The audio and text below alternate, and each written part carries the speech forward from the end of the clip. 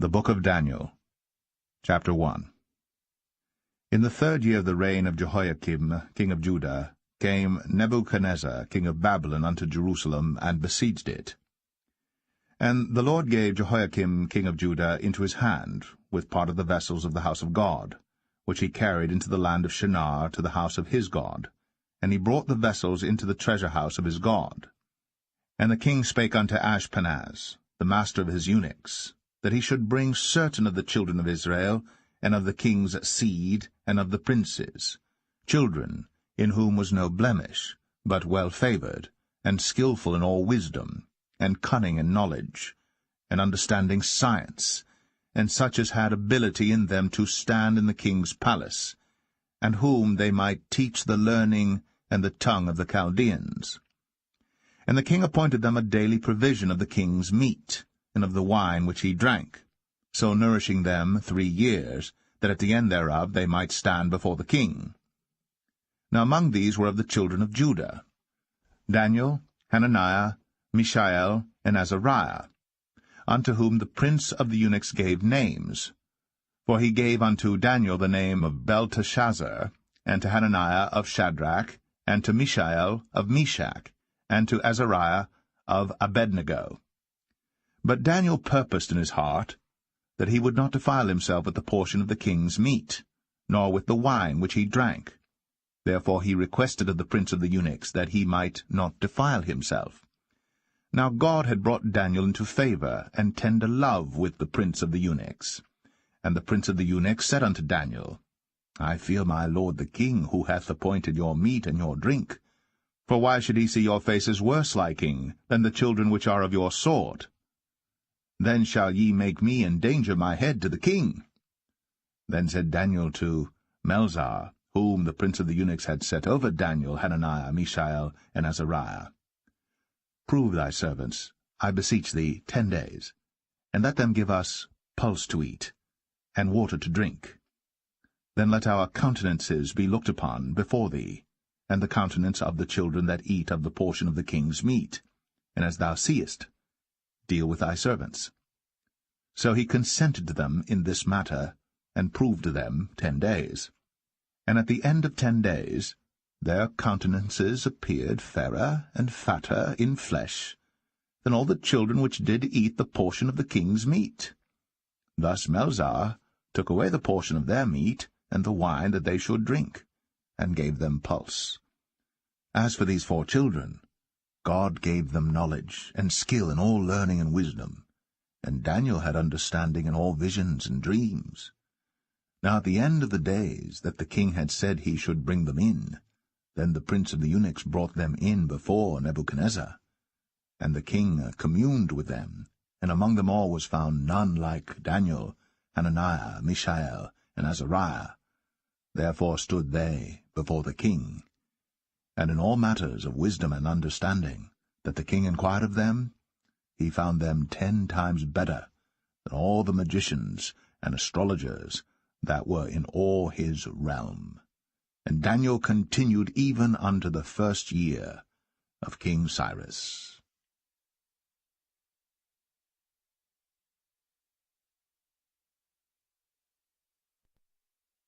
Daniel 2. And in the 2nd year of the reign of Nebuchadnezzar, Nebuchadnezzar dreamed dreams, wherewith his spirit was troubled, and his sleep brake from him. Then the king commanded to call the magicians, and the astrologers, and the sorcerers, and the Chaldeans, for to show the king his dreams. So they came and stood before the king. And the king said unto them, I have dreamed a dream, and my spirit was troubled to know the dream. Then spake the Chaldeans to the king in Syriac, O king, live forever. Tell thy servants the dream, and we will show the interpretation. The king answered and said to the Chaldeans, The thing is gone from me. If ye will not make known unto me the dream with the interpretation thereof, ye shall be cut in pieces, and your houses shall be made a dunghill. But if ye show the dream, and the interpretation thereof, ye shall receive of me gifts and rewards and great honor. Therefore show me the dream, and the interpretation thereof. They answered again and said, Let the king tell his servants the dream, and we will show the interpretation of it. The king answered and said, I know of certainty that ye would gain the time, because ye see the thing is gone from me. But if ye will not make known unto me the dream, there is but one decree for you, for ye have prepared lying and corrupt words to speak before me, till the time be changed. Therefore tell me the dream, and I shall know that ye can show me the interpretation thereof. The Chaldeans answered before the king, and said, There is not a man upon the earth that can show the king's matter. Therefore there is no king, lord, nor ruler that asked such things at any magician or astrologer or Chaldean. And it is a rare thing that the king requireth, and there is none other that can show it before the king, except the gods, whose dwelling is not with flesh. For this cause the king was angry and very furious, and commanded to destroy all the wise men of Babylon. And the decree went forth that the wise men should be slain, and they sought Daniel and his fellows to be slain. Then Daniel answered with counsel and wisdom to Arioch, the captain of the king's guard, which was gone forth to slay the wise men of Babylon. He answered and said to Arioch, the king's captain, Why is the decree so hasty from the king? Then Arioch made the thing known to Daniel. Then Daniel went in, and desired of the king that he would give him time, and that he would show the king the interpretation. Then Daniel went to his house, and made the thing known to Hananiah, Mishael, and Azariah, his companions, that they would desire mercies of the God of heaven concerning the secret, that Daniel and his fellows should not perish with the rest of the wise men of Babylon. Then was the secret revealed unto Daniel in a night vision. Then Daniel blessed the God of heaven. Daniel answered and said, Blessed be the name of God for ever and ever, for wisdom and might are his. And he changeth the times and the seasons. He removeth kings, and setteth up kings. He giveth wisdom unto the wise, and knowledge to them that know understanding. He revealeth the deep and secret things. He knoweth what is in the darkness, and the light dwelleth with him. I thank thee and praise thee, O thou God of my fathers, who hast given me wisdom and might, and hast made known unto me now what we desired of thee. For thou hast now made known unto us the king's matter. Therefore Daniel went in unto Arioch, whom the king had ordained to destroy the wise men of Babylon. He went and said thus unto him, Destroy not the wise men of Babylon. Bring me in before the king, and I will show unto the king the interpretation. Then Arioch brought in Daniel before the king in haste, and said thus unto him, I have found a man of the captives of Judah, that will make known unto the king the interpretation. The king answered and said to Daniel, whose name was Belteshazzar, Art thou able to make known unto me the dream which I have seen, and the interpretation thereof? Daniel answered in the presence of the king, and said, The secret which the king hath demanded, cannot the wise men, the astrologers, the magicians, the soothsayers, show unto the king? But there is a God in heaven that revealeth secrets, and maketh known to the king Nebuchadnezzar what shall be in the latter days. Thy dream, and the visions of thy head upon thy bed, are these. As for thee, O king, thy thoughts came into thy mind upon thy bed, what should come to pass hereafter. And he that revealeth secrets maketh known to thee what shall come to pass. But as for me, the secret is not revealed to me for any wisdom that I have more than any living, but for their sakes that shall make known the interpretation to the king, and that thou mightest know the thoughts of thy heart. Thou, O king, sawest, and behold a great image. This great image, whose brightness was excellent, stood before thee, and the form thereof was terrible. This image's head was of fine gold, his breast and his arms of silver, his belly and his thighs of brass, his legs of iron, his feet part of iron, and part of clay. Thou sawest till that a stone was cut out without hands, which smote the image upon his feet, that were of iron and clay, and brake them to pieces. Then was the iron, the clay, the brass, the silver, and the gold, broke into pieces together, and became like the chaff of the summer threshing floors, and the wind carried them away, that no place was found for them, and the stone that smote the image became a great mountain, and filled the whole earth. This is the dream, and we will tell the interpretation thereof before the king. Thou, O king, art a king of kings, but the God of heaven hath given thee a kingdom, power, and strength, and glory. And wheresoever the children of men dwell, the beast of the field and the fowls of the heaven hath he given into thine hand, and hath made thee ruler over them all. Thou art this head of gold. And after thee shall arise another kingdom inferior to thee, and another third kingdom of brass, which shall bear rule over all the earth. And the fourth kingdom shall be strong as iron, for as much as iron breaketh in pieces and subdueth all things, and as iron that breaketh all these, shall it break in pieces and bruise. And whereas thou sawest the feet and toes, part of potter's clay, and part of iron, the kingdom shall be divided. But there shall be in it of the strength of the iron, forasmuch as thou sawest the iron mixed with miry clay. And as the toes of the feet were part of iron and part of clay, so the kingdom shall be partly strong and partly broken. And whereas thou sawest iron mixed with miry clay, they shall mingle themselves with the seed of men, but they shall not cleave one to another, even as iron is not mixed with clay. And in the days of these kings shall the God of heaven set up a kingdom which shall never be destroyed. And the kingdom shall not be left to other people, but it shall break in pieces and consume all these kingdoms, and it shall stand for ever. Forasmuch as thou sawest that the stone was cut out of the mountain without hands, and that it brake in pieces the iron, the brass, the clay, the silver, and the gold, the great God hath made known to the king what shall come to pass hereafter, and the dream is certain, and the interpretation thereof sure. Then the king Nebuchadnezzar fell upon his face, and worshipped Daniel, and commanded that they should offer an oblation and sweet odours unto him. The king answered unto Daniel, and said, Of a truth it is that your God is a God of gods, and a Lord of kings, and a revealer of secrets, seeing thou couldst reveal this secret. Then the king made Daniel a great man, and gave him many great gifts, and made him ruler over the whole province of Babylon, and chief of the governors over all the wise men of Babylon.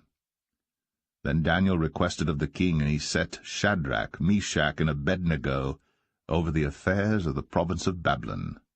But Daniel sat in the gate of the king.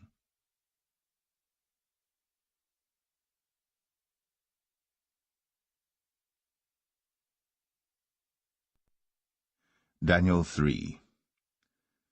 Nebuchadnezzar the king made an image of gold, whose height was 60 cubits, and the breadth thereof 6 cubits. He set it up in the plain of Dura, in the province of Babylon. Then Nebuchadnezzar the king sent to gather together the princes, the governors, and the captains, the judges, the treasurers, the counselors, the sheriffs, and all the rulers of the provinces, to come to the dedication of the image which Nebuchadnezzar the king had set up.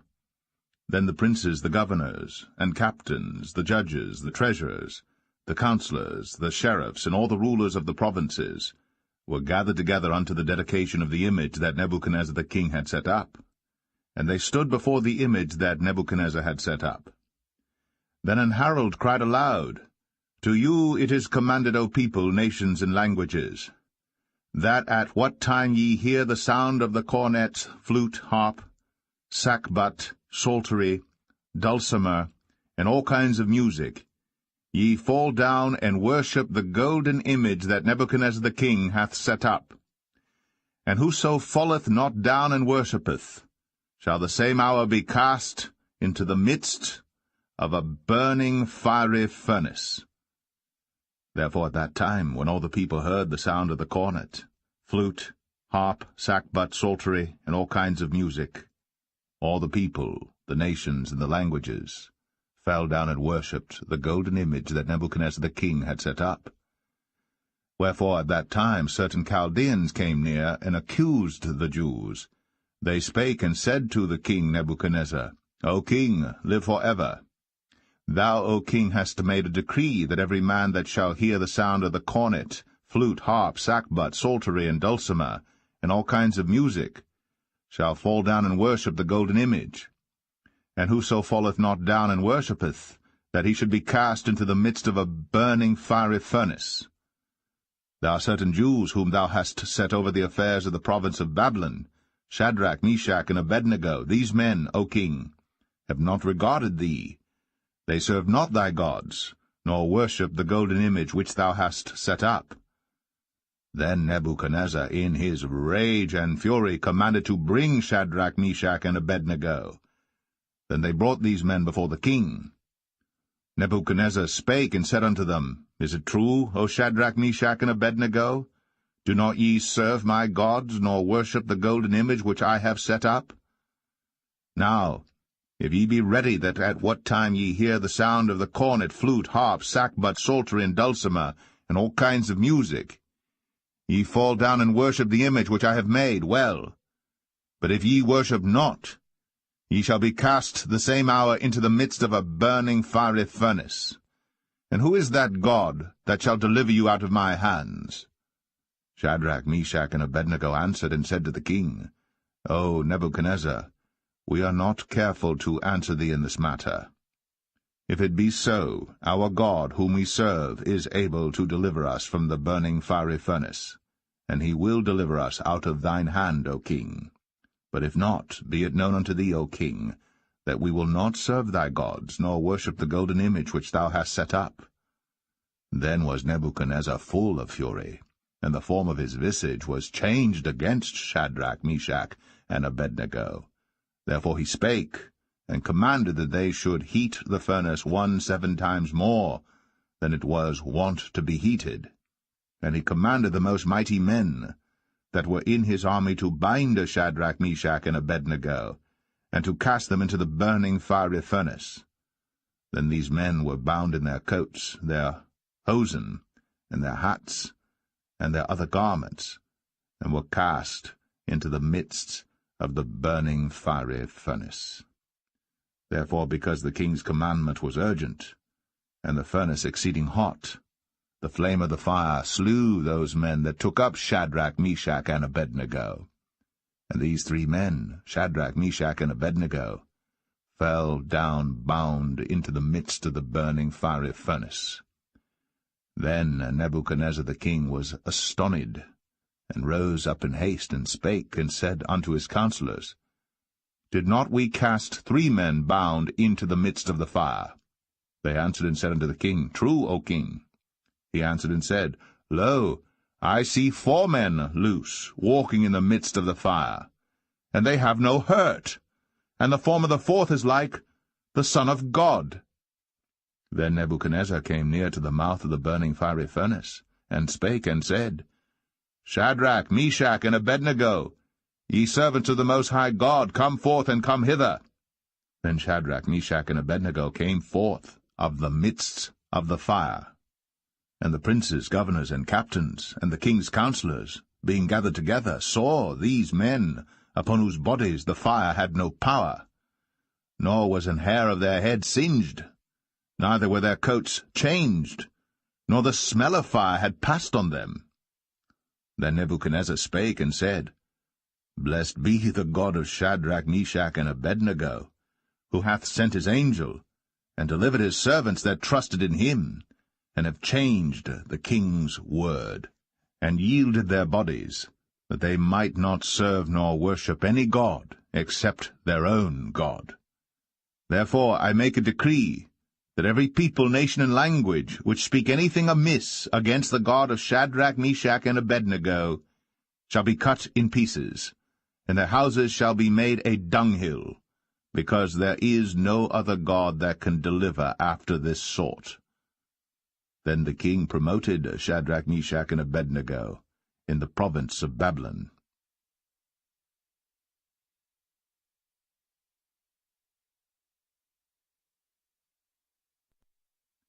Daniel 4. Nebuchadnezzar the king, unto all people, nations, and languages that dwell in all the earth, Peace be multiplied unto you.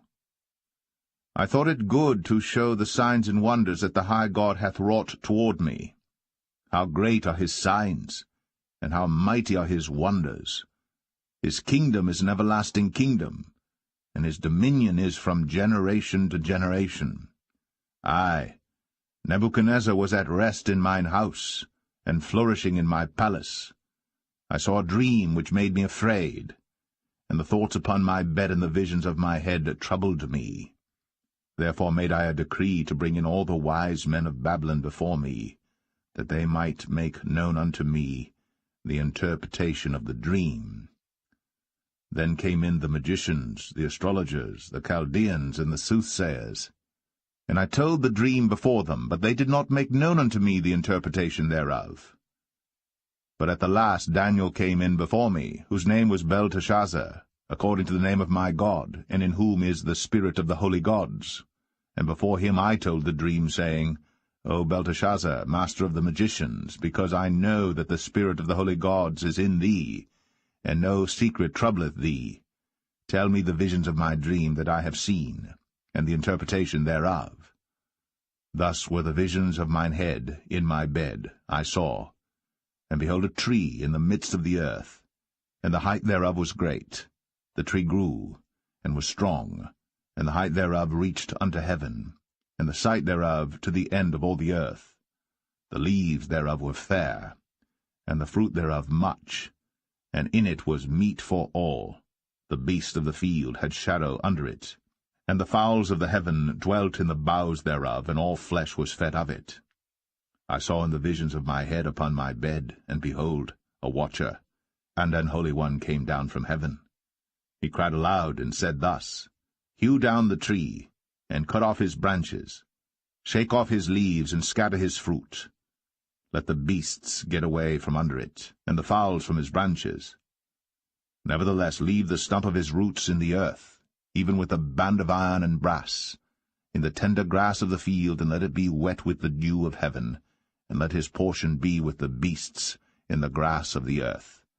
Let his heart be changed from man's, and let a beast's heart be given unto him, and let 7 times pass over him. This matter is by the decree of the watchers, and the demand by the word of the holy ones, to the intent that the living may know that the Most High ruleth in the kingdom of men, and giveth it to whomsoever he will, and setteth up over it the basest of men. This dream I, King Nebuchadnezzar, have seen. Now thou, O Belteshazzar, declare the interpretation thereof, forasmuch as all the wise men of my kingdom are not able to make known unto me the interpretation. But thou art able, for the spirit of the holy gods is in thee. Then Daniel, whose name was Belteshazzar, was astonied for 1 hour, and his thoughts troubled him. The king spake and said, Belteshazzar, let not the dream or the interpretation thereof trouble thee. Belteshazzar answered and said, My lord, the dream be to them that hate thee, and the interpretation thereof to thine enemies. The tree that thou sawest, which grew and was strong, whose height reached unto the heaven, and the sight thereof to all the earth, whose leaves were fair, and the fruit thereof much, and in it was meat for all, under which the beasts of the field dwelt, and upon whose branches the fowls of the heaven had their habitation. It is thou, O king, that art grown and become strong. For thy greatness is grown, and reacheth unto heaven, and thy dominion to the end of the earth. And whereas the king saw a watcher and an holy one coming down from heaven, and saying, Hew the tree down, and destroy it, yet leave the stump of the roots thereof in the earth, even with a band of iron and brass, in the tender grass of the field, and let it be wet with the dew of heaven, and let his portion be with the beasts of the field, till 7 times pass over him. This is the interpretation, O king, and this is the decree of the Most High, which is come upon my lord the king, that they shall drive thee from men, and thy dwelling shall be with the beasts of the field, and they shall make thee to eat grass as oxen, and they shall wet thee with the dew of heaven, and 7 times shall pass over thee, till thou know that the Most High ruleth in the kingdom of men, and giveth it to whomsoever he will. And whereas they commanded to leave the stump of the tree roots, thy kingdom shall be sure unto thee. After that thou shalt have known that the heavens do rule. Wherefore, O king, let my counsel be acceptable unto thee, and break off thy sins by righteousness, and thine iniquities by showing mercy to the poor, if it may be a lengthening of thy tranquillity. All this came upon the king Nebuchadnezzar. At the end of 12 months he walked in the palace of the kingdom of Babylon. The king spake and said, Is not this great Babylon, that I have built for the house of the kingdom by the might of my power, and for the honor of my majesty? While the word was in the king's mouth, there fell a voice from heaven, saying, O King Nebuchadnezzar, to thee it is spoken, the kingdom is departed from thee, and they shall drive thee from men, and thy dwelling shall be with the beasts of the field. They shall make thee to eat grass as oxen, and 7 times shall pass over thee, until thou know that the Most High ruleth in the kingdom of men, and giveth it to whomsoever he will. The same hour was the thing fulfilled upon Nebuchadnezzar, and he was driven from men, and did eat grass as oxen, and his body was wet with the dew of heaven, till his hairs were grown like eagles' feathers, and his nails like birds' claws. And at the end of the days, I, Nebuchadnezzar, lifted up mine eyes unto heaven, and mine understanding returned unto me. And I blessed the Most High, and I praised and honored him that liveth for ever, whose dominion is an everlasting dominion, and his kingdom is from generation to generation. And all the inhabitants of the earth are reputed as nothing, and he doeth according to his will in the army of heaven, and among the inhabitants of the earth. And none can stay his hand, or say unto him, What doest thou? At the same time my reason returned unto me, and for the glory of my kingdom, mine honor and brightness returned unto me, and my counselors and my lords sought unto me, and I was established in my kingdom, and excellent majesty was added unto me. Now I, Nebuchadnezzar, praise and extol and honor the King of heaven, all whose works are truth, and his ways judgment, and those that walk in pride he is able to abase.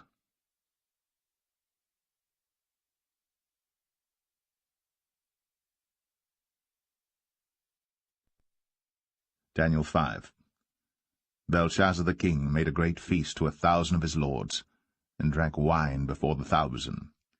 Belshazzar, whiles he tasted the wine, commanded to bring the golden and silver vessels which his father Nebuchadnezzar had taken out of the temple which was in Jerusalem, that the king and his princes, his wives, and his concubines might drink therein. Then they brought the golden vessels that were taken out of the temple of the house of God which was at Jerusalem, and the king and his princes, his wives, and his concubines drank in them. They drank wine, and praised the gods of gold, and of silver, of brass, of iron, of wood, and of stone. In the same hour came forth fingers of a man's hand, and wrote over against the candlestick upon the plaster of the wall of the king's palace. And the king saw the part of the hand that wrote. Then the king's countenance was changed, and his thoughts troubled him, so that the joints of his loins were loosed, and his knees smote one against another. The king cried aloud to bring in the astrologers, the Chaldeans, and the soothsayers. And the king spake and said to the wise men of Babylon, Whosoever shall read this writing and show me the interpretation thereof shall be clothed with scarlet, and have a chain of gold about his neck, and shall be the 3rd ruler in the kingdom. Then came in all the king's wise men, but they could not read the writing, nor make known to the king the interpretation thereof. Then was King Belshazzar greatly troubled, and his countenance was changed in him, and his lords were astonished. Now the queen, by reason of the words of the king and his lords, came into the banquet house. And the queen spake and said, O king, live for ever. Let not thy thoughts trouble thee, nor let thy countenance be changed. There is a man in thy kingdom in whom is the spirit of the holy gods, and in the days of thy father light and understanding and wisdom, like the wisdom of the gods, was found in him, whom the king Nebuchadnezzar thy father, the king, I say thy father, made master of the magicians, astrologers, Chaldeans, and soothsayers. For as much as an excellent spirit and knowledge and understanding, interpreting of dreams, and showing of hard sentences, and dissolving of doubts were found in the same Daniel, whom the king named Belteshazzar, now let Daniel be called, and he will show the interpretation. Then was Daniel brought in before the king. And the king spake and said unto Daniel, Art thou that Daniel which art of the children of the captivity of Judah, whom the king my father brought out of Jewry? I have even heard of thee, that the spirit of the gods is in thee, and that light and understanding and excellent wisdom is found in thee. And now the wise men, the astrologers, have been brought in before me, that they should read this writing, and make known unto me the interpretation thereof. But they could not show the interpretation of the thing. And I have heard of thee, that thou canst make interpretations, and dissolve doubts. Now if thou canst read the writing, and make known to me the interpretation thereof, thou shalt be clothed with scarlet, and have a chain of gold about thy neck, and shalt be the third ruler in the kingdom. Then Daniel answered and said before the king, Let thy gifts be to thyself, and give thy rewards to another.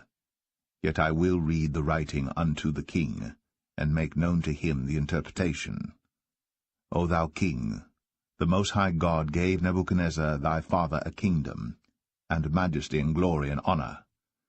And for the majesty that he gave him, all people, nations, and languages trembled and feared before him. Whom he would he slew, and whom he would he kept alive, and whom he would he set up, and whom he would he put down. But when his heart was lifted up, and his mind hardened in pride, he was deposed from his kingly throne, and they took his glory from him. And he was driven from the sons of men, and his heart was made like the beasts, and his dwelling was with the wild asses. They fed him with grass like oxen, and his body was wet with the dew of heaven, till he knew that the Most High God ruled in the kingdom of men, and that he appointeth over it whomsoever he will. And thou his son, O Belshazzar, hast not humbled thine heart, though thou knewest all this, but hast lifted up thyself against the Lord of heaven. And they have brought the vessels of his house before thee, and thou and thy lords, thy wives, and thy concubines, have drunk wine in them. And thou hast praised the gods of silver and gold, of brass, iron, wood, and stone, which see not, nor hear, nor know, and the God in whose hand thy breath is, and whose are all thy ways, hast thou not glorified. Then was the part of the hand sent from him, and this writing was written. And this is the writing that was written, Mene, Mene, Tekel, Upharsin. This is the interpretation of the thing. Mene, God hath numbered thy kingdom, and finished it. Tekel, thou art weighed in the balances, and art found wanting. Peres, thy kingdom is divided, and given to the Medes and Persians. Then commanded Belshazzar, and they clothed Daniel with scarlet, and put a chain of gold about his neck, and made a proclamation concerning him, that he should be the third ruler in the kingdom. In that night was Belshazzar the king of the Chaldeans slain. And Darius the Median took the kingdom, being about 62 years old.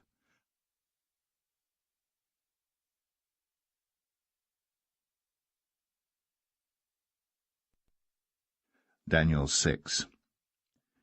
It pleased Darius to set over the kingdom 120 princes, which should be over the whole kingdom.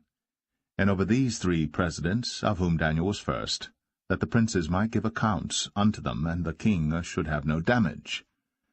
Then this Daniel was preferred above the presidents and princes, because an excellent spirit was in him, and the king thought to set him over the whole realm. Then the presidents and princes sought to find occasion against Daniel concerning the kingdom. But they could find none occasion nor fault, forasmuch as he was faithful, neither was there any error or fault found in him. Then said these men, We shall not find any occasion against this Daniel, except we find it against him concerning the law of his God. Then these presidents and princes assembled together to the king, and said thus unto him, King Darius, live forever. All the presidents of the kingdom, the governors, and the princes, the counselors, and the captains, have consulted together to establish a royal statute, and to make a firm decree, that whosoever shall ask a petition of any god or man for 30 days, save of thee, O king, he shall be cast into the den of lions. Now, O king, establish the decree, and sign the writing, that it be not changed, according to the law of the Medes and Persians, which altereth not. Wherefore King Darius signed the writing and the decree. Now when Daniel knew that the writing was signed, he went into his house, and his windows being open in his chamber toward Jerusalem, he kneeled upon his knees 3 times a day, and prayed and gave thanks before his God, as he did aforetime. Then these men assembled, and found Daniel praying and making supplication before his God. Then they came near, and spake before the king concerning the king's decree. Hast thou not signed a decree that every man that shall ask a petition of any god or man within 30 days, save of thee, O king, shall be cast into the den of lions? The king answered and said, The thing is true, according to the law of the Medes and Persians, which altereth not.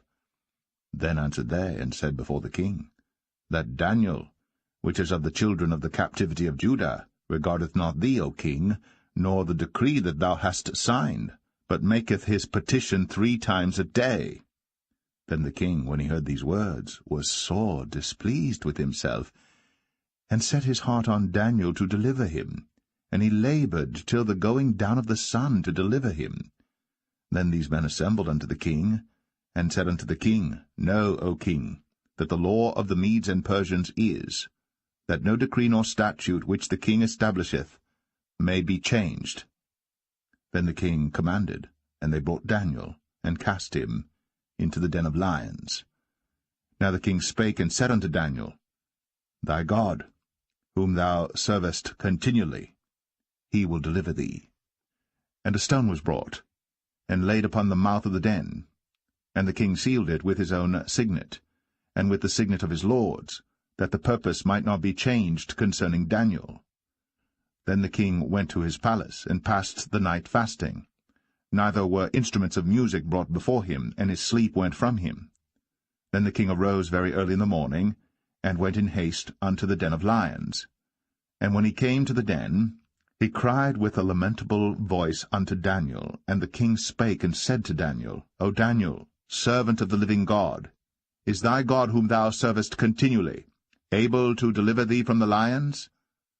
Then said Daniel unto the king, O king, live forever. My God hath sent his angel, and hath shut the lions' mouths, that they have not hurt me. Forasmuch as before him innocency was found in me, and also before thee, O king, have I done no hurt. Then was the king exceeding glad for him, and commanded that they should take Daniel up out of the den. So Daniel was taken up out of the den, and no manner of hurt was found upon him, because he believed in his God. And the king commanded, and they brought those men which had accused Daniel, and they cast them into the den of lions, them, their children, and their wives. And the lions had the mastery of them, and brake all their bones in pieces, or ever they came at the bottom of the den. Then King Darius wrote unto all people, nations, and languages, that dwell in all the earth, Peace be multiplied unto you. I make a decree, that in every dominion of my kingdom men tremble and fear before the God of Daniel, for he is the living God, and steadfast for ever, and his kingdom that which shall not be destroyed, and his dominion shall be even unto the end. He delivereth, and rescueth, and he worketh signs and wonders in heaven and in earth, who hath delivered Daniel from the power of the lions. So this Daniel prospered in the reign of Darius, and in the reign of Cyrus the Persian.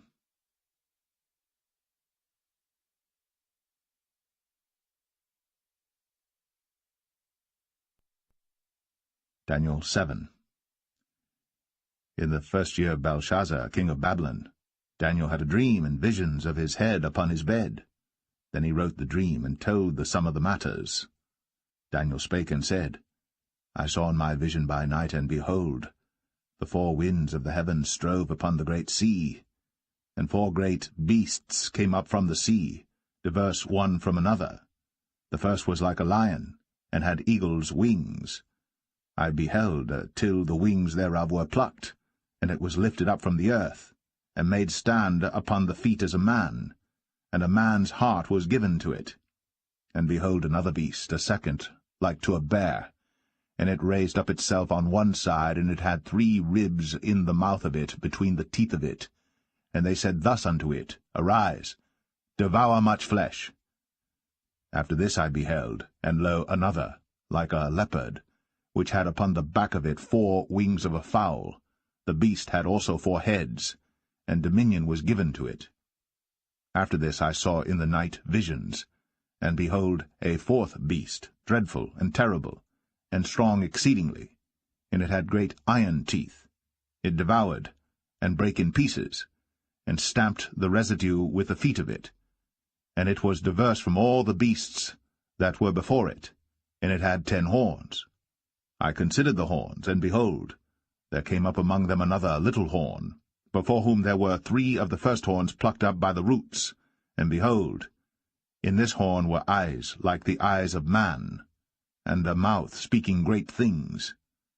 I beheld till the thrones were cast down, and the Ancient of Days did sit, whose garment was white as snow, and the hair of his head like the pure wool.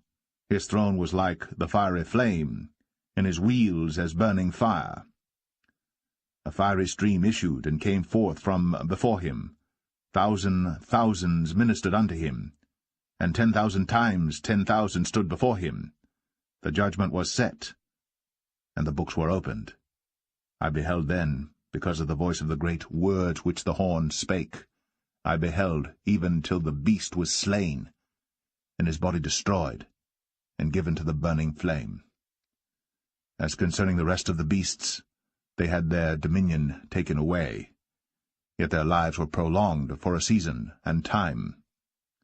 I saw in the night visions, and behold, one like the Son of Man came with the clouds of heaven, and came to the Ancient of Days, and they brought him near before him.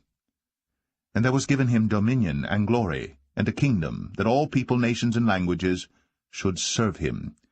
His dominion is an everlasting dominion which shall not pass away, and his kingdom that which shall not be destroyed. I, Daniel, was grieved in my spirit in the midst of my body, and the visions of my head troubled me. I came near unto one of them that stood by, and asked him the truth of all this.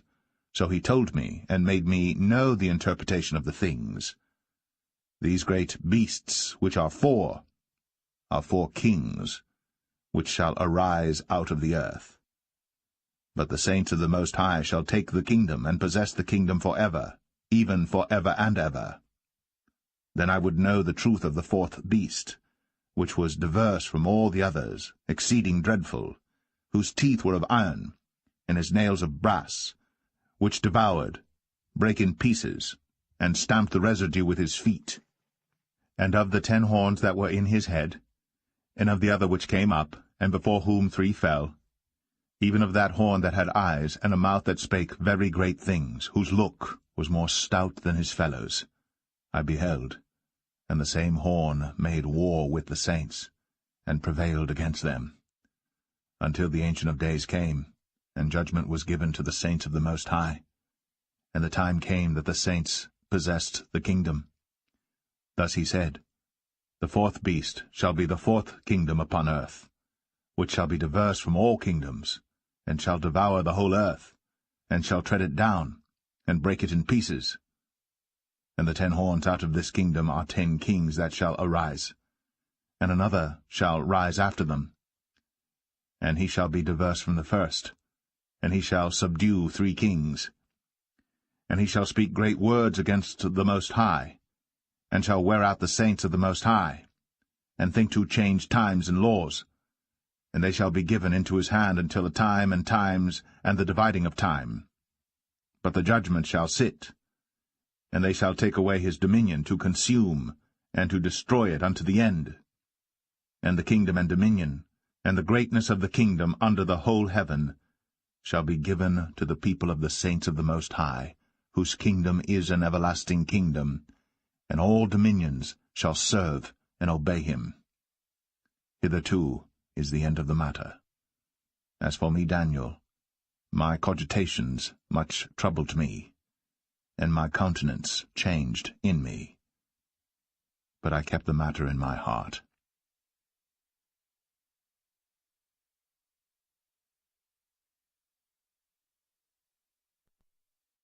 Daniel 8. In the 3rd year of the reign of King Belshazzar, a vision appeared unto me, even unto me Daniel, after that which appeared unto me at the first. And I saw in a vision, and it came to pass when I saw, that I was at Shushan, in the palace, which is in the province of Elam.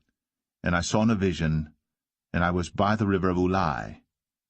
Then I lifted up mine eyes, and saw, and behold, there stood before the river a ram which had 2 horns, and the 2 horns were high, but one was higher than the other, and the higher came up last. I saw the ram pushing westward, and northward, and southward, so that no beasts might stand before him. Neither was there any that could deliver out of his hand. But he did according to his will, and became great. And as I was considering, behold, an he-goat came from the west on the face of the whole earth, and touched not the ground. And the goat had a notable horn between his eyes. And he came to the ram that had 2 horns, which I had seen standing before the river, and ran unto him in the fury of his power. And I saw him come close unto the ram, and he was moved with choler against him, and smote the ram, and brake his 2 horns. And there was no power in the ram to stand before him, but he cast him down to the ground, and stamped upon him, and there was none that could deliver the ram out of his hand. Therefore the he-goat waxed very great, and when he was strong, the great horn was broken, and for it came up 4 notable ones toward the 4 winds of heaven. And out of one of them came forth a little horn, which waxed exceeding great toward the south, and toward the east, and toward the pleasant land. And it waxed great, even to the host of heaven. And it cast down some of the host and of the stars to the ground, and stamped upon them. Yea, he magnified himself even to the prince of the host. And by him the daily sacrifice was taken away, and the place of his sanctuary was cast down. And an host was given him against the daily sacrifice by reason of transgression, and it cast down the truth to the ground, and it practiced and prospered. Then I heard one saint speaking, and another saint said unto that certain saint which spake, How long shall be the vision concerning the daily sacrifice, and the transgression of desolation, to give both the sanctuary and the host to be trodden under foot?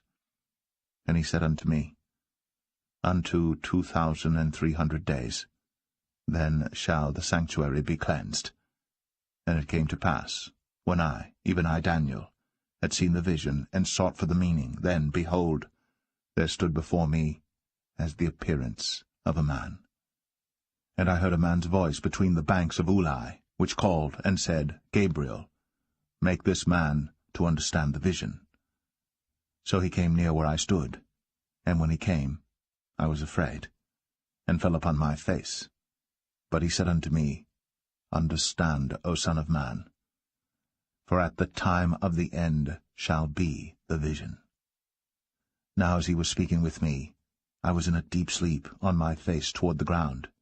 But he touched me, and set me upright, and he said, Behold, I will make thee know what shall be in the last end of the indignation, for at the time appointed the end shall be. The ram, which thou sawest, having 2 horns, are the kings of Media and Persia. And the rough goat is the king of Grecia, and the great horn that is between his eyes is the first king. Now that being broken, whereas 4 stood up for it, 4 kingdoms shall stand up out of the nation, but not in his power. And in the latter time of their kingdom, when the transgressors are come to the full, a king of fierce countenance, and understanding dark sentences, shall stand up. And his power shall be mighty, but not by his own power. And he shall destroy wonderfully, and shall prosper and practice, and shall destroy the mighty and the holy people. And through his policy also he shall cause craft to prosper in his hand, and he shall magnify himself in his heart, and by peace shall destroy many. He shall also stand up against the prince of princes, but he shall be broken without hand. And the vision of the evening and the morning, which was told, is true. Wherefore shut thou up the vision, for it shall be for many days. And I, Daniel, fainted, and was sick certain days. Afterward I rose up, and did the king's business. And I was astonished at the vision, but none understood it.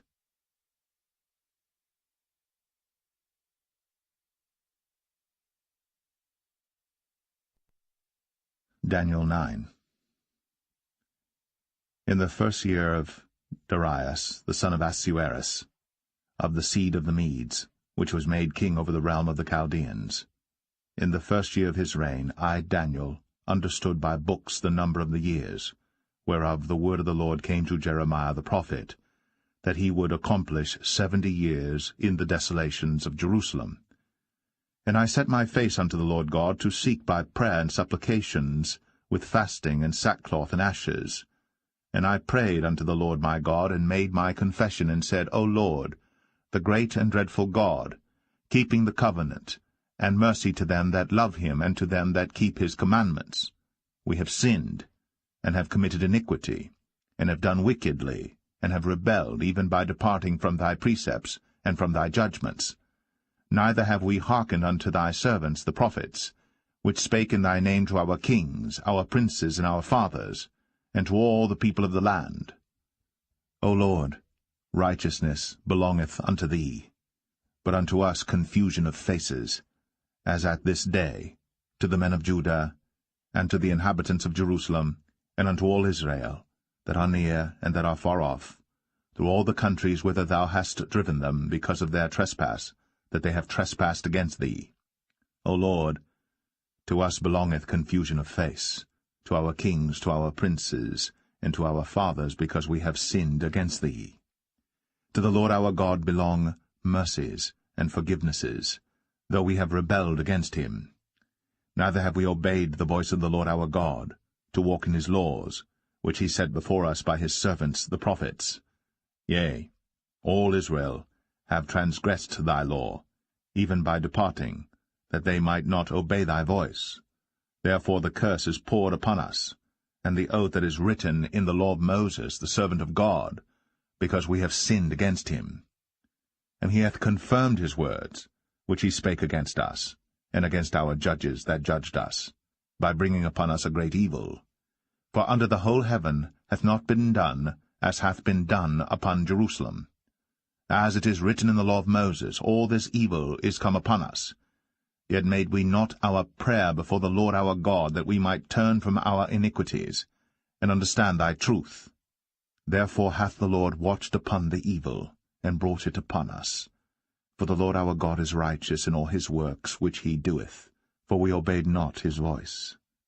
And now, O Lord our God, that hast brought thy people forth out of the land of Egypt with a mighty hand, and hast gotten thee renown, as at this day, we have sinned, we have done wickedly.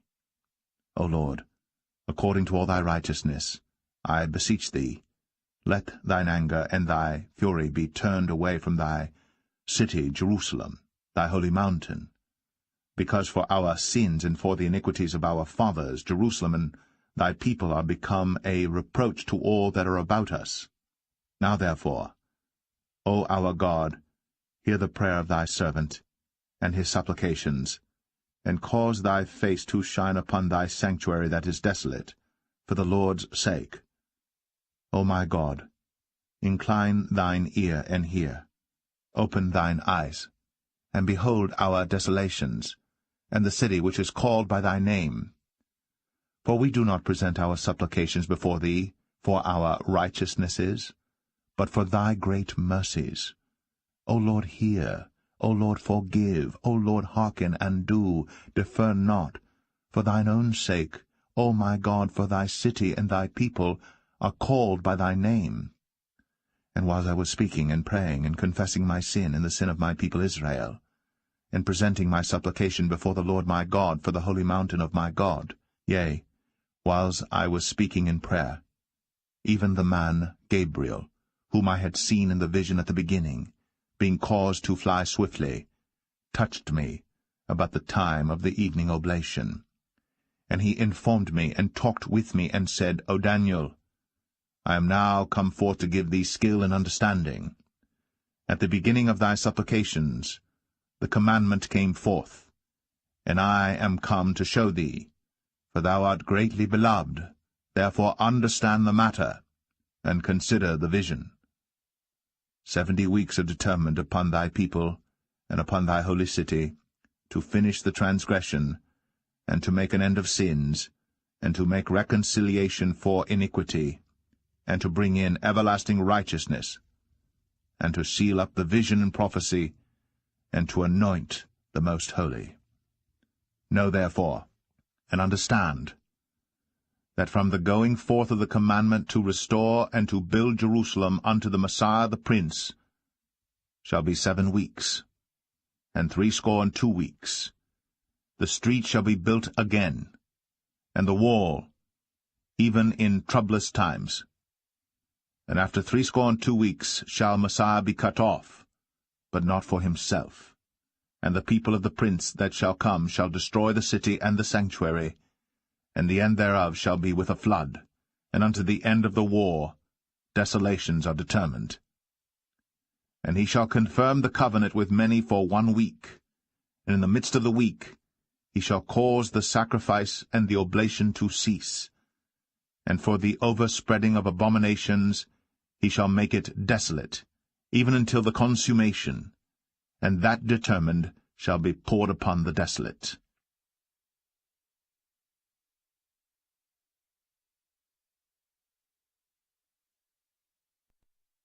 Daniel 10. In the 3rd year of Cyrus king of Persia, a thing was revealed unto Daniel, whose name was called Belteshazzar. And the thing was true, but the time appointed was long, and he understood the thing and had understanding of the vision. In those days I, Daniel, was mourning 3 full weeks. I ate no pleasant bread, neither came flesh nor wine in my mouth, neither did I anoint myself at all, till 3 whole weeks were fulfilled. And in the 24th day of the 1st month, as I was by the side of the great river, which is Hiddekel, then I lifted up mine eyes, and looked, and behold, a certain man clothed in linen, whose loins were girded with fine gold of Uphaz. His body also was like the beryl, and his face as the appearance of lightning, and his eyes as lamps of fire, and his arms and his feet like in colour to polished brass, and the voice of his words like the voice of a multitude. And I, Daniel, alone saw the vision, for the men that were with me saw not the vision, but a great quaking fell upon them, so that they fled to hide themselves. Therefore I was left alone, and saw this great vision, and there remained no strength in me, for my comeliness was turned in me into corruption, and I retained no strength.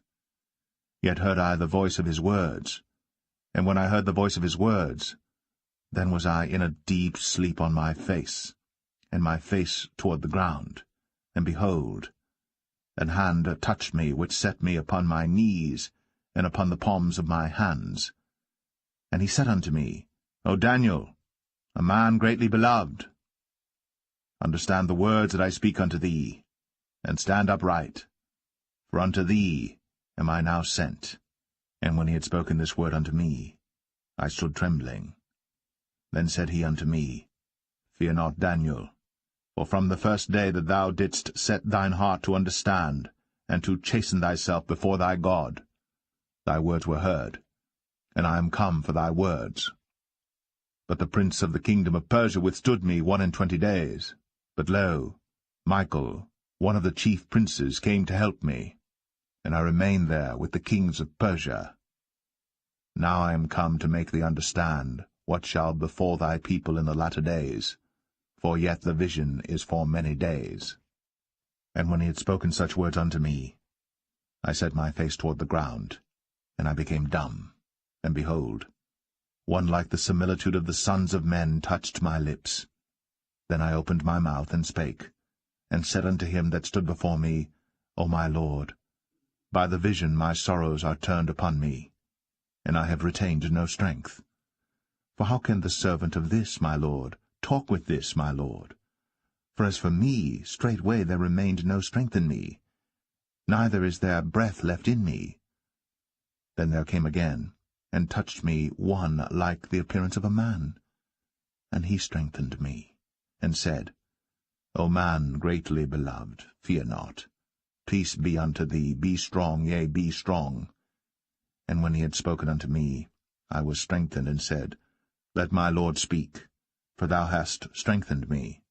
Then said he, Knowest thou wherefore I come unto thee? And now will I return to fight with the prince of Persia. And when I am gone forth, lo, the prince of Grecia shall come. But I will show thee that which is noted in the scripture of truth, and there is none that holdeth with me in these things, but Michael your prince.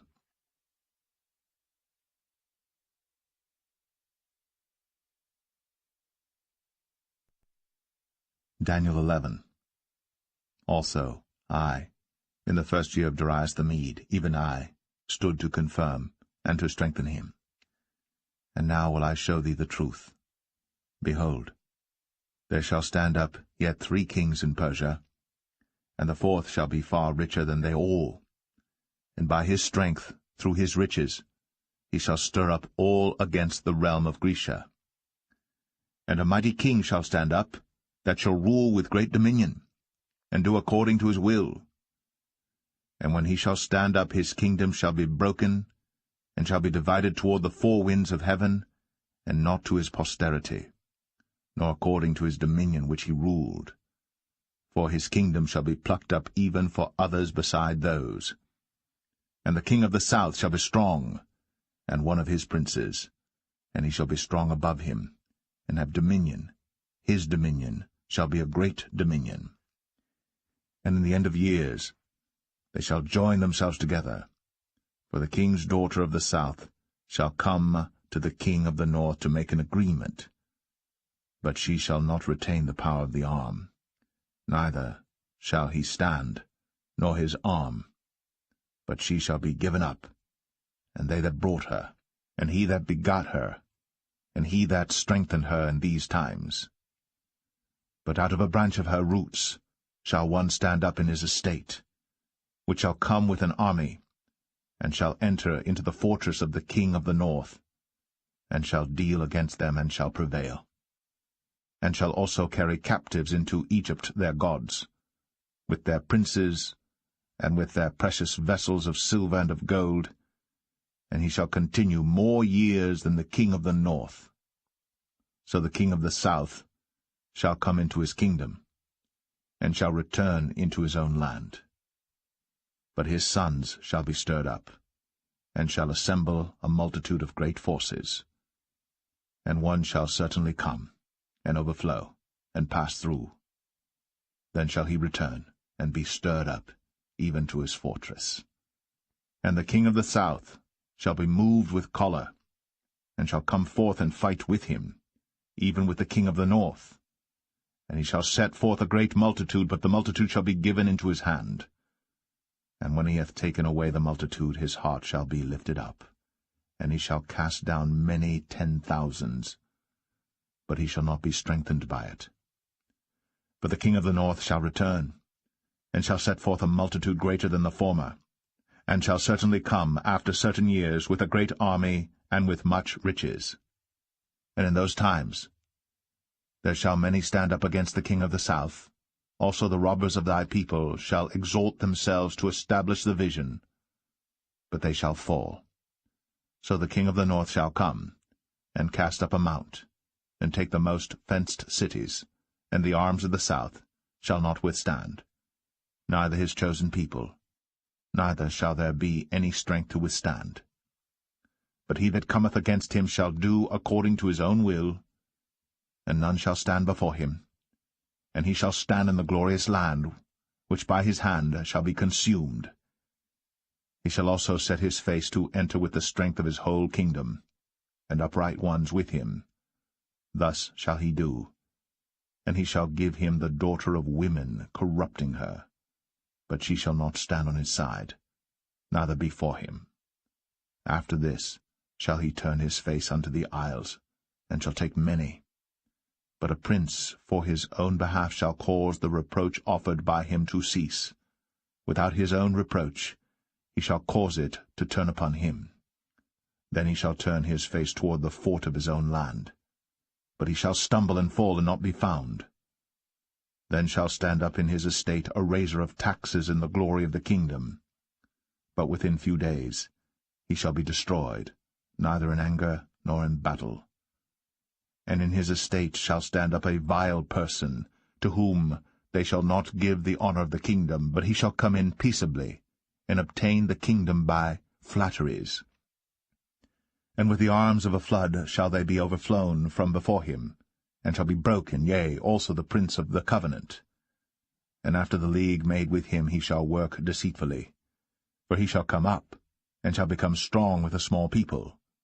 He shall enter peaceably, even upon the fattest places of the province. And he shall do that which his fathers have not done, nor his fathers' fathers. He shall scatter among them the prey, and spoil, and riches, yea, and he shall forecast his devices against the strongholds, even for a time. And he shall stir up his power, and his courage against the king of the south with a great army. And the king of the south shall be stirred up to battle with a very great and mighty army. But he shall not stand, for they shall forecast devices against him. Yea, they that feed of the portion of his meat shall destroy him, and his army shall overflow, and many shall fall down slain. And both these kings' hearts shall be to do mischief, and they shall speak lies at one table, but it shall not prosper, for yet the end shall be at the time appointed. Then shall he return into his land with great riches, and his heart shall be against the holy covenant. And he shall do exploits, and return to his own land. At the time appointed he shall return, and come toward the south. But it shall not be as the former, or as the latter. For the ships of Shittim shall come against him. Therefore he shall be grieved, and return, and have indignation against the holy covenant. So shall he do. He shall even return and have intelligence with them that forsake the holy covenant. And arms shall stand on his part, and they shall pollute the sanctuary of strength, and shall take away the daily sacrifice, and they shall place the abomination that maketh desolate. And such as do wickedly against the covenant shall he corrupt by flatteries. But the people that do know their God shall be strong, and do exploits. And they that understand among the people shall instruct many, yet they shall fall by the sword, and by flame, by captivity, and by spoil many days. Now when they shall fall, they shall be helped with a little help. But many shall cleave to them with flatteries, and some of them of understanding shall fall, to try them, and to purge, and to make them white even to the time of the end, because it is yet for a time appointed. And the king shall do according to his will, and he shall exalt himself, and magnify himself above every god, and shall speak marvelous things against the God of gods, and shall prosper till the indignation be accomplished, for that is determined shall be done. Neither shall he regard the God of his fathers, nor the desire of women, nor regard any god, for he shall magnify himself above all. But in his estate shall he honor the God of forces, and a God whom his fathers knew not shall he honor with gold and silver, and with precious stones and pleasant things. Thus shall he do in the most strongholds with a strange god, whom he shall acknowledge and increase with glory, and he shall cause them to rule over many, and shall divide the land for gain. And at the time of the end shall the king of the south push at him, and the king of the north shall come against him like a whirlwind, with chariots, and with horsemen, and with many ships, and he shall enter into the countries, and shall overflow and pass over. He shall enter also into the glorious land, and many countries shall be overthrown. But these shall escape out of his hand, even Edom and Moab, and the chief of the children of Ammon. He shall stretch forth his hand also upon the countries, and the land of Egypt shall not escape. But he shall have power over the treasures of gold and of silver, and over all the precious things of Egypt, and the Libyans and the Ethiopians shall be at his steps. But tidings out of the east and out of the north shall trouble him. Therefore he shall go forth with great fury to destroy, and utterly to make away many. And he shall plant the tabernacles of his palace between the seas in the glorious holy mountain. Yet he shall come to his end, and none shall help him.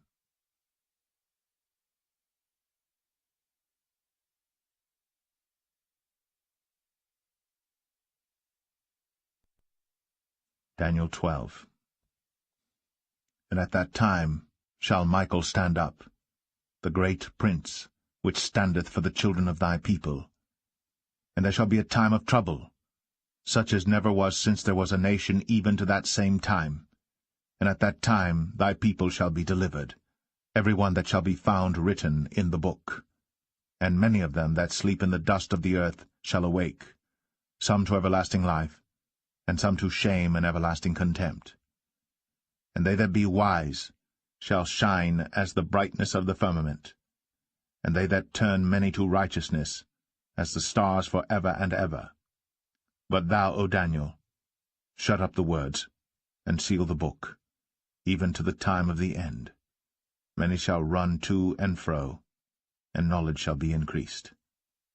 Then I, Daniel, looked, and behold, there stood other two, the one on this side of the bank of the river, and the other on that side of the bank of the river. And one said to the man clothed in linen, which was upon the waters of the river, How long shall it be to the end of these wonders? And I heard the man clothed in linen, which was upon the waters of the river, when he held up his right hand, and his left hand unto heaven, and swear by him that liveth for ever that it shall be for a time, times, and an half. And when he shall have accomplished to scatter the power of the holy people, all these things shall be finished. And I heard, but I understood not. Then said I, O my Lord, what shall be the end of these things? And he said, Go thy way, Daniel, for the words are closed up and sealed till the time of the end. Many shall be purified and made white and tried. But the wicked shall do wickedly, and none of the wicked shall understand, but the wise shall understand. And from the time that the daily sacrifice shall be taken away, and the abomination that maketh desolate set up, there shall be 1,290 days. Blessed is he that waiteth, and cometh to the 1,330 days. But go thou thy way till the end be, for thou shalt rest, and stand in thy lot at the end of the days.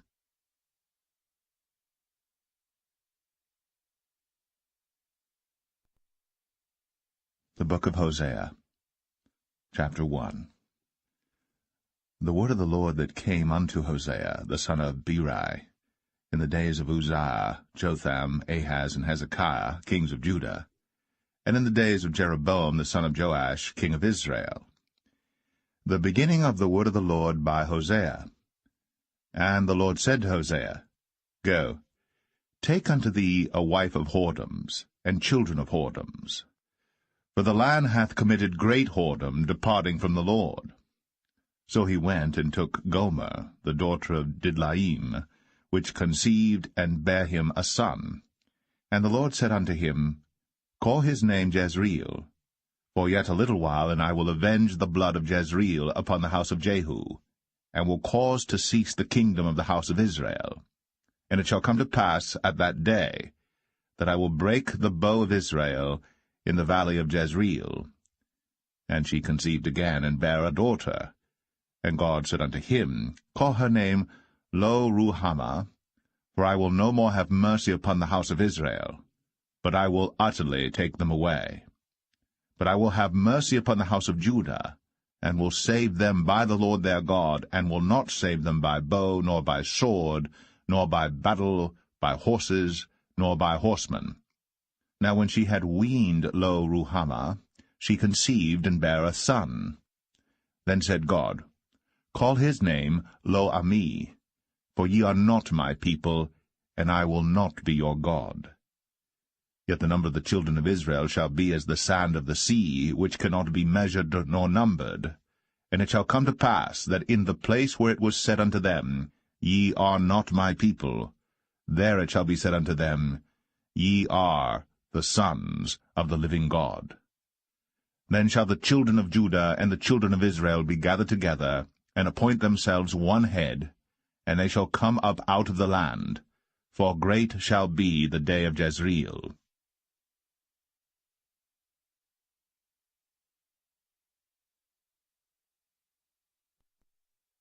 Hosea 2. Say ye unto your brethren Ammi, and to your sisters Ruhamah, Plead with your mother, plead, for she is not my wife, neither am I her husband. Let her therefore put away her whoredoms out of her sight, and her adulteries from between her breasts, lest I strip her naked, and set her as in the day that she was born, and make her as a wilderness, and set her like a dry land, and slay her with thirst. And I will not have mercy upon her children, for they be the children of whoredoms. For their mother hath played the harlot. She that conceived them hath done shamefully.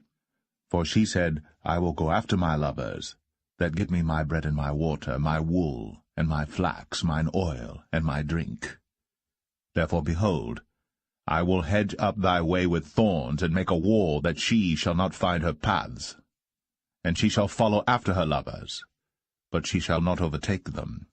And she shall seek them, but shall not find them. Then shall she say, I will go and return to my first husband, for then was it better with me than now. For she did not know that I gave her corn and wine and oil, and multiplied her silver and gold, which they prepared for Baal. Therefore will I return, and take away my corn in the time thereof, and my wine in the season thereof, and will recover my wool and my flax given to cover her nakedness. And now will I discover her lewdness in the sight of her lovers, and none shall deliver her out of mine hand. I will also cause all her mirth to cease, her feast days, her new moons, and her Sabbaths, and all her solemn feasts. And I will destroy her vines and her fig trees, whereof she hath said, These are my rewards that my lovers have given me, and I will make them a forest, and the beasts of the field shall eat them. And I will visit upon her the days of Baalim, wherein she burned incense to them, and she decked herself with her earrings and her jewels, and she went after her lovers, and forgat me, saith the Lord. Therefore, behold, I will allure her, and bring her into the wilderness, and speak comfortably unto her. And I will give her her vineyards from thence, and the valley of Achor for a door of hope. And she shall sing there, as in the days of her youth, and as in the day when she came up out of the land of Egypt. And it shall be at that day, saith the Lord, that thou shalt call me Ishai, and shalt call me no more Baali. For I will take away the names of Baalim out of her mouth, and they shall no more be remembered by their name. And in that day will I make a covenant for them with the beasts of the field, and with the fowls of heaven, and with the creeping things of the ground. And I will break the bow and the sword and the battle out of the earth, and will make them to lie down safely. And I will betroth thee unto me for ever, yea, I will betroth thee unto me in righteousness, and in judgment, and in loving kindness, and in mercies.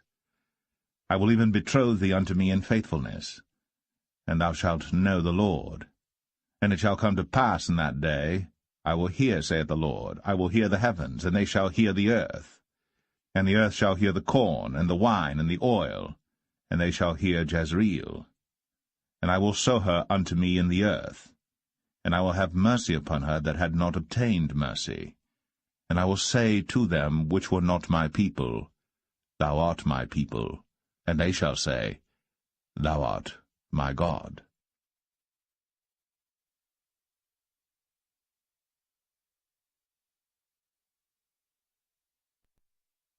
Hosea 3. Then said the Lord unto me, Go yet, love a woman beloved of her friend, yet an adulteress, according to the love of the Lord toward the children of Israel, who look to other gods, and love flagons of wine. So I bought her to me for 15 pieces of silver, and for an homer of barley, and an half homer of barley. And I said unto her, Thou shalt abide for me many days. Thou shalt not play the harlot, and thou shalt not be for another man. So will I also be for thee. For the children of Israel shall abide many days without a king, and without a prince, and without a sacrifice, and without an image, and without an ephod, and without teraphim.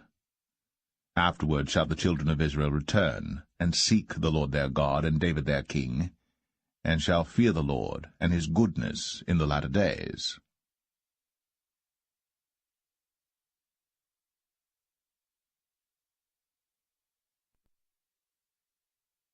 Hosea 4.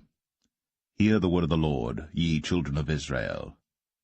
For the Lord hath a controversy with the inhabitants of the land, because there is no truth, nor mercy, nor knowledge of God in the land. By swearing, and lying, and killing, and stealing, and committing adultery, they break out, and blood toucheth blood.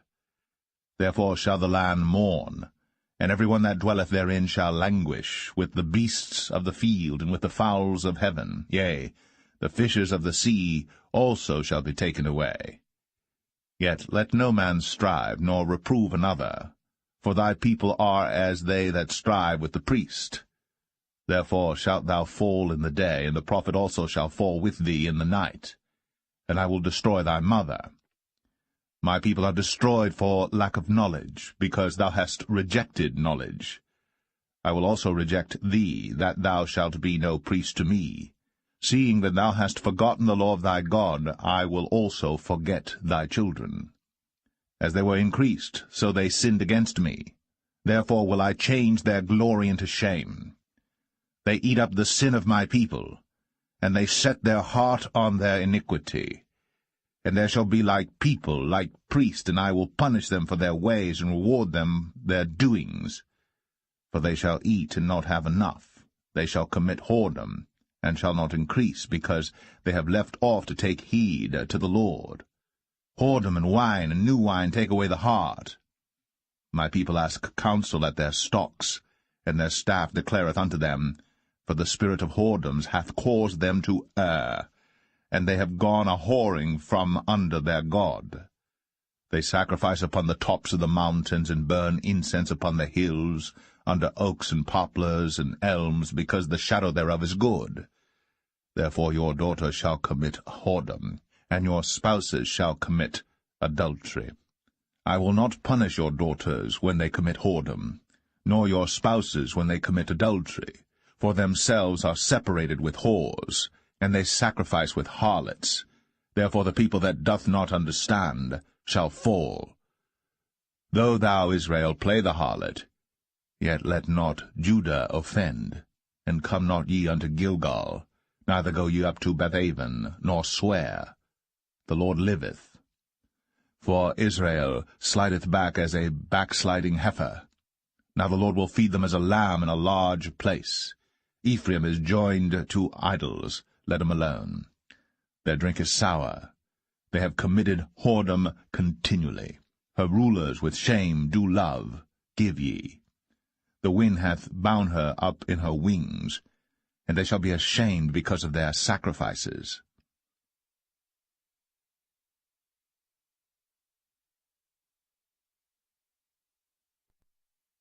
Hosea 5. Hear ye this, O priests, and hearken, ye house of Israel, and give ye ear, O house of the king. For judgment is toward you, because ye have been a snare on Mizpah, and a net spread upon Tabor. And the revolters are profound to make slaughter, though I have been a rebuker of them all. I know Ephraim, and Israel is not hid from me. For now, O Ephraim, thou committest whoredom, and Israel is defiled. They will not frame their doings to turn unto their God, for the spirit of whoredoms is in the midst of them, and they have not known the Lord. And the pride of Israel doth testify to his face.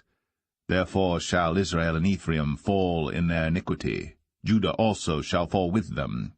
They shall go with their flocks and with their herds to seek the Lord. But they shall not find him. He hath withdrawn himself from them. They have dealt treacherously against the Lord, for they have begotten strange children. Now shall a month devour them with their portions. Blow ye the cornet in Gibeah, and the trumpet in Ramah. Cry aloud at Bethaven, after thee, O Benjamin. Ephraim shall be desolate in the day of rebuke. Among the tribes of Israel have I made known that which shall surely be. The princes of Judah were like them that remove the bound. Therefore I will pour out my wrath upon them like water. Ephraim is oppressed and broken in judgment, because he willingly walked after the commandment. Therefore will I be unto Ephraim as a moth, and to the house of Judah as rottenness.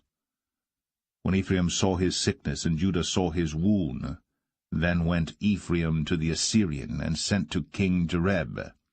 Yet could he not heal you, nor cure you of your wound. For I will be unto Ephraim as a lion, and as a young lion to the house of Judah. I, even I, will tear and go away.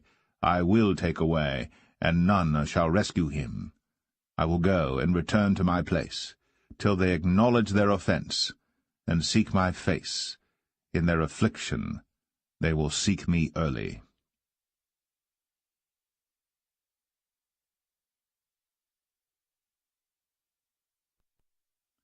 Hosea 6. Come, and let us return unto the Lord. For he hath torn, and he will heal us. He hath smitten, and he will bind us up. After 2 days he will revive us. In the 3rd day he will raise us up, and we shall live in his sight. Then shall we know, if we follow on to know the Lord. His going forth is prepared as the morning, and he shall come unto us as the rain, as the latter and former rain unto the earth. O Ephraim, what shall I do unto thee? O Judah, what shall I do unto thee? For your goodness is as a morning cloud, and as the early dew it goeth away. Therefore have I hewed them by the prophets. I have slain them by the words of my mouth. And thy judgments are as the light that goeth forth. For I desired mercy, and not sacrifice, and the knowledge of God more than burnt offerings. But they, like men, have transgressed the covenant. There have they dealt treacherously against me. Gilead is a city of them that work iniquity, and is polluted with blood. And as troops of robbers wait for a man, so the company of priests murder in the way by consent, for they commit lewdness. I have seen an horrible thing in the house of Israel. There is the whoredom of Ephraim. Israel is defiled. Also, O Judah, he hath set an harvest for thee, when I returned the captivity of my people.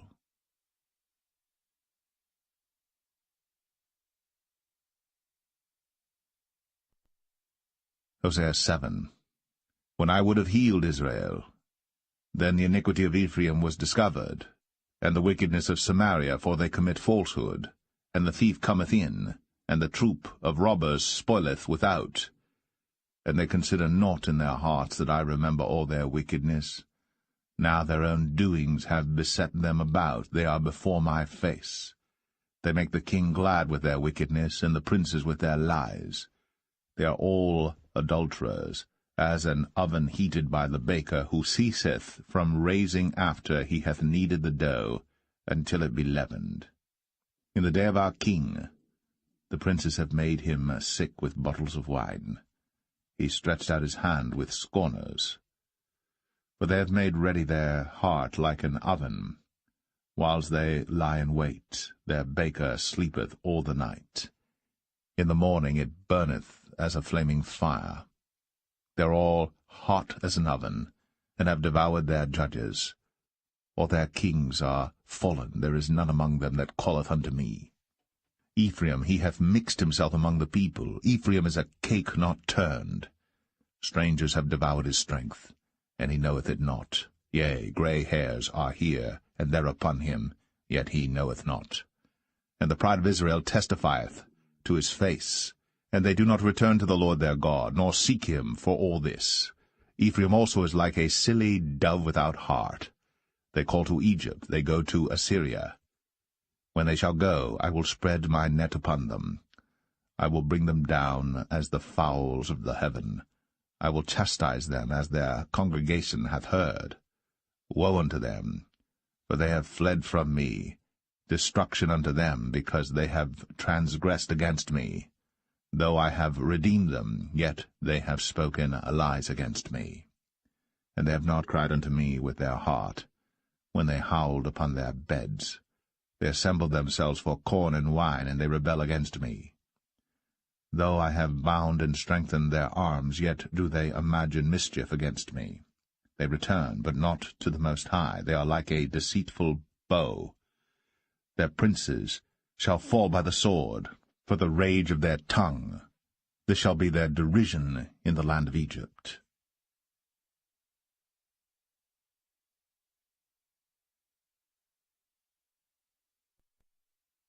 Hosea 8. Set the trumpet to thy mouth. He shall come as an eagle against the house of the Lord, because they have transgressed my covenant, and trespassed against my law.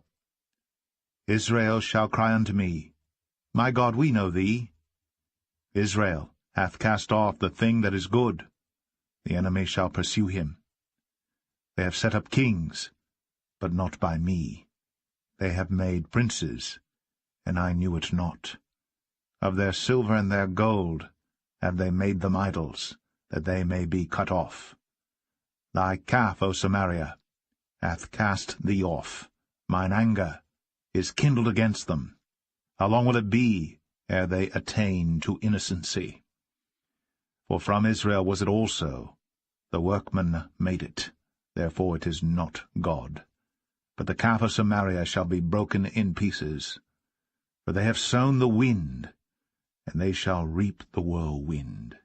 It hath no stalk, the bud shall yield no meal. If so be it yield, the strangers shall swallow it up. Israel is swallowed up. Now shall they be among the Gentiles as a vessel, wherein is no pleasure. For they are gone up to Assyria, a wild ass alone by himself. Ephraim hath hired lovers, yea, though they have hired among the nations. Now will I gather them, and they shall sorrow a little for the burden of the king of princes. Because Ephraim hath made many altars to sin, altars shall be unto him to sin. I have written to him the great things of my law, but they were counted as a strange thing. They sacrifice flesh for the sacrifices of mine offerings, and eat it. But the Lord accepteth them not. Now will he remember their iniquity, and visit their sins. They shall return to Egypt. For Israel hath forgotten his Maker, and buildeth temples, and Judah hath multiplied fenced cities. But I will send a fire upon his cities, and it shall devour the palaces thereof.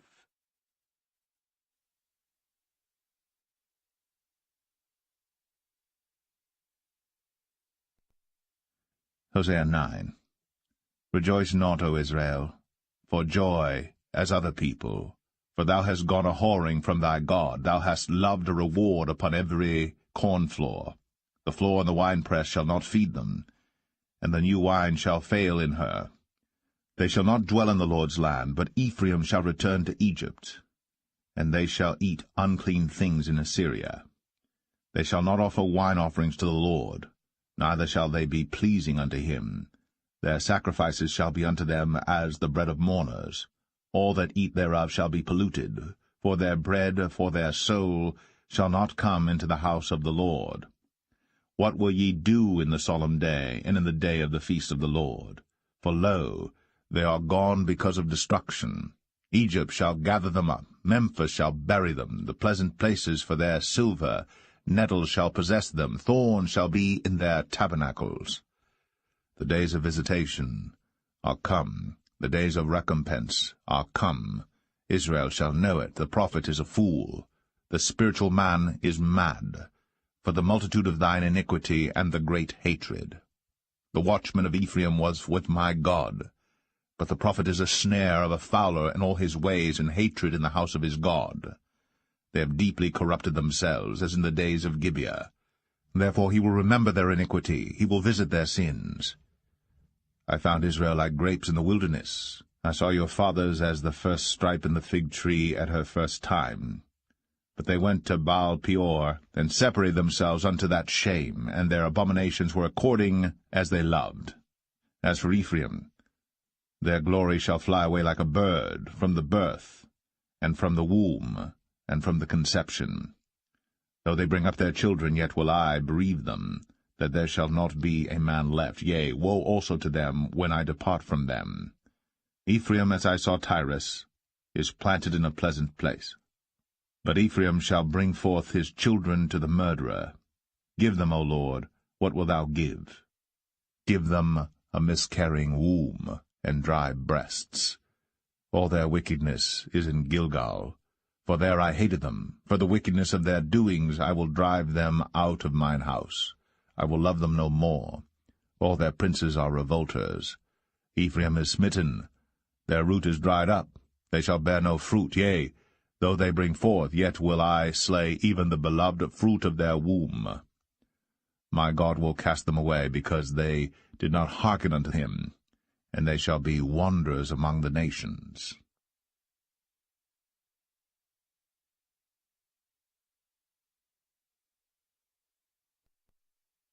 Hosea 10. Israel is an empty vine, he bringeth forth fruit unto himself. According to the multitude of his fruit he hath increased the altars. According to the goodness of his land they have made goodly images. Their heart is divided, now shall they be found faulty. He shall break down their altars, he shall spoil their images. For now they shall say, We have no king, because we feared not the Lord. What then should a king do to us? They have spoken words, swearing falsely and making a covenant. Thus judgment springeth up as hemlock in the furrows of the field. The inhabitants of Samaria shall fear, because of the calves of Bethaven, for the people thereof shall mourn over it, and the priests thereof that rejoiced on it, for the glory thereof, because it is departed from it. It shall be also carried unto Assyria for a present to King Jareb. Ephraim shall receive shame, and Israel shall be ashamed of his own counsel. As for Samaria, her king is cut off as the foam upon the water. The high places also of Avon, the sin of Israel, shall be destroyed. The thorn and the thistle shall come up on their altars, and they shall say to the mountains, Cover us, and to the hills, Fall on us. O Israel, thou hast sinned from the days of Gibeah. There they stood. The battle in Gibeah against the children of iniquity did not overtake them. It is in my desire that I should chastise them, and the people shall be gathered against them, when they shall bind themselves in their two furrows. And Ephraim is as an heifer that is taught, and loveth to tread out the corn. But I pass over upon her fair neck. I will make Ephraim to ride, Judah shall plow, and Jacob shall break his clods. Sow to yourselves in righteousness, reap in mercy, break up your fallow ground. For it is time to seek the Lord, till he come and rain righteousness upon you. Ye have plowed wickedness, ye have reaped iniquity, ye have eaten the fruit of lies, because thou didst trust in thy way, in the multitude of thy mighty men. Therefore shall a tumult arise among thy people, and all thy fortresses shall be spoiled, as Shalman spoiled Beth Arbel in the day of battle. The mother was dashed in pieces upon her children. So shall Bethel do unto you because of your great wickedness. In a morning shall the king of Israel utterly be cut off.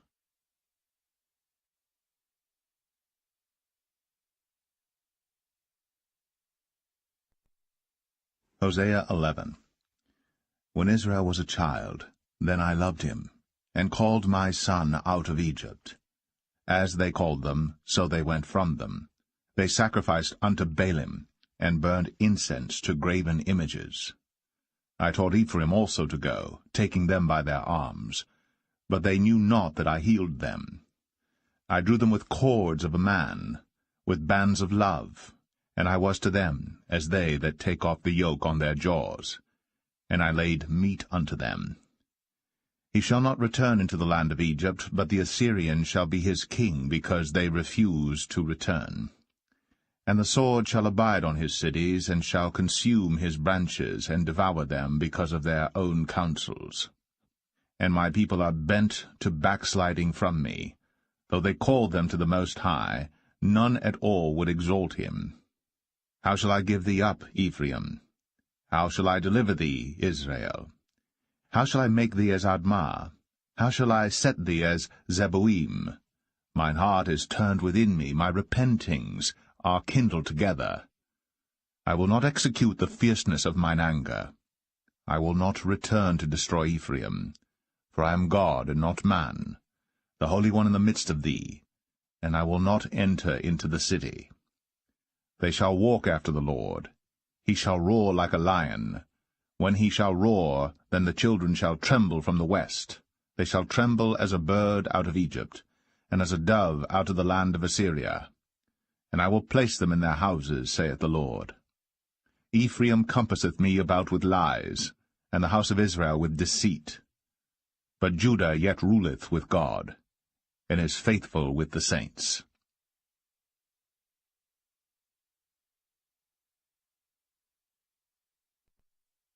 Hosea 12.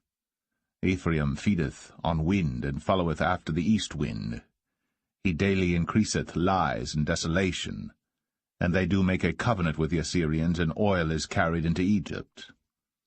The Lord hath also a controversy with Judah, and will punish Jacob according to his ways, according to his doings will he recompense him. He took his brother by the heel in the womb, and by his strength he had power with God. Yea, he had power over the angel, and prevailed. He wept, and made supplication unto him. He found him in Bethel, and there he spake with us. Even the Lord God of hosts, the Lord, is his memorial. Therefore turn thou to thy God, to keep mercy and judgment, and wait on thy God continually. He is a merchant, the balances of deceit are in his hand. He loveth to oppress. And Ephraim said, Yet I am become rich, I have found me out substance. In all my labors they shall find none iniquity in me that was sin. And I, that am the Lord thy God from the land of Egypt, will yet make thee to dwell in tabernacles as in the days of the solemn feast. I have also spoken by the prophets, and I have multiplied visions, and used similitudes by the ministry of the prophets. Is there iniquity in Gilead? Surely they are vanity. They sacrifice bullocks in Gilgal.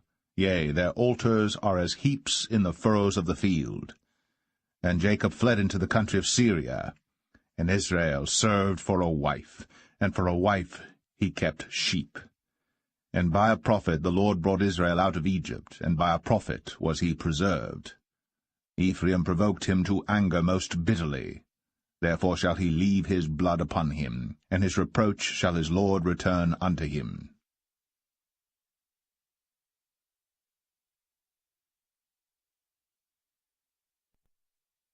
Hosea 13. When Ephraim spake trembling, he exalted himself in Israel. But when he offended in Baal, he died. And now they sin more and more, and have made them molten images of their silver, and idols, according to their own understanding. All of it the work of the craftsmen. They say of them, Let the men that sacrifice kiss the calves. Therefore they shall be as the morning cloud, and as the early dew that passeth away, as the chaff that is driven with the whirlwind out of the floor, and as the smoke out of the chimney. Yet I am the Lord thy God from the land of Egypt, and thou shalt know no God but me, but there is no Saviour beside me. I did know thee in the wilderness, in the land of great drought. According to their pasture, so they were filled, and their heart was exalted, therefore have they forgotten me. Therefore I will be unto them as a lion, as a leopard by the way will I observe them. I will meet them as a bear that is bereaved of her whelps, and will rend the caul of their heart, and there will I devour them like a lion. The wild beasts shall tear them. O Israel, thou hast destroyed thyself, but in me is thine help. I will be thy king. Where is any other that may save thee in all thy cities? And thy judges of whom thou saidst, Give me a king and princes. I gave thee a king in mine anger, and took him away in my wrath. The iniquity of Ephraim is bound up, his sin is hid. The sorrows of a travailing woman shall come upon him.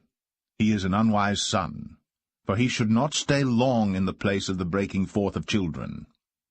I will ransom them from the power of the grave. I will redeem them from death. O death, I will be thy plagues. O grave, I will be thy destruction. Repentance shall be hid from mine eyes. Though he be fruitful among his brethren, an east wind shall come. The wind of the Lord shall come up from the wilderness, and his spring shall become dry, and his fountain shall be dried up. He shall spoil the treasure of all pleasant vessels.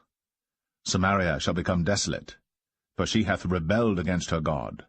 They shall fall by the sword, their infants shall be dashed in pieces, and their women with child shall be ripped up.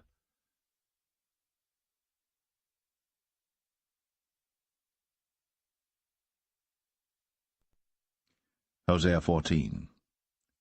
O Israel, return unto the Lord thy God, for thou hast fallen by thine iniquity. Take with you words, and turn to the Lord. Say unto him, Take away all iniquity, and receive us graciously. So will we render the calves of our lips. Asher shall not save us. We will not ride upon horses, neither will we say any more to the work of our hands, Ye are our gods, for in thee the fatherless findeth mercy. I will heal their backsliding, I will love them freely, for mine anger is turned away from him. I will be as the dew unto Israel. He shall grow as the lily, and cast forth his roots as Lebanon. His branches shall spread, and his beauty shall be as the olive tree, and his smell as Lebanon. They that dwell under his shadow shall return. They shall revive as the corn, and grow as the vine. The scent thereof shall be as the wine of Lebanon. Ephraim shall say, What have I to do any more with idols? I have heard him, and observed him. I am like a green fir tree. From me is thy fruit found. Who is wise? And he shall understand these things, prudent, and he shall know them. For the ways of the Lord are right, and the just shall walk in them. But the transgressors shall fall therein.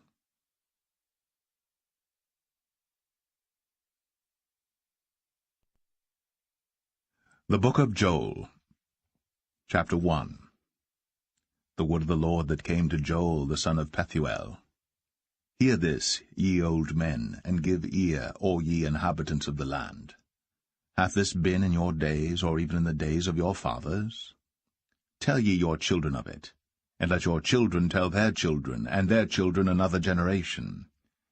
That which the palmerworm hath left, hath the locust eaten. And that which the locust hath left, hath the cankerworm eaten. And that which the cankerworm hath left, hath the caterpillar eaten. Awake, ye drunkards, and weep, and howl, all ye drinkers of wine, because of the new wine, for it is cut off from your mouth. For a nation is come up upon my land, strong and without number, whose teeth are the teeth of a lion, and he hath the cheek teeth of a great lion. He hath laid my vine waste, and barked my fig tree. He hath made it clean, bare, and cast it away. The branches thereof are made white. Lament like a virgin girded with sackcloth for the husband of her youth. The meat offering and the drink offering is cut off from the house of the Lord. The priests, the Lord's ministers, mourn.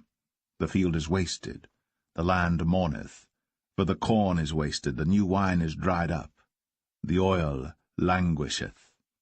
Be ye ashamed, O ye husbandmen, howl, O ye vine-dressers, for the wheat and for the barley, because the harvest of the field is perished. The vine is dried up, and the fig tree languisheth, the pomegranate tree, the palm tree also, and the apple tree, even all the trees of the field are withered, because joy is withered away from the sons of men. Gird yourselves, and lament, ye priests. Howl, ye ministers of the altar. Come, lie all night in sackcloth, ye ministers of my God. For the meat offering and the drink offering is withholden from the house of your God. Sanctify ye a fast, call a solemn assembly. Gather the elders and all the inhabitants of the land into the house of the Lord your God, and cry unto the Lord.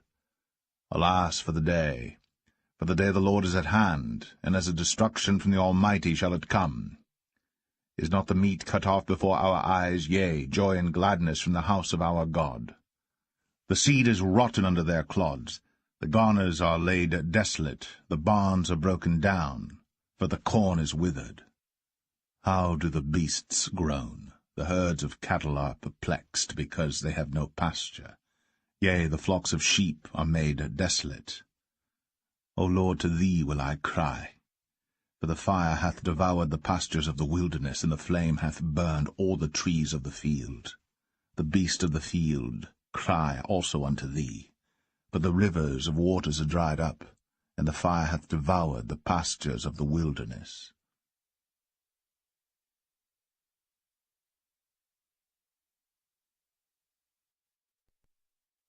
Joel 2.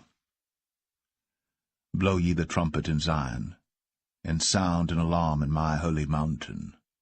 Let all the inhabitants of the land tremble, for the day of the Lord cometh, for it is nigh at hand, a day of darkness and of gloominess, a day of clouds and of thick darkness, as the morning spread upon the mountains, a great people and a strong. There hath not been ever the like, neither shall be any more after it, even to the years of many generations. A fire devoureth before them, and behind them a flame burneth. The land is as the Garden of Eden before them, and behind them a desolate wilderness, yea, and nothing shall escape them. The appearance of them is as the appearance of horses, and as horsemen, so shall they run. Like the noise of chariots on the tops of mountains shall they leap, like the noise of a flame of fire that devoureth the stubble, as a strong people set in battle array. Before their face the people shall be much pained, all faces shall gather blackness. They shall run like mighty men, they shall climb the wall like men of war, and they shall march every one on his ways, and they shall not break their ranks. Neither shall one thrust another. They shall walk every one in his path. And when they fall upon the sword, they shall not be wounded. They shall run to and fro in the city. They shall run upon the wall. They shall climb up upon the houses. They shall enter in at the windows like a thief. The earth shall quake before them. The heavens shall tremble. The sun and the moon shall be dark, and the stars shall withdraw their shining. And the Lord shall utter his voice before his army, for his camp is very great, for he is strong that executeth his word. For the day of the Lord is great and very terrible, and who can abide it? Therefore also now, saith the Lord, turn ye even to me with all your heart, and with fasting, and with weeping, and with mourning, and rend your heart, and not your garments, and turn unto the Lord your God, for he is gracious and merciful, slow to anger, and of great kindness, and repenteth him of the evil. Who knoweth if he will return and repent, and leave a blessing behind him, even a meat offering and a drink offering unto the Lord your God? Blow the trumpet in Zion, sanctify a fast, call a solemn assembly. Gather the people, sanctify the congregation, assemble the elders, gather the children, and those that suck the breasts. Let the bridegroom go forth of his chamber, and the bride out of her closet. Let the priests, the ministers of the Lord, weep between the porch and the altar, and let them say, Spare thy people, O Lord, and give not thine heritage to reproach. that the heathen should rule over them. Wherefore should they say among the people, Where is their God? Then will the Lord be jealous for his land, and pity his people. Yea, the Lord will answer and say unto his people, Behold, I will send you corn, and wine, and oil, and ye shall be satisfied therewith. And I will no more make you a reproach among the heathen. But I will remove far off from you the northern army, and will drive him into a land barren and desolate, with his face toward the east sea, and his hinder part toward the utmost sea. And his stink shall come up, and his ill savour shall come up, because he hath done great things. Fear not, O land, be glad and rejoice, for the Lord will do great things. Be not afraid, ye beast of the field, for the pastures of the wilderness do spring, for the tree beareth her fruit, the fig tree and the vine do yield their strength. Be glad then, ye children of Zion, and rejoice in the Lord your God, for he hath given you the former rain moderately. And he will cause to come down for you the rain, the former rain, and the latter rain in the first month. And the floors shall be full of wheat, and the vats shall overflow with wine and oil. And I will restore to you the years that the locust hath eaten, the cankerworm, and the caterpillar, and the palmer worm, my great army which I sent among you. And ye shall eat in plenty, and be satisfied, and praise the name of the Lord your God, that hath dealt wondrously with you. And my people shall never be ashamed. And ye shall know that I am in the midst of Israel, and that I am the Lord your God, and none else, and my people shall never be ashamed. And it shall come to pass afterward that I will pour out my Spirit upon all flesh, and your sons and your daughters shall prophesy, your old men shall dream dreams, your young men shall see visions. And also upon the servants and upon the handmaids in those days will I pour out my Spirit. And I will show wonders in the heavens and in the earth, blood and fire and pillars of smoke. The sun shall be turned into darkness, and the moon into blood, before the great and the terrible day of the Lord come. And it shall come to pass that whosoever shall call on the name of the Lord shall be delivered. For in Mount Zion and in Jerusalem shall be deliverance, as the Lord hath said, and in the remnant whom the Lord shall call.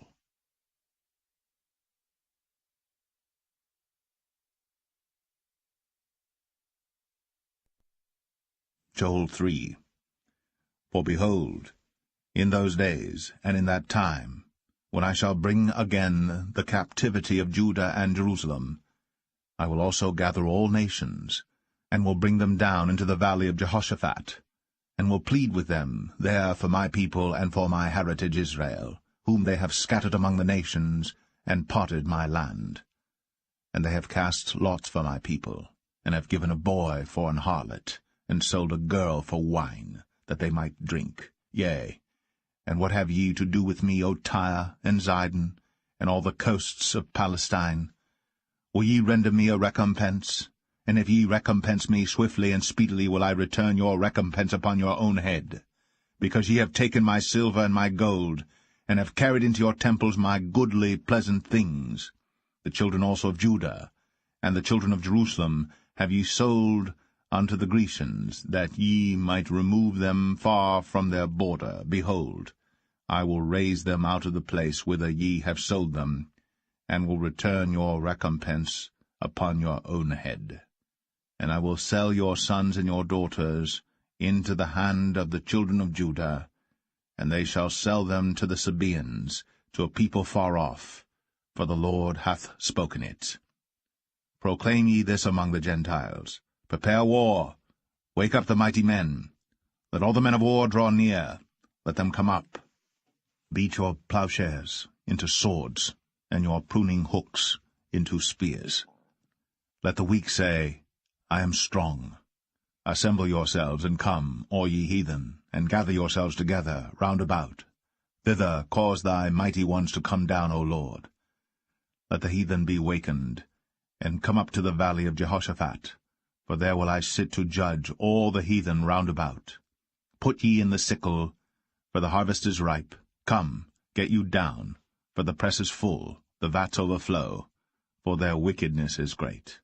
Multitudes, multitudes in the valley of decision. For the day of the Lord is near in the valley of decision. The sun and the moon shall be darkened, and the stars shall withdraw their shining. The Lord also shall roar out of Zion, and utter his voice from Jerusalem, and the heavens and the earth shall shake. But the Lord will be the hope of his people, and the strength of the children of Israel. So shall ye know that I am the Lord your God, dwelling in Zion, my holy mountain. Then shall Jerusalem be holy, and there shall no strangers pass through her any more. And it shall come to pass in that day, that the mountains shall drop down new wine, and the hills shall flow with milk, and all the rivers of Judah shall flow with waters, and a fountain shall come forth of the house of the Lord, and shall water the valley of Shittim. Egypt shall be a desolation, and Edom shall be a desolate wilderness, for the violence against the children of Judah, because they have shed innocent blood in their land. But Judah shall dwell forever, and Jerusalem from generation to generation. For I will cleanse their blood that I have not cleansed, for the Lord dwelleth in Zion.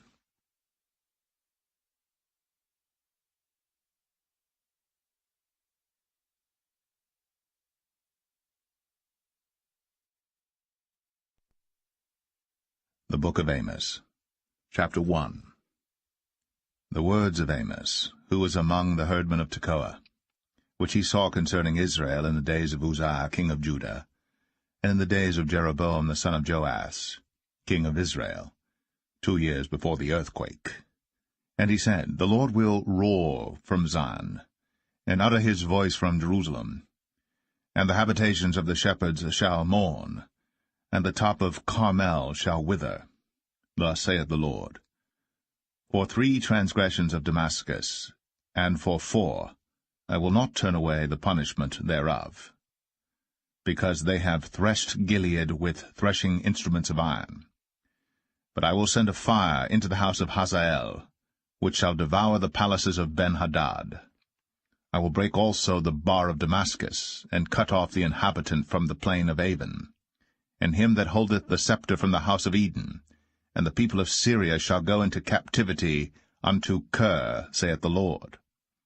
Thus saith the Lord, For 3 transgressions of Gaza, and for 4, I will not turn away the punishment thereof, because they carried away captive the whole captivity, to deliver them up to Edom. But I will send a fire on the wall of Gaza, which shall devour the palaces thereof. And I will cut off the inhabitant from Ashdod, and him that holdeth the scepter from Ashkelon. And I will turn mine hand against Ekron, and the remnant of the Philistines shall perish, saith the Lord God. Thus saith the Lord, For 3 transgressions of Tyrus, and for 4, I will not turn away the punishment thereof, because they delivered up the whole captivity to Edom, and remembered not the brotherly covenant. But I will send a fire on the wall of Tyrus, which shall devour the palaces thereof. Thus saith the Lord, For 3 transgressions of Edom, and for 4, I will not turn away the punishment thereof, because he did pursue his brother with the sword, and did cast off all pity, and his anger did tear perpetually, and he kept his wrath for ever.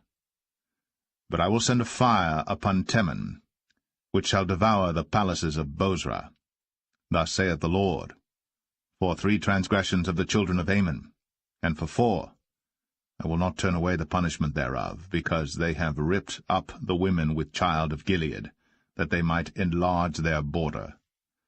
But I will kindle a fire in the wall of Rabbah, and it shall devour the palaces thereof, with shouting in the day of battle, with a tempest in the day of the whirlwind. And their king shall go into captivity, he and his princes together, saith the Lord.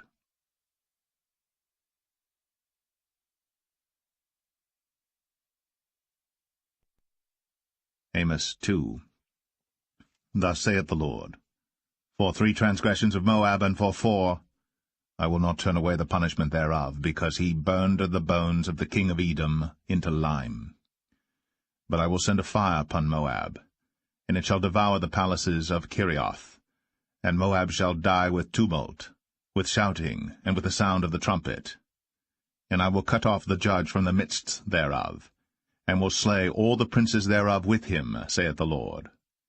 Thus saith the Lord, For 3 transgressions of Judah, and for 4, I will not turn away the punishment thereof, because they have despised the law of the Lord, and have not kept his commandments, and their lies caused them to err, after the which their fathers have walked. But I will send a fire upon Judah, and it shall devour the palaces of Jerusalem. Thus saith the Lord, For 3 transgressions of Israel, and for 4, I will not turn away the punishment thereof, because they sold the righteous for silver, and the poor for a pair of shoes, that pant after the dust of the earth on the head of the poor, and turn aside the way of the meek. And a man and his father will go in unto the same maid, to profane my holy name. And they lay themselves down upon clothes laid to pledge by every altar, and they drink the wine of the condemned in the house of their God. Yet destroyed I the Amorite before them, whose height was like the height of the cedars, and he was strong as the oaks. Yet I destroyed his fruit from above, and his roots from beneath. Also I brought you up from the land of Egypt, and led you 40 years through the wilderness to possess the land of the Amorite. And I raised up of your sons for prophets, and of your young men for Nazirites. Is it not even thus, O ye children of Israel, saith the Lord? But ye gave the Nazirites wine to drink, and commanded the prophets, saying, Prophesy not. Behold, I am pressed under you, as a cart is pressed that is full of sheaves. Therefore the flight shall perish from the swift, and the strong shall not strengthen his force, neither shall the mighty deliver himself. Neither shall he stand that handleth the bow, and he that is swift of foot shall not deliver himself. Neither shall he that rideth the horse deliver himself. And he that is courageous among the mighty shall flee away naked in that day, saith the Lord.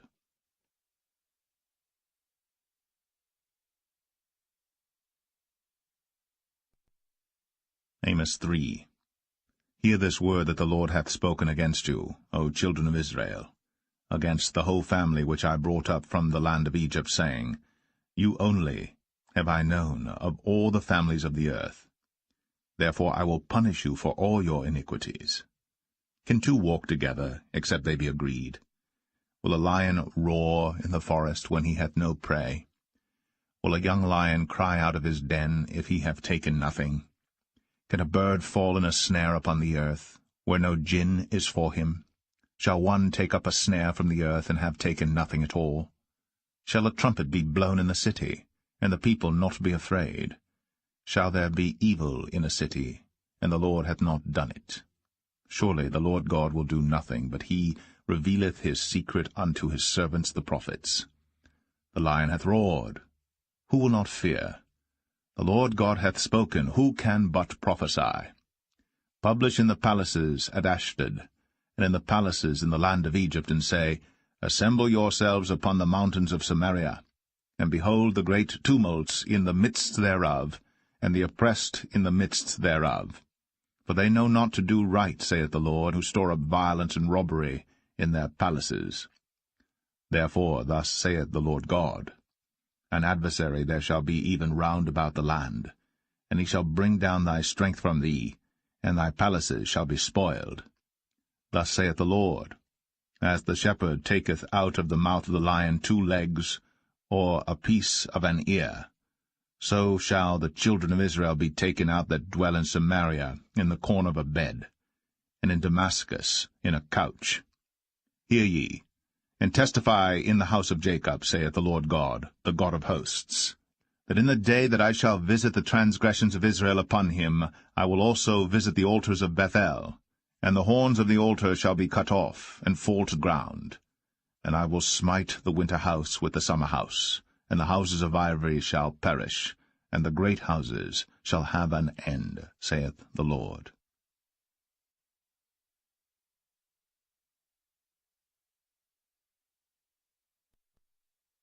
Amos 4.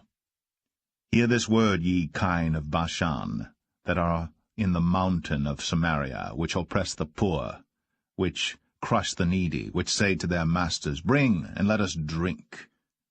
The Lord God hath sworn by his holiness that, lo, the days shall come upon you, that he will take you away with hooks, and your posterity with fishhooks. And ye shall go out at the breaches, every cow at that which is before her, and ye shall cast them into the palace, saith the Lord. Come to Bethel, and transgress. At Gilgal multiply transgression. And bring your sacrifices every morning, and your tithes after 3 years.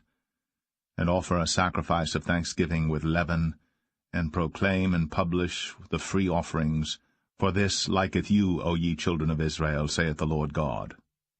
And I also have given you cleanness of teeth in all your cities, and want of bread in all your places, yet have ye not returned unto me, saith the Lord.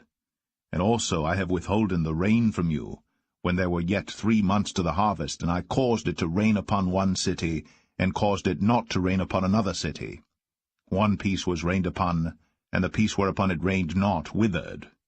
So 2 or 3 cities wandered unto one city, to drink water, but they were not satisfied. Yet have ye not returned unto me, saith the Lord. I have smitten you with blasting and mildew, when your gardens, and your vineyards, and your fig trees, and your olive trees increased, the palmer worm devoured them. Yet have ye not returned unto me, saith the Lord. I have sent among you the pestilence after the manner of Egypt. Your young men have I slain with the sword, and have taken away your horses, and I have made the stink of your camps to come up unto your nostrils. Yet have ye not returned unto me, saith the Lord. I have overthrown some of you, as God overthrew Sodom and Gomorrah, and ye were as a firebrand plucked out of the burning. Yet have ye not returned unto me, saith the Lord. Therefore thus will I do unto thee, O Israel, and because I will do this unto thee, prepare to meet thy God, O Israel. For lo, he that formeth the mountains, and createth the wind, and declareth unto man what is his thought, that maketh the morning darkness, and treadeth upon the high places of the earth. The Lord, the God of hosts, is his name.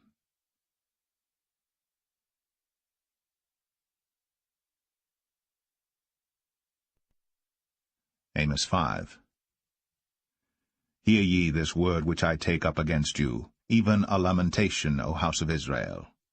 The virgin of Israel is fallen. She shall no more rise. She is forsaken upon her land. There is none to raise her up. For thus saith the Lord God, The city that went out by 1,000 shall leave 100, and that which went forth by 100 shall leave 10 to the house of Israel. For thus saith the Lord unto the house of Israel, Seek ye me, and ye shall live. But seek not Bethel, nor enter into Gilgal, and pass not to Beersheba. For Gilgal shall surely go into captivity, and Bethel shall come to naught. Seek the Lord, and ye shall live, lest he break out like fire in the house of Joseph, and devour it, and there be none to quench it in Bethel. Ye who turn judgment to wormwood, and leave off righteousness in the earth, seek him that maketh the 7 stars and Orion, and turneth the shadow of death into the morning, and maketh the day dark with night, that calleth for the waters of the sea, and poureth them out upon the face of the earth.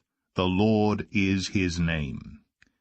That strengtheneth the spoiled against the strong, so that the spoiled shall come against the fortress.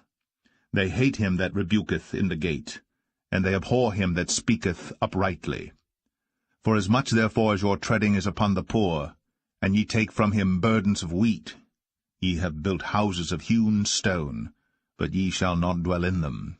Ye have planted pleasant vineyards, but ye shall not drink wine of them. For I know your manifold transgressions and your mighty sins. They afflict the just, they take a bribe, and they turn aside the poor in the gate from their right. Therefore the prudent shall keep silence in that time, for it is an evil time. Seek good and not evil, that ye may live. And so the Lord, the God of hosts, shall be with you, as ye have spoken. Hate the evil, and love the good, and establish judgment in the gate. It may be that the Lord God of hosts will be gracious unto the remnant of Joseph. Therefore the Lord, the God of hosts, the Lord saith thus, Wailing shall be in all streets, and they shall say in all the highways, Alas, alas! And they shall call the husbandman to mourning, and such as are skillful of lamentation to wailing. And in all vineyards shall be wailing, for I will pass through thee, saith the Lord. Woe unto you that desire the day of the Lord! To what end is it for you? The day of the Lord is darkness, and not light. As if a man did flee from a lion, and a bear met him, or went into the house, and leaned his hand on the wall, and a serpent bit him. Shall not the day of the Lord be darkness, and not light, even very dark, and no brightness in it? I despise your feast days, and I will not smell in your solemn assemblies. Though ye offer me burnt offerings and your meat offerings, I will not accept them, neither will I regard the peace offerings of your fat beasts. Take thou away from me the noise of thy songs, for I will not hear the melody of thy viols. But let judgment run down as waters, and righteousness as a mighty stream. Have ye offered unto me sacrifices and offerings in the wilderness 40 years, O house of Israel? But ye have borne the tabernacle of your Moloch, and Chiun your images, the star of your God, which ye made to yourselves. Therefore will I cause you to go into captivity beyond Damascus, saith the Lord, whose name is the God of hosts.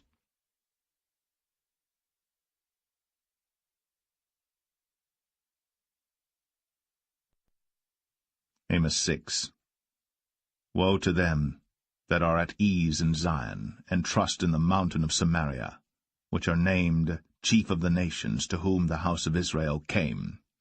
Pass ye unto Calne, and see, and from thence go ye to Hamath the great, then go down to Gath of the Philistines. Be they better than these kingdoms? Or their border greater than your border? Ye that put far away the evil day, and cause the seat of violence to come near, that lie upon beds of ivory, and stretch themselves upon their couches, and eat the lambs out of the flock, and the calves out of the midst of the stall, that chant to the sound of the viol, and invent to themselves instruments of music like David, that drink wine in bowls, and anoint themselves with the chief ointments, but they are not grieved for the affliction of Joseph. Therefore now shall they go captive, with the first that go captive, and the banquet of them that stretched themselves shall be removed. The Lord God hath sworn by himself, saith the Lord, the God of hosts, I abhor the excellency of Jacob, and hate his palaces. Therefore will I deliver up the city with all that is therein. And it shall come to pass, if there remain 10 men in one house, that they shall die. And a man's uncle shall take him up, and he that burneth him, to bring out the bones out of the house, and shall say unto him that is by the sides of the house, Is there yet any with thee? And he shall say, No. Then shall he say, Hold thy tongue. For we may not make mention of the name of the Lord.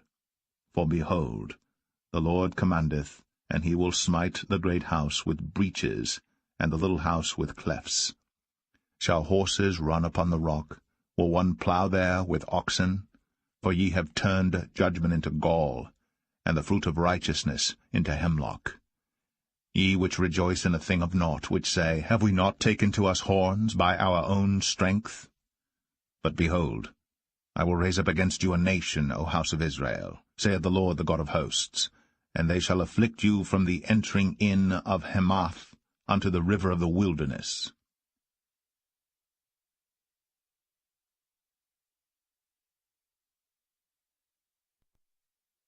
Amos 7. Thus hath the Lord God shown unto me, and behold, he formed grasshoppers in the beginning of the shooting up of the latter growth, and lo, it was the latter growth after the king's mowings. And it came to pass that when they had made an end of eating the grass of the land, then I said, O Lord God, forgive, I beseech thee. By whom shall Jacob arise? For he is small. The Lord repented for this. It shall not be, saith the Lord.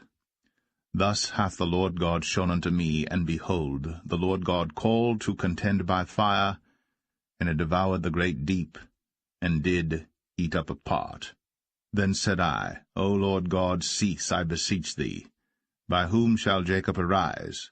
For he is small. The Lord repented for this. This also shall not be, saith the Lord God.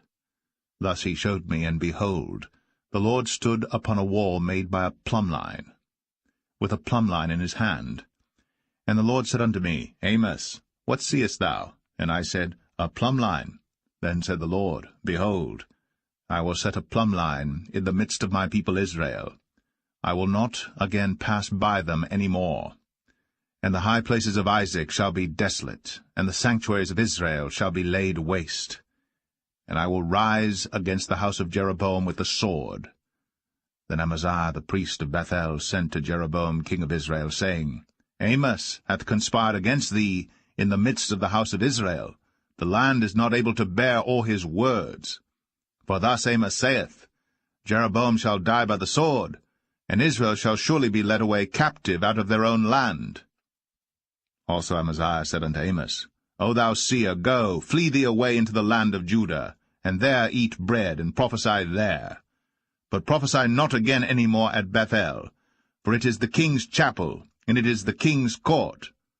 Then answered Amos, and said to Amaziah, I was no prophet, neither was I a prophet's son, but I was an herdman, and a gatherer of sycamore fruit. And the Lord took me as I followed the flock. And the Lord said unto me, Go, prophesy unto my people Israel. Now therefore hear thou the word of the Lord. Thou sayest, Prophesy not against Israel, and drop not thy word against the house of Isaac. Therefore thus saith the Lord, Thy wife shall be an harlot in the city, and thy sons and thy daughters shall fall by the sword, and thy land shall be divided by line, and thou shalt die in a polluted land, and Israel shall surely go into captivity forth of his land.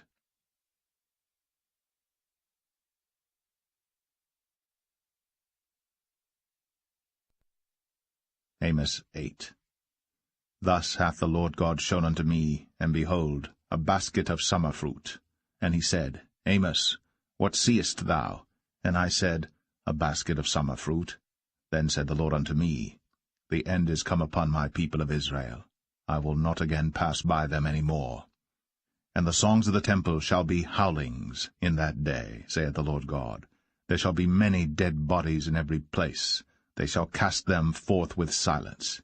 Hear this, O ye that swallow up the needy, even to make the poor of the land to fail, saying, When will the new moon be gone, that we may sell corn, and the Sabbath that we may set forth wheat, making the ephah small, and the shekel great, and falsifying the balances by deceit, that we may buy the poor for silver, and the needy for a pair of shoes, yea, and sell the refuse of the wheat. The Lord hath sworn by the excellency of Jacob, surely I will never forget any of their works. Shall not the land tremble for this, and every one mourn that dwelleth therein? And it shall rise up wholly as a flood, and it shall be cast out and drowned as by the flood of Egypt.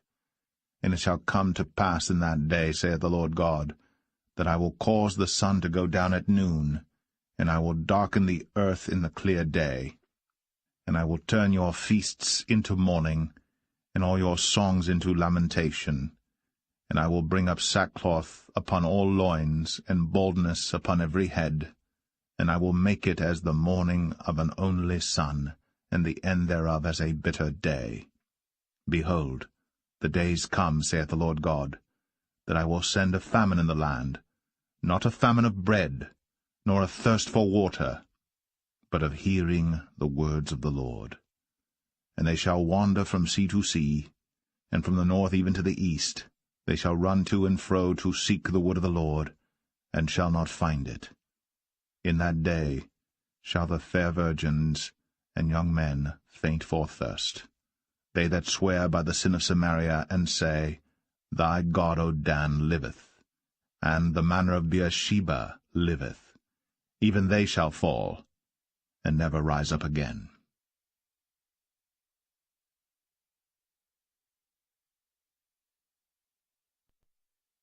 Amos 9.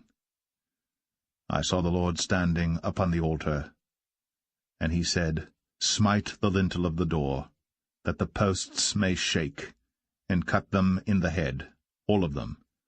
And I will slay the last of them with the sword. He that fleeth of them shall not flee away, and he that escapeth of them shall not be delivered. Though they dig into hell, thence shall mine hand take them. Though they climb up to heaven, thence will I bring them down.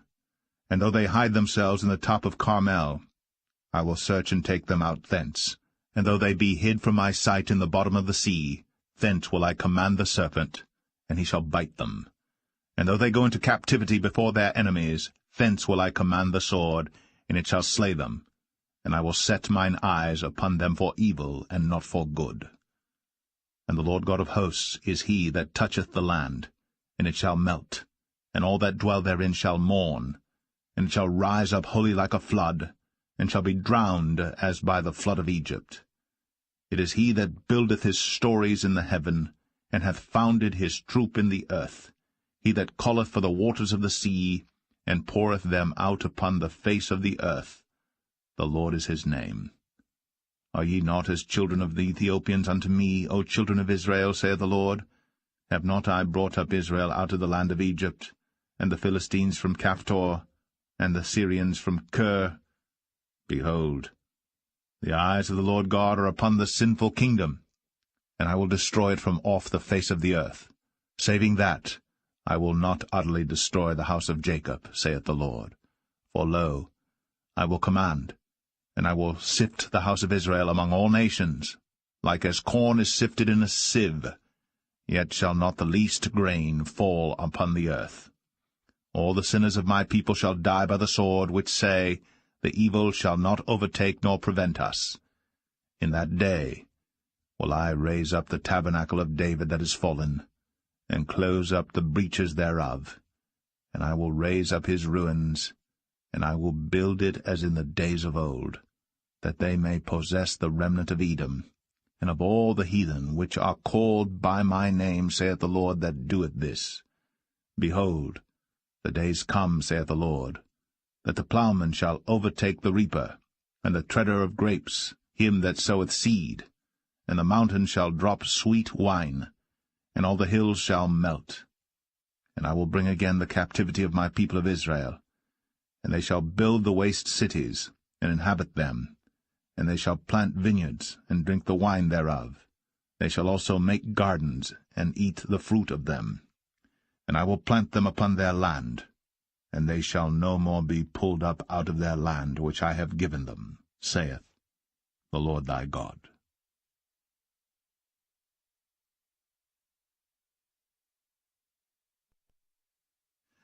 The Book of Obadiah. The vision of Obadiah. Thus saith the Lord God concerning Edom, We have heard a rumor from the Lord, and an ambassador sent among the heathen. Arise ye, and let us rise up against her in battle. Behold, I have made thee small among the heathen, thou art greatly despised. The pride of thine heart hath deceived thee, thou that dwellest in the clefts of the rock, whose habitation is high, that saith in his heart, Who shall bring me down to the ground? Though thou exalt thyself as the eagle, and though thou set thy nest among the stars, thence will I bring thee down, saith the Lord. If thieves came to thee, if robbers by night, how art thou cut off? Would they not have stolen till they had enough? If the grape-gatherers came to thee, would they not leave some grapes? How are the things of Esau searched out? How are his hidden things sought up? All the men of thy confederacy have brought thee even to the border. The men that were at peace with thee have deceived thee, and prevailed against thee. They that eat thy bread have laid a wound under thee. There is none understanding in him. Shall I not in that day, saith the Lord, even destroy the wise men out of Edom, and understanding out of the mount of Esau? And thy mighty men, O Teman, shall be dismayed, to the end that every one of the mount of Esau may be cut off by slaughter. For thy violence against thy brother Jacob, shame shall cover thee, and thou shalt be cut off for ever. In the day that thou stoodest on the other side, in the day that the strangers carried away captive his forces, and foreigners entered into his gates, and cast lots upon Jerusalem, even thou wast as one of them. But thou shouldst not have looked on the day of thy brother in the day that he became a stranger, neither shouldst thou have rejoiced over the children of Judah in the day of their destruction, neither shouldst thou have spoken proudly in the day of distress. Thou shouldst not have entered into the gate of my people in the day of their calamity. Yea, thou shouldst not have looked on their affliction in the day of their calamity, nor have laid hands on their substance in the day of their calamity. Neither shouldst thou have stood in the crossway, to cut off those of his that did escape. Neither shouldst thou have delivered up those of his that did remain in the day of distress. For the day of the Lord is near upon all the heathen. As thou hast done, it shall be done unto thee. Thy reward shall return upon thine own head. For as ye have drunk upon my holy mountain, so shall all the heathen drink continually. Yea, they shall drink, and they shall swallow down, and they shall be as though they had not been. But upon Mount Zion shall be deliverance, and there shall be holiness, and the house of Jacob shall possess their possessions. And the house of Jacob shall be a fire, and the house of Joseph a flame, and the house of Esau for stubble. And they shall kindle in them, and devour them, and there shall not be any remaining of the house of Esau, for the Lord hath spoken it. And they of the south shall possess the mount of Esau, and they of the plain the Philistines, and they shall possess the fields of Ephraim, and the fields of Samaria, and Benjamin shall possess Gilead. And the captivity of this host of the children of Israel shall possess that of the Canaanites, even unto Zarephath, and the captivity of Jerusalem, which is in Sepharad, shall possess the cities of the south. And Saviours shall come up on Mount Zion to judge the mount of Esau, and the kingdom shall be the Lord's.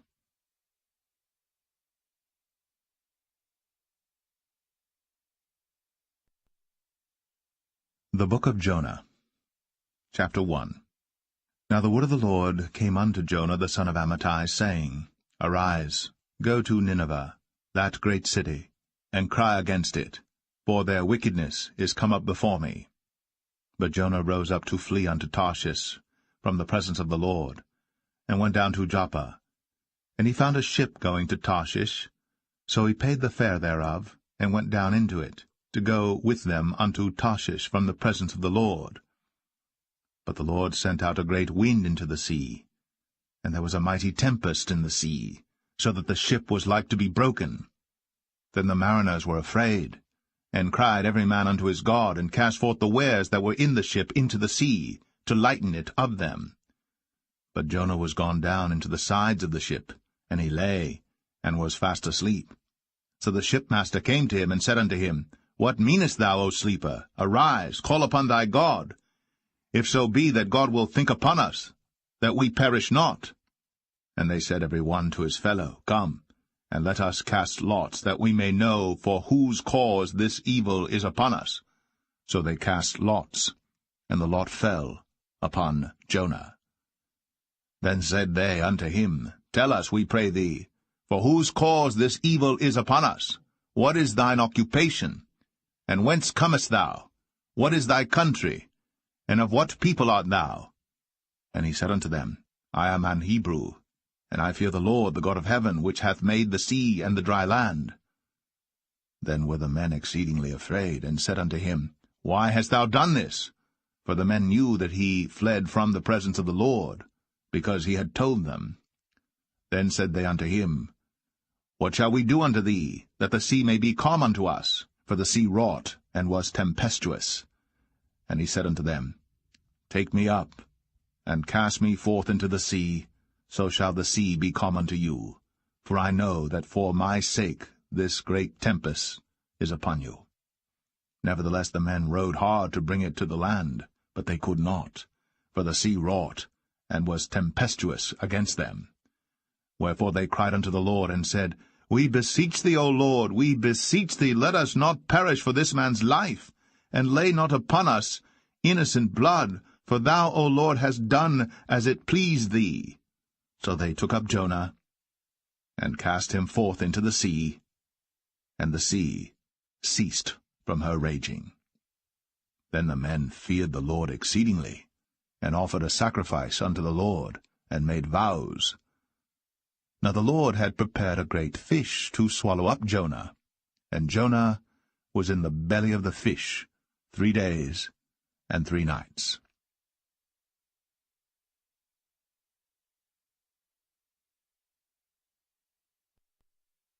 Jonah 2. Then Jonah prayed unto the Lord his God out of the fish's belly, and said, I cried by reason of mine affliction unto the Lord, and he heard me. Out of the belly of hell cried I, and thou heardest my voice. For thou hast cast me into the deep, in the midst of the seas, and the floods compassed me about, all thy billows and thy waves passed over me. Then I said, I am cast out of thy sight, yet I will look again toward thy holy temple. The waters compassed me about, even to the soul. The depth closed me round about. The weeds were wrapped about my head. I went down to the bottoms of the mountains. The earth with her bars was about me for ever. Yet hast thou brought up my life from corruption, O Lord my God. When my soul fainted within me, I remembered the Lord, and my prayer came in unto thee, into thine holy temple. They that observe lying vanities forsake their own mercy. But I will sacrifice unto thee with the voice of thanksgiving. I will pay that I have vowed. Salvation is of the Lord. And the Lord spake unto the fish, and it vomited out Jonah upon the dry land.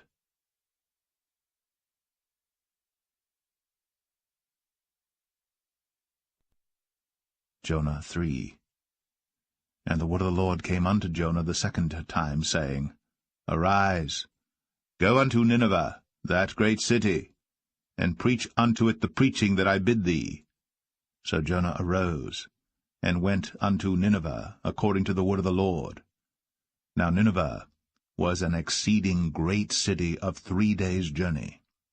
And Jonah began to enter into the city a day's journey, and he cried and said, Yet 40 days, and Nineveh shall be overthrown. So the people of Nineveh believed God, and proclaimed a fast, and put on sackcloth, from the greatest of them even to the least of them.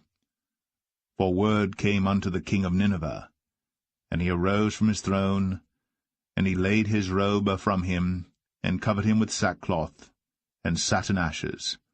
And he caused it to be proclaimed and published through Nineveh, by the decree of the king and his nobles, saying, Let neither man nor beast, herd nor flock, taste anything.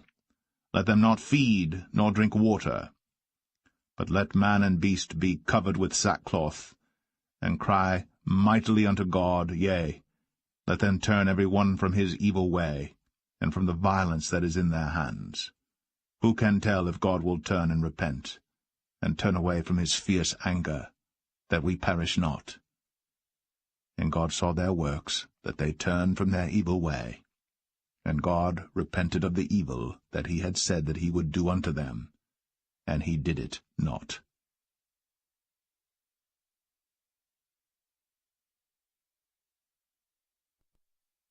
Jonah 4. But it displeased Jonah exceedingly, and he was very angry. And he prayed unto the Lord, and said, I pray thee, O Lord, was not this my saying when I was yet in my country?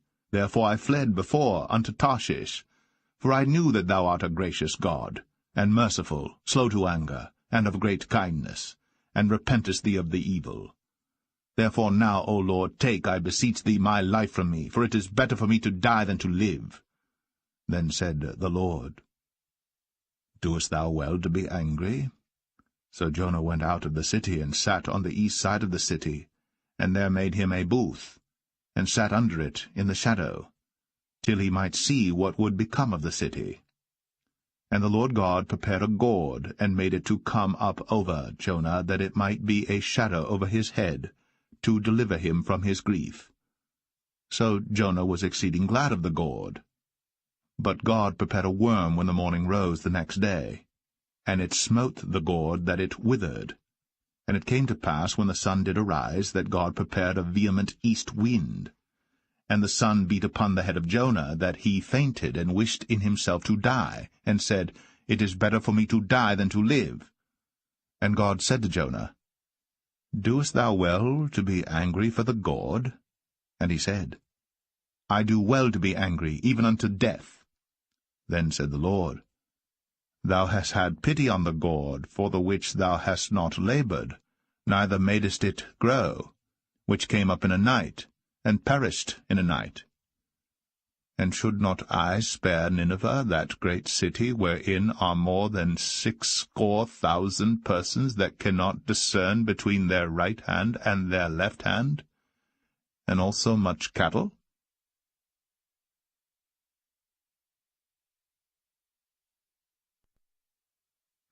The Book of Micah, chapter 1.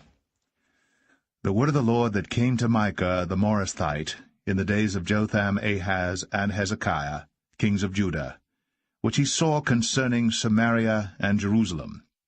Hear, O ye people, hearken, O earth, and all that therein is, and let the Lord God be witness against you, the Lord, from his holy temple. For behold, the Lord cometh forth out of his place, and will come down, and tread upon the high places of the earth. And the mountains shall be molten under him, and the valleys shall be cleft, as wax before the fire, and as the waters that are poured down a steep place. For the transgression of Jacob is all this, and for the sins of the house of Israel. What is the transgression of Jacob? Is it not Samaria? And what are the high places of Judah? Are they not Jerusalem? Therefore I will make Samaria as an heap of the field, and as plantings of a vineyard.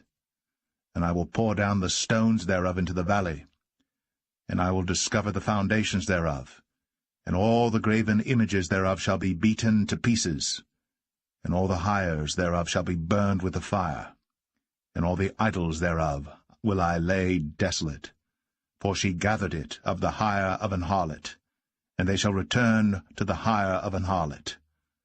Therefore I will wail and howl. I will go stripped and naked. I will make a wailing like the dragons, and mourning as the owls. For her wound is incurable, for it is come unto Judah. He is come unto the gate of my people, even to Jerusalem. Declare ye it not at Gath, weep ye not at all. In the house of Aphrah, roll thyself in the dust. Pass ye away, thou inhabitant of Saphir, having thy shame naked. The inhabitant of Zaanan came not forth in the morning of Beth-ezel. He shall receive of you his standing. For the inhabitant of Mareth waited carefully for good, but evil came down from the Lord unto the gate of Jerusalem. O thou inhabitant of Lachish, bind the chariot to the swift beast. She is the beginning of the sin to the daughter of Zion, for the transgressions of Israel were found in thee. Therefore shalt thou give presents to Moresheth-Gath. The houses of Achzib shall be a lie to the kings of Israel.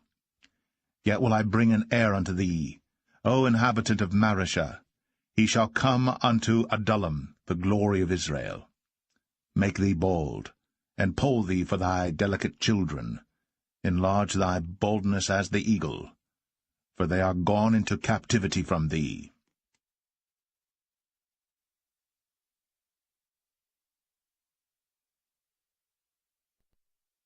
Micah 2. Woe to them that devise iniquity, and work evil upon their beds. When the morning is light, they practice it, because it is in the power of their hand. And they covet fields, and take them by violence, and houses, and take them away, so they oppress a man in his house, even a man in his heritage. Therefore thus saith the Lord, Behold, against this family do I devise an evil, from which ye shall not remove your necks, neither shall ye go haughtily, for this time is evil. In that day shall one take up a parable against you, and lament with a doleful lamentation, and say, We be utterly spoiled. He hath changed the portion of my people. How hath he removed it from me? Turning away, he hath divided our fields.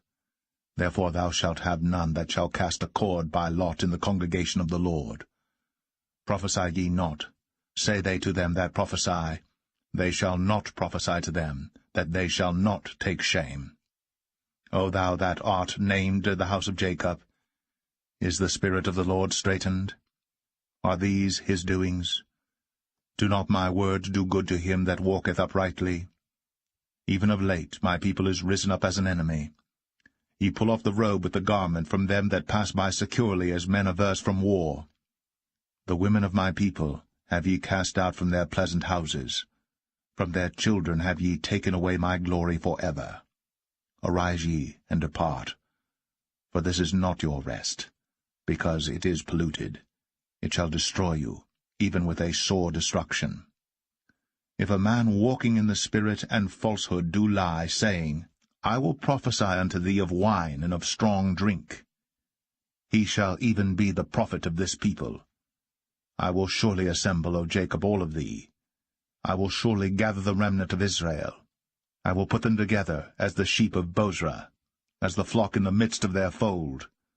They shall make great noise by reason of the multitude of men. The breaker is come up before them.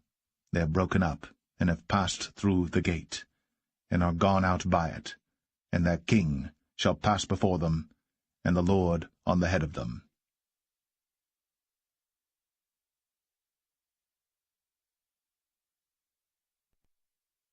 Micah 3. And I said, Hear, I pray you, O heads of Jacob, and ye princes of the house of Israel. Is it not for you to know judgment, who hate the good, and love the evil, who pluck off their skin from off them, and their flesh from off their bones, who also eat the flesh of my people, and flay their skin from off them, and they break their bones, and chop them in pieces, as for the pot, and as flesh within the cauldron? Then shall they cry unto the Lord, but he will not hear them. He will even hide his face from them at that time, as they have behaved themselves ill in their doings. Thus saith the Lord concerning the prophets that make my people err, that bite with their teeth and cry, Peace, and he that putteth not into their mouths, they even prepare war against him. Therefore night shall be unto you, that ye shall not have a vision, and it shall be dark unto you, that ye shall not divine, and the sun shall go down over the prophets, and the day shall be dark over them. Then shall the seers be ashamed, and the diviners confounded, yea, they shall all cover their lips, for there is no answer of God. But truly I am full of power, by the Spirit of the Lord, and of judgment, and of might, to declare unto Jacob his transgression, and to Israel his sin. Hear this, I pray you, ye heads of the house of Jacob, and princes of the house of Israel, that abhor judgment, and pervert all equity. They build up Zion with blood, and Jerusalem with iniquity. The heads thereof judge for reward, and the priests thereof teach for hire, and the prophets thereof divine for money. Yet will they lean upon the Lord, and say, Is not the Lord among us? None evil can come upon us. Therefore shall Zion for your sake be plowed as a field, and Jerusalem shall become heaps, and the mountain of the house as the high places of the forest.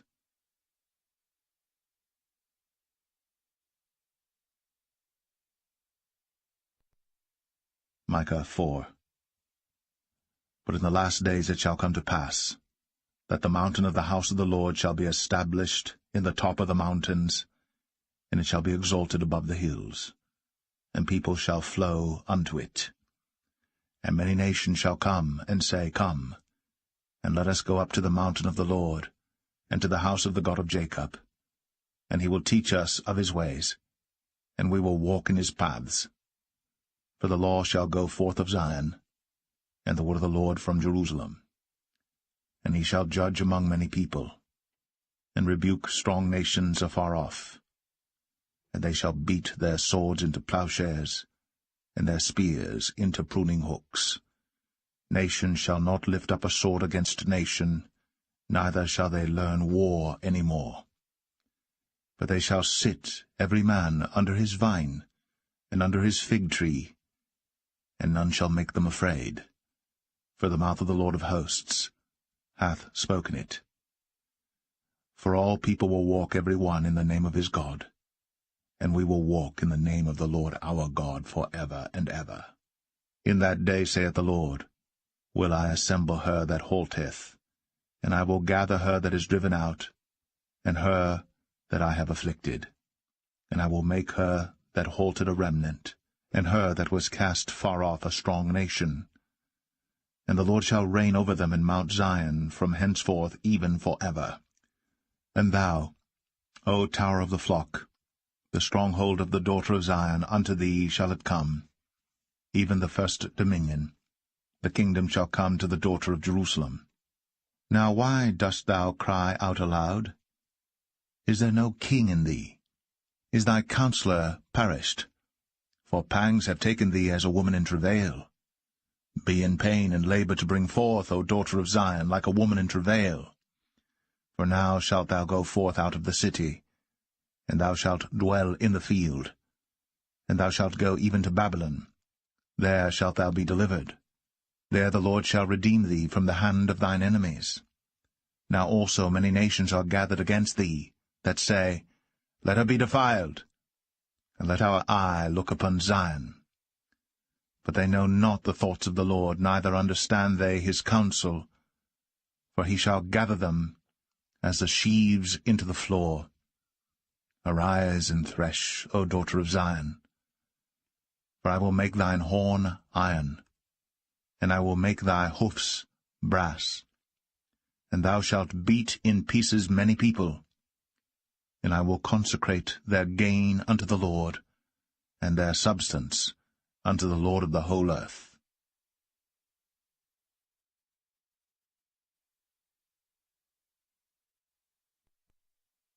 Micah 5. Now gather thyself in troops, O daughter of troops. He hath laid siege against us. They shall smite the judge of Israel with a rod upon the cheek. But thou, Bethlehem Ephratah, though thou be little among the thousands of Judah, yet out of thee shall he come forth unto me that is to be ruler in Israel, whose goings forth have been from of old, from everlasting. Therefore will he give them up until the time that she which travaileth hath brought forth. Then the remnant of his brethren shall return unto the children of Israel.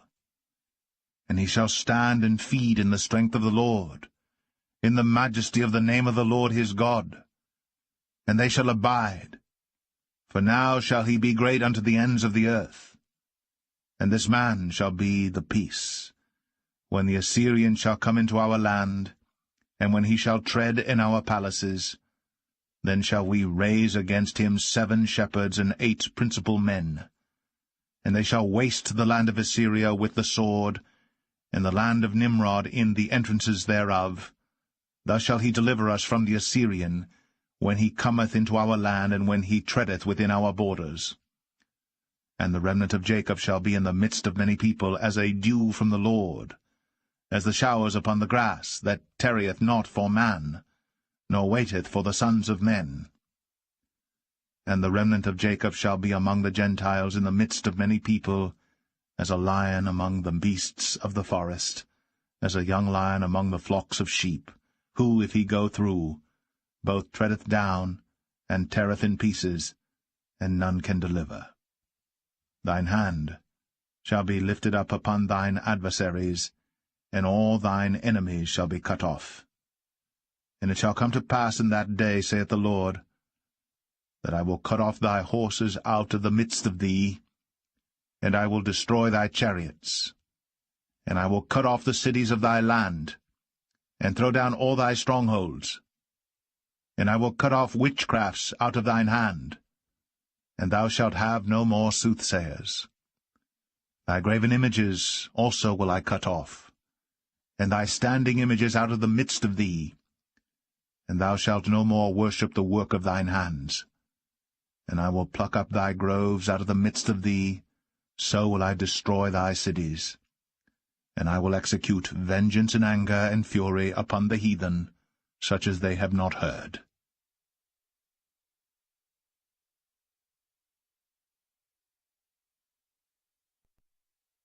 Micah 6. Hear ye now what the Lord saith. Arise, contend thou before the mountains, and let the hills hear thy voice. Hear ye, O mountains, the Lord's controversy, and ye strong foundations of the earth. For the Lord hath a controversy with his people, and he will plead with Israel. O my people, what have I done unto thee? And wherein have I wearied thee? Testify against me.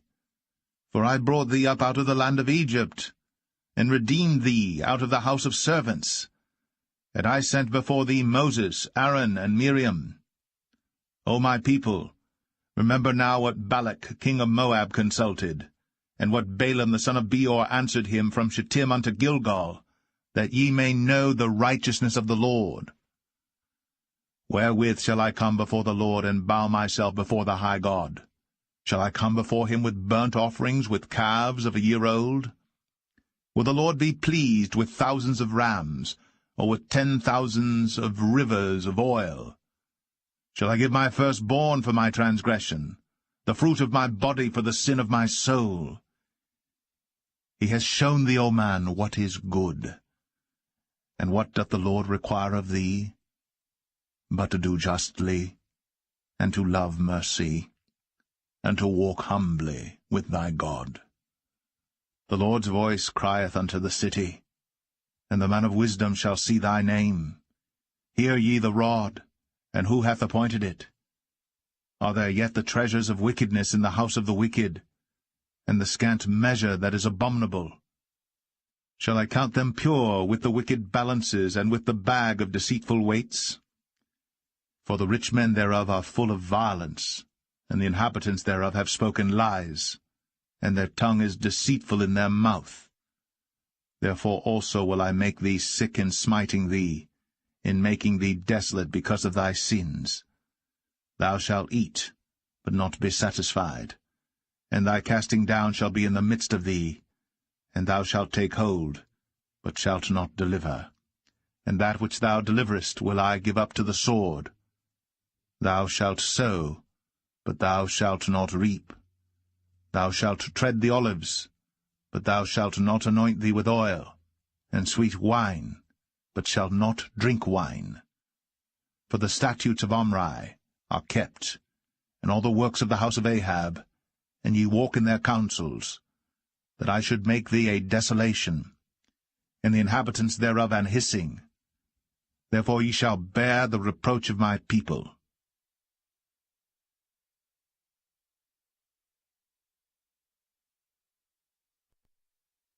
Micah 7. Woe is me!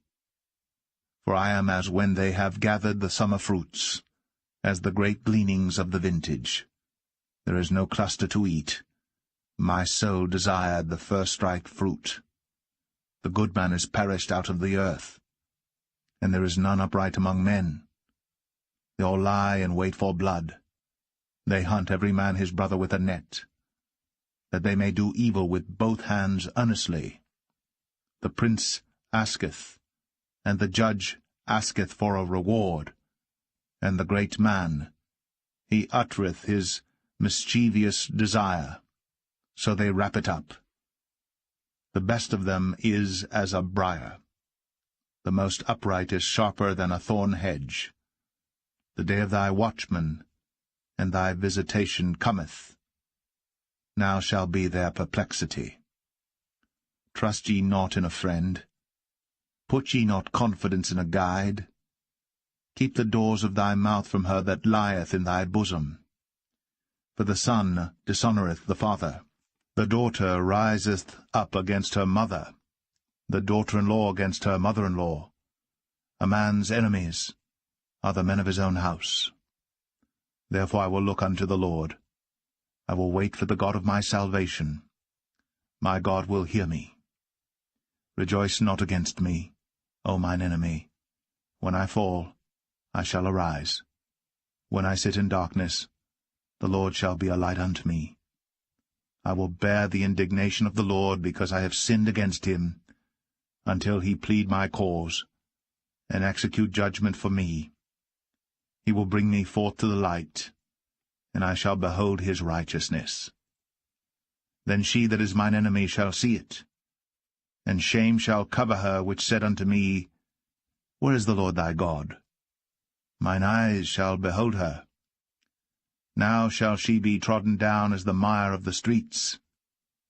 In the day that thy walls are to be built, in that day shall the decree be far removed.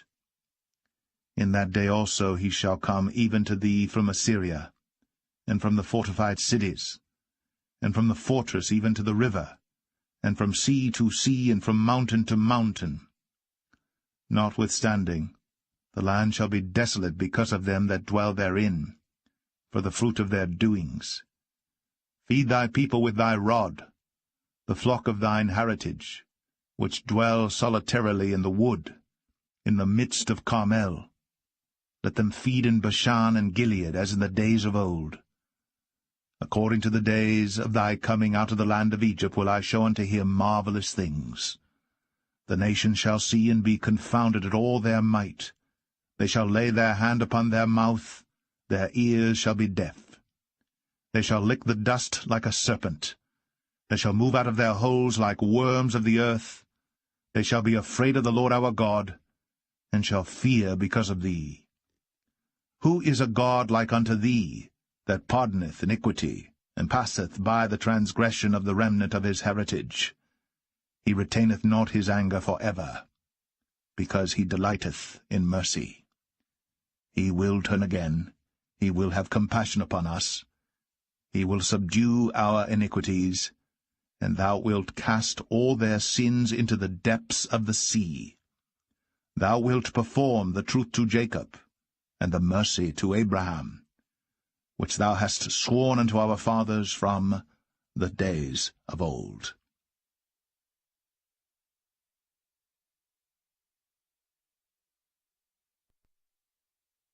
The Book of Nahum, Chapter 1.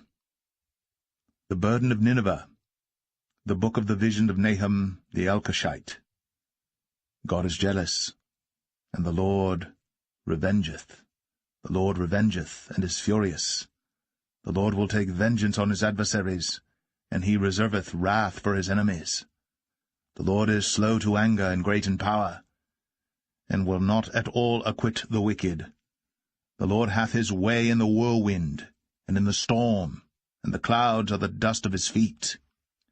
He rebuketh the sea, and maketh it dry, and drieth up all the rivers. Bashan languisheth, and Carmel, and the flower of Lebanon languisheth. The mountains quake at him, and the hills melt, and the earth is burned at his presence, yea, the world and all that dwell therein. Who can stand before his indignation, and who can abide in the fierceness of his anger? His fury is poured out like fire, and the rocks are thrown down by him. The Lord is good, a stronghold in the day of trouble, and he knoweth them that trust in him. But with an overrunning flood he will make an utter end of the place thereof, and darkness shall pursue his enemies. What do ye imagine against the Lord? He will make an utter end. Affliction shall not rise up the second time. For while they be folden together as thorns, and while they are drunken as drunkards, they shall be devoured as stubble fully dry. There is one come out of thee that imagineth evil against the Lord, a wicked counselor. Thus saith the Lord, Though they be quiet, and likewise many, yet thus shall they be cut down, when he shall pass through. Though I have afflicted thee, I will afflict thee no more. For now will I break his yoke from off thee, and will burst thy bonds in sunder. And the Lord hath given a commandment concerning thee, that no more of thy name be sown. Out of the house of thy gods will I cut off the graven image, and the molten image. I will make thy grave, for thou art vile. Behold upon the mountains the feet of him that bringeth good tidings, that publisheth peace. O Judah, keep thy solemn feasts, perform thy vows, for the wicked shall no more pass through thee. He is utterly cut off.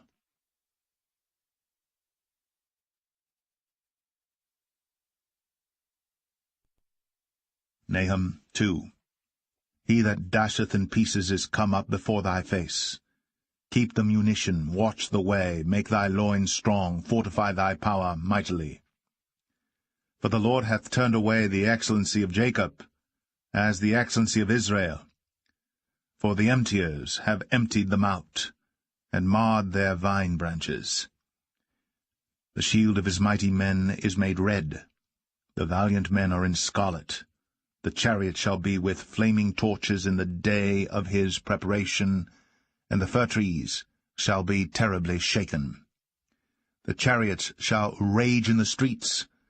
They shall justle one against another in the broad ways. They shall seem like torches. They shall run like the lightnings.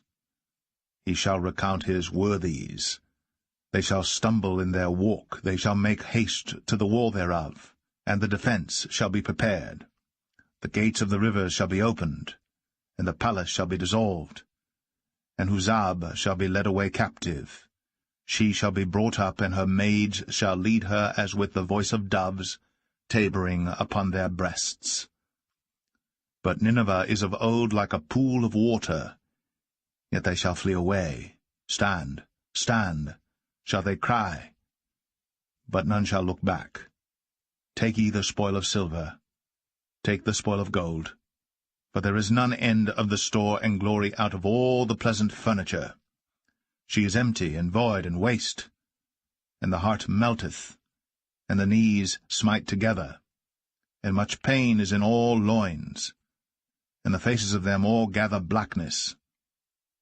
Where is the dwelling of the lions, and the feeding place of the young lions, where the lion, even the old lion, walked, and the lions whelp, and none made them afraid? The lion did tear in pieces enough for his whelps, and strangled for his lionesses, and filled his holes with prey, and his dens with ravin.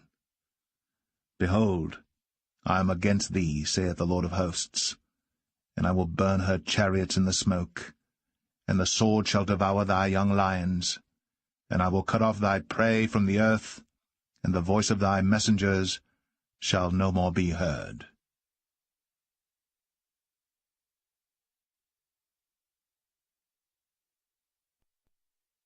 Nahum 3. Woe to the bloody city! It is all full of lies and robbery. The prey departeth not. The noise of a whip, and the noise of the rattling of the wheels, and of the prancing horses, and of the jumping chariots. The horseman lifteth up both the bright sword and the glittering spear, and there is a multitude of slain, and a great number of carcasses, and there is none end of their corpses. They stumble upon their corpses, because of the multitude of the whoredoms of the well-favoured harlot, the mistress of witchcrafts, that selleth nations through her whoredoms, and families through her witchcrafts. Behold, I am against thee, saith the Lord of hosts, and I will discover thy skirts upon thy face, and I will show the nations thy nakedness, and the kingdoms thy shame. And I will cast abominable filth upon thee, and make thee vile, and will set thee as a gazing stock. And it shall come to pass that all they that look upon thee shall flee from thee, and say, Nineveh is laid waste. Who will bemoan her? Whence shall I seek comforters for thee? Art thou better than populous No, that was situate among the rivers, that had the waters round about it, whose rampart was the sea, and her wall was from the sea? Ethiopia and Egypt were her strength, and it was infinite. Put and Lubim were thy helpers. Yet was she carried away, she went into captivity. Her young children also were dashed in pieces at the top of all the streets, and they cast lots for her honourable men, and all her great men were bound in chains. Thou also shalt be drunken, thou shalt be hid. Thou also shalt seek strength because of the enemy.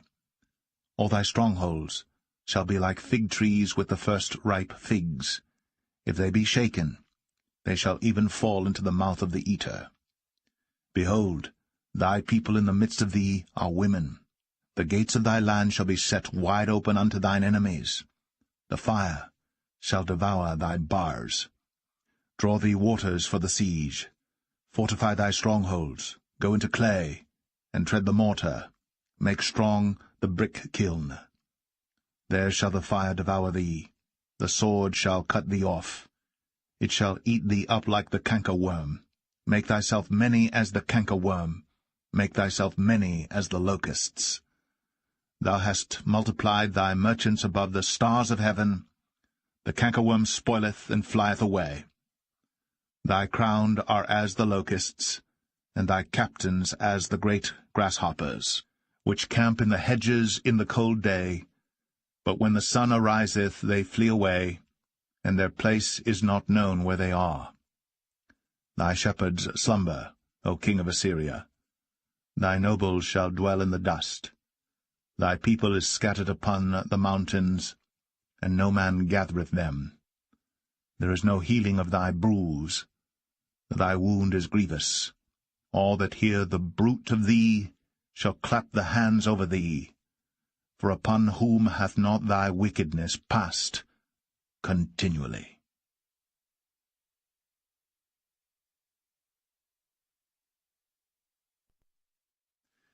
The Book of Habakkuk, Chapter 1.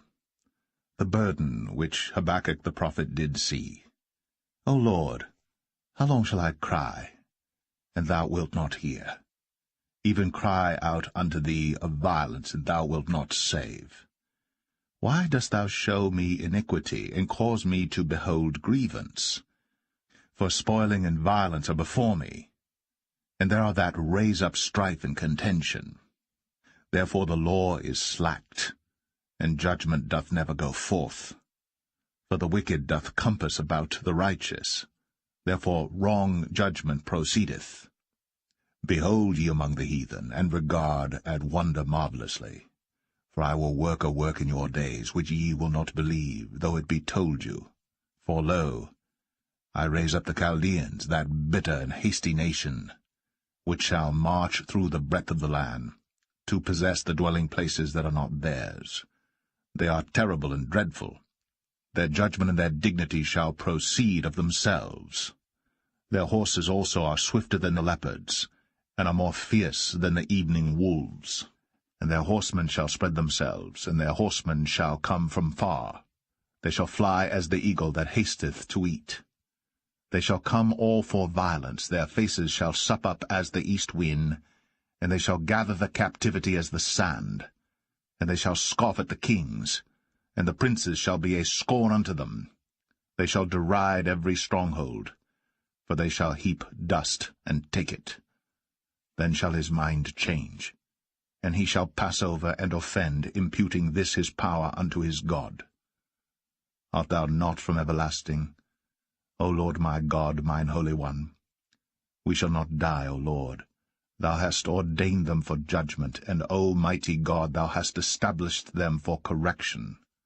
Thou art of purer eyes than to behold evil, and canst not look on iniquity. Wherefore lookest thou upon them that deal treacherously, and holdest thy tongue when the wicked devoureth the man that is more righteous than he, and makest men as the fishes of the sea, as the creeping things that have no ruler over them. They take up all of them with the angle, they catch them in their net, and gather them in their drag. Therefore they rejoice and are glad.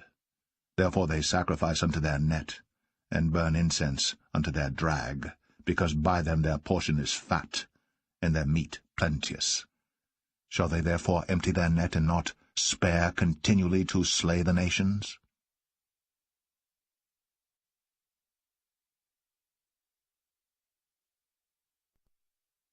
Habakkuk 2. I will stand upon my watch, and set me upon the tower, and will watch to see what he will say unto me, and what I shall answer when I am reproved. And the Lord answered me, and said, Write the vision, and make it plain upon tables, that he may run that readeth it. For the vision is yet for an appointed time, but at the end it shall speak and not lie. Though it tarry, wait for it, because it will surely come, it will not tarry. Behold, his soul which is lifted up is not upright in him. But the just shall live by his faith. Yea, also because he transgresseth by wine, he is a proud man. neither keepeth at home, who enlargeth his desire as hell, and is as death, and cannot be satisfied, but gathereth unto him all nations, and heapeth unto him all people. Shall not all these take up a parable against him, and a taunting proverb against him, and say, Woe to him that increaseth that which is not his, how long? And to him that ladeth himself with thick clay. Shall they not arise up suddenly, that shall bite thee, and awake that shall vex thee, and thou shalt be for booties unto them? Because thou hast spoiled many nations, all the remnant of the people shall spoil thee because of men's blood, and for the violence of the land, of the city, and of all that dwell therein. Woe to him that coveteth an evil covetousness to his house, that he may set his nest on high, that he may be delivered from the power of evil. Thou hast consulted shame to thy house by cutting off many people, and hast sinned against thy soul. For the stone shall cry out of the wall, and the beam out of the timber shall answer it. Woe to him that buildeth a town with blood, and stablisheth a city by iniquity. Behold, is it not of the Lord of hosts that the people shall labor in the very fire, and the people shall weary themselves for very vanity? But the earth shall be filled with the knowledge of the glory of the Lord, as the waters cover the sea. Woe unto him that giveth his neighbour drink, that puttest thy bottle to him, and makest him drunken also, that thou mayest look on their nakedness. Thou art filled with shame for glory. Drink thou also, and let thy foreskin be uncovered. The cup of the Lord's right hand shall be turned unto thee, and shameful spewing shall be on thy glory. For the violence of Lebanon shall cover thee, and the spoil of beasts which made them afraid because of men's blood, and for the violence of the land, of the city, and of all that dwell therein. What profiteth the graven image that the maker thereof hath graven it, the molten image, and a teacher of lies, that the maker of his work trusteth therein to make dumb idols? Woe unto him that saith to the wood, Awake, to the dumb stone, Arise, it shall teach. Behold, it is laid over with gold and silver, and there is no breath at all in the midst of it. But the Lord is in his holy temple. Let all the earth keep silence before him.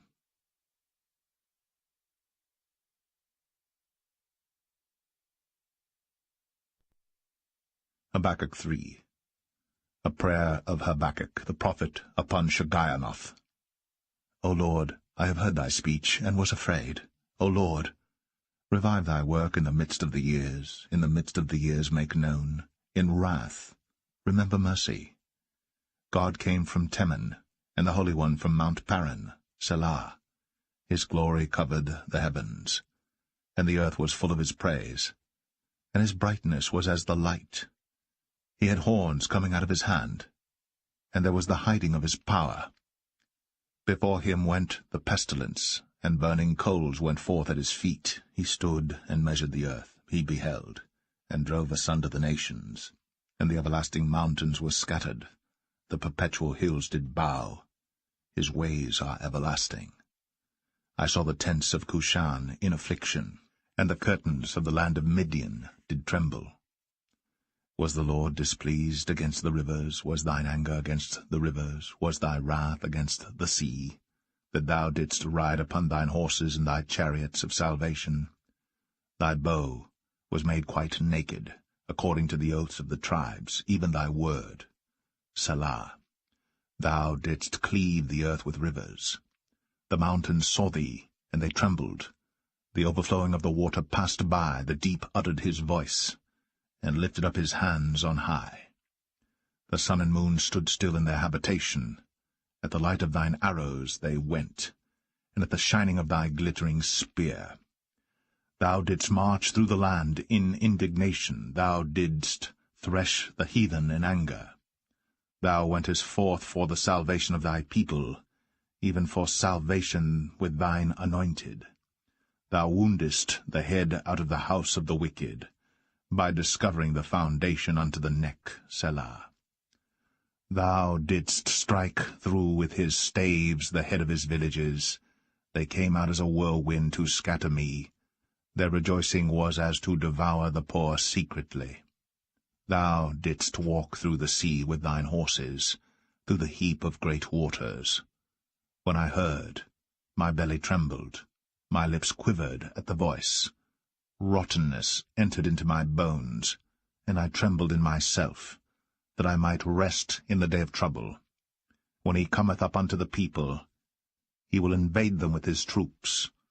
Although the fig tree shall not blossom, neither shall fruit be in the vines. The labor of the olive shall fail, and the fields shall yield no meat. The flock shall be cut off from the fold, and there shall be no herd in the stalls. Yet I will rejoice in the Lord. I will joy in the God of my salvation. The Lord God is my strength, and he will make my feet like hinds' feet, and he will make me to walk upon mine high places, to the chief singer on my stringed instruments.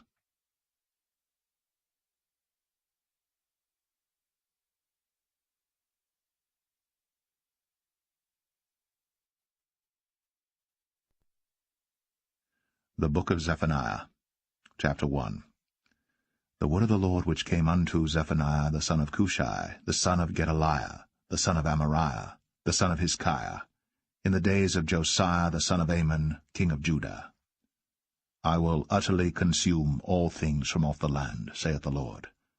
I will consume man and beast. I will consume the fowls of the heaven, and the fishes of the sea, and the stumbling blocks with the wicked. And I will cut off man from off the land, saith the Lord. I will also stretch out mine hand upon Judah, and upon all the inhabitants of Jerusalem.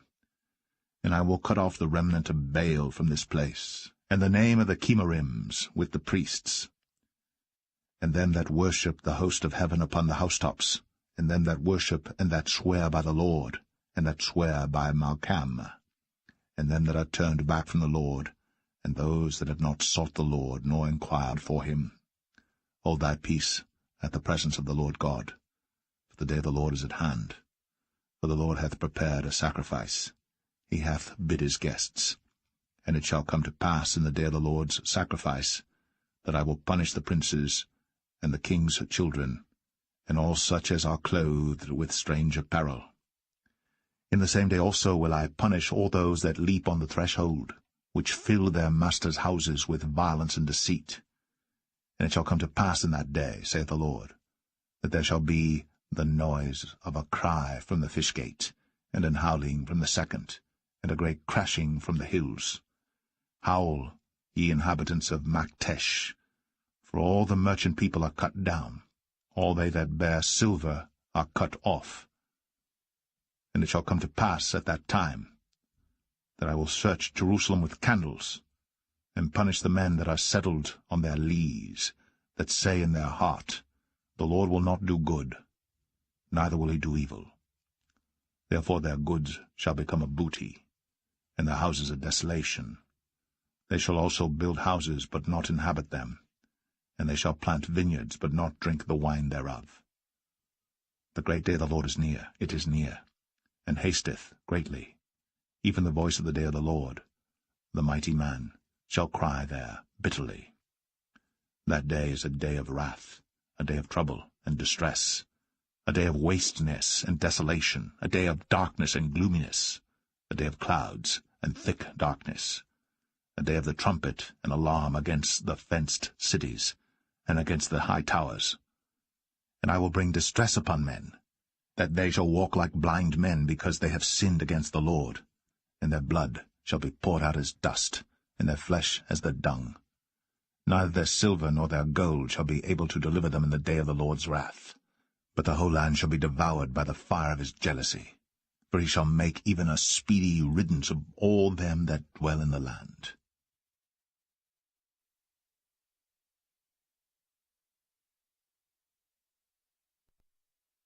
Zephaniah 2.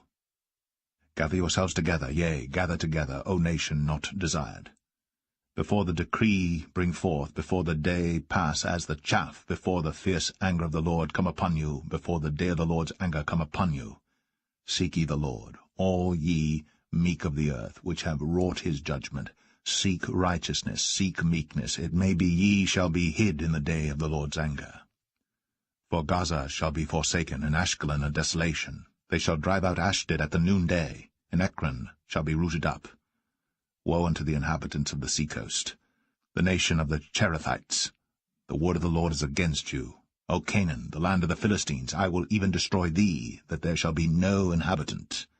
And the seacoast shall be dwellings and cottages for shepherds, and folds for flocks. And the coast shall be for the remnant of the house of Judah. They shall feed thereupon. In the houses of Ashkelon shall they lie down in the evening. For the Lord their God shall visit them, and turn away their captivity. I have heard the reproach of Moab, and the revilings of the children of Ammon, whereby they have reproached my people, and magnified themselves against their border. Therefore as I live, saith the Lord of hosts, the God of Israel, surely Moab shall be as Sodom, and the children of Ammon as Gomorrah, even the breeding of nettles and salt pits, and a perpetual desolation. The residue of my people shall spoil them, and the remnant of my people shall possess them. This shall they have for their pride, because they have reproached and magnified themselves against the people of the Lord of hosts.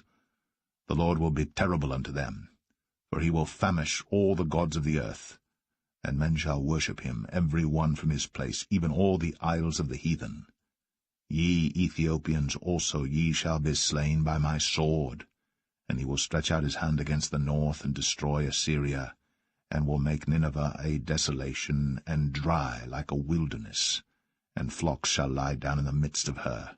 All the beasts of the nations, both the cormorant and the bittern, shall lodge in the upper lintels of it. Their voice shall sing in the windows, desolation shall be in the thresholds, for he shall uncover the cedar work. This is the rejoicing city that dwelt carelessly, that said in her heart, I am, and there is none beside me. How is she become a desolation, a place for beasts to lie down in?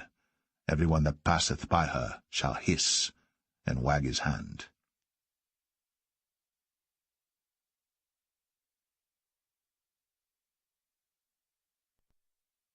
Zephaniah 3. Woe to her that is filthy and polluted, to the oppressing city! She obeyed not the voice, she received not correction, she trusted not in the Lord. She drew not near to her God. Her princes within her are roaring lions, her judges are evening wolves. They gnaw not the bones till the morrow. Her prophets are light and treacherous persons. Her priests have polluted the sanctuary. They have done violence to the law. The just Lord is in the midst thereof. He will not do iniquity. Every morning doth he bring his judgment to light. He faileth not. But the unjust knoweth no shame.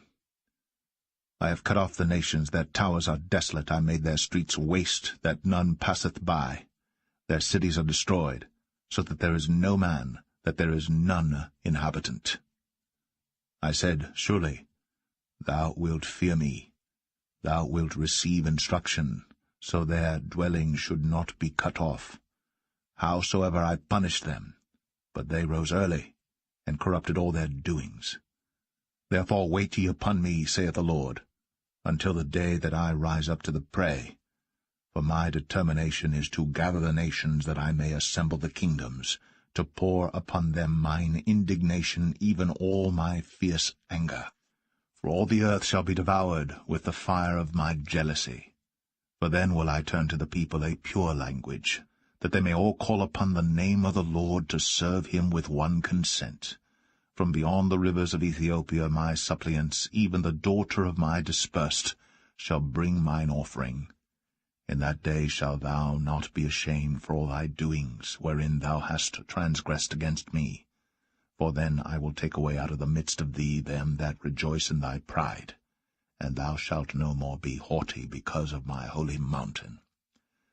I will also leave in the midst of thee an afflicted and poor people, and they shall trust in the name of the Lord. The remnant of Israel shall not do iniquity, nor speak lies, neither shall a deceitful tongue be found in their mouth. For they shall feed and lie down, and none shall make them afraid. Sing, O daughter of Zion, shout, O Israel. Be glad, and rejoice with all the heart, O daughter of Jerusalem. The Lord hath taken away thy judgments. He hath cast out thine enemy. The King of Israel, even the Lord, is in the midst of thee. Thou shalt not see evil any more. In that day it shall be said to Jerusalem, Fear thou not, and to Zion, Let not thine hands be slack. The Lord thy God in the midst of thee is mighty. He will save. He will rejoice over thee with joy. He will rest in his love. He will joy over thee with singing. I will gather them that are sorrowful for the solemn assembly, who are of thee, to whom the reproach of it was a burden. Behold, at that time I will undo all that afflict thee, and I will save her that halteth, and gather her that was driven out. And I will get them praise and fame in every land where they have been put to shame. At that time will I bring you again, even in the time that I gather you. For I will make you a name and a praise among all people of the earth, when I turn back your captivity before your eyes, saith the Lord.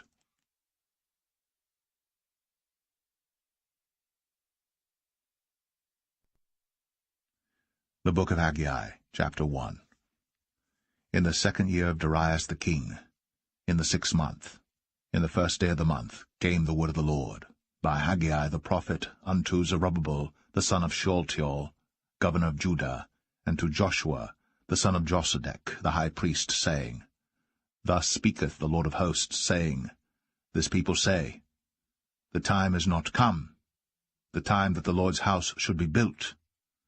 Then came the word of the Lord by Haggai the prophet, saying, Is it time for you, O ye, to dwell in your sealed houses, and this house lie waste?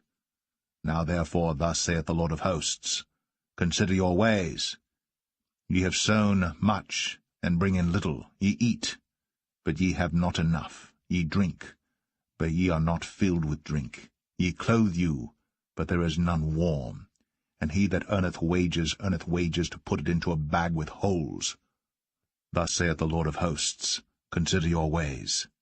Go up to the mountain, and bring wood, and build the house, and I will take pleasure in it, and I will be glorified, saith the Lord.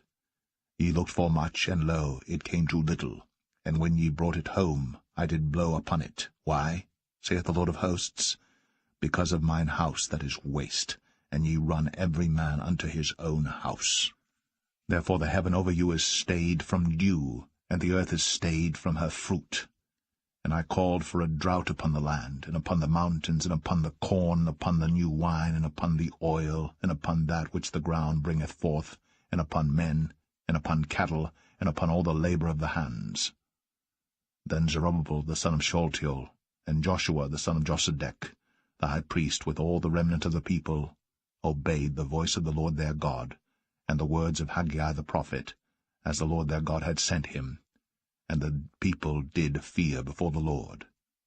Then spake Haggai, the Lord's messenger, in the Lord's message unto the people, saying, I am with you, saith the Lord. And the Lord stirred up the spirit of Zerubbabel the son of Shealtiel, governor of Judah, and the spirit of Joshua the son of Josedech, the high priest, and the spirit of all the remnant of the people, and they came and did work in the house of the Lord of hosts, their God.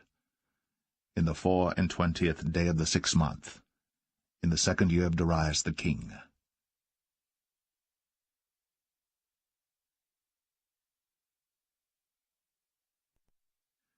Haggai 2. In the 7th month, in the 21st day of the month, came the word of the Lord by the prophet Haggai, saying, Speak now to Zerubbabel the son of Shealtiel, governor of Judah, and to Joshua the son of Josedech the high priest, and to the residue of the people, saying, Who is left among you that saw this house in her first glory? And how do ye see it now? Is it not in your eyes, in comparison of it, as nothing? Yet now be strong, O Zerubbabel, saith the Lord, and be strong, O Joshua, son of Josedech the high priest, and be strong, all ye people of the land, saith the Lord, and work, for I am with you, saith the Lord of hosts. According to the word that I covenanted with you when ye came out of Egypt, so my spirit remaineth among you. Fear ye not, For thus saith the Lord of hosts, Yet once it is a little while, and I will shake the heavens, and the earth, and the sea, and the dry land. And I will shake all nations, and the desire of all nations shall come. And I will fill this house with glory, saith the Lord of hosts. The silver is mine, and the gold is mine, saith the Lord of hosts. The glory of this latter house shall be greater than of the former, saith the Lord of hosts. And in this place will I give peace, saith the Lord of hosts. In the 24th day of the 9th month, in the 2nd year of Darius, came the word of the Lord by Haggai the prophet, saying, Thus saith the Lord of hosts, Ask now the priests concerning the law, saying, If one bear holy flesh in the skirt of his garment, and with his skirt do touch bread, or pottage, or wine, or oil, or any meat, shall it be holy? And the priest answered and said, No. Then said Haggai, If one that is unclean by a dead body touch any of these, shall it be unclean? And the priests answered and said, It shall be unclean. Then answered Haggai and said, So is this people, and so is this nation before me, saith the Lord. And so is every work of their hands, and that which they offer there is unclean.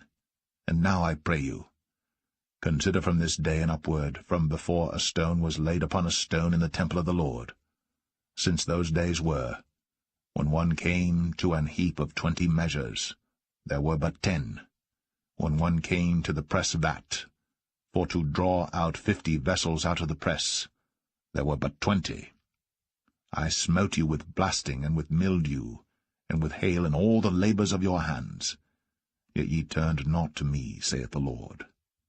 Consider now from this day and upward, from the 24th day of the 9th month, even from the day that the foundation of the Lord's temple was laid, consider it. Is the seed yet in the barn? Yea, as yet the vine, and the fig tree, and the pomegranate, and the olive tree hath not brought forth. From this day will I bless you. And again the word of the Lord came unto Haggai in the 24th day of the month, saying, Speak to Zerubbabel, governor of Judah, saying, I will shake the heavens and the earth, and I will overthrow the throne of kingdoms, and I will destroy the strength of the kingdoms of the heathen, and I will overthrow the chariots and those that ride in them. And the horses and their riders shall come down every one by the sword of his brother. In that day, saith the Lord of hosts, will I take thee, O Zerubbabel my servant, the son of Shealtiel, saith the Lord, and will make thee as a signet. For I have chosen thee, saith the Lord of hosts.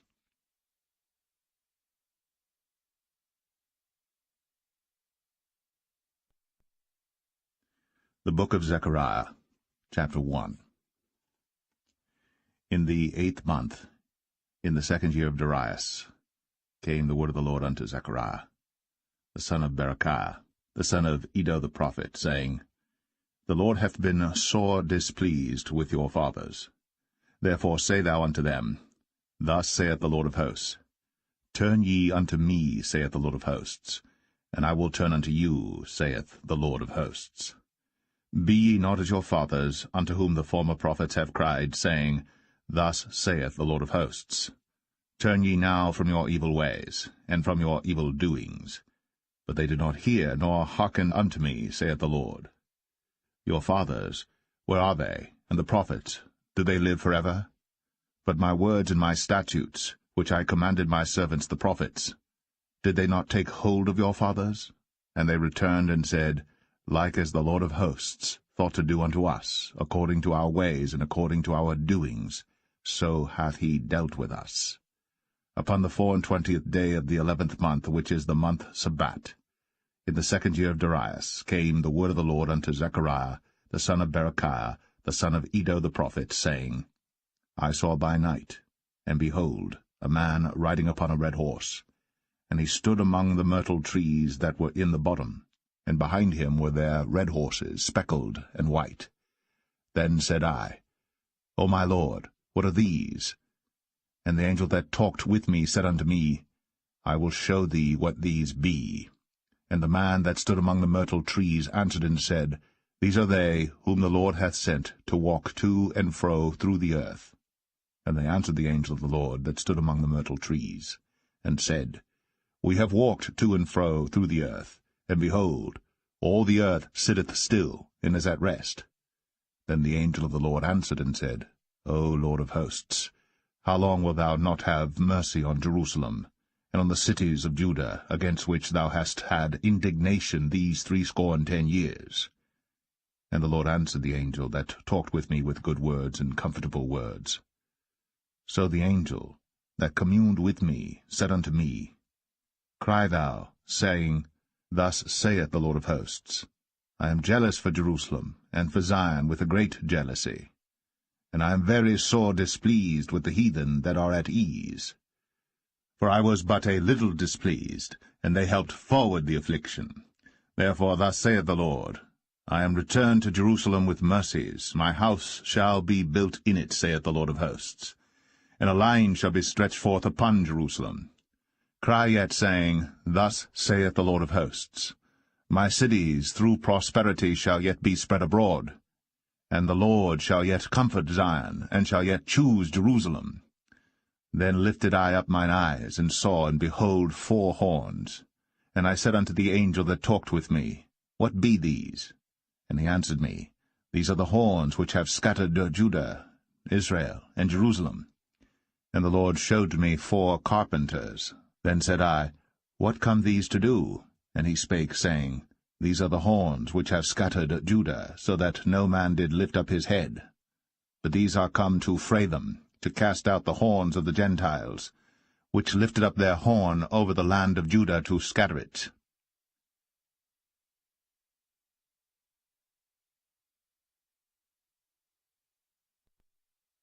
Zechariah 2.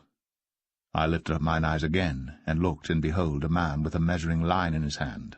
Then said I, Whither goest thou?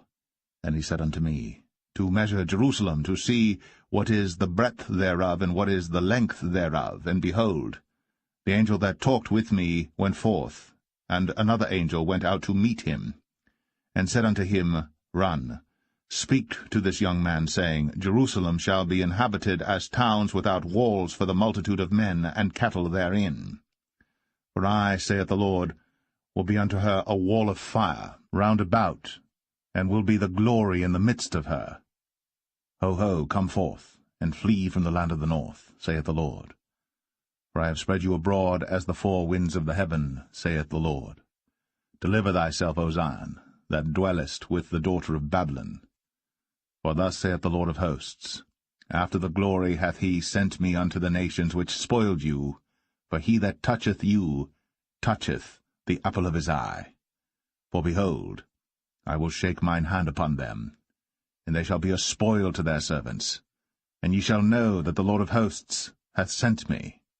Sing and rejoice, O daughter of Zion, for lo, I come, and I will dwell in the midst of thee, saith the Lord. And many nations shall be joined to the Lord in that day, and shall be my people, and I will dwell in the midst of thee, and thou shalt know that the Lord of hosts hath sent me unto thee. And the Lord shall inherit Judah his portion in the Holy Land, and shall choose Jerusalem again.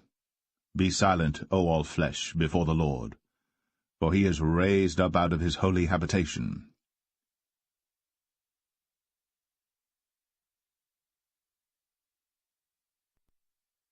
Zechariah 3. And he showed me Joshua the high priest standing before the angel of the Lord, and Satan standing at his right hand to resist him. And the Lord said unto Satan, The Lord rebuke thee, O Satan. Even the Lord that hath chosen Jerusalem rebuke thee. Is not this a brand plucked out of the fire? Now Joshua was clothed with filthy garments, and stood before the angel. And he answered and spake unto those that stood before him, saying, Take away the filthy garments from him. And unto him he said, Behold, I have caused thine iniquity to pass from thee, and I will clothe thee with change of raiment. And I said, Let them set a fair mitre upon his head. So they set a fair mitre upon his head, and clothed him with garments. And the angel of the Lord stood by.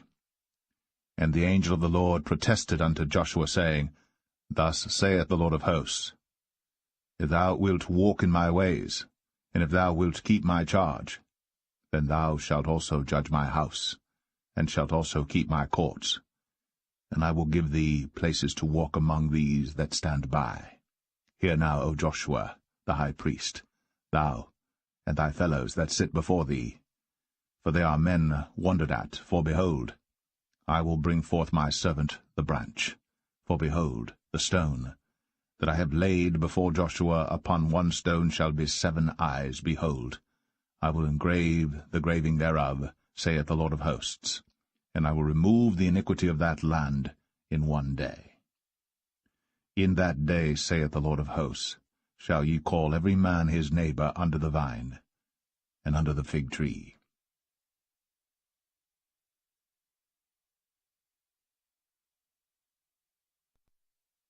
Zechariah 4. And the angel that talked with me came again, and waked me, as a man that is wakened out of his sleep, and said unto me, What seest thou? And I said, I have looked.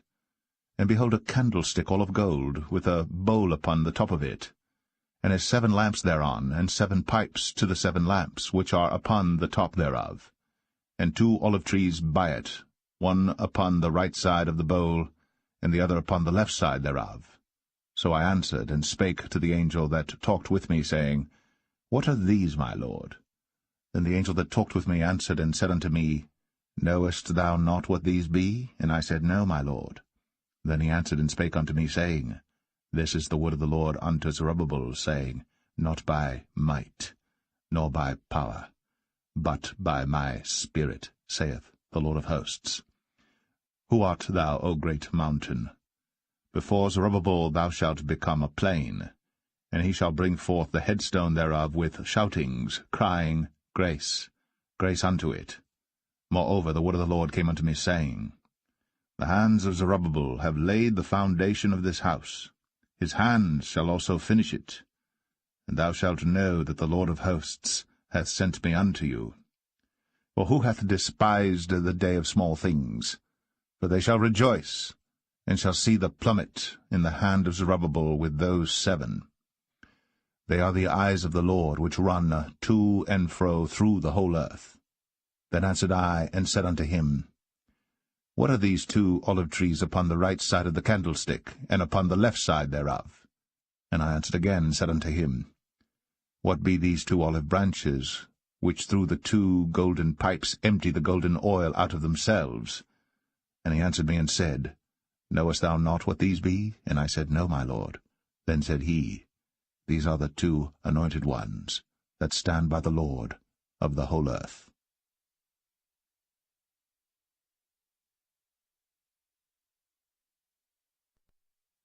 Zechariah 5. Then I turned, and lifted up mine eyes, and looked, and behold a flying roll. And he said unto me, What seest thou? And I answered, I see a flying roll. The length thereof is 20 cubits, and the breadth thereof 10 cubits. Then said he unto me, This is the curse that goeth forth over the face of the whole earth. For every one that stealeth shall be cut off as on this side according to it, and every one that sweareth shall be cut off as on that side according to it.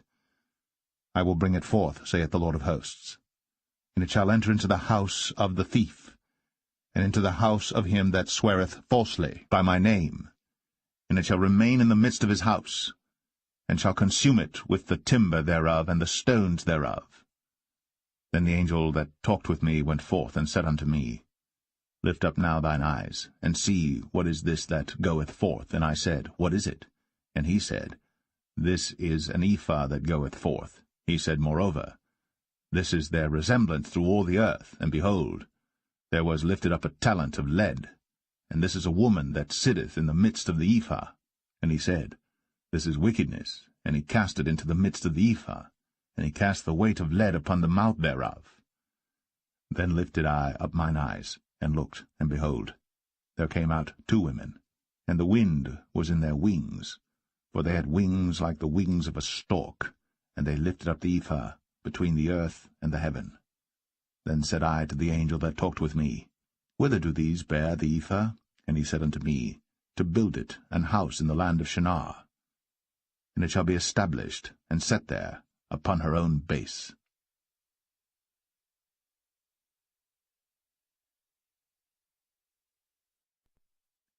Zechariah 6. And I turned, and lifted up mine eyes, and looked, and behold, there came 4 chariots out from between 2 mountains, and the mountains were mountains of brass. In the first chariot were red horses, and in the second chariot black horses, and in the third chariot white horses, and in the fourth chariot grizzled and bay horses. Then I answered and said unto the angel that talked with me, What are these, my lord? And the angel answered and said unto me, These are the 4 spirits of the heavens, which go forth from standing before the Lord of all the earth. The black horses which are therein go forth into the north country, and the white go forth after them, and the grizzled go forth toward the south country. And the bay went forth, and sought to go, that they might walk to and fro through the earth. And he said, Get you hence, walk to and fro through the earth. So they walked to and fro through the earth. Then cried he upon me, and spake unto me, saying, Behold, these that go toward the north country have quieted my spirit in the north country. And the word of the Lord came unto me, saying, Take of them of the captivity, even of Heldai, of Tobijah, and of Jedaiah, which are come from Babylon, and come thou the same day, and go into the house of Josiah the son of Zephaniah. Then take silver and gold, and make crowns, and set them upon the head of Joshua the son of Josadak the high priest. And speak unto him, saying, Thus speaketh the Lord of hosts, saying, Behold the man whose name is the Branch, and he shall grow up out of his place, and he shall build the temple of the Lord. Even he shall build the temple of the Lord, and he shall bear the glory, and shall sit and rule upon his throne. And he shall be a priest upon his throne, and the counsel of peace shall be between them both. And the crown shall be to Helem, and to Tobijah, and to Jedaiah, and to Hen the son of Zephaniah, for a memorial in the temple of the Lord. And they that are far off shall come, and build in the temple of the Lord. And ye shall know that the Lord of hosts hath sent me unto you. And this shall come to pass, if ye will diligently obey the voice of the Lord your God.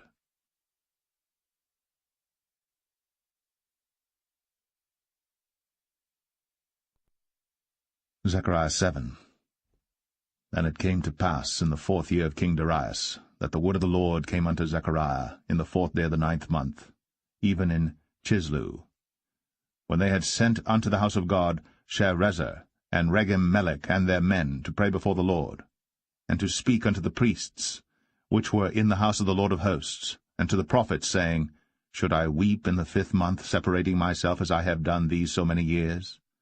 Then came the word of the Lord of hosts unto me, saying, Speak unto all the people of the land, and to the priests, saying, When ye fasted and mourned in the 5th and 7th month, even those 70 years, did ye at all fast unto me, even to me?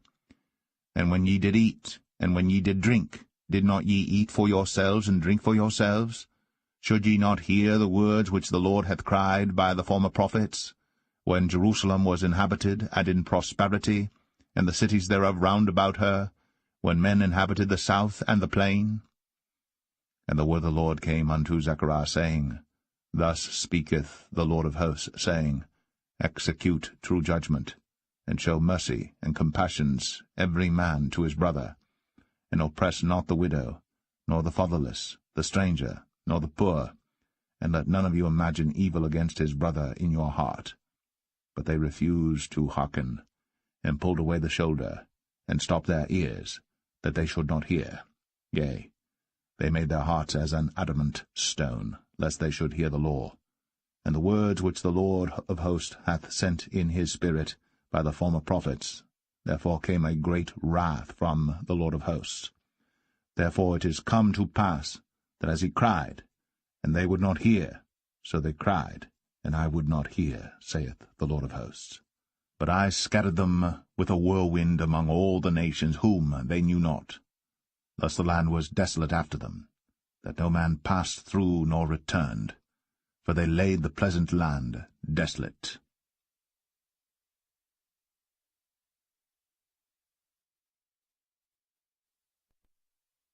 Zechariah 8.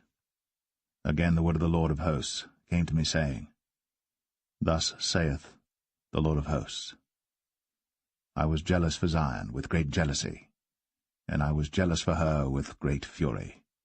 Thus saith the Lord, I am returned unto Zion, and will dwell in the midst of Jerusalem, and Jerusalem shall be called a city of truth, and the mountain of the Lord of hosts, the holy mountain. Thus saith the Lord of hosts, There shall yet old men and old women dwell in the streets of Jerusalem, and every man with his staff in his hand for very age, and the streets of the city shall be full of boys and girls playing in the streets thereof.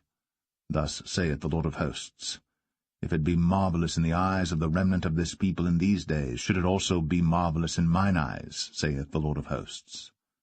Thus saith the Lord of hosts, Behold, I will save my people from the east country and from the west country, and I will bring them, and they shall dwell in the midst of Jerusalem, and they shall be my people, and I will be their God in truth and in righteousness.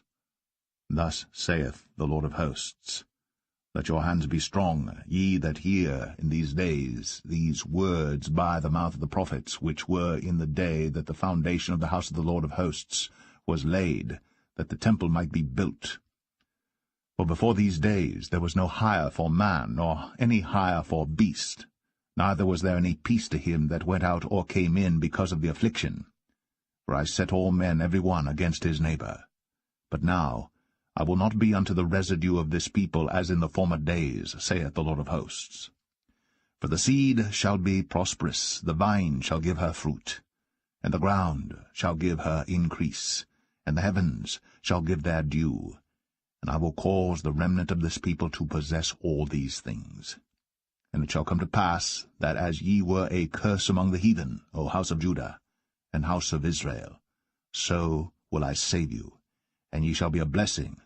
Fear not, but let your hands be strong. For thus saith the Lord of hosts, As I thought to punish you when your fathers provoked me to wrath, saith the Lord of hosts, and I repented not, so again have I thought in these days to do well unto Jerusalem, and to the house of Judah. Fear ye not. These are the things that ye shall do. Speak ye every man the truth to his neighbor. Execute the judgment of truth, and peace in your gates. And let none of you imagine evil in your hearts against his neighbor, and love no false oath, for all these are things that I hate, saith the Lord. And the word of the Lord of hosts came unto me, saying, Thus saith the Lord of hosts, The fast of the 4th month, and the fast of the 5th, and the fast of the 7th, and the fast of the 10th, shall be to the house of Judah joy and gladness, and cheerful feasts. Therefore love the truth and peace. Thus saith the Lord of hosts, It shall yet come to pass that there shall come people, and the inhabitants of many cities, and the inhabitants of one city shall go to another, saying, Let us go speedily to pray before the Lord, and to seek the Lord of hosts. I will go also. Yea, many people and strong nations shall come to seek the Lord of hosts in Jerusalem, and to pray before the Lord.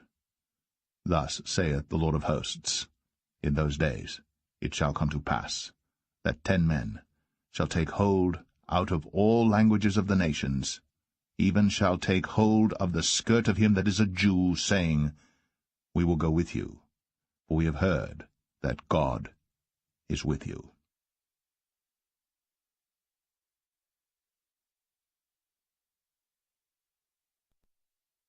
Zechariah 9.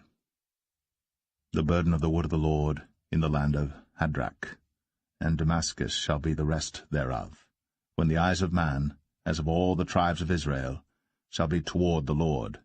And Hamath also shall border thereby, Tyrus and Zidon, though it be very wise. And Tyrus did build herself a stronghold, and heaped up silver as the dust, and fine gold as the mire of the streets. Behold, the Lord will cast her out, and he will smite her power in the sea, and she shall be devoured with fire. Ashkelon shall see it, and fear. Gaza also shall see it, and be very sorrowful, and Ekron, for her expectation, shall be ashamed, and the king shall perish from Gaza, and Ashkelon shall not be inhabited. And a bastard shall dwell in Ashdod, and I will cut off the pride of the Philistines, and I will take away his blood out of his mouth, and his abominations from between his teeth. But he that remaineth, even he, shall be for our God, and he shall be as a governor in Judah, and Ekron as a Jebusite. And I will encamp about mine house because of the army, because of him that passeth by, and because of him that returneth, and no oppressor shall pass through them any more, for now have I seen with mine eyes. Rejoice greatly, O daughter of Zion. Shout, O daughter of Jerusalem. Behold, thy king cometh unto thee. He is just, and having salvation, lowly, and riding upon an ass, and upon a colt, the foal of an ass. And I will cut off the chariot from Ephraim, and the horse from Jerusalem, and the battle bow shall be cut off. And he shall speak peace unto the heathen, and his dominion shall be from sea even to sea, and from the river even to the ends of the earth. As for thee also, by the blood of thy covenant I have sent forth thy prisoners out of the pit wherein is no water. Turn you to the stronghold, ye prisoners of hope. Even today do I declare that I will render double unto thee. When I have bent Judah for me, filled the bow with Ephraim, and raised up thy sons, O Zion, against thy sons, O Greece, and made thee as the sword of a mighty man. And the Lord shall be seen over them, and his arrows shall go forth as the lightning. And the Lord God shall blow the trumpet, and shall go with whirlwinds of the south.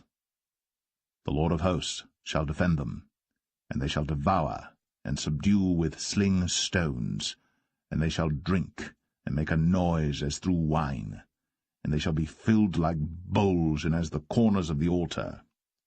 And the Lord their God shall save them in that day, as the flock of his people, for they shall be as the stones of a crown, lifted up as an ensign upon his land. For how great is his goodness, and how great is his beauty! Corn shall make the young men cheerful, and new wine the maids.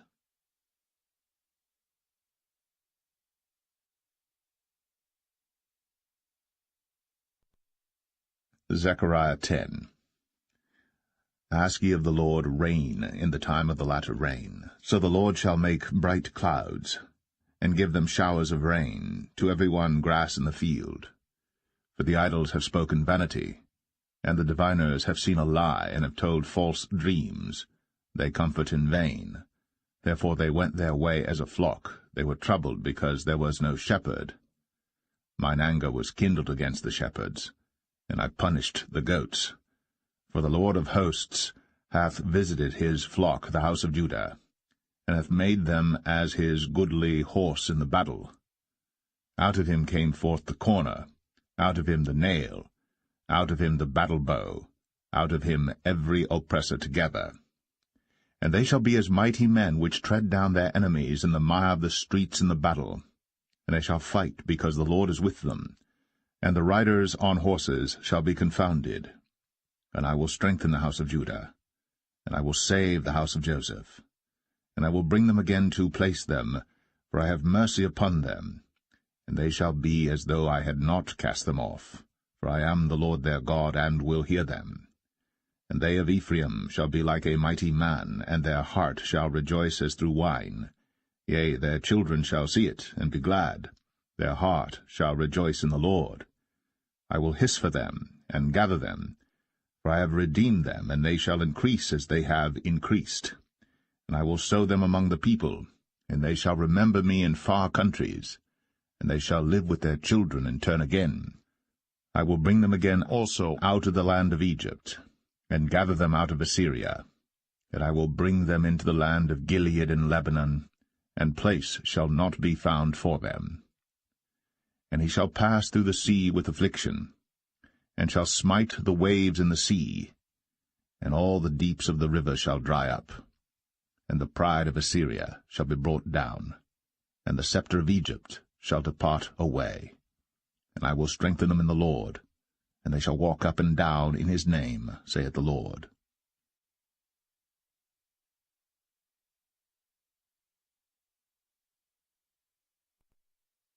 Zechariah 11. Open thy doors, O Lebanon, that the fire may devour thy cedars. Howl, fir tree, for the cedar is fallen, because the mighty are spoiled. Howl, O ye oaks of Bashan, for the forest of the vintage is come down. There is a voice of the howling of the shepherds, for their glory is spoiled, a voice of the roaring of young lions. For the pride of Jordan is spoiled. Thus saith the Lord my God, Feed the flock of the slaughter, whose possessors slay them, and hold themselves not guilty. And they that sell them say, Blessed be the Lord, for I am rich. And their own shepherds pity them not. For I will no more pity the inhabitants of the land, saith the Lord, but lo, I will deliver the men every one into his neighbour's hand, and into the hand of his king, and they shall smite the land, and out of their hand I will not deliver them. And I will feed the flock of slaughter, even you, O poor of the flock. And I took unto me 2 staves, the one I called Beauty, and the other I called Bands, and I fed the flock. 3 shepherds also I cut off in 1 month, and my soul loathed them, and their soul also abhorred me. Then said I will not feed you. That dieth, let it die, and that is to be cut off, let it be cut off. And let the rest eat every one the flesh of another. And I took my staff, even Beauty, and cut it asunder, that I might break my covenant which I had made with all the people. And it was broken in that day. And so the poor of the flock that waited upon me knew that it was the word of the Lord. And I said unto them, If ye think good, give me my price, and if not, forbear. So they weighed for my price 30 pieces of silver. And the Lord said unto me, Cast it unto the potter, a goodly price that I was prized at of them. And I took the 30 pieces of silver, and cast them to the potter in the house of the Lord. Then I cut asunder mine other staff, even Bands, that I might break the brotherhood between Judah and Israel.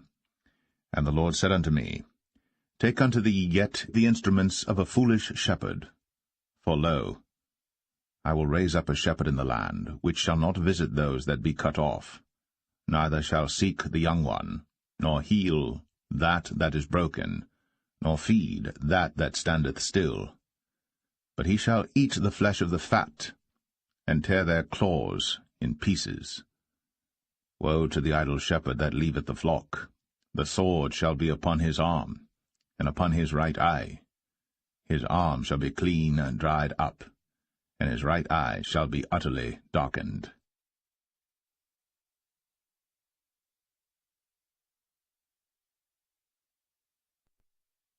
Zechariah 12. The burden of the word of the Lord for Israel, saith the Lord, which stretcheth forth the heavens, and layeth the foundation of the earth, and formeth the spirit of man within him.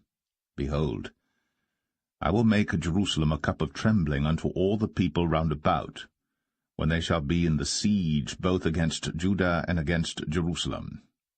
And in that day will I make Jerusalem a burdensome stone for all people.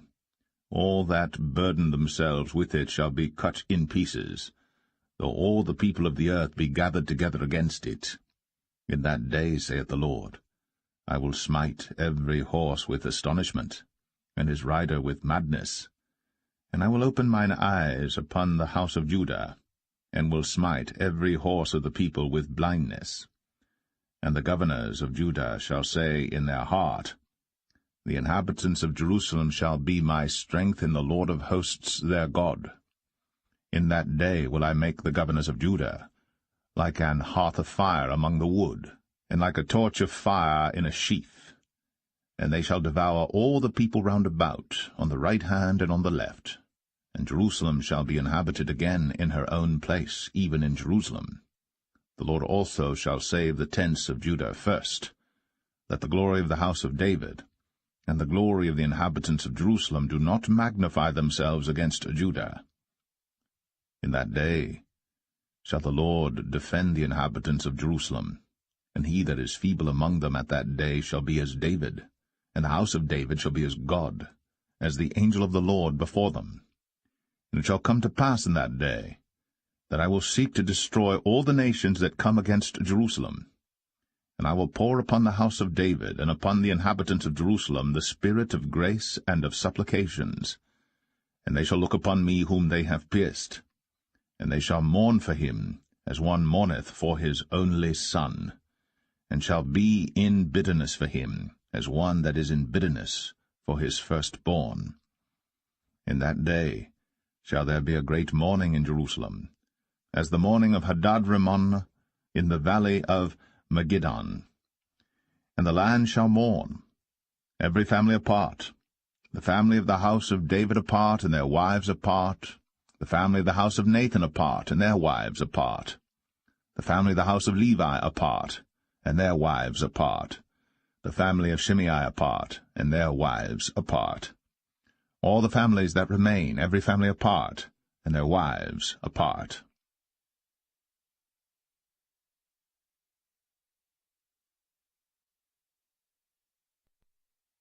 Zechariah 13. In that day there shall be a fountain opened to the house of David and to the inhabitants of Jerusalem for sin and for uncleanness. And it shall come to pass in that day, saith the Lord of hosts, that I will cut off the names of the idols out of the land, and they shall no more be remembered.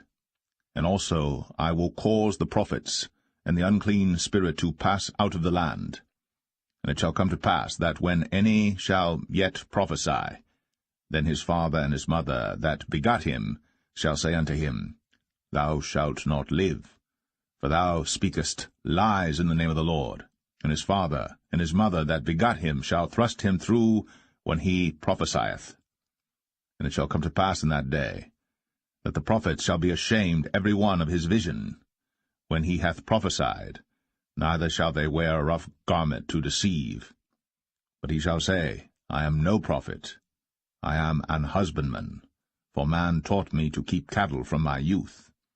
And one shall say unto him, What are these wounds in thine hands? Then he shall answer, Those with which I was wounded in the house of my friends. Awake, O sword, against my shepherd, and against the man that is my fellow, saith the Lord of hosts. Smite the shepherd, and the sheep shall be scattered. And I will turn mine hand upon the little ones. And it shall come to pass, that in all the land, saith the Lord, 2 parts therein shall be cut off and die, but the third shall be left therein. And I will bring the third part through the fire, and will refine them as silver is refined, and will try them as gold is tried. They shall call on my name, and I will hear them. I will say, It is my people, and they shall say, The Lord is my God.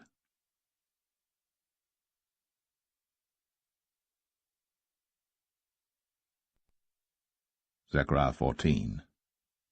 Behold, the day of the Lord cometh, and thy spoil shall be divided in the midst of thee.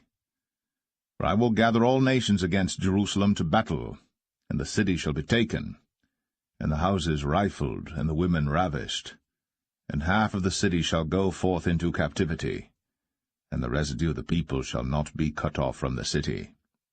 Then shall the Lord go forth, and fight against those nations, as when he fought in the day of battle.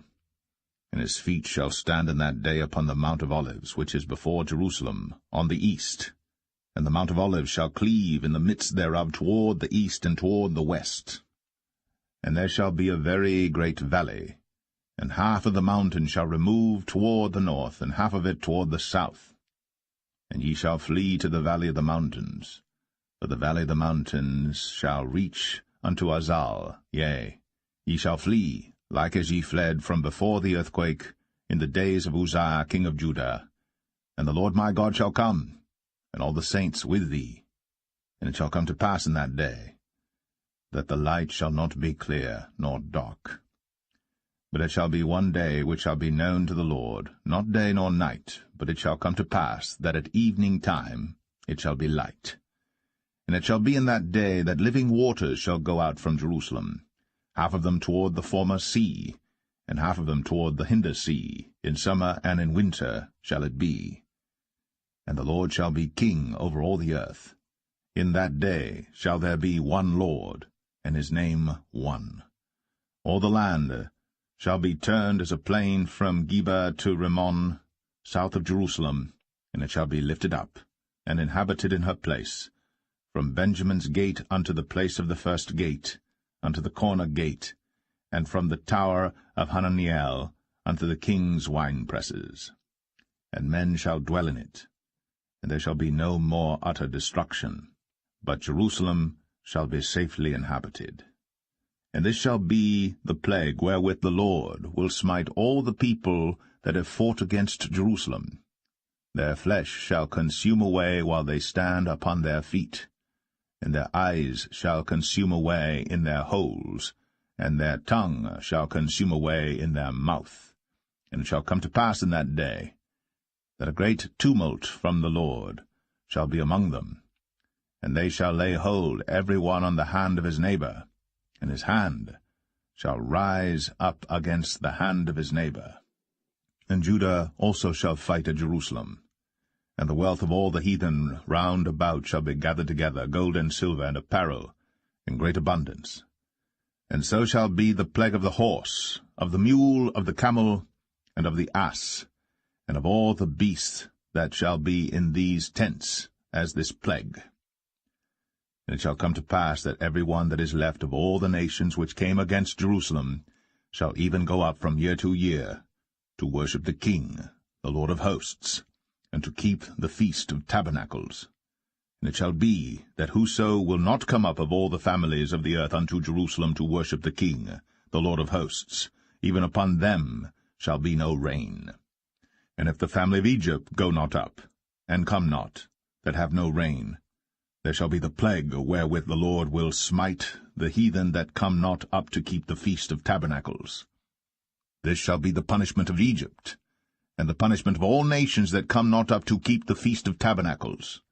In that day shall there be upon the bells of the horses holiness unto the Lord, and the pots in the Lord's house shall be like the bowls before the altar. Yea, every pot in Jerusalem and in Judah shall be holiness unto the Lord of hosts, and all they that sacrifice shall come and take of them, and seethe therein. And in that day there shall be no more the Canaanite in the house of the Lord of hosts.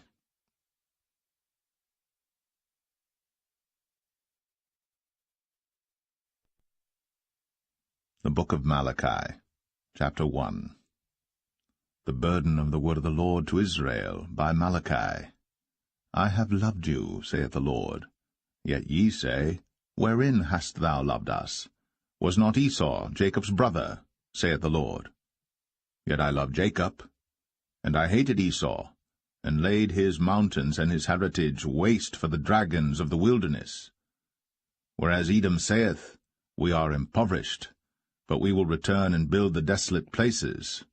Thus saith the Lord of hosts, They shall build, but I will throw down, and they shall call them the border of wickedness, and the people against whom the Lord hath indignation for ever. And your eyes shall see, and ye shall say, The Lord will be magnified from the border of Israel. A son honoureth his father, and a servant his master. If then I be a father, where is mine honour? And if I be a master, where is my fear? Saith the Lord of hosts unto you, O priests, that despise my name. And ye say, Wherein have we despised thy name? Ye offer polluted bread upon mine altar, and ye say, Wherein have we polluted thee? In that ye say, The table of the Lord is contemptible. And if ye offer the blind for sacrifice, is it not evil? And if ye offer the lame and sick, is it not evil? Offer it now unto thy governor. Will he be pleased with thee, or accept thy person? Saith the Lord of hosts. And now I pray you, beseech God, that he will be gracious unto us. This hath been by your means. Will he regard your persons? Saith the Lord of hosts. Who is there, even among you, that would shut the doors for naught? Neither do ye kindle fire on mine altar for naught. I have no pleasure in you, saith the Lord of hosts, neither will I accept an offering at your hand. For from the rising of the sun, even unto the going down of the same, my name shall be great among the Gentiles, and in every place incense shall be offered unto my name, and a pure offering. For my name shall be great among the heathen, saith the Lord of hosts. But ye have profaned it, in that ye say, The table of the Lord is polluted, and the fruit thereof, even his meat, is contemptible. Ye said also, Behold, what a weariness is it! And ye have snuffed at it, saith the Lord of hosts. And ye brought that which was torn, and the lame and the sick. Thus ye brought an offering. Should I accept this of your hand, saith the Lord? But cursed be the deceiver, which hath in his flock a male, and voweth, and sacrificeth unto the Lord a corrupt thing. For I am a great king, saith the Lord of hosts, and my name is dreadful among the heathen.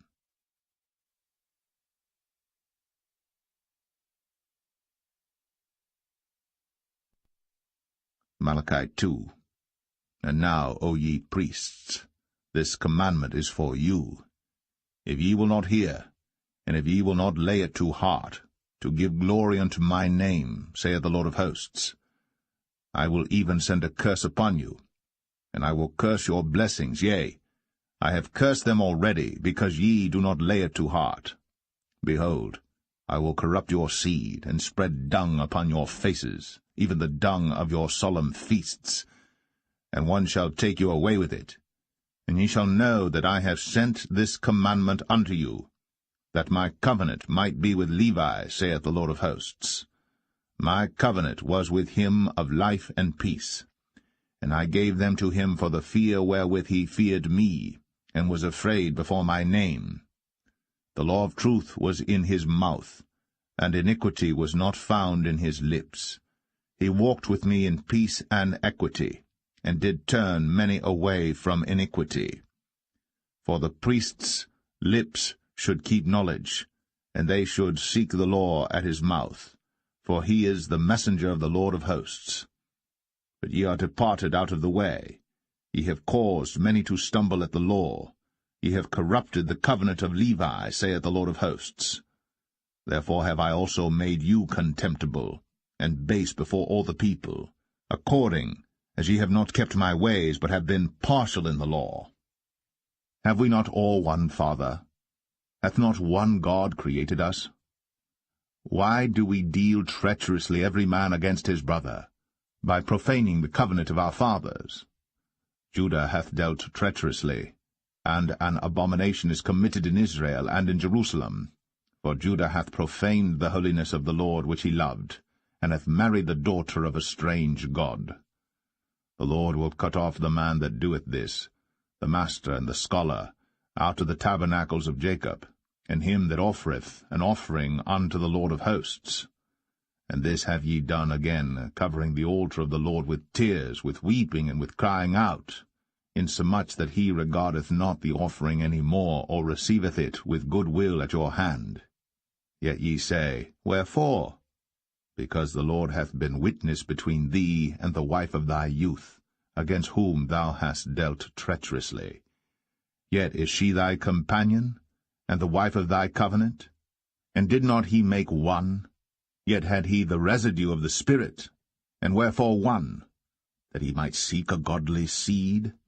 Therefore take heed to your spirit, and let none deal treacherously against the wife of his youth. For the Lord, the God of Israel, saith that he hateth putting away. For one covereth violence with his garment, saith the Lord of hosts. Therefore take heed to your spirit, that ye deal not treacherously. Ye have wearied the Lord with your words. Yet ye say, Wherein have we wearied him? When ye say, Every one that doeth evil is good in the sight of the Lord, and he delighteth in them. Or, Where is the God of judgment?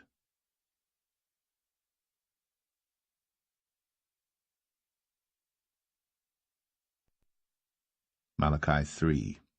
Behold, I will send my messenger, and he shall prepare the way before me, and the Lord whom ye seek shall suddenly come to his temple, even the messenger of the covenant, whom ye delight in, behold, he shall come, saith the Lord of hosts. But who may abide the day of his coming? And who shall stand when he appeareth? For he is like a refiner's fire, and like fuller's soap. And he shall sit as a refiner and purifier of silver. And he shall purify the sons of Levi, and purge them as gold and silver, that they may offer unto the Lord an offering in righteousness. Then shall the offering of Judah and Jerusalem be pleasant unto the Lord, as in the days of old, and as in former years. And I will come near to you to judgment, and I will be a swift witness against the sorcerers, and against the adulterers, and against false swearers, and against those that oppress the hireling in his wages, the widow, and the fatherless, and that turn aside the stranger from his right, and fear not me, saith the Lord of hosts. For I am the Lord, I change not. Therefore ye sons of Jacob are not consumed. Even from the days of your fathers ye are gone away from mine ordinances, and have not kept them. Return unto me, and I will return unto you, saith the Lord of hosts. But ye said, Wherein shall we return? Will a man rob God? Yet ye have robbed me. But ye say, Wherein have we robbed thee? In tithes and offerings. Ye are cursed with a curse, for ye have robbed me, even this whole nation. Bring ye all the tithes into the storehouse, that there may be meat in mine house. And prove me now herewith, saith the Lord of hosts, if I will not open you the windows of heaven, and pour you out a blessing, that there shall not be room enough to receive it. And I will rebuke the devourer for your sakes, and he shall not destroy the fruits of your ground, neither shall your vine cast her fruit before the time in the field, saith the Lord of hosts. And all nations shall call you blessed, for ye shall be a delightsome land, saith the Lord of hosts. Your words have been stout against me, saith the Lord.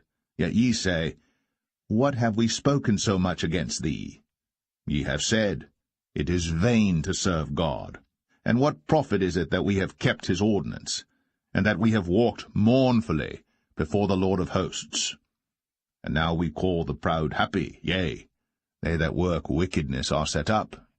Yea, they that tempt God are even delivered. Then they that feared the Lord spake often one to another, and the Lord hearkened and heard it. And a book of remembrance was written before him for them that feared the Lord, and that thought upon his name.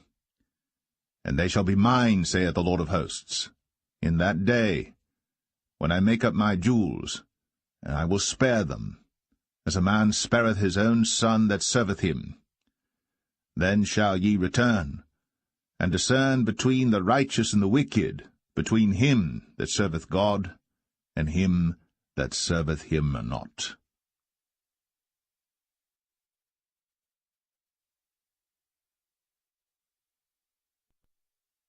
Malachi 4. For behold, the day cometh, that shall burn as an oven, and all the proud, yea, and all that do wickedly, shall be stubble. And the day that cometh shall burn them up, saith the Lord of hosts, that it shall leave them neither root nor branch. But unto you that fear my name shall the Son of Righteousness arise with healing in his wings, and ye shall go forth and grow up as calves of the stall. And ye shall tread down the wicked, for they shall be ashes under the soles of your feet in the day that I shall do this, saith the Lord of hosts. Remember ye the law of Moses my servant, which I commanded unto him in Horeb for all Israel, with the statutes and judgments. Behold, I will send you Elijah the prophet before the coming of the great and dreadful day of the Lord. And he shall turn the heart of the fathers to the children, and the heart of the children to their fathers, lest I come and smite the earth with a curse.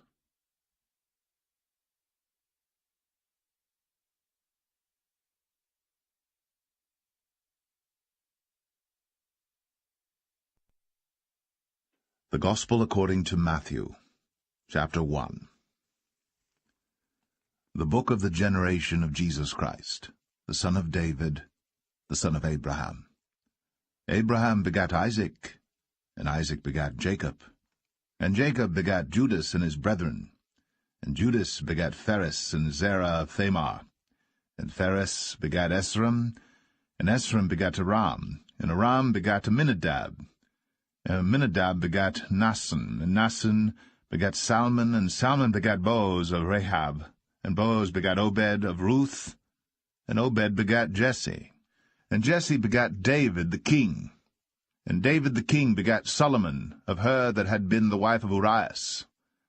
And Solomon begat Rehoboam, and Rehoboam begat Abiah. And Abiah begat Asa. And Asa begat Josaphat. And Josaphat begat Joram, and Joram begat Ozias. And Ozias begat Jotham. And Jotham begat Ahaz, and Ahaz begat Ezekias, and Ezekias begat Manasseh, and Manasseh begat Amon, and Amon begat Josias, and Josias begat Jeconias and his brethren, about the time they were carried away to Babylon. And after they were brought to Babylon, Jeconias begat Salathiel, and Salathiel begat Zerubbabel, and Zerubbabel begat Abiud, and Abiud begat Eliakim, and Eliakim begat Azor, and Azor begat Sadok, and Sadok begat Achim, and Achim begat Eliud. And Eliud begat Eleazar, and Eleazar begat Mathan, and Mathan begat Jacob.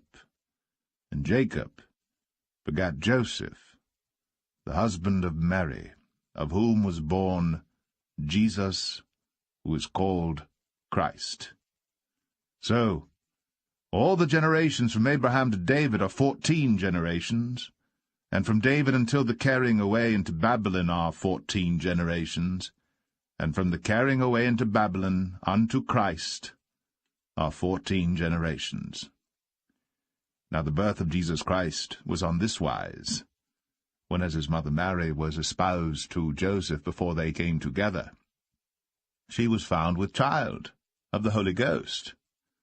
Then Joseph her husband, being a just man, and not willing to make her a public example, was minded to put her away privily.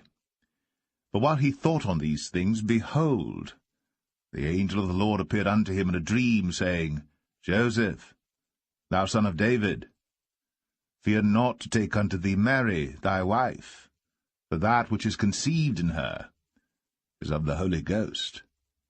And she shall bring forth a son, and thou shalt call his name Jesus, for he shall save his people from their sins.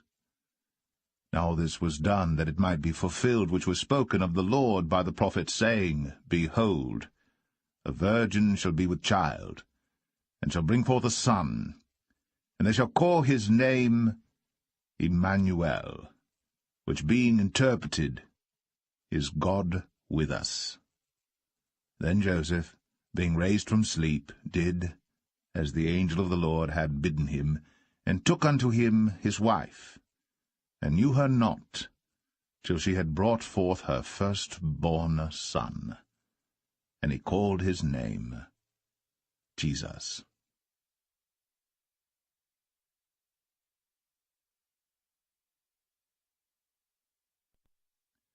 Matthew 2. Now when Jesus was born in Bethlehem of Judea in the days of Herod the king, behold, there came wise men from the east to Jerusalem, saying, Where is he that is born King of the Jews? For we have seen his star in the east, and are come to worship him. When Herod the king had heard these things, he was troubled, and all Jerusalem with him. And when he had gathered all the chief priests and scribes of the people together, he demanded of them where Christ should be born.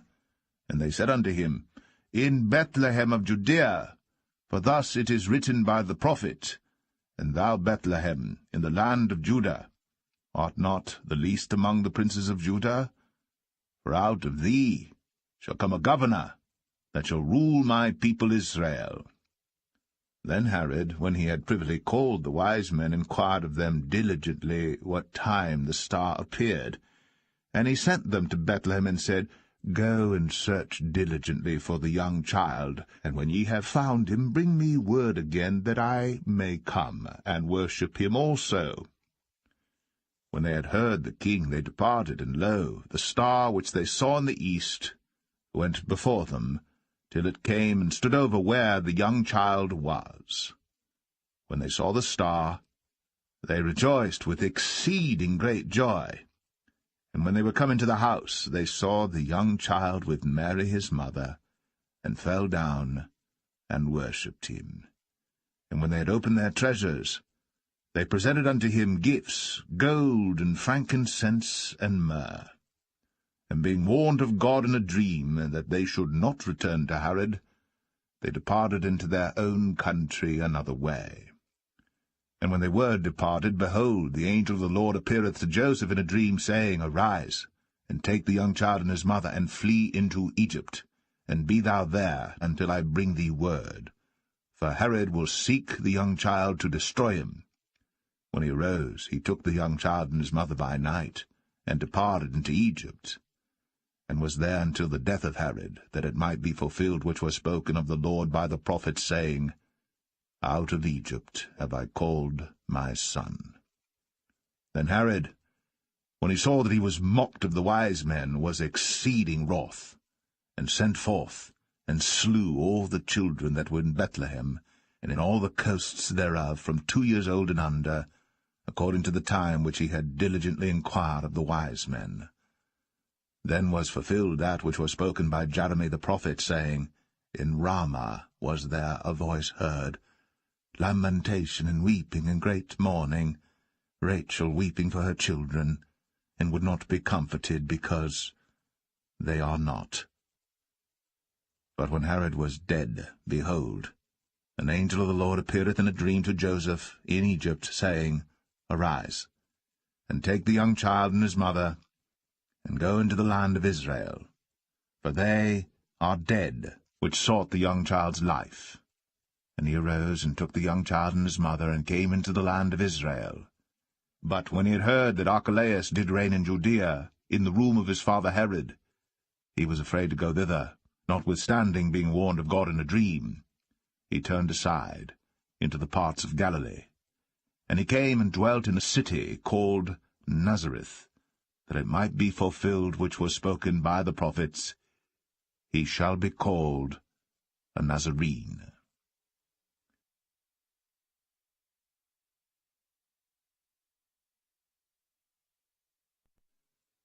Matthew 3. In those days came John the Baptist, preaching in the wilderness of Judea, and saying, Repent ye, for the kingdom of heaven is at hand. For this is he that was spoken of by the prophet Esaias, saying, The voice of one crying in the wilderness, Prepare ye the way of the Lord, make his paths straight.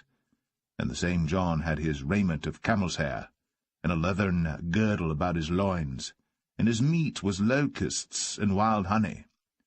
Then went out to him Jerusalem, and all Judea, and all the region round about Jordan, and were baptized of him in Jordan, confessing their sins. But when he saw many of the Pharisees and Sadducees come to his baptism, he said unto them, O generation of vipers, who hath warned you to flee from the wrath to come? Bring forth therefore fruits, meet for repentance. And think not to say within yourselves, We have Abraham to our father. For I say unto you, that God is able of these stones to raise up children unto Abraham. And now also the axe is laid unto the root of the trees. Therefore every tree which bringeth not forth good fruit is hewn down, and cast into the fire. I indeed baptize you with water unto repentance. But he that cometh after me is mightier than I, whose shoes I am not worthy to bear.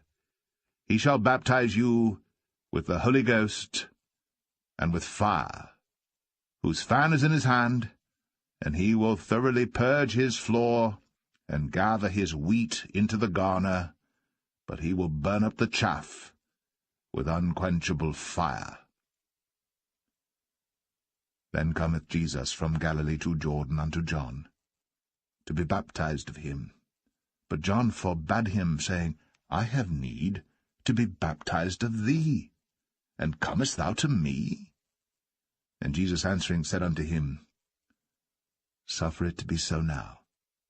For thus it becometh us to fulfill all righteousness. Then he suffered him.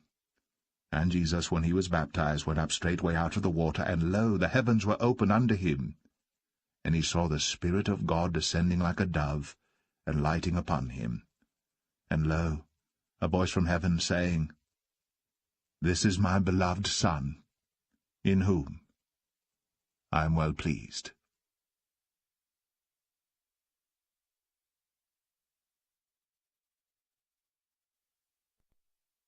Matthew 4. Then was Jesus led up of the Spirit into the wilderness, to be tempted of the devil. And when he had fasted 40 days and 40 nights, he was afterward an hungered.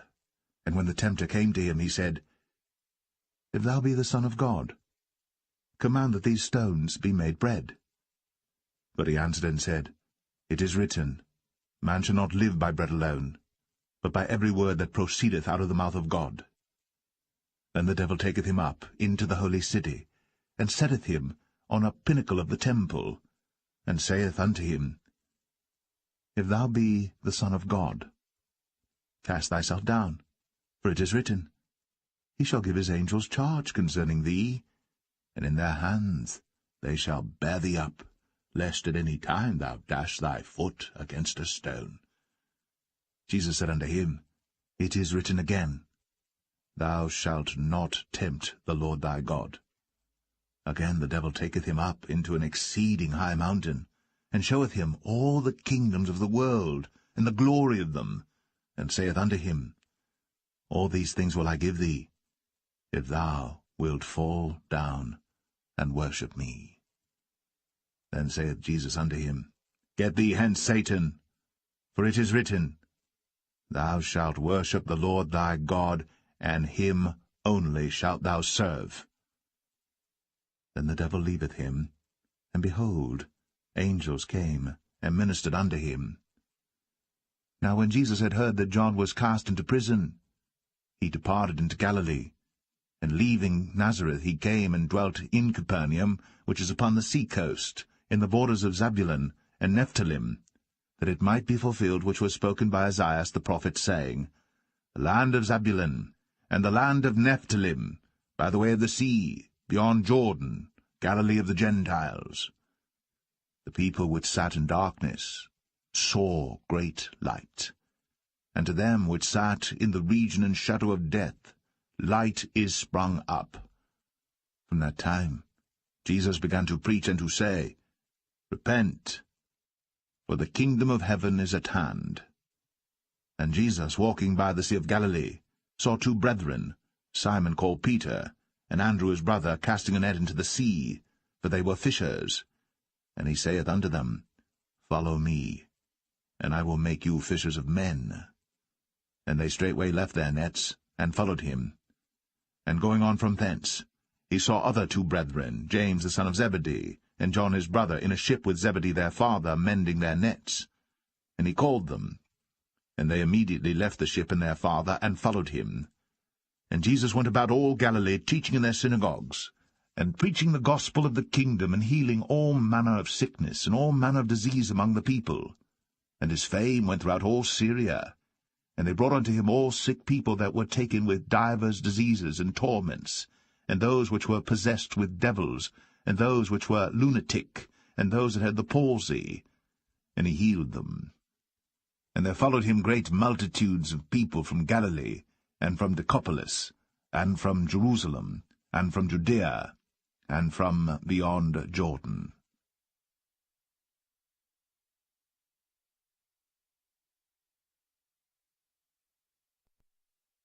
Matthew 5.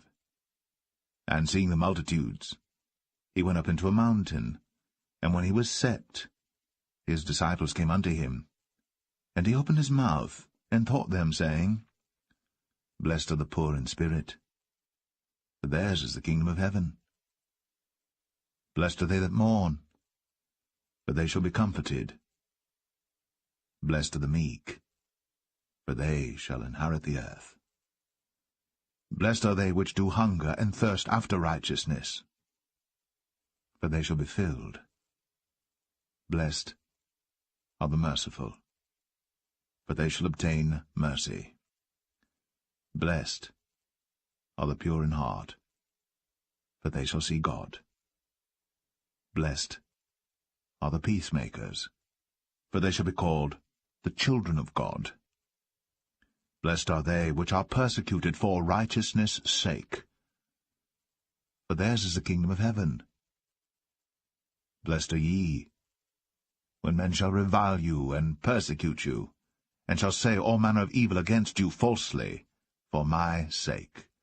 Rejoice, and be exceeding glad, for great is your reward in heaven, for so persecuted they the prophets which were before you. Ye are the salt of the earth. But if the salt have lost his savour, wherewith shall it be salted? It is thenceforth good for nothing, but to be cast out, and to be trodden under foot of men. Ye are the light of the world. A city that is set on an hill cannot be hid. Neither do men light a candle and put it under a bushel, but on a candlestick, and it giveth light unto all that are in the house. Let your light so shine before men, that they may see your good works, and glorify your Father which is in heaven. Think not that I am come to destroy the law or the prophets. I am not come to destroy, but to fulfill. For verily I say unto you, till heaven and earth pass, one jot or one tittle shall in no wise pass from the law, till all be fulfilled. Whosoever therefore shall break one of these least commandments, and shall teach men so, he shall be called the least in the kingdom of heaven. But whosoever shall do and teach them, the same shall be called great in the kingdom of heaven. For I say unto you, that except your righteousness shall exceed the righteousness of the scribes and Pharisees, ye shall in no case enter into the kingdom of heaven. Ye have heard that it was said by them of old time, Thou shalt not kill, and whosoever shall kill shall be in danger of the judgment. But I say unto you, that whosoever is angry with his brother without a cause shall be in danger of the judgment. And whosoever shall say to his brother, Raka, shall be in danger of the council. But whosoever shall say, Thou fool, shall be in danger of hell fire. Therefore, if thou bring thy gift to the altar, and there rememberest that thy brother hath aught against thee, leave there thy gift before the altar, and go thy way. First be reconciled to thy brother, and then come, and offer thy gift. Agree with thine adversary quickly, whilst thou art in the way with him, lest at any time the adversary deliver thee to the judge, and the judge deliver thee to the officer, and thou be cast into prison.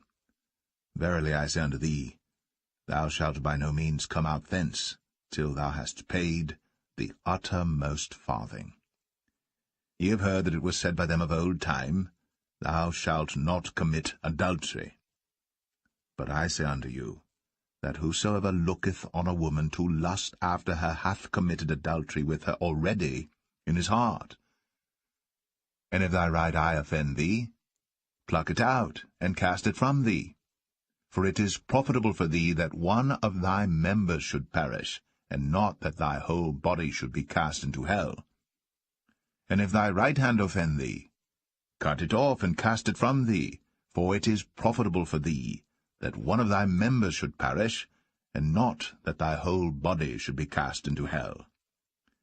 It hath been said, Whosoever shall put away his wife, let him give her a writing of divorcement.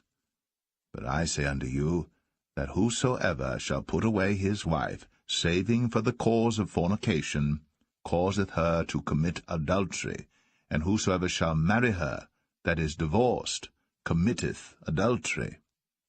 Again ye have heard that it hath been said by them of old time, Thou shalt not forswear thyself, but shalt perform unto the Lord thine oaths. But I say unto you, Swear not at all, neither by heaven, for it is God's throne, nor by the earth, for it is his footstool, neither by Jerusalem, for it is the city of the great King. Neither shalt thou swear by thy head, because thou canst not make one hair white or black. but let your communication be, yea, yea, nay, nay. For whatsoever is more than these cometh of evil. Ye have heard that it hath been said, An eye for an eye, and a tooth for a tooth. But I say unto you, that ye resist not evil.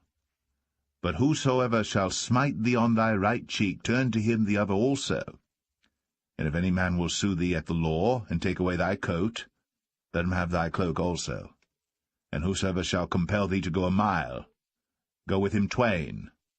Give to him that asketh thee, and from him that would borrow of thee turn not thou away.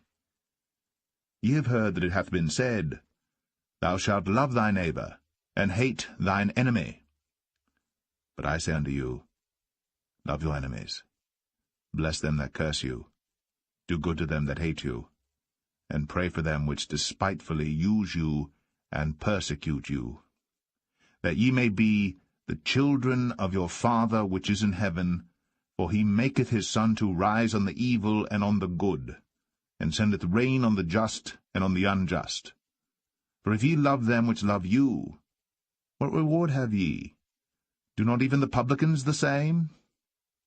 And if ye salute your brethren only, what do ye more than others? Do not even the publicans so? Be ye therefore perfect, even as your Father, which is in heaven, is perfect.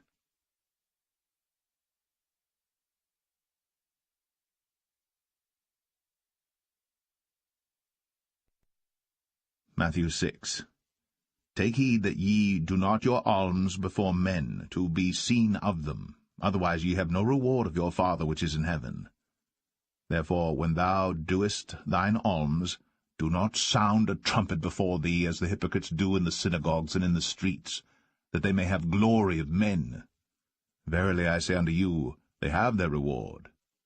But when thou doest alms, let not thy left hand know what thy right hand doeth, that thine alms may be in secret, and thy Father which seeth in secret himself shall reward thee openly. And when thou prayest, thou shalt not be as the hypocrites are, for they love to pray, standing in the synagogues, and in the corners of the streets, that they may be seen of men. Verily I say unto you, they have their reward. But thou, when thou prayest, enter into thy closet, and when thou hast shut thy door, pray to thy Father which is in secret, and thy Father which seeth in secret shall reward thee openly. But when ye pray, use not vain repetitions, as the heathen do, for they think that they shall be heard for their much speaking. Be not ye therefore like unto them. For your Father knoweth what things ye have need of, before ye ask him. After this manner therefore pray ye. Our Father, which art in heaven, hallowed be thy name. Thy kingdom come, thy will be done, in earth as it is in heaven. Give us this day our daily bread, and forgive us our debts, as we forgive our debtors. And lead us not into temptation, but deliver us from evil. For thine is the kingdom, and the power, and the glory, for ever. Amen. For if ye forgive men their trespasses, your heavenly Father will also forgive you. But if ye forgive not men their trespasses, neither will your Father forgive your trespasses. Moreover, when ye fast, be not as the hypocrites, of a sad countenance, for they disfigure their faces, that they may appear unto men to fast. Verily I say unto you, they have their reward. But thou, when thou fastest, anoint thine head, and wash thy face, that thou appear not unto men to fast, but unto thy Father which is in secret, and thy Father which seeth in secret shall reward thee openly. Lay not up for yourselves treasures upon earth, where moth and rust doth corrupt, and where thieves break through and steal. But lay up for yourselves treasures in heaven, where neither moth nor rust doth corrupt, and where thieves do not break through nor steal. For where your treasure is, there will your heart be also. The light of the body is the eye. If therefore thine eye be single, thy whole body shall be full of light. But if thine eye be evil, thy whole body shall be full of darkness. If therefore the light that is in thee be darkness, how great is that darkness? No man can serve two masters, for either he will hate the one and love the other, or else he will hold to the one and despise the other. Ye cannot serve God and mammon. Therefore I say unto you, take no thought for your life, what ye shall eat, or what ye shall drink, nor yet for your body, what ye shall put on. Is not the life more than meat, and the body than raiment? Behold the fowls of the air, for they sow not, neither do they reap, nor gather into barns. Yet your heavenly Father feedeth them. Are ye not much better than they? Which of you by taking thought can add 1 cubit unto his stature? And why take ye thought for raiment? Consider the lilies of the field, how they grow. They toil not, neither do they spin. And yet I say unto you, that even Solomon in all his glory was not arrayed like one of these. Wherefore, if God so clothed the grass of the field, which today is, and tomorrow is cast into the oven, shall he not much more clothe you? O ye of little faith! Therefore take no thought, saying, What shall we eat, or what shall we drink, or wherewithal shall we be clothed? For after all these things do the Gentiles seek. For your heavenly Father knoweth that ye have need of all these things. But seek ye first the kingdom of God, and his righteousness, and all these things shall be added unto you. Take therefore no thought for the morrow, for the morrow shall take thought for the things of itself. Sufficient unto the day is the evil thereof.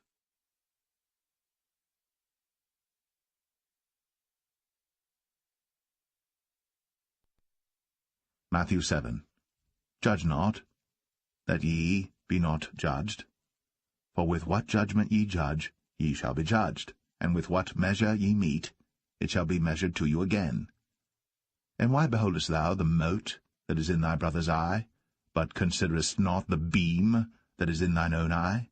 For how wilt thou say to thy brother, Let me pull out the mote out of thine eye, and behold, a beam is in thine own eye? Thou hypocrite! First cast out the beam out of thine own eye, and then shalt thou see clearly to cast out the mote out of thy brother's eye. Give not that which is holy unto the dogs, neither cast ye your pearls before swine, lest they trample them under their feet, and turn again, and rend you. Ask, and it shall be given you. Seek, and ye shall find. Knock, and it shall be opened unto you. For every one that asketh receiveth, and he that seeketh findeth, and to him that knocketh it shall be opened. Or what man is there of you, whom, if his son ask bread, will he give him a stone? Or if he ask a fish, will he give him a serpent? If ye then, being evil, know how to give good gifts unto your children, how much more shall your Father which is in heaven give good things to them that ask him? Therefore all things whatsoever ye would that men should do to you, do ye even so to them. For this is the law and the prophets. Enter ye in at the strait gate. For wide is the gate, and broad is the way that leadeth to destruction, and many there be which go in thereat. Because strait is the gate, and narrow is the way which leadeth unto life, and few there be that find it. Beware of false prophets, which come to you in sheep's clothing, but inwardly they are ravening wolves. Ye shall know them by their fruits. Do men gather grapes of thorns, or figs of thistles? Even so, every good tree bringeth forth good fruit, but a corrupt tree bringeth forth evil fruit. A good tree cannot bring forth evil fruit, neither can a corrupt tree bring forth good fruit. Every tree that bringeth not forth good fruit is hewn down, and cast into the fire. Wherefore, by their fruits ye shall know them. Not every one that saith unto me, Lord, Lord, shall enter into the kingdom of heaven, but he that doeth the will of my Father which is in heaven. Many will say to me in that day, Lord, Lord, have we not prophesied in thy name, and in thy name have cast out devils, and in thy name done many wonderful works? And then will I profess unto them, I never knew you.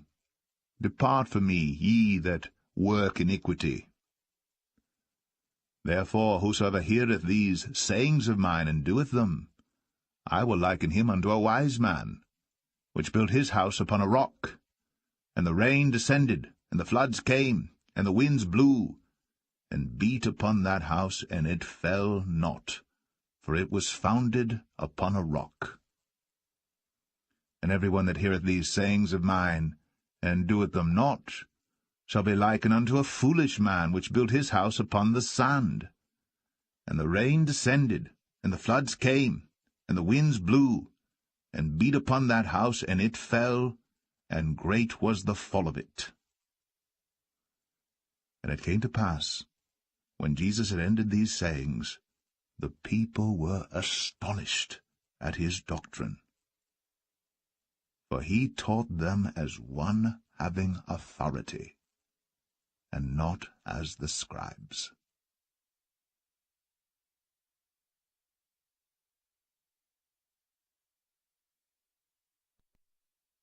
Matthew 8. When he was come down from the mountain, great multitudes followed him. And behold, there came a leper, and worshipped him, saying, Lord, if thou wilt, thou canst make me clean. And Jesus put forth his hand, and touched him, saying, I will, be thou clean. And immediately his leprosy was cleansed. And Jesus saith unto him, See thou tell no man, but go thy way, show thyself to the priest, and offer the gift that Moses commanded, for a testimony unto them. And when Jesus was entered into Capernaum, there came unto him a centurion, beseeching him, and saying, Lord, my servant lieth at home sick of the palsy, grievously tormented. And Jesus saith unto him, I will come and heal him. The centurion answered and said, Lord, I am not worthy that thou shouldst come under my roof, but speak the word only, and my servant shall be healed.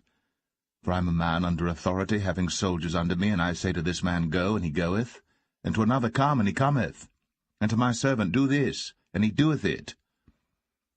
When Jesus heard it, he marveled, and said to them that followed, Verily, I say unto you, I have not found so great faith, no, not in Israel. And I say unto you, that many shall come from the east and west, and shall sit down with Abraham and Isaac and Jacob in the kingdom of heaven. But the children of the kingdom shall be cast out into outer darkness. There shall be weeping and gnashing of teeth. And Jesus said unto the centurion, Go thy way, and as thou hast believed, so be it done unto thee. And his servant was healed in the self-same hour. And when Jesus was come into Peter's house, he saw his wife's mother laid and sick of a fever. And he touched her hand, and the fever left her. And she arose, and ministered unto them. When the even was come, they brought unto him many that were possessed with devils.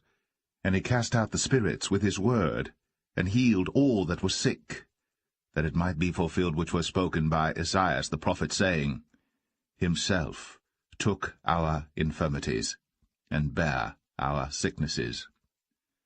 Now when Jesus saw great multitudes about him, he gave commandment to depart unto the other side. And a certain scribe came, and said unto him, Master, I will follow thee whithersoever thou goest.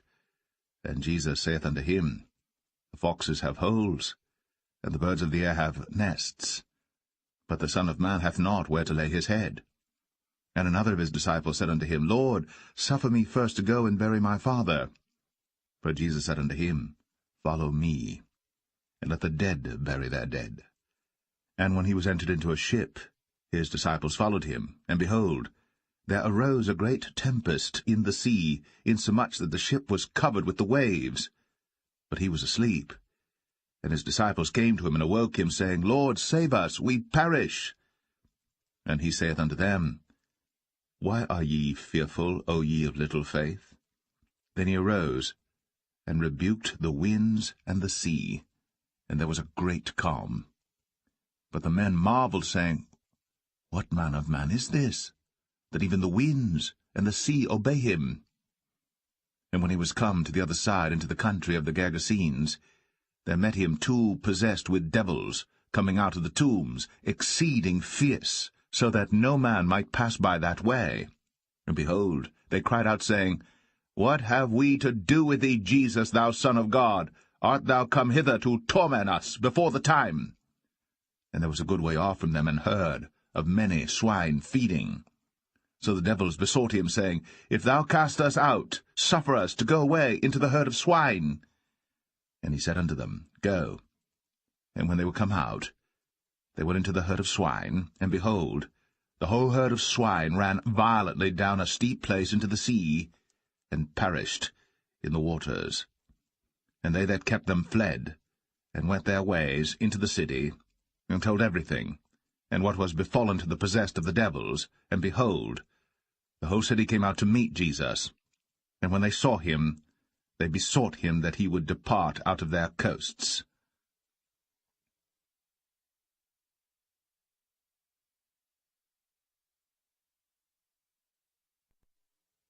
Matthew 9.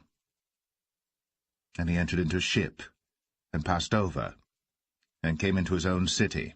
And behold, they brought to him a man sick of the palsy, lying on a bed.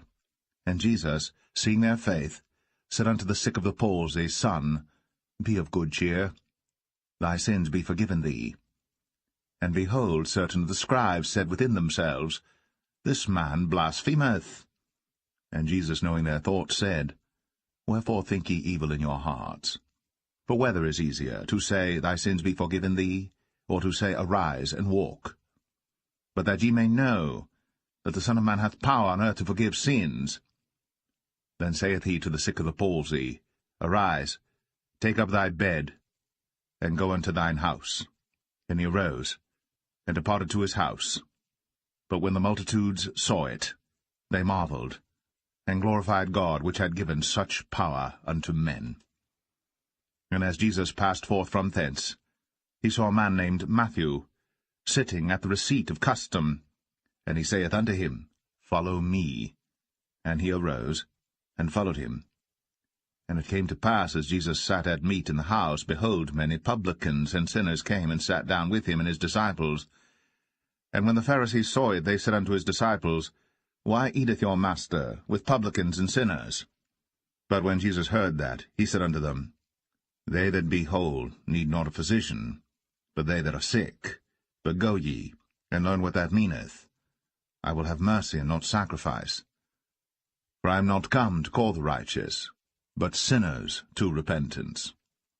Then came to him the disciples of John, saying, Why do we and the Pharisees fast oft, but thy disciples fast not?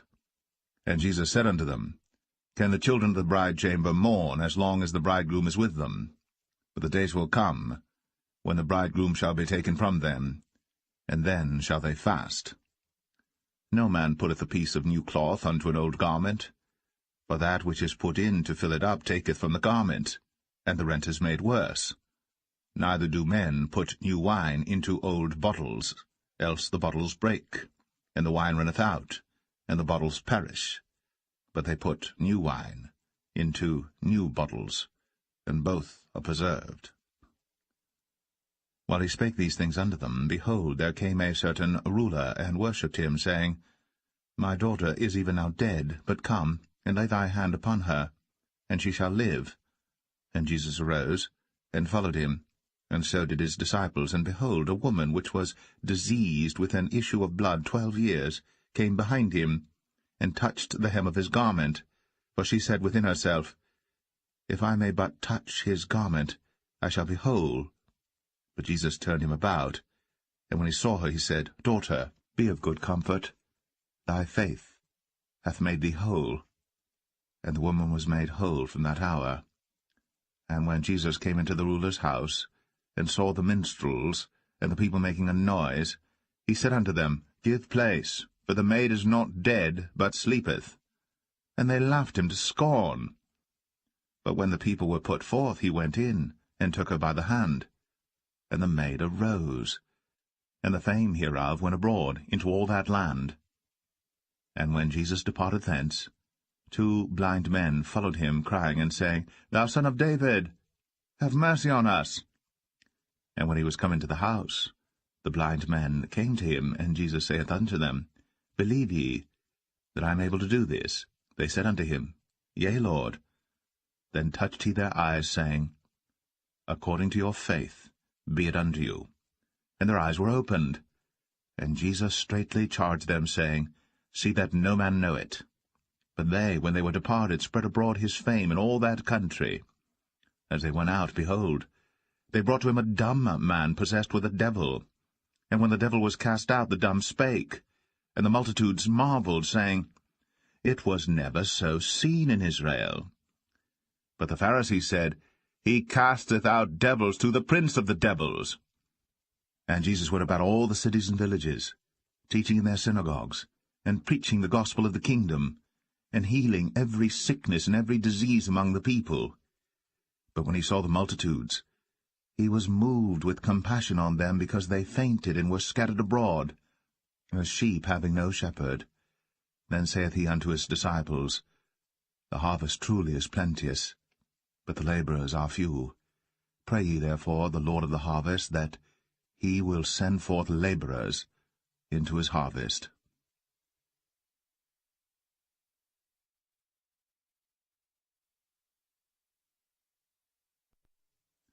Matthew 10. And when he had called unto him his 12 disciples, he gave them power against unclean spirits, to cast them out, and to heal all manner of sickness and all manner of disease. Now the names of the 12 apostles are these: the first Simon, who is called Peter, and Andrew his brother, James the son of Zebedee, and John his brother, Philip and Bartholomew, Thomas, and Matthew the publican, James the son of Alphaeus, and Lebbaeus, whose surname was Thaddeus, Simon the Canaanite, and Judas Iscariot, who also betrayed him. These 12 Jesus sent forth, and commanded them, saying, Go not into the way of the Gentiles, and into any city of the Samaritans enter ye not, but go rather to the lost sheep of the house of Israel. And as ye go, preach, saying, The kingdom of heaven is at hand. Heal the sick, cleanse the lepers, raise the dead, cast out devils. Freely ye have received, freely give. Provide neither gold nor silver, nor brass in your purses, nor scrip for your journey, neither 2 coats, neither shoes, nor yet staves, for the workman is worthy of his meat. And into whatsoever city or town ye shall enter, inquire who in it is worthy, and there abide till ye go thence. And when ye come into an house, salute it. And if the house be worthy, let your peace come upon it. But if it be not worthy, let your peace return to you. And whosoever shall not receive you, nor hear your words, when ye depart out of that house or city, shake off the dust of your feet. Verily I say unto you, it shall be more tolerable for the land of Sodom and Gomorrah in the day of judgment than for that city. Behold, I send you forth as sheep in the midst of wolves. Be ye therefore wise as serpents, and harmless as doves. But beware of men, for they will deliver you up to the councils, and they will scourge you in their synagogues. And ye shall be brought before governors and kings for my sake, for a testimony against them and the Gentiles. But when they deliver you up, take no thought how or what ye shall speak, for it shall be given you in that same hour what ye shall speak. For it is not ye that speak, but the Spirit of your Father which speaketh in you. And the brother shall deliver up the brother to death, and the father the child, and the children shall rise up against their parents, and cause them to be put to death. And ye shall be hated of all men for my name's sake. But he that endureth to the end shall be saved. But when they persecute you in this city, flee ye into another. For verily I say unto you, ye shall not have gone over the cities of Israel, till the Son of Man be come. The disciple is not above his master, nor the servant above his Lord. It is enough for the disciple that he be as his master, and the servant as his Lord. If they have called the master of the house Beelzebub, how much more shall they call them of his household? Fear them not, therefore, for there is nothing covered that shall not be revealed, and hid, that shall not be known. What I tell you in darkness, that speak ye in the light, and what ye hear in the ear, that preach ye upon the housetops. And fear not them which kill the body, but are not able to kill the soul, but rather fear him which is able to destroy both soul and body in hell. Are not 2 sparrows sold for a farthing? And one of them shall not fall on the ground without your Father. But the very hairs of your head are all numbered. Fear ye not, therefore, ye are of more value than many sparrows. Whosoever therefore shall confess me before men, him will I confess also before my Father which is in heaven. But whosoever shall deny me before men, him will I also deny before my Father which is in heaven. Think not that I am come to send peace on earth. I came not to send peace, but a sword. For I am come to set a man at variance against his father, and the daughter against her mother, and the daughter-in-law against her mother-in-law. And a man's foe shall be they of his own household. He that loveth father or mother more than me is not worthy of me, and he that loveth son or daughter more than me is not worthy of me. And he that taketh not his cross and followeth after me is not worthy of me. He that findeth his life shall lose it, and he that loseth his life for my sake shall find it. He that receiveth you receiveth me, and he that receiveth me receiveth him that sent me.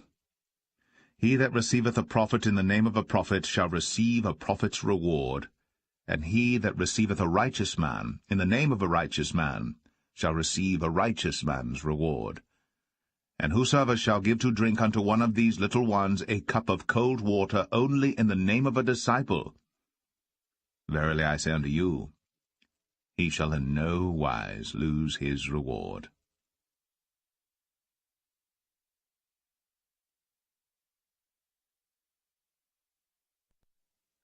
Matthew 11. And it came to pass, when Jesus had made an end of commanding his 12 disciples, he departed thence to teach and to preach in their cities. Now when John had heard in the prison the works of Christ, he sent 2 of his disciples, and said unto him, Art thou he that should come, or do we look for another? Jesus answered and said unto them, Go, and show John again those things which ye do hear and see. The blind receive their sight, and the lame walk. The lepers are cleansed, and the deaf hear. The dead are raised up, and the poor have the gospel preached to them. And blessed is he, whosoever shall not be offended in me. And as they departed, Jesus began to say unto the multitudes concerning John, What went ye out into the wilderness to see? A reed shaken with the wind? But what went ye out for to see? A man clothed in soft raiment? Behold, they that wear soft clothing are in kings' houses. But what went ye out for to see? A prophet? Yea, I say unto you, and more than a prophet. For this is he of whom it is written, Behold, I send my messenger before thy face, which shall prepare thy way before thee. Verily I say unto you, among them that are born of woman there hath not risen a greater than John the Baptist. Notwithstanding, he that is least in the kingdom of heaven is greater than he. And from the days of John the Baptist until now, the kingdom of heaven suffereth violence, and the violent take it by force. For all the prophets in the law prophesied until John. And if ye will receive it, this is Elias, which was for to come. He that hath ears to hear, let him hear. But whereunto shall I liken this generation? It is like unto children sitting in the markets, and calling unto their fellows, and saying, We have piped unto you, and ye have not danced. We have mourned unto you, and ye have not lamented. For John came neither eating nor drinking, and they say, He hath a devil. The Son of Man came eating and drinking, and they say, Behold, a man gluttonous, and a wine-bibber, a friend of publicans and sinners. But wisdom is justified of her children. Then began he to upbraid the cities wherein most of his mighty works were done, because they repented not. Woe unto thee, Chorazin! Woe unto thee, Bethsaida! For if the mighty works which were done in you had been done in Tyre and Sidon, they would have repented long ago in sackcloth and ashes. But I say unto you, it shall be more tolerable for Tyre and Sidon at the day of judgment than for you. And thou, Capernaum, which art exalted unto heaven, shalt be brought down to hell. For if the mighty works which have been done in thee had been done in Sodom, it would have remained until this day. But I say unto you, that it shall be more tolerable for the land of Sodom in the day of judgment than for thee. At that time Jesus answered and said, I thank thee, O Father, Lord of heaven and earth, because thou hast hid these things from the wise and prudent, and hast revealed them unto babes. Even so, Father, for so it seemed good in thy sight. All things are delivered unto me of my Father, and no man knoweth the Son but the Father, neither knoweth any man the Father, save the Son, and he, to whomsoever the Son will reveal him. Come unto me, all ye that labor and are heavy laden, and I will give you rest. Take my yoke upon you, and learn of me. For I am meek and lowly in heart, and ye shall find rest unto your souls. For my yoke is easy, and my burden is light.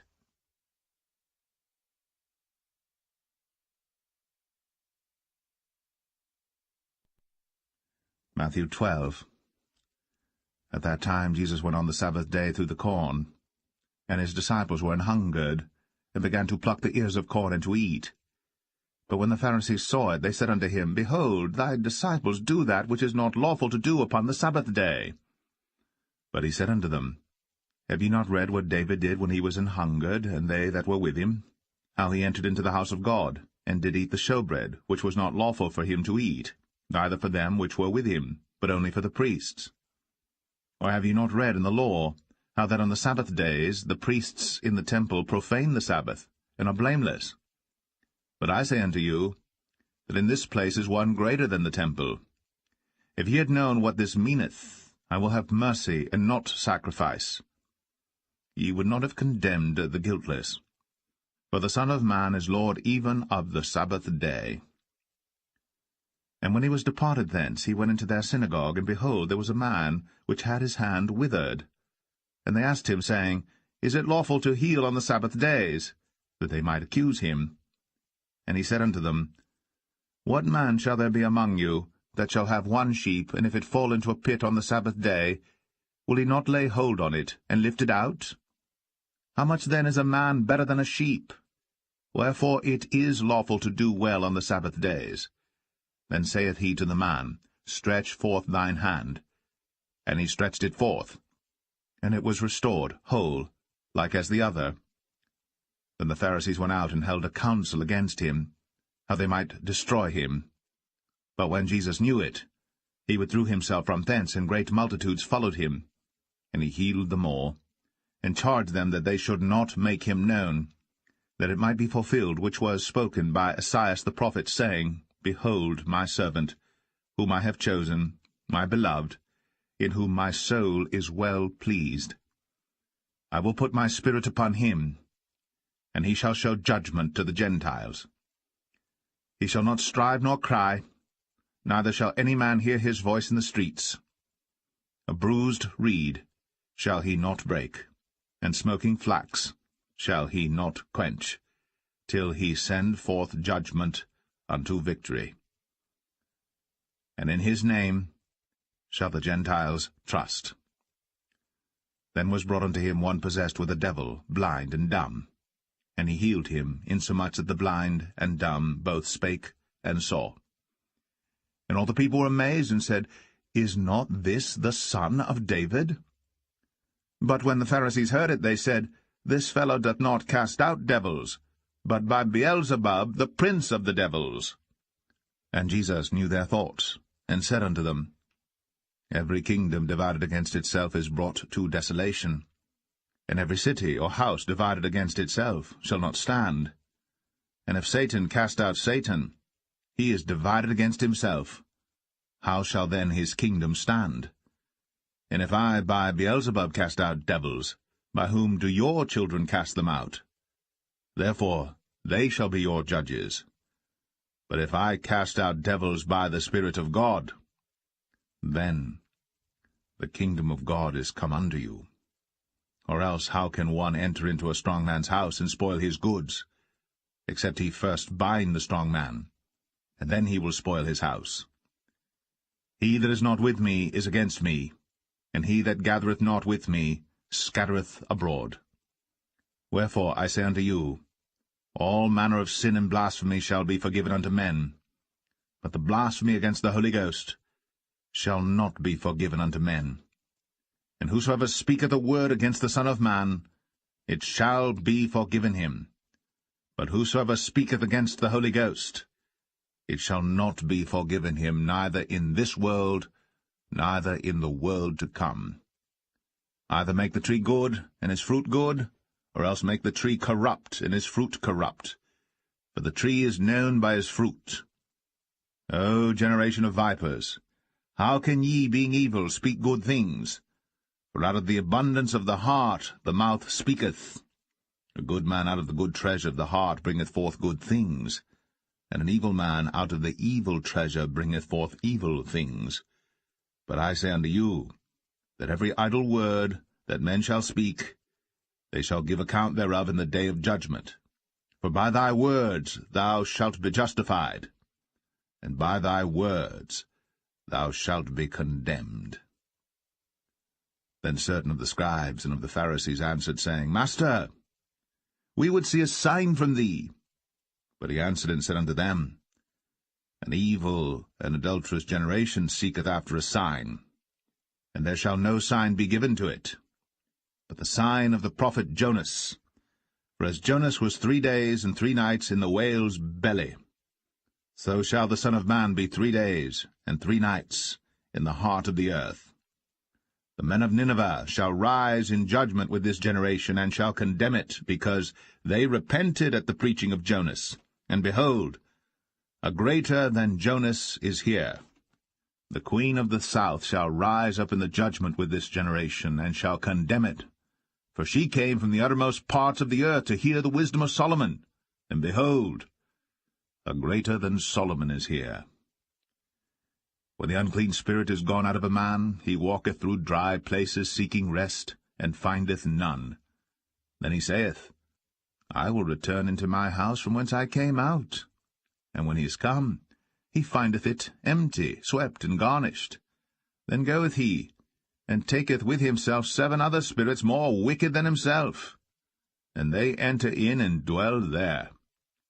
And the last state of that man is worse than the first. Even so shall it be also unto this wicked generation. While he yet talked to the people, behold, his mother and his brethren stood without, desiring to speak with him. Then one said unto him, Behold, thy mother and thy brethren stand without, desiring to speak with thee. But he answered and said unto him that told him, Who is my mother, and who are my brethren? And he stretched forth his hand toward his disciples, and said, Behold, my mother and my brethren. For whosoever shall do the will of my Father which is in heaven, the same is my brother and sister and mother.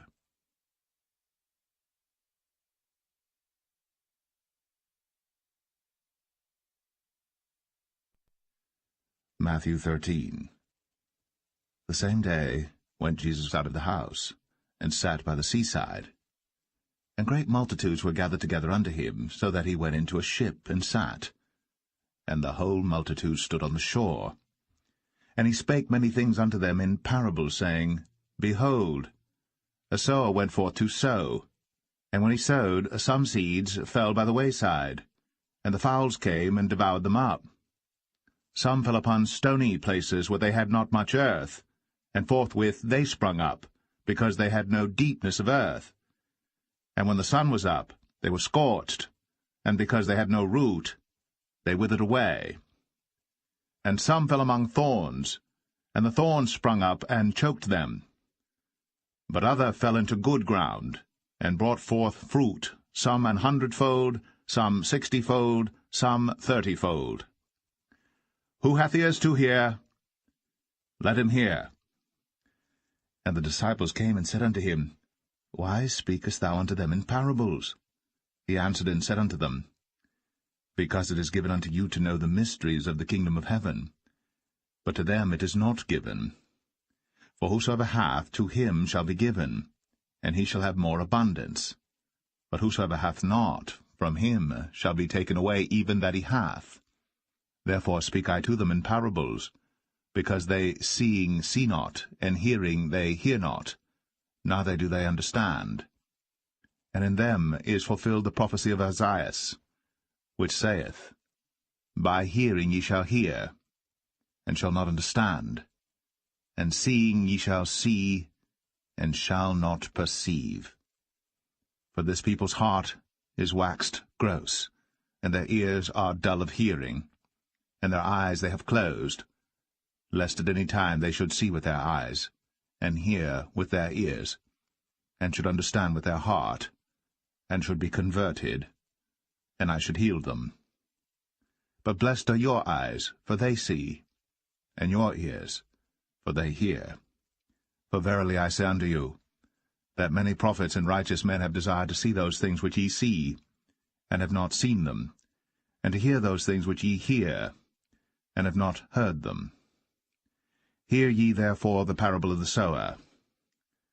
When any one heareth the word of the kingdom, and understandeth it not, then cometh the wicked one, and catcheth away that which was sown in his heart. This is he which received seed by the wayside. But he that received the seed into stony places, the same is he that heareth the word, and anon with joy receiveth it. Yet hath he not root in himself, but dureth for a while. For when tribulation or persecution ariseth because of the word, by and by he is offended.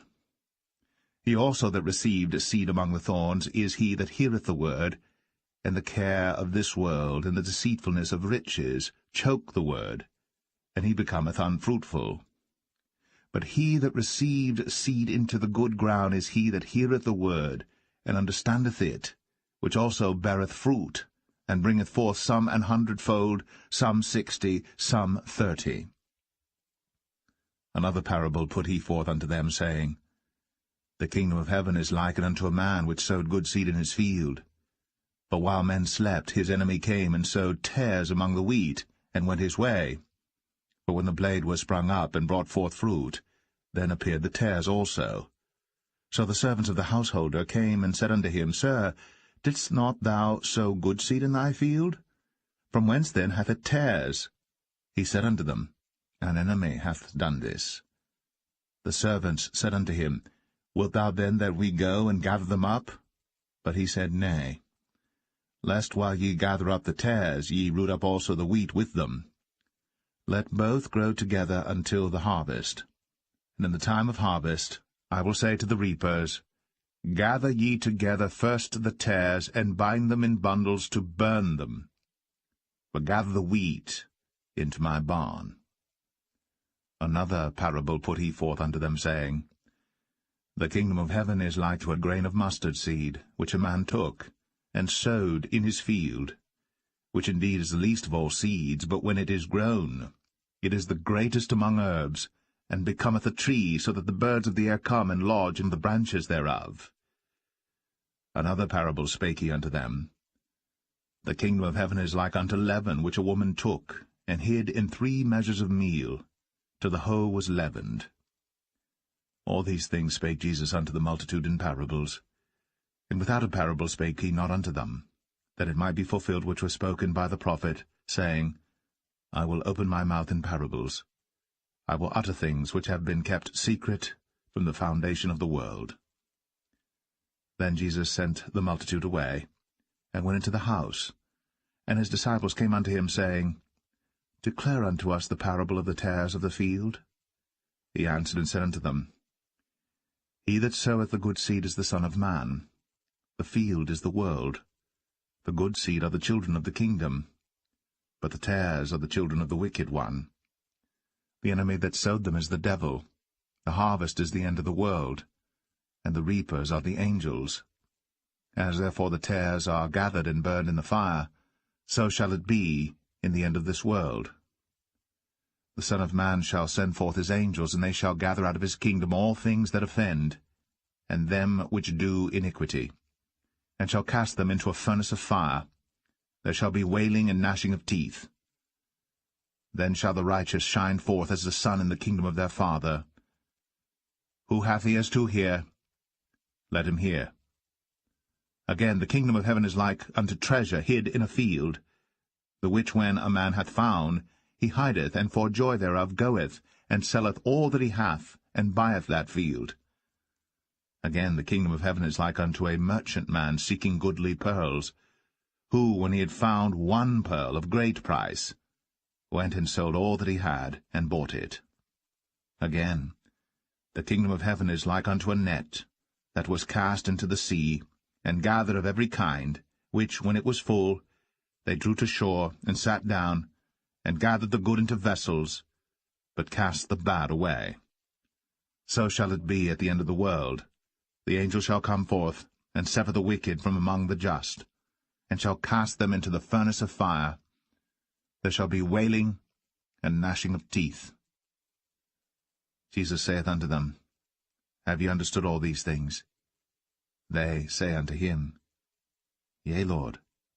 Then said he unto them, Therefore every scribe which is instructed unto the kingdom of heaven is like unto a man that is an householder, which bringeth forth out of his treasure things new and old.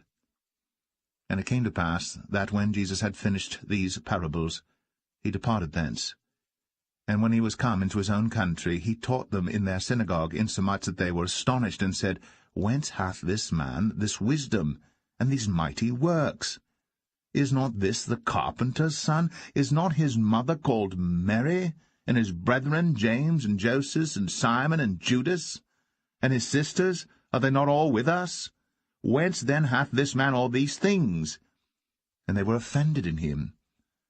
But Jesus said unto them, A prophet is not without honor, save in his own country, and in his own house. And he did not many mighty works there, because of their unbelief.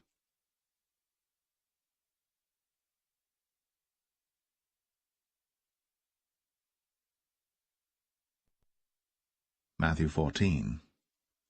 At that time Herod the Tetrarch heard of the fame of Jesus, and said unto his servants, This is John the Baptist, he is risen from the dead, and therefore mighty works do show forth themselves in him. For Herod had laid hold on John, and bound him, and put him in prison for Herodias' sake, his brother Philip's wife. For John said unto him, It is not lawful for thee to have her. And when he would have put him to death, he feared the multitude, because they counted him as a prophet. But when Herod's birthday was kept, the daughter of Herodias danced before them, and pleased Herod. Whereupon he promised with an oath to give her whatsoever she would ask. And she, being before instructed of her mother, said, Give me here John Baptist's head in a charger. And the king was sorry. Nevertheless, for the oath's sake, and them which sat with him at meat, he commanded it to be given her. And he sent, and beheaded John in the prison. And his head was brought in a charger, and given to the damsel, and she brought it to her mother. And his disciples came, and took up the body, and buried it, and went and told Jesus. When Jesus heard of it, he departed thence by ship into a desert place apart. And when the people had heard thereof, they followed him on foot out of the cities. And Jesus went forth, and saw a great multitude, and was moved with compassion toward them, and he healed their sick. And when it was evening, his disciples came to him, saying, This is a desert place, and the time is now past. Send the multitude away, that they may go into the villages, and buy themselves victuals. But Jesus said unto them, They need not depart. Give ye them to eat. And they say unto him, We have here but 5 loaves, and 2 fishes. He said, Bring them hither to me. And he commanded the multitude to sit down on the grass, and took the 5 loaves, and the 2 fishes, and looking up to heaven, he blessed, and brake, and gave the loaves to his disciples, and the disciples to the multitude. And they did all eat, and were filled. And they took up of the fragments that remained 12 baskets full. And they that had eaten were about 5,000 men, beside women and children.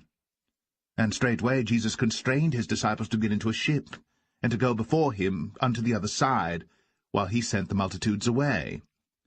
And when he had sent the multitudes away, he went up into a mountain apart to pray. And when the evening was come, he was there alone. But the ship was now in the midst of the sea, tossed with waves, for the wind was contrary. And in the 4th watch of the night Jesus went unto them, walking on the sea. And when the disciples saw him walking on the sea, they were troubled, saying, It is a spirit, and they cried out for fear. But straightway Jesus spake unto them, saying, Be of good cheer, it is I, be not afraid. And Peter answered him and said, Lord, if it be thou, bid me come unto thee on the water. And he said, Come. And when Peter was come down out of the ship, he walked on the water to go to Jesus. But when he saw the wind boisterous, he was afraid, and beginning to sink, he cried, saying, Lord, save me. And immediately Jesus stretched forth his hand, and caught him, and said unto him, O thou of little faith, wherefore didst thou doubt? And when they were come into the ship, the wind ceased. Then they that were in the ship came, and worshipped him, saying, Of a truth thou art the Son of God. And when they were gone over, they came into the land of Gennesaret. And when the men of that place had knowledge of him, they sent out into all that country round about, and brought unto him all that were diseased, and besought him that they might only touch the hem of his garment, and as many as touched were made perfectly whole.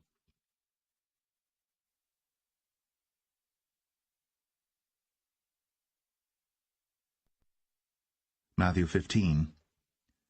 Then came to Jesus scribes and Pharisees, which were of Jerusalem, saying, Why do thy disciples transgress the tradition of the elders? For they wash not their hands when they eat bread. But he answered and said unto them, Why do ye also transgress the commandment of God by your tradition? For God commanded, saying, Honour thy father and mother, and he that curseth father or mother, let him die the death. But ye say, Whosoever shall say to his father or his mother, It is a gift, by whatsoever thou mightest be profited by me, and honour not his father or his mother, he shall be free.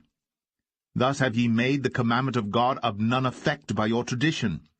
Ye hypocrites, well did Isaiah prophesy of you, saying, This people draweth nigh unto me with their mouth, and honoureth me with their lips, but their heart is far from me. But in vain they do worship me, teaching for doctrines the commandments of men. And he called the multitude, and said unto them, Hear, and understand. Not that which goeth into the mouth defileth a man, but that which cometh out of the mouth, this defileth a man. Then came his disciples, and said unto him, Knowest thou that the Pharisees were offended after they heard this saying? But he answered and said, Every plant which my heavenly Father hath not planted shall be rooted up. Let them alone. They be blind leaders of the blind. And if the blind lead the blind, both shall fall into the ditch. Then answered Peter, and said unto him, Declare unto us this parable. And Jesus said, Are ye also yet without understanding? Do not ye yet understand that whatsoever entereth in at the mouth goeth into the belly, and is cast out into the draught? But those things which proceed out of the mouth come forth from the heart, and they defile the man. For out of the heart proceed evil thoughts, murders, adulteries, fornications, thefts, false witness, blasphemies. These are the things which defile a man. But to eat with unwashen hands defileth not a man. Then Jesus went thence, and departed into the coasts of Tyre and Sidon. And behold, a woman of Canaan came out of the same coasts, and cried unto him, saying, Have mercy on me, O Lord, thou Son of David. My daughter is grievously vexed with the devil. But he answered her not a word. And his disciples came and besought him, saying, Send her away, for she crieth after us. But he answered and said, I am not sent but unto the lost sheep of the house of Israel. Then came she and worshipped him, saying, Lord, help me. But he answered and said, It is not meet to take the children's bread, and to cast it to dogs. And she said, Truth, Lord, yet the dogs eat of the crumbs which fall from their master's table. Then Jesus answered and said unto her, O woman, great is thy faith. Be it unto thee even as thou wilt. And her daughter was made whole from that very hour. And Jesus departed from thence, and came nigh unto the sea of Galilee, and went up into a mountain, and sat down there. And great multitudes came unto him, having with them those that were lame, blind, dumb, maimed, and many others, and cast them down at Jesus' feet. And he healed them, insomuch that the multitude wondered when they saw the dumb to speak, and maimed to be whole, the lame to walk, and the blind to see. And they glorified the God of Israel. Then Jesus called his disciples unto him, and said, I have compassion on the multitude, because they continue with me now 3 days, and have nothing to eat. And I will not send them away fasting, lest they faint in the way. And his disciples say unto him, Whence should we have so much bread in the wilderness, as to fill so great a multitude? And Jesus saith unto them, How many loaves have ye? And they said, 7, and a few little fishes. And he commanded the multitude to sit down on the ground. And he took the 7 loaves and the fishes, and gave thanks, and brake them, and gave to his disciples, and the disciples to the multitude. And they did all eat, and were filled. And they took up of the broken meat that was left 7 baskets full. And they that did eat were 4,000 men, beside women and children. And he sent away the multitude, and took ship, and came into the coasts of Magdala.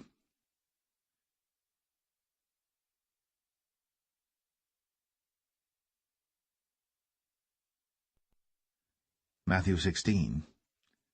The Pharisees also with the Sadducees came, and tempting desired him that he would show them a sign from heaven. He answered and said unto them, When it is evening, ye say, It will be fair weather, for the sky is red. And in the morning, It will be foul weather today, for the sky is red and lowering. O ye hypocrites, ye can discern the face of the sky, but can ye not discern the signs of the times? A wicked and adulterous generation seeketh after a sign, and there shall no sign be given unto it, but the sign of the prophet Jonas. And he left them and departed. And when his disciples were come to the other side, they had forgotten to take bread. Then Jesus said unto them, Take heed, and beware of the leaven of the Pharisees and of the Sadducees. And they reasoned among themselves, saying, It is because we have taken no bread. Which when Jesus perceived, he said unto them, O ye of little faith, why reason ye among yourselves, because ye have brought no bread? Do ye not yet understand, neither remember the 5 loaves of the 5,000, and how many baskets ye took up? Neither the 7 loaves of the 4,000, and how many baskets ye took up? How is it that ye do not understand that I spake it not to you concerning bread, that ye should beware of the leaven of the Pharisees and of the Sadducees? Then understood they how that he bade them not beware of the leaven of bread, but of the doctrine of the Pharisees and of the Sadducees. When Jesus came into the coasts of Caesarea Philippi, he asked his disciples, saying, Whom do men say that I, the Son of Man, am? And they said, Some say that thou art John the Baptist, some Elias, and others Jeremias, or one of the prophets. He saith unto them, But whom say ye that I am? And Simon Peter answered and said, Thou art the Christ, the Son of the living God. And Jesus answered and said unto him, Blessed art thou, Simon Bar-Jonah, for flesh and blood hath not revealed it unto thee, but my Father which is in heaven. And I say also unto thee, that thou art Peter, and upon this rock I will build my church, and the gates of hell shall not prevail against it. And I will give unto thee the keys of the kingdom of heaven. And whatsoever thou shalt bind on earth shall be bound in heaven, and whatsoever thou shalt loose on earth shall be loosed in heaven. Then charged he his disciples that they should tell no man that he was Jesus the Christ. From that time forth began Jesus to show unto his disciples how that he must go unto Jerusalem, and suffer many things of the elders and chief priests and scribes, and be killed, and be raised again the third day. Then Peter took him and began to rebuke him, saying, Be it far from thee, Lord, this shall not be unto thee. But he turned and said unto Peter, Get thee behind me, Satan, thou art an offence unto me, for thou savourest not the things that be of God, but those that be of men. Then said Jesus unto his disciples, If any man will come after me, let him deny himself, and take up his cross, and follow me. For whosoever will save his life shall lose it, and whosoever will lose his life for my sake shall find it. For what is a man profited if he shall gain the whole world and lose his own soul? Or what shall a man give in exchange for his soul? For the Son of Man shall come in the glory of his Father with his angels, and then he shall reward every man according to his works. Verily I say unto you, there be some standing here which shall not taste of death till they see the Son of Man coming in his kingdom.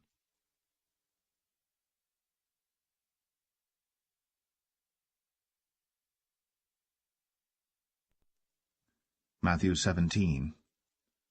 And after 6 days Jesus taketh Peter, James, and John his brother, and bringeth them up into an high mountain apart, and was transfigured before them. And his face did shine as the sun, and his raiment was white as the light.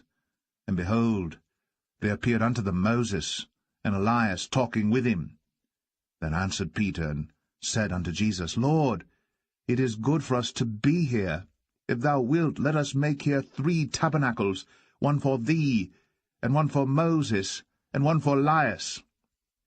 While he yet spake, behold, a bright cloud overshadowed them, and behold, a voice out of the cloud which said, This is my beloved Son, in whom I am well pleased.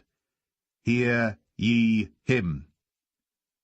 And when the disciples heard it, they fell on their face, and were sore afraid. And Jesus came and touched them, and said, Arise, and be not afraid.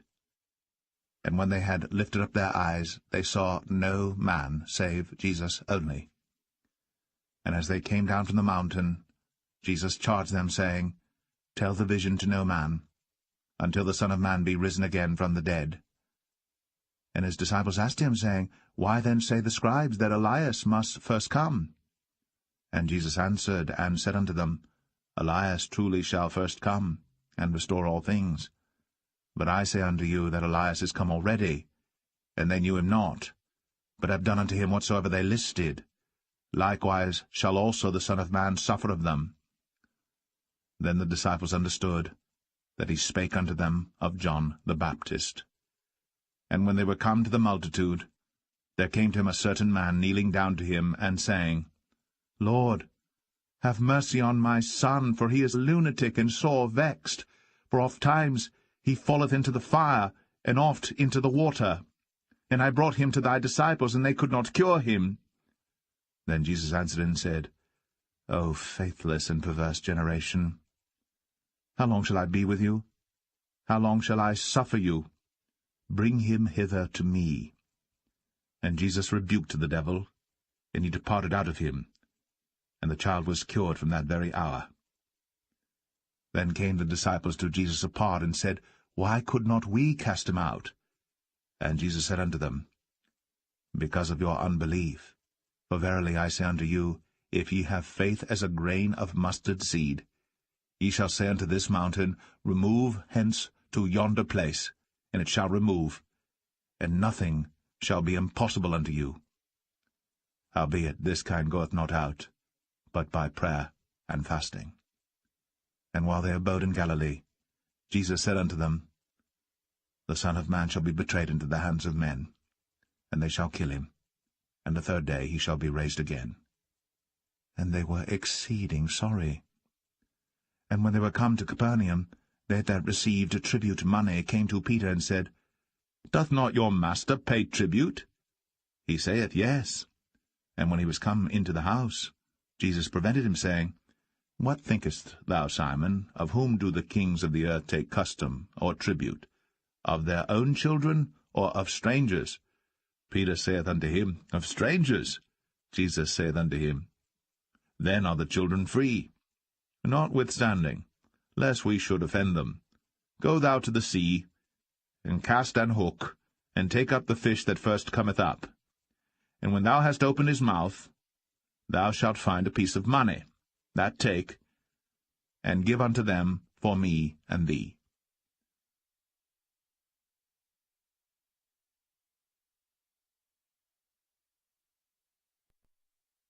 Matthew 18. At the same time came the disciples unto Jesus, saying, Who is the greatest in the kingdom of heaven? And Jesus called a little child unto him, and set him in the midst of them, and said, Verily I say unto you, except ye be converted, and become as little children, ye shall not enter into the kingdom of heaven. Whosoever therefore shall humble himself as this little child, the same is greatest in the kingdom of heaven. And whoso shall receive one such little child in my name receiveth me. But whoso shall offend one of these little ones which believe in me, it were better for him that a millstone were hanged about his neck, and that he were drowned in the depth of the sea. Woe unto the world because of offenses, for it must needs be that offenses come. But woe to that man by whom the offense cometh. Wherefore, if thy hand or thy foot offend thee, cut them off, and cast them from thee. It is better for thee to enter into life halt or maimed, rather than having 2 hands or 2 feet to be cast into everlasting fire. And if thine eye offend thee, pluck it out, and cast it from thee. It is better for thee to enter into life with 1 eye, rather than having 2 eyes to be cast into hell fire. Take heed that ye despise not one of these little ones. For I say unto you, that in heaven their angels do always behold the face of my Father which is in heaven. For the Son of Man is come to save that which was lost. How think ye, if a man have 100 sheep, and one of them be gone astray, doth he not leave the 99 and goeth into the mountains, and seeketh that which is gone astray? And if so be that he find it, verily I say unto you, he rejoiceth more of that sheep than of the 99 which went not astray. Even so, it is not the will of your Father which is in heaven, that one of these little ones should perish. Moreover, if thy brother shall trespass against thee, go and tell him his fault between thee and him alone. If he shall hear thee, thou hast gained thy brother. But if he will not hear thee, then take with thee 1 or 2 more, that in the mouth of 2 or 3 witnesses every word may be established. And if he shall neglect to hear them, tell it unto the church. But if he neglect to hear the church, let him be unto thee as an heathen man and a publican. Verily I say unto you, whatsoever ye shall bind on earth shall be bound in heaven, and whatsoever ye shall loose on earth shall be loosed in heaven. Again I say unto you, that if 2 of you shall agree on earth as touching anything that they shall ask, it shall be done for them of my Father which is in heaven. For where 2 or 3 are gathered together in my name, there am I in the midst of them. Then came Peter to him and said, Lord, how oft shall my brother sin against me, and I forgive him? Till 7 times? Jesus saith unto him, I say not unto thee until 7 times, but until 70 times 7. Therefore is the kingdom of heaven likened unto a certain king, which would take account of his servants. And when he had begun to reckon, one was brought unto him which owed him 10,000 talents. But forasmuch as he had not to pay, his lord commanded him to be sold, and his wife and children and all that he had, and payment to be made. The servant therefore fell down and worshipped him, saying, Lord, have patience with me, and I will pay thee all. Then the lord of that servant was moved with compassion, and loosed him, and forgave him the debt. But the same servant went out and found one of his fellow servants which owed him 100 pence, and he laid hands on him, and took him by the throat, saying, Pay me that thou owest. And his fellow servant fell down at his feet, and besought him, saying, Have patience with me, and I will pay thee all. And he would not, but went, and cast him into prison, till he should pay the debt. So when his fellow servants saw what was done, they were very sorry, and came and told unto their lord all that was done. Then his lord, after that he had called him, said unto him, O thou wicked servant, I forgave thee all that debt, because thou desirest me. Shouldst not thou also have had compassion on thy fellow servant, even as I had pity on thee? And his lord was wroth, and delivered him to the tormentors, till he should pay all that was due unto him. So likewise shall my heavenly Father do also unto you, if ye from your hearts forgive not every one his brother their trespasses.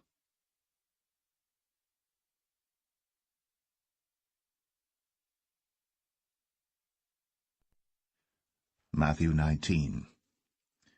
And it came to pass that when Jesus had finished these sayings, he departed from Galilee, and came into the coast of Judea beyond Jordan, and great multitudes followed him, and he healed them there. The Pharisees also came unto him, tempting him, and saying unto him, Is it lawful for a man to put away his wife for every cause?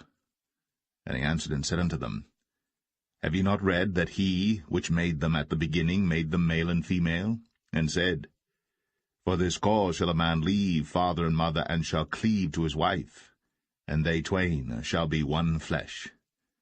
Wherefore they are no more twain, but one flesh. What therefore God hath joined together, let not man put asunder. They say unto him, Why did Moses then command to give a writing of divorcement, and to put her away?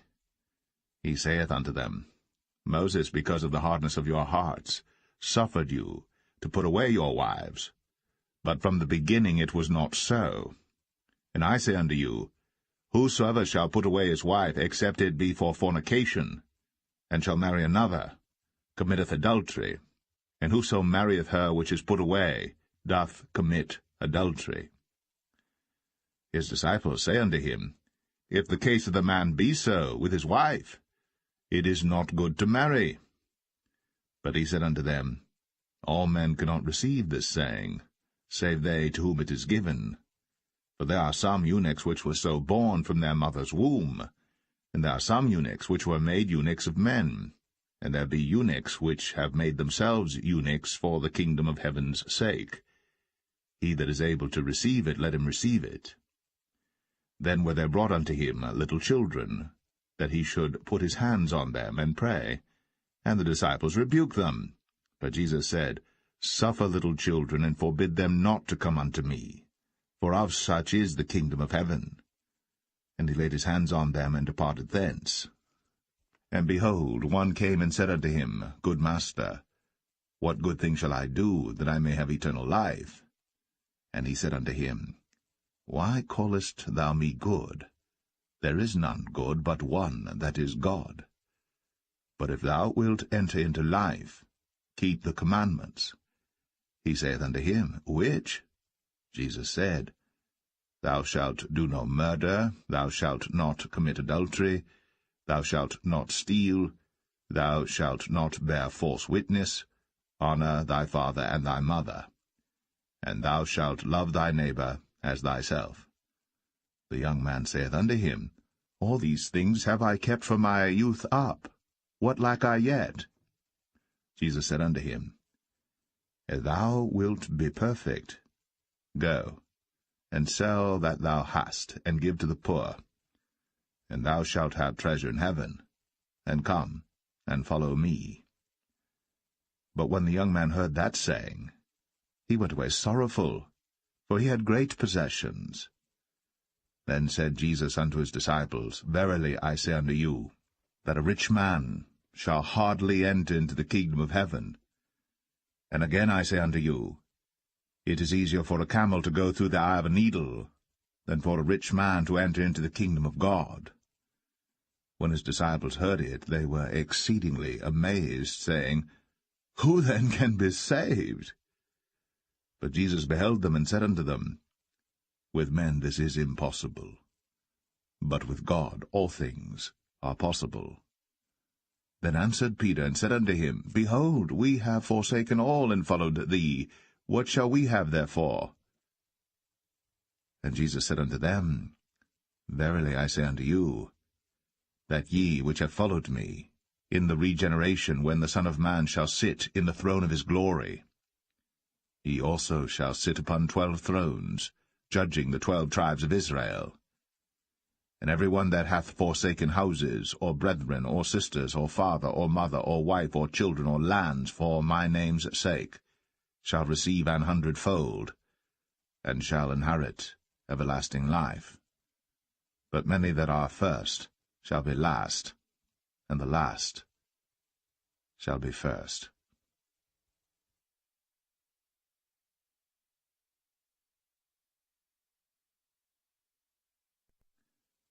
Matthew 20. For the kingdom of heaven is like unto a man that is an householder, which went out early in the morning to hire labourers into his vineyard. And when he had agreed with the labourers for a penny a day, he sent them into his vineyard. And he went out about the 3rd hour, and saw others standing idle in the marketplace, and said unto them, Go ye also into the vineyard, and whatsoever is right I will give you. And they went their way. Again he went out, about the 6th and 9th hour, and did likewise. And about the 11th hour he went out, and found others standing idle, and saith unto them, Why stand ye here all the day idle? They say unto him, Because no man hath hired us. He saith unto them, Go ye also into the vineyard, and whatsoever is right, that shall ye receive. So when even was come, the Lord of the vineyard saith unto his steward, Call the labourers, and give them their hire, beginning from the last unto the first. And when they came that were hired about the 11th hour, they received every man a penny. But when the first came, they supposed that they should have received more, and they likewise received every man a penny. And when they had received it, they murmured against the good man of the house, saying, These last have wrought but 1 hour, and thou hast made them equal unto us, which have borne the burden and heat of the day. But he answered one of them, and said, Friend, I do thee no wrong. Didst not thou agree with me for a penny? Take that thine is, and go thy way. I will give unto this last, even as unto thee. Is it not lawful for me to do what I will with mine own? Is thine eye evil because I am good? So the last shall be first, and the first last. For many be called, but few chosen. And Jesus, going up to Jerusalem, took the 12 disciples apart in the way, and said unto them, Behold, we go up to Jerusalem, and the Son of Man shall be betrayed unto the chief priests, and unto the scribes, and they shall condemn him to death, and shall deliver him to the Gentiles to mock, and to scourge, and to crucify him. And the 3rd day he shall rise again. Then came to him the mother of Zebedee's children with her sons, worshipping him, and desiring a certain thing of him. And he said unto her, What wilt thou? She saith unto him, Grant that these my 2 sons may sit, the one on thy right hand, and the other on the left, in thy kingdom. But Jesus answered and said, Ye know not what ye ask. Are ye able to drink of the cup that I shall drink of, and to be baptized with the baptism that I am baptized with? They say unto him, We are able. And he saith unto them, Ye shall drink indeed of my cup, and be baptized with the baptism that I am baptized with. But to sit on my right hand and on my left is not mine to give, but it shall be given to them for whom it is prepared of my Father. And when the 10 heard it, they were moved with indignation against the 2 brethren. But Jesus called them unto him, and said, Ye know that the princes of the Gentiles exercise dominion over them, and they that are great exercise authority upon them. But it shall not be so among you. But whosoever will be great among you, let him be your minister. And whosoever will be chief among you, let him be your servant. Even as the Son of Man came not to be ministered unto, but to minister, and to give his life a ransom for many. And as they departed from Jericho, a great multitude followed him, and behold, 2 blind men sitting by the wayside, when they heard that Jesus passed by, cried out, saying, Have mercy on us, O Lord, thou Son of David. And the multitude rebuked them, because they should hold their peace. But they cried the more, saying, Have mercy on us, O Lord, thou Son of David. And Jesus stood still, and called them, and said, What will ye that I shall do unto you? They say unto him, Lord, that our eyes may be opened. So Jesus had compassion on them, and touched their eyes, and immediately their eyes received sight, and they followed him.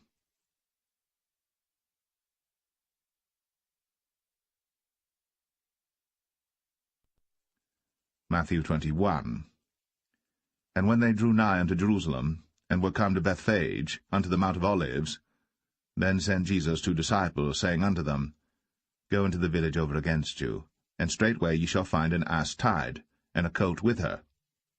Loose them, and bring them unto me. And if any man say aught unto you, ye shall say, The Lord hath need of them, and straightway he will send them. All this was done, that it might be fulfilled which was spoken by the prophet, saying, Tell ye the daughter of Zion, Behold, thy king cometh unto thee, meek, and sitting upon an ass, and a colt, the foal of an ass. And the disciples went and did as Jesus commanded them, and brought the ass, and the colt, and put on them their clothes, and they set him thereon. And a very great multitude spread their garments in the way. Others cut down branches from the trees, and strawed them in the way. And the multitudes that went before, and that followed, cried, saying, Hosanna to the Son of David! Blessed is he that cometh in the name of the Lord! Hosanna in the highest! And when he was come into Jerusalem, all the city was moved, saying, Who is this? And the multitude said, This is Jesus, the prophet of Nazareth of Galilee. And Jesus went into the temple of God, and cast out all them that sold and bought in the temple, and overthrew the tables of the money-changers, and the seats of them that sold doves, and said unto them, It is written, My house shall be called the house of prayer, but ye have made it a den of thieves. And the blind and the lame came to him in the temple, and he healed them. And when the chief priests and scribes saw the wonderful things that he did, and the children crying in the temple, and saying, Hosanna to the Son of David, they were sore displeased, and said unto him, Hearest thou what these say? And Jesus saith unto them, Yea, have ye never read, Out of the mouth of babes and sucklings thou hast perfected praise? And he left them, and went out of the city into Bethany, and he lodged there. Now in the morning, as he returned into the city, he hungered. And when he saw a fig tree in the way, he came to it, and found nothing thereon, but leaves only, and said unto it, Let no fruit grow on thee henceforward for ever. And presently the fig tree withered away. And when the disciples saw it, they marveled, saying, How soon is the fig tree withered away? Jesus answered and said unto them, Verily I say unto you, if ye have faith, and doubt not, ye shall not only do this which is done to the fig tree, but also, if ye shall say unto this mountain, Be thou removed, and be thou cast into the sea, it shall be done. And all things, whatsoever ye shall ask in prayer, believing, ye shall receive. And when he was come into the temple, the chief priests and the elders of the people came unto him as he was teaching, and said, By what authority doest thou these things? And who gave thee this authority? And Jesus answered and said unto them, I also will ask you one thing, which if ye tell me, I in likewise will tell you by what authority I do these things. The baptism of John, whence was it, from heaven or of men? And they reasoned with themselves, saying, If we shall say, From heaven, he will say unto us, Why did ye not then believe him? But if we shall say, Of men, we fear the people, for all hold John as a prophet. And they answered Jesus and said, We cannot tell. And he said unto them, Neither tell I you, by what authority I do these things. But what think ye? A certain man had 2 sons, and he came to the first and said, Son, go work today in my vineyard. He answered and said, I will not. But afterward he repented and went. And he came to the second and said likewise. And he answered and said, I go, sir. and went not. Whether of them twain did the will of his father? They say unto him, The first. Jesus saith unto them, Verily I say unto you, that the publicans and the harlots go into the kingdom of God before you. For John came unto you in the way of righteousness, and ye believed him not. But the publicans and the harlots believed him, and ye, when ye had seen it, repented not afterward that ye might believe him. Hear another parable. There was a certain householder which planted a vineyard, and hedged it round about, and digged a winepress in it, and built a tower, and let it out to husbandmen, and went into a far country. And when the time of the fruit drew near, he sent his servants to the husbandmen, that they might receive the fruits of it. And the husbandman took his servants, and beat one, and killed another, and stoned another. Again he sent other servants, more than the first, and they did unto them likewise. But last of all, he sent unto them his son, saying, They will reverence my son. But when the husbandmen saw the son, they said among themselves, This is the heir, come, let us kill him, and let us seize on his inheritance. And they caught him, and cast him out of the vineyard, and slew him. When the Lord therefore of the vineyard cometh, what will he do unto those husbandmen? They say unto him, He will miserably destroy those wicked men, and will let out his vineyard unto other husbandmen, which shall render him the fruits of their seasons. Jesus saith unto them, Did ye never read in the Scriptures, The stone which the builders rejected, the same is become the head of the corner?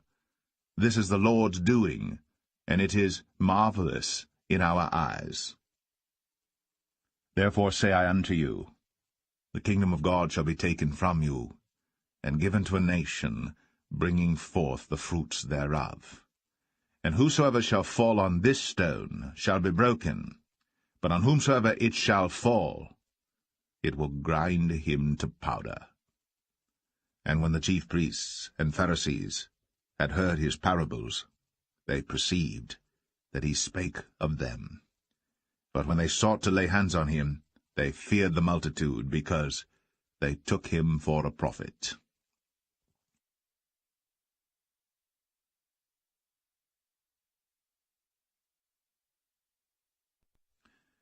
Matthew 22. And Jesus answered and spake unto them again by parables, and said, The kingdom of heaven is like unto a certain king, which made a marriage for his son, and sent forth his servants to call them that were bidden to the wedding, and they would not come. Again he sent forth other servants, saying, Tell them which are bidden, Behold, I have prepared my dinner, my oxen and my fatlings are killed, and all things are ready. Come unto the marriage. But they made light of it, and went their ways, one to his farm, another to his merchandise. And the remnant took his servants, and entreated them spitefully, and slew them. But when the king heard thereof, he was wroth, and he sent forth his armies, and destroyed those murderers, and burned up their city. Then saith he to his servants, The wedding is ready, but they which were bidden were not worthy. Go ye therefore into the highways, and as many as ye shall find, bid to the marriage. So those servants went out into the highways, and gathered together all as many as they found, both bad and good. And the wedding was furnished with guests. And when the king came in to see the guests, he saw there a man which had not on a wedding garment. And he saith unto him, Friend, how camest thou in hither not having a wedding garment? And he was speechless. Then said the king to the servants, Bind him hand and foot, and take him away, and cast him into outer darkness. There shall be weeping and gnashing of teeth. For many are called, but few are chosen. Then went the Pharisees, and took counsel, how they might entangle him in his talk. And they sent out unto him their disciples with the Herodians, saying, Master, we know that thou art true, and teachest the way of God in truth. Neither carest thou for any man, for thou regardest not the person of men. Tell us therefore, what thinkest thou? Is it lawful to give tribute unto Caesar, or not? But Jesus perceived their wickedness, and said, Why tempt ye me, ye hypocrites? Show me the tribute money. And they brought unto him a penny. And he saith unto them, Whose is this image and superscription? They say unto him, Caesar's. Then saith he unto them, Render therefore unto Caesar the things which are Caesar's, and unto God the things that are God's. When they had heard these words, they marveled, and left him, and went their way. The same day came to him the Sadducees, which say that there is no resurrection, and asked him, saying, Master, Moses said, If a man die having no children, his brother shall marry his wife, and raise up seed unto his brother. Now there were with us 7 brethren, and the first, when he had married a wife, deceased, and having no issue, left his wife unto his brother. Likewise the second also, and the third, unto the 7th. And last of all, the woman died also. Therefore in the resurrection, whose wife shall she be of the 7? For they all had her. Jesus answered, and said unto them, Ye do err, not knowing the Scriptures, nor the power of God. For in the resurrection they neither marry, nor are given in marriage, but are as the angels of God in heaven. But as touching the resurrection of the dead, have ye not read that which was spoken unto you by God, saying, I am the God of Abraham, and the God of Isaac, and the God of Jacob? God is not the God of the dead, but of the living. And when the multitude heard this, they were astonished at his doctrine. But when the Pharisees had heard that he had put the Sadducees to silence, they were gathered together. Then one of them, which was a lawyer, asked him a question, tempting him, and saying, Master, which is the great commandment in the law? Jesus said unto him, Thou shalt love the Lord thy God with all thy heart, and with all thy soul, and with all thy mind. This is the first and great commandment. And the second is like unto it, Thou shalt love thy neighbor as thyself. On these 2 commandments hang all the law and the prophets. While the Pharisees were gathered together, Jesus asked them, saying, What think ye of Christ? Whose son is he? They say unto him, The son of David. He saith unto them, How then doth David in spirit call him Lord, saying, The Lord said unto my Lord, Sit thou on my right hand, till I make thine enemies thy footstool. If David then call him Lord, how is he his son? And no man was able to answer him a word, neither durst any man from that day forth ask him any more questions.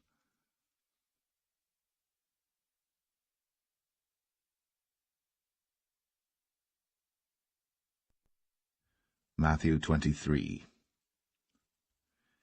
Then spake Jesus to the multitude, and to his disciples, saying, The scribes and the Pharisees sit in Moses' seat. All therefore whatsoever they bid you observe, that observe and do. But do not ye after their works, for they say, and do not. For they bind heavy burdens, and grievous to be borne, and lay them on men's shoulders. But they themselves will not move them with one of their fingers. But all their works they do for to be seen of men. They make broad their phylacteries, and enlarge the borders of their garments, and love the uppermost rooms at feasts, and the chief seats in the synagogues, and greetings in the markets, and to be called of men, Rabbi, Rabbi. But be not ye called Rabbi, for one is your Master, even Christ, and all ye are brethren. And call no man your father upon the earth, for one is your Father, which is in heaven. Neither be ye called masters, for one is your Master, even Christ. But he that is greatest among you shall be your servant. And whosoever shall exalt himself shall be abased, and he that shall humble himself shall be exalted. But woe unto you, scribes and Pharisees, hypocrites! For ye shut up the kingdom of heaven against men. For ye neither go in yourselves, neither suffer ye them that are entering to go in. Woe unto you, scribes and Pharisees, hypocrites! For ye devour widows' houses, and for a pretence make long prayer. Therefore ye shall receive the greater damnation. Woe unto you, scribes and Pharisees, hypocrites! For ye compass sea and land to make one proselyte. And when he is made, ye make him twofold more the child of hell than yourselves. Woe unto you, ye blind guides, which say, Whosoever shall swear by the temple, it is nothing. But whosoever shall swear by the gold of the temple, he is a debtor. Ye fools and blind, for whether is greater, the gold, or the temple that sanctifieth the gold? And whosoever shall swear by the altar, it is nothing. But whosoever sweareth by the gift that is upon it, he is guilty. Ye fools and blind, for whether is greater, the gift, or the altar that sanctifieth the gift? Whoso therefore shall swear by the altar sweareth by it, and by all things thereon. And whoso shall swear by the temple sweareth by it, and by him that dwelleth therein. And he that shall swear by heaven sweareth by the throne of God, and by him that sitteth thereon. Woe unto you, scribes and Pharisees, hypocrites! For ye pay tithe of mint and anise and cumin, and have omitted the weightier matters of the law, judgment, mercy, and faith. These ought ye to have done, and not to leave the other undone. Ye blind guides, which strain at a gnat, and swallow a camel. Woe unto you, scribes and Pharisees, hypocrites! For ye make clean the outside of the cup and of the platter, but within they are full of extortion and excess. Thou blind Pharisee, cleanse first that which is within the cup and platter, that the outside of them may be clean also. Woe unto you, scribes and Pharisees, hypocrites! For ye are like unto whited sepulchres, which indeed appear beautiful outward, but are within full of dead men's bones, and of all uncleanness.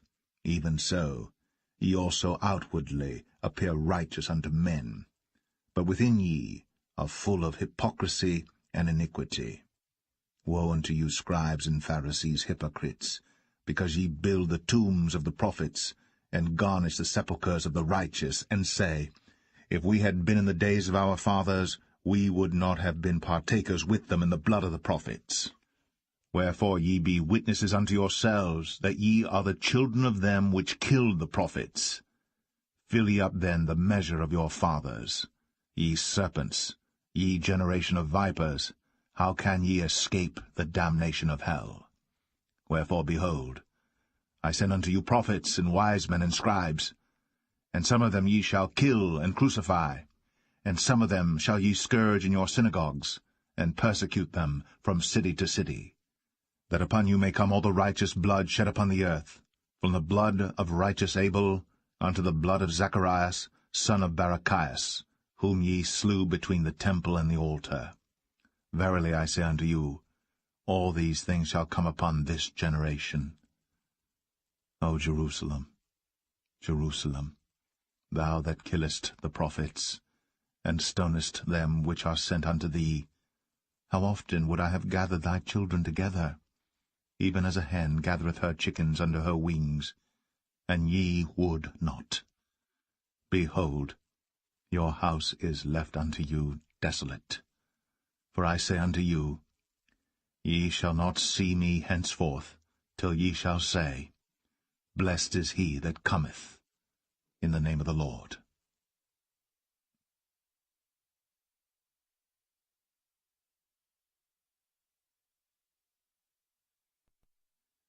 Matthew 24. And Jesus went out, and departed from the temple, and his disciples came to him, for to show him the buildings of the temple. And Jesus said unto them, See ye not all these things? Verily I say unto you, there shall not be left here one stone upon another, that shall not be thrown down.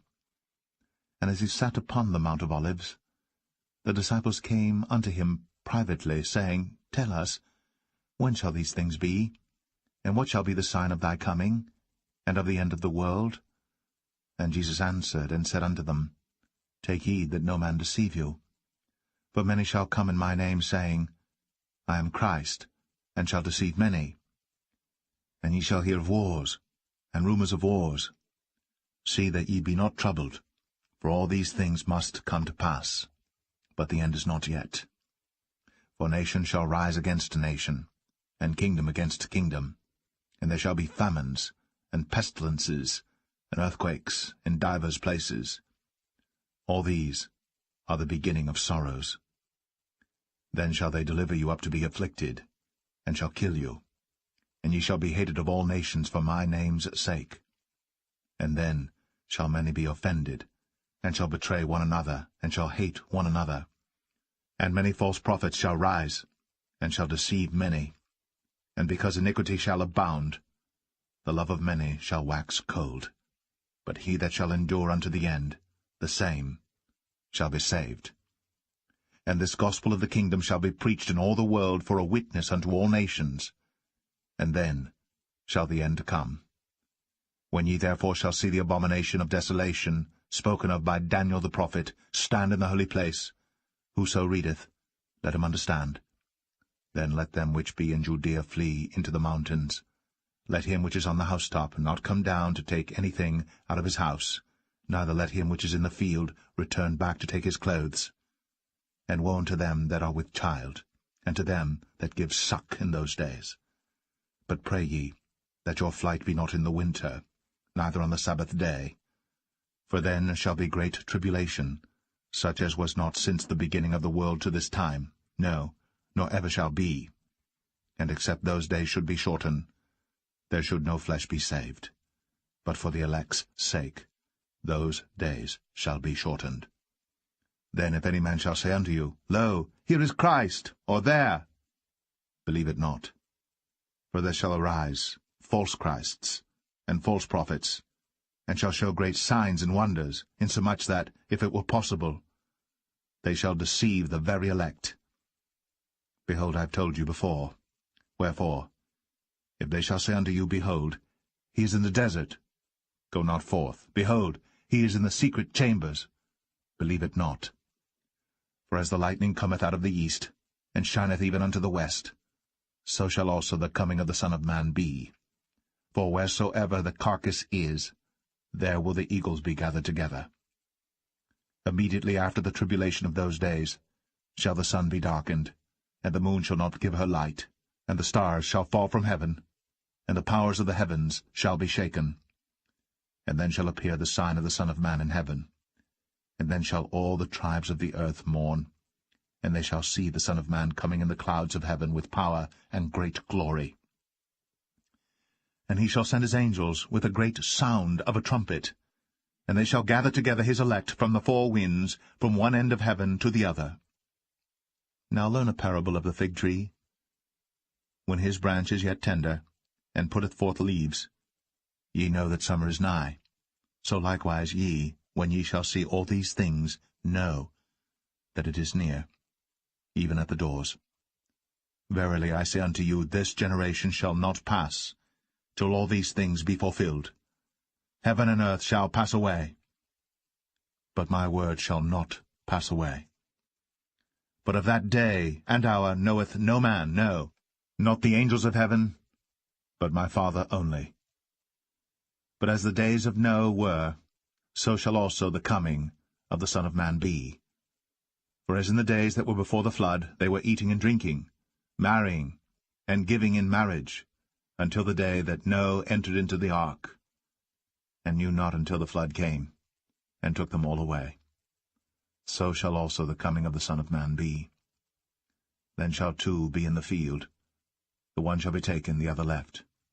2 women shall be grinding at the mill, the one shall be taken, and the other left. Watch therefore, for ye know not what hour your Lord doth come.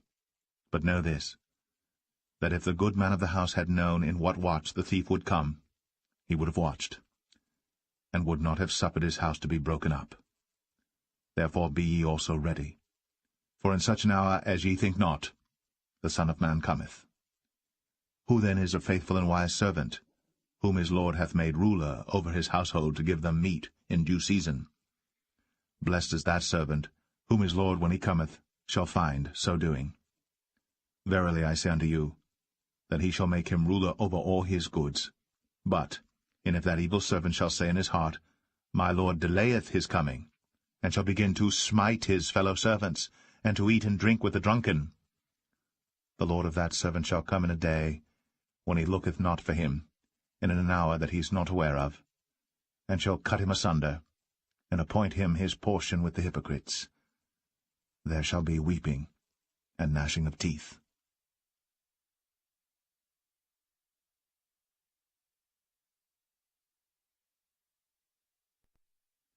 Matthew 25. Then shall the kingdom of heaven be likened unto 10 virgins, which took their lamps, and went forth to meet the bridegroom. And 5 of them were wise, and 5 were foolish. They that were foolish took their lamps, and took no oil with them. But the wise took oil in their vessels with their lamps. While the bridegroom tarried, they all slumbered and slept. And at midnight there was a cry made, Behold, the bridegroom cometh, go ye out to meet him. Then all those virgins arose, and trimmed their lamps. And the foolish said unto the wise, Give us of your oil, for our lamps are gone out. But the wise answered, saying, Not so, lest there be not enough for us and you. But go ye rather to them that sell, and buy for yourselves. And while they went to buy, the bridegroom came, and they that were ready went in with him to the marriage, and the door was shut. Afterward came also the other virgins, saying, Lord, Lord, open to us. But he answered and said, Verily I say unto you, I know you not. Watch therefore, for ye know neither the day nor the hour wherein the Son of Man cometh. For the kingdom of heaven is as a man travelling into a far country, who called his own servants, and delivered unto them his goods. And unto one he gave 5 talents, to another 2, and to another 1, to every man according to his several ability, and straightway took his journey. Then he that had received the 5 talents went and traded with the same, and made them other 5 talents. And likewise he that had received 2, he also gained other 2. But he that had received 1 went and digged in the earth, and hid his Lord's money. After a long time, the Lord of those servants cometh, and reckoneth with them. And so he that had received 5 talents came, and brought other 5 talents, saying, Lord, thou deliverest unto me 5 talents. Behold, I have gained beside them 5 talents more. His Lord said unto him, Well done, thou good and faithful servant. Thou hast been faithful over a few things. I will make thee ruler over many things. Enter thou into the joy of thy Lord. He also that had received 2 talents came and said, Lord, thou deliverest unto me 2 talents. Behold, I have gained 2 other talents beside them. His Lord said unto him, Well done, good and faithful servant. Thou hast been faithful over a few things. I will make thee ruler over many things. Enter thou into the joy of thy Lord. Then he which had received the 1 talent came and said, Lord, I knew thee that thou art an hard man, reaping where thou hast not sown, and gathering where thou hast not strawed. And I was afraid, and went, and hid thy talent in the earth. Lo, there thou hast that is thine. His Lord answered and said unto him, Thou wicked and slothful servant, thou knewest that I reap where I sowed not, and gather where I have not strawed. Thou oughtest therefore to have put my money to the exchangers, and then at my coming I should have received mine own with usury. Take therefore the talent from him, and give it unto him which hath 10 talents. For unto every one that hath shall be given, and he shall have abundance. But from him that hath not shall be taken away even that which he hath. And cast ye the unprofitable servant into outer darkness. There shall be weeping and gnashing of teeth. When the Son of Man shall come in his glory, and all the holy angels with him, then shall he sit upon the throne of his glory. And before him shall be gathered all nations, and he shall separate them one from another, as a shepherd divideth his sheep from the goats. And he shall set the sheep on his right hand, but the goats on the left. Then shall the king say unto them on his right hand, Come, ye blessed of my Father, inherit the kingdom prepared for you from the foundation of the world. For I was an hungered, and ye gave me meat. I was thirsty, and ye gave me drink. I was a stranger, and ye took me in. Naked, and ye clothed me. I was sick, and ye visited me. I was in prison, and ye came unto me. Then shall the righteous answer him, saying, Lord, when saw we thee an hungered, and fed thee, or thirsty, and gave thee drink? When saw we thee a stranger, and took thee in, or naked, and clothed thee? Or when saw we thee sick, or in prison, and came unto thee? And the king shall answer and say unto them, Verily I say unto you, inasmuch as ye have done it unto one of the least of these my brethren, ye have done it unto me. Then shall he say also unto them on the left hand, Depart from me, ye cursed, into everlasting fire, prepared for the devil and his angels. For I was an hungered, and ye gave me no meat. I was thirsty, and ye gave me no drink. I was a stranger, and ye took me not in. Naked, and ye clothed me not. Sick, and in prison, and ye visited me not. Then shall they also answer him, saying, Lord, when saw we thee an hungered, or athirst, or a stranger, or naked, or sick, or in prison, and did not minister unto thee? Then shall he answer them, saying, Verily I say unto you, inasmuch as ye did it not to one of the least of these, ye did it not to me. And these shall go away into everlasting punishment, but the righteous into life eternal.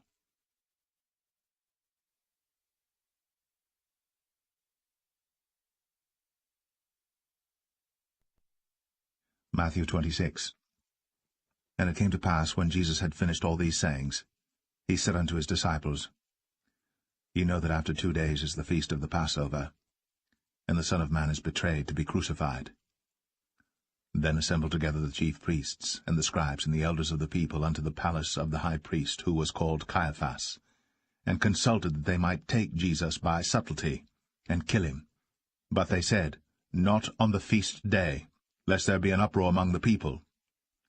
Now when Jesus was in Bethany, in the house of Simon the leper, there came unto him a woman, having an alabaster box of very precious ointment, and poured it on his head, as he sat at meat.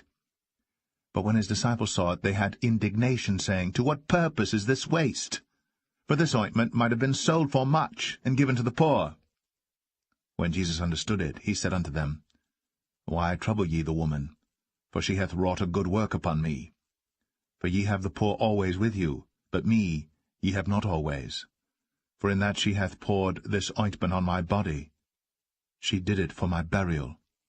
Verily I say unto you, wheresoever this gospel shall be preached in the whole world, there shall also this, that this woman hath done, be told, for a memorial of her. Then one of the 12, called Judas Iscariot, went unto the chief priests, and said unto them, What will ye give me? And I will deliver him unto you. And they covenanted with him for 30 pieces of silver. And from that time he sought opportunity to betray him. Now the first day of the feast of unleavened bread the disciples came to Jesus, saying unto him, Where wilt thou that we prepare for thee to eat the Passover? And he said, Go into the city to such a man, and say unto him, The Master saith, My time is at hand. I will keep the Passover at thy house with my disciples. And the disciples did as Jesus had appointed them, and they made ready the Passover. Now when the even was come, he sat down with the 12, and as they did eat, he said, Verily, I say unto you, that one of you shall betray me. And they were exceeding sorrowful, and began every one of them to say unto him, Lord, is it I? And he answered and said, He that dippeth his hand with me in the dish, the same shall betray me. The Son of Man goeth, as it is written of him. But woe unto that man by whom the Son of Man is betrayed! It had been good for that man, if he had not been born. Then Judas, which betrayed him, answered and said, Master, is it I?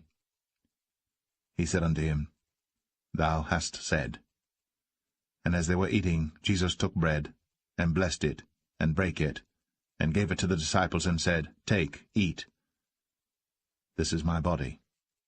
And he took the cup, and gave thanks, and gave it to them, saying, Drink ye all of it. For this is my blood of the New Testament, which is shed for many, for the remission of sins. But I say unto you, I will not drink henceforth of this fruit of the vine, until that day when I drink it new with you in my Father's kingdom. And when they had sung an hymn, they went out into the Mount of Olives. Then saith Jesus unto them, All ye shall be offended because of me this night. For it is written, I will smite the shepherd, and the sheep of the flock shall be scattered abroad. But after I am risen again, I will go before you into Galilee. Peter answered and said unto him, Though all men shall be offended because of thee, yet will I never be offended. Jesus said unto him, Verily I say unto thee, that this night, before the cock crow, thou shalt deny me thrice. Peter said unto him, Though I should die with thee, yet will I not deny thee. Likewise also said all the disciples. Then cometh Jesus with them unto a place called Gethsemane, and saith unto the disciples, Sit ye here, while I go and pray yonder. And he took with him Peter and the 2 sons of Zebedee, and began to be sorrowful and very heavy. Then saith he unto them, My soul is exceeding sorrowful, even unto death. Tarry ye here, and watch with me. And he went a little farther, and fell on his face, and prayed, saying, O my Father, if it be possible, let this cup pass from me. Nevertheless, not as I will, but as thou wilt. And he cometh unto the disciples, and findeth them asleep, and saith unto Peter, What, could ye not watch with me 1 hour? Watch and pray that ye enter not into temptation. The spirit indeed is willing, but the flesh is weak. He went away again the 2nd time, and prayed, saying, O my Father, if this cup may not pass away from me, except I drink it, thy will be done. And he came, and found them asleep again, for their eyes were heavy. And he left them, and went away again, and prayed the 3rd time, saying the same words. Then cometh he to his disciples, and saith unto them, Sleep on now, and take your rest. Behold, the hour is at hand, and the Son of Man is betrayed into the hands of sinners. Rise, let us be going. Behold, he is at hand that doth betray me. And while he yet spake, lo, Judas, one of the 12, came, and with him a great multitude with swords and staves, from the chief priests and elders of the people.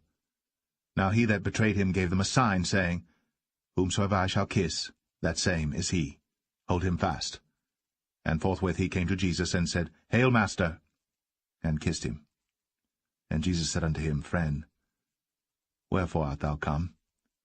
Then came they, and laid hands on Jesus, and took him. And behold, one of them which were with Jesus stretched out his hand, and drew his sword, and struck a servant of the high priest's, and smote off his ear. Then said Jesus unto him, Put up again thy sword into his place, for all they that take the sword shall perish with the sword. Think'st thou that I cannot now pray to my Father, and he shall presently give me more than 12 legions of angels? But how then shall the Scriptures be fulfilled, that thus it must be? In that same hour said Jesus to the multitudes, Are ye come out as against a thief, with swords and staves, for to take me? I sat daily with you teaching in the temple, and ye laid no hold on me.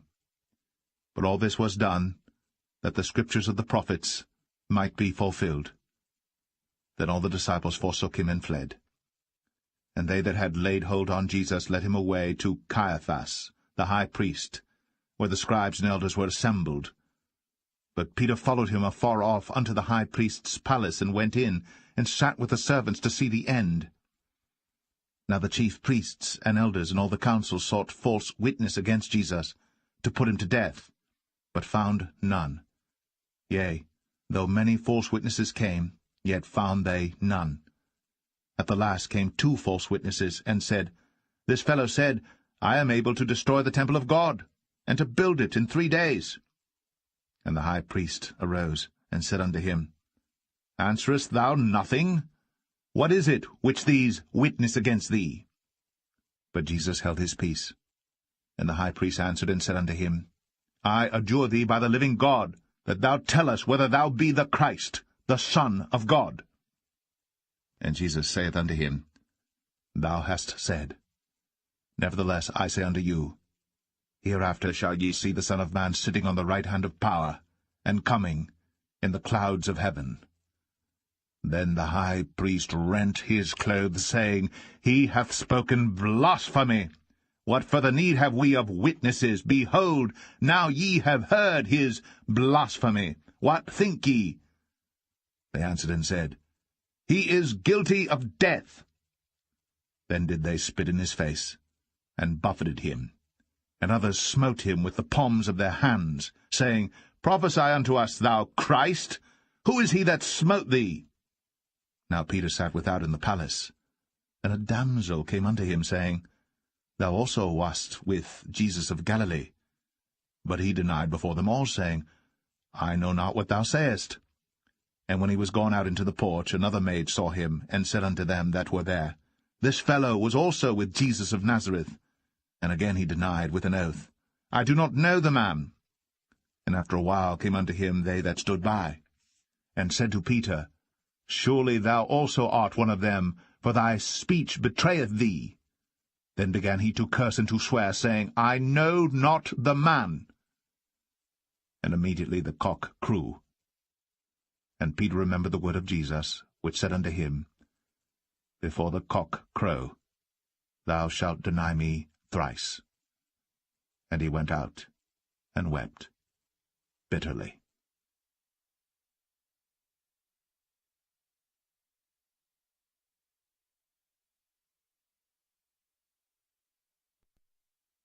Matthew 27.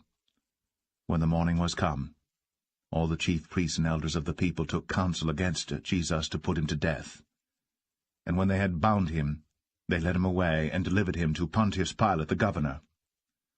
Then Judas, which had betrayed him, when he saw that he was condemned, repented himself, and brought again the 30 pieces of silver to the chief priests and elders, saying, I have sinned, and that I have betrayed the innocent blood. And they said, What is that to us? See thou to that. And he cast down the pieces of silver in the temple, and departed, and went, and hanged himself. And the chief priest took the silver pieces, and said, It is not lawful for to put them into the treasury, because it is the price of blood. And they took counsel, and bought with them the potter's field, to bury strangers in. Wherefore that field was called the field of blood unto this day.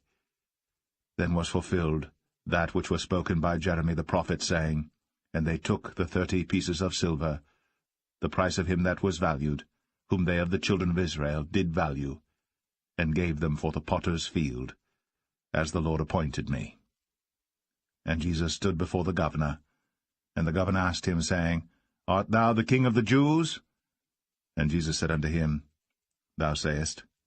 And when he was accused of the chief priests and elders, he answered nothing. Then said Pilate unto him, Hearest thou not how many things they witness against thee? And he answered him to never a word, insomuch that the governor marveled greatly. Now at that feast the governor was wont to release unto the people a prisoner whom they would. And they had then a notable prisoner called Barabbas. Therefore when they were gathered together, Pilate said unto them, Whom will ye that I release unto you, Barabbas, or Jesus, which is called Christ? For he knew that for envy they had delivered him. When he was set down on the judgment seat, his wife sent unto him, saying, Have thou nothing to do with that just man? For I have suffered many things this day in a dream because of him. But the chief priests and elders persuaded the multitude that they should ask Barabbas, and destroy Jesus. The governor answered and said unto them, Whether of the twain will ye that I release unto you? They said, Barabbas. Pilate saith unto them, What shall I do then with Jesus, which is called Christ? They all say unto him, Let him be crucified. And the governor said, Why? What evil hath he done? But they cried out the more, saying, Let him be crucified. When Pilate saw that he could prevail nothing, but that rather a tumult was made, he took water, and washed his hands before the multitude, saying, I am innocent of the blood of this just person. See ye to it. Then answered all the people, and said, His blood be on us, and on our children. Then released he Barabbas unto them. And when he had scourged Jesus, he delivered him to be crucified. Then the soldiers of the governor took Jesus into the common hall, and gathered unto him the whole band of soldiers, and they stripped him, and put on him a scarlet robe. And when they had plaited a crown of thorns, they put it upon his head, and a reed in his right hand.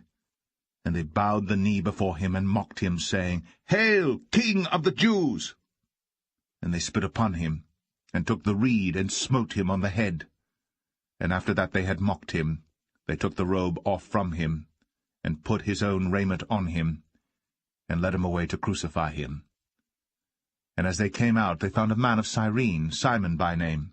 Him they compelled to bear his cross. And when they were come out unto a place called Golgotha, that is to say, a place of a skull, they gave him vinegar to drink, mingled with gall. And when he had tasted thereof, he would not drink. And they crucified him, and parted his garments, casting lots, that it might be fulfilled which was spoken by the prophet, They parted my garments among them, and upon my vesture did they cast lots. And sitting down, they watched him there. And set up over his head his accusation written, This is Jesus, the King of the Jews. Then were there 2 thieves crucified with him, one on the right hand, and another on the left. And they that passed by reviled him, wagging their heads, and saying, Thou that destroyest the temple, and buildest it in 3 days, save thyself. If thou be the Son of God, come down from the cross. Likewise also the chief priests, mocking him, with the scribes and elders, said, He saved others, himself he cannot save. If he be the King of Israel, let him now come down from the cross, and we will believe him. He trusted in God. Let him deliver him now, if he will have him, for he said, I am the Son of God. The thieves also, which were crucified with him, cast the same in his teeth. Now from the 6th hour there was darkness over all the land unto the 9th hour. And about the 9th hour Jesus cried with a loud voice, saying, Eli, Eli, lama sabachthani? That is to say, My God, why hast thou forsaken me? Some of them that stood there, when they heard that, said, This man calleth for Elias. And straightway one of them ran, and took a sponge, and filled it with vinegar, and put it on a reed, and gave him to drink. The rest said, Let be, let us see whether Elias will come to save him. Jesus, when he had cried again with a loud voice, yielded up the ghost. And behold, the veil of the temple was rent in twain from the top to the bottom, and the earth did quake, and the rocks rent, and the graves were opened, and many bodies of the saints which slept arose, and came out of the graves after his resurrection, and went into the holy city, and appeared unto many. Now when the centurion and they that were with him watching Jesus saw the earthquake, and those things that were done, they feared greatly, saying, Truly, this was the Son of God. And many women were there beholding afar off, which followed Jesus from Galilee, ministering unto him, among which was Mary Magdalene, and Mary the mother of James and Joses, and the mother of Zebedee's children. When the even was come, there came a rich man of Arimathea, named Joseph, who also himself was Jesus' disciple. He went to Pilate, and begged the body of Jesus. Then Pilate commanded the body to be delivered. And when Joseph had taken the body, he wrapped it in a clean linen cloth, and laid it in his own new tomb, which he had hewn out in the rock. And he rolled a great stone to the door of the sepulchre, and departed. And there was Mary Magdalene, and the other Mary sitting over against the sepulchre. Now the next day that followed the day of the preparation, the chief priests and Pharisees came together unto Pilate, saying, Sir, we remember that deceiver said, while he was yet alive, After 3 days I will rise again. Command therefore that the sepulchre be made sure until the 3rd day, lest his disciples come by night and steal him away, and say unto the people, He is risen from the dead. So the last error shall be worse than the first. Pilate said unto them, Ye have a watch, go your way, make it as sure as ye can. So they went, and made the sepulchre sure, sealing the stone, and setting a watch.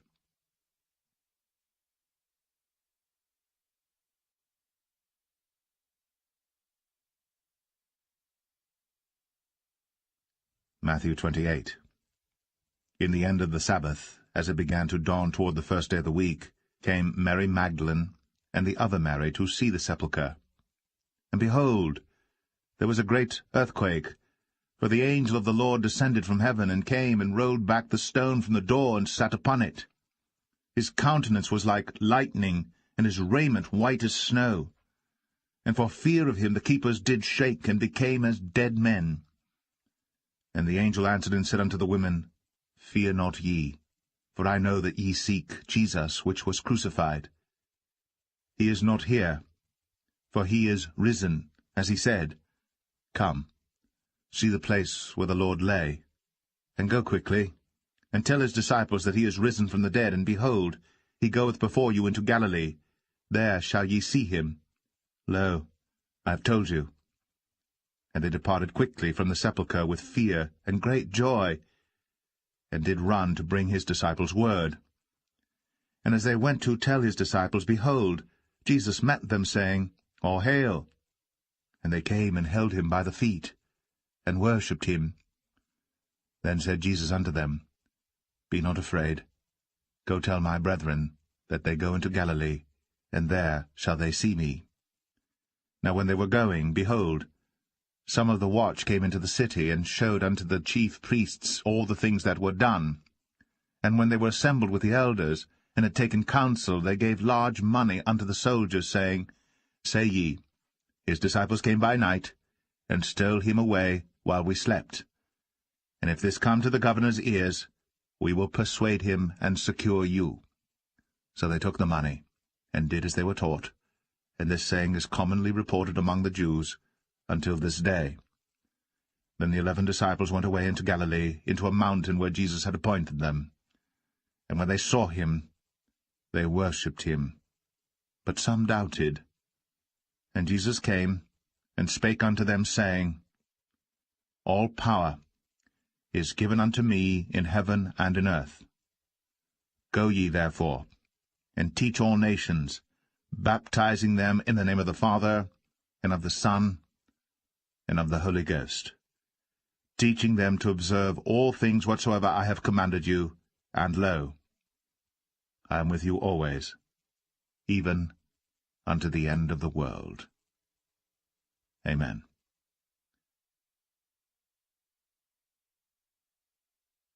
The Book of Proverbs, Chapter 1.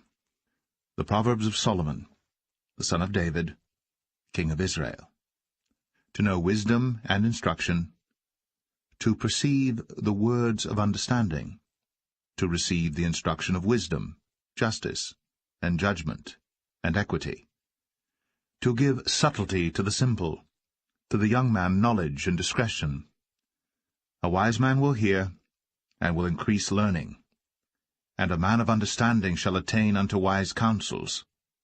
To understand a proverb and the interpretation, the words of the wise and their dark sayings.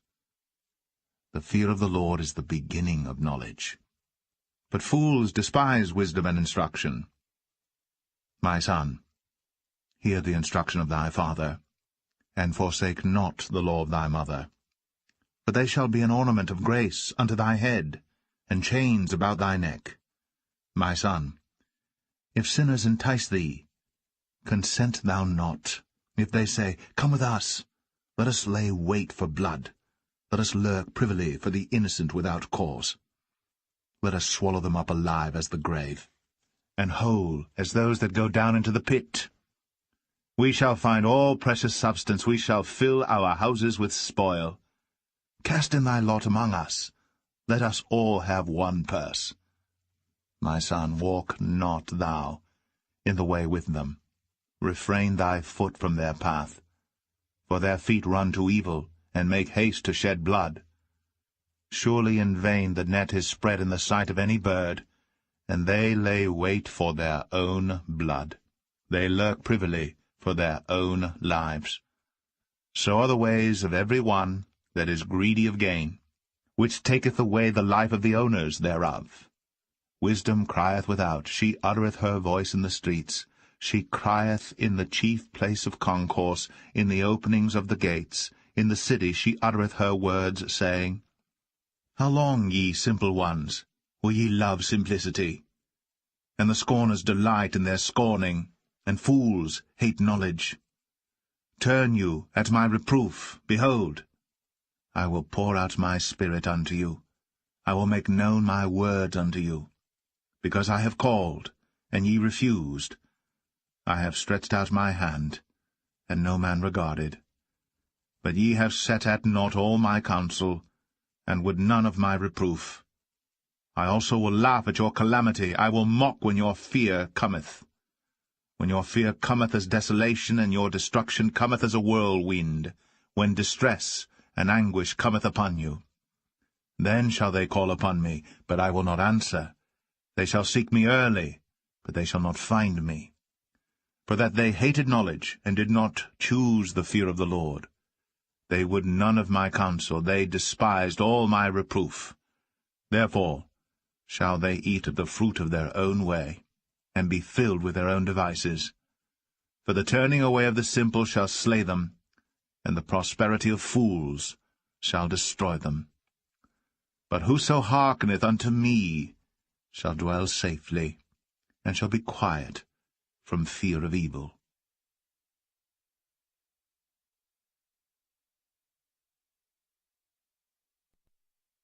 Proverbs 2. My son, if thou wilt receive my words, and hide my commandments with thee, so that thou incline thine ear unto wisdom, and apply thine heart to understanding, yea, if thou criest after knowledge, and liftest up thy voice for understanding, if thou seekest her as silver, and searchest for her as for hid treasures, then shalt thou understand the fear of the Lord, and find the knowledge of God. For the Lord giveth wisdom. Out of his mouth cometh knowledge and understanding. He layeth up sound wisdom for the righteous. He is a buckler to them that walk uprightly. He keepeth the paths of judgment, and preserveth the way of his saints.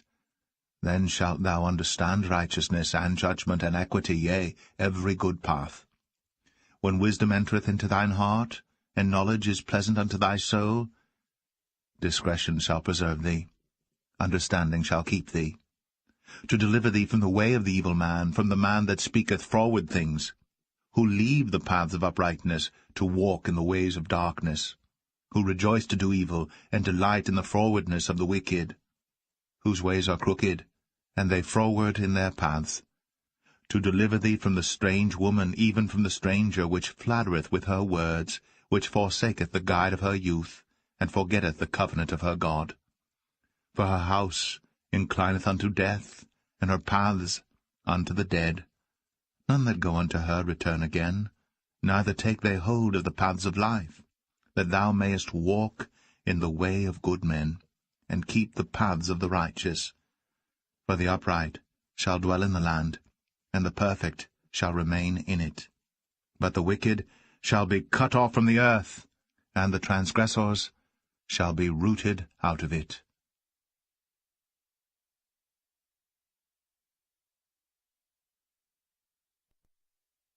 Proverbs 3.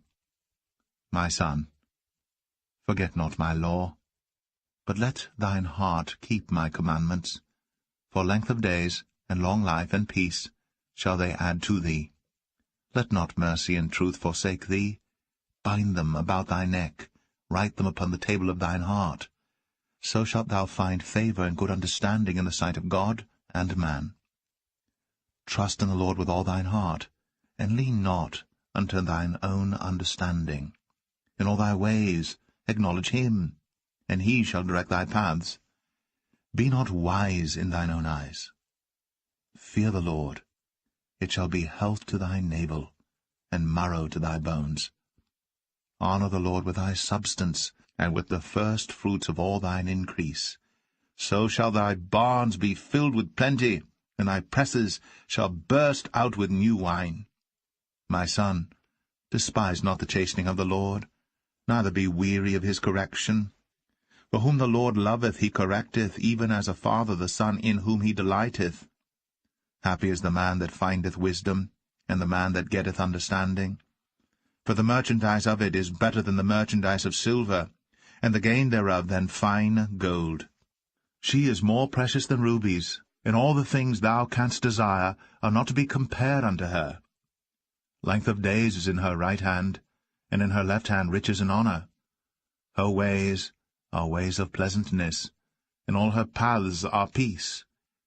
She is a tree of life to them that lay hold upon her, and happy is every one that retaineth her. The Lord by wisdom hath founded the earth, by understanding hath he established the heavens. By his knowledge the depths are broken up, and the clouds drop down the dew. My son, let not them depart from thine eyes. Keep sound wisdom and discretion. So shall they be life unto thy soul, and grace to thy neck. Then shalt thou walk in thy way safely, and thy foot shall not stumble. When thou liest down, thou shalt not be afraid. Yea, thou shalt lie down, and thy sleep shall be sweet. Be not afraid of sudden fear, neither of the desolation of the wicked when it cometh. For the Lord shall be thy confidence, and shall keep thy foot from being taken. Withhold not good from them to whom it is due, when it is in the power of thine hand to do it. Say not unto thy neighbour, Go and come again, and tomorrow I will give, when thou hast it by thee. Devise not evil against thy neighbour, seeing he dwelleth securely by thee. Strive not with a man without cause, if he have done thee no harm. Envy thou not the oppressor, and choose none of his ways. For the froward is abomination to the Lord, but his secret is with the righteous. The curse of the Lord is in the house of the wicked, but he blesseth the habitation of the just. Surely he scorneth the scorners, but he giveth grace unto the lowly. The wise shall inherit glory, but shame shall be the promotion of fools.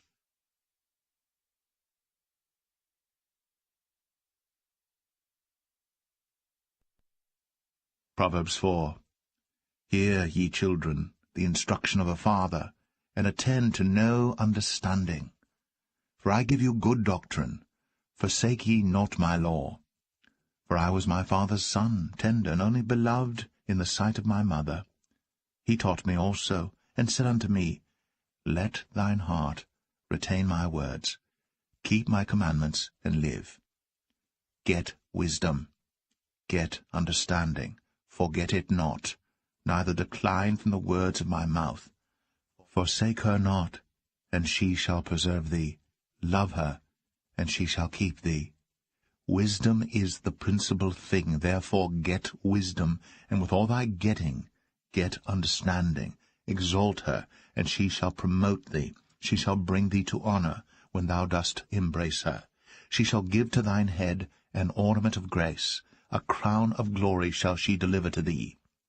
Hear, O my son, and receive my sayings, and the years of thy life shall be many.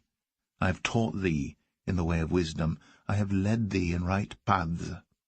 When thou goest, thy steps shall not be straitened, and when thou runnest, thou shalt not stumble. Take fast hold of instruction, let her not go, keep her, for she is thy life.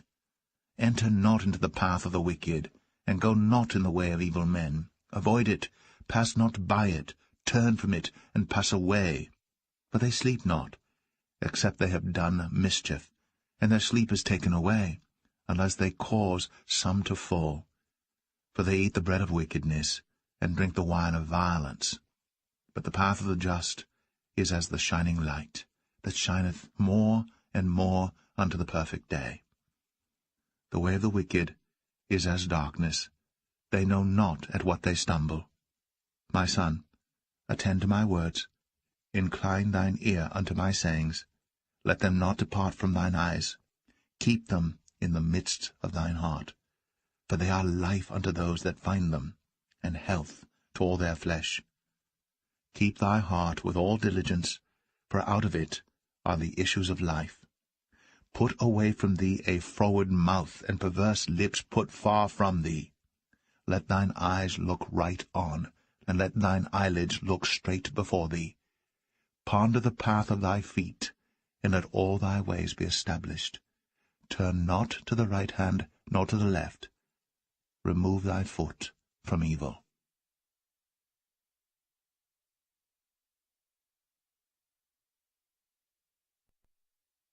Proverbs 5. My son, attend unto my wisdom, and bow thine ear to my understanding, that thou mayest regard discretion, and that thy lips may keep knowledge. For the lips of a strange woman drop as an honeycomb, and her mouth is smoother than oil. But her end is bitter as wormwood, sharp as a two-edged sword. Her feet go down to death, her steps take hold on hell. Lest thou shouldst ponder the path of life, her ways are movable, that thou canst not know them. Hear me now, therefore, O ye children, and depart not from the words of my mouth. Remove thy way far from her, and come not nigh the door of her house, lest thou give thine honour unto others, and thy years unto the cruel. Lest strangers be filled with thy wealth, and thy labours be in the house of a stranger, and thou mourn at the last, when thy flesh and thy body are consumed, and say, How have I hated instruction, and my heart despised reproof, and have not obeyed the voice of my teachers, nor inclined mine ear to them that instructed me. I was almost in all evil in the midst of the congregation and assembly. Drink waters out of thine own cistern, and running waters out of thine own well. Let thy fountains be dispersed abroad, and rivers of waters in the streets. Let them be only thine own, and not strangers with thee. Let thy fountain be blessed, and rejoice with the wife of thy youth. Let her be as the loving hind, and pleasant roe. Let her breasts satisfy thee at all times, and be thou ravished always with her love. And why wilt thou, my son, be ravished with a strange woman, and embrace the bosom of a stranger? For the ways of man are before the eyes of the Lord, and he pondereth all his goings. His own iniquities shall take the wicked himself, and he shall be holden with the cords of his sins. He shall die without instruction, and in the greatness of his folly he shall go astray.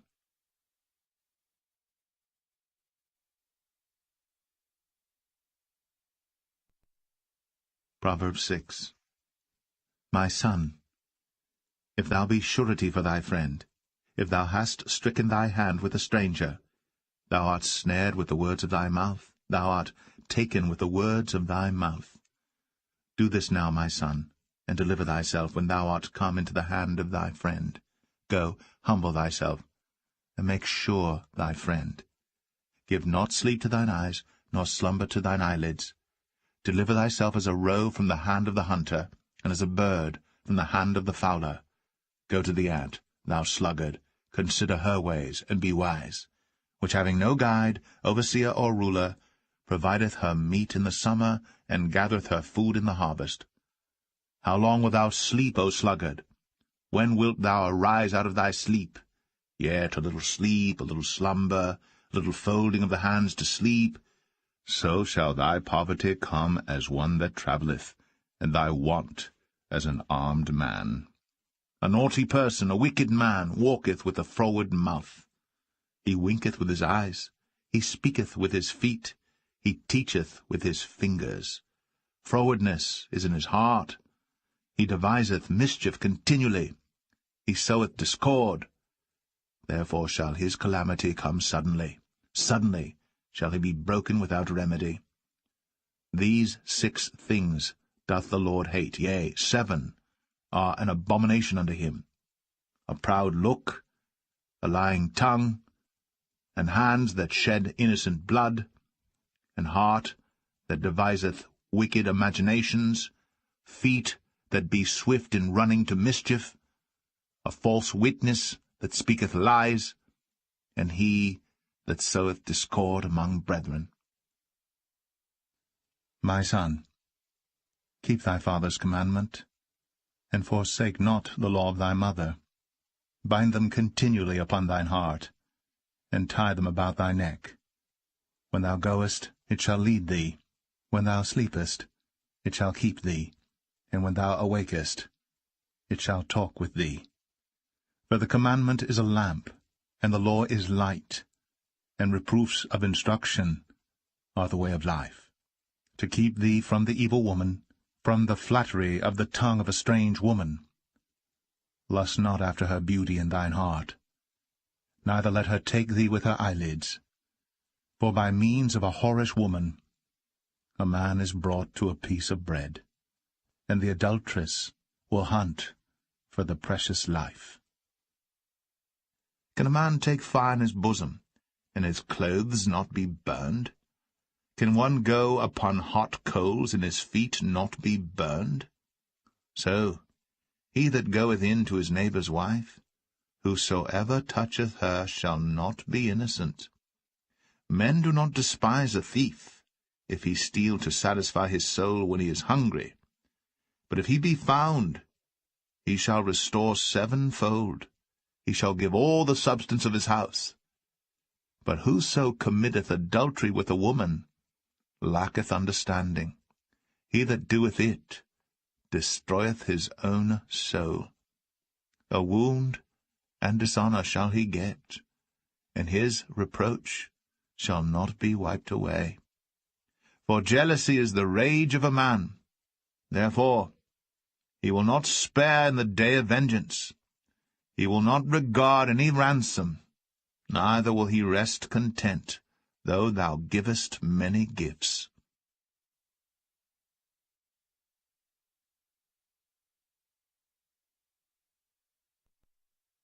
Proverbs 7. My son, keep my words, and lay up my commandments with thee. Keep my commandments and live, and my law as the apple of thine eye. Bind them upon thy fingers, write them upon the table of thine heart. Say unto wisdom, Thou art my sister, and call understanding thy kinswoman, that they may keep thee from the strange woman, from the stranger which flattereth with her words. For at the window of my house I looked through my casement, and beheld among the simple ones, I discerned among the youths, a young man void of understanding, passing through the street near her corner.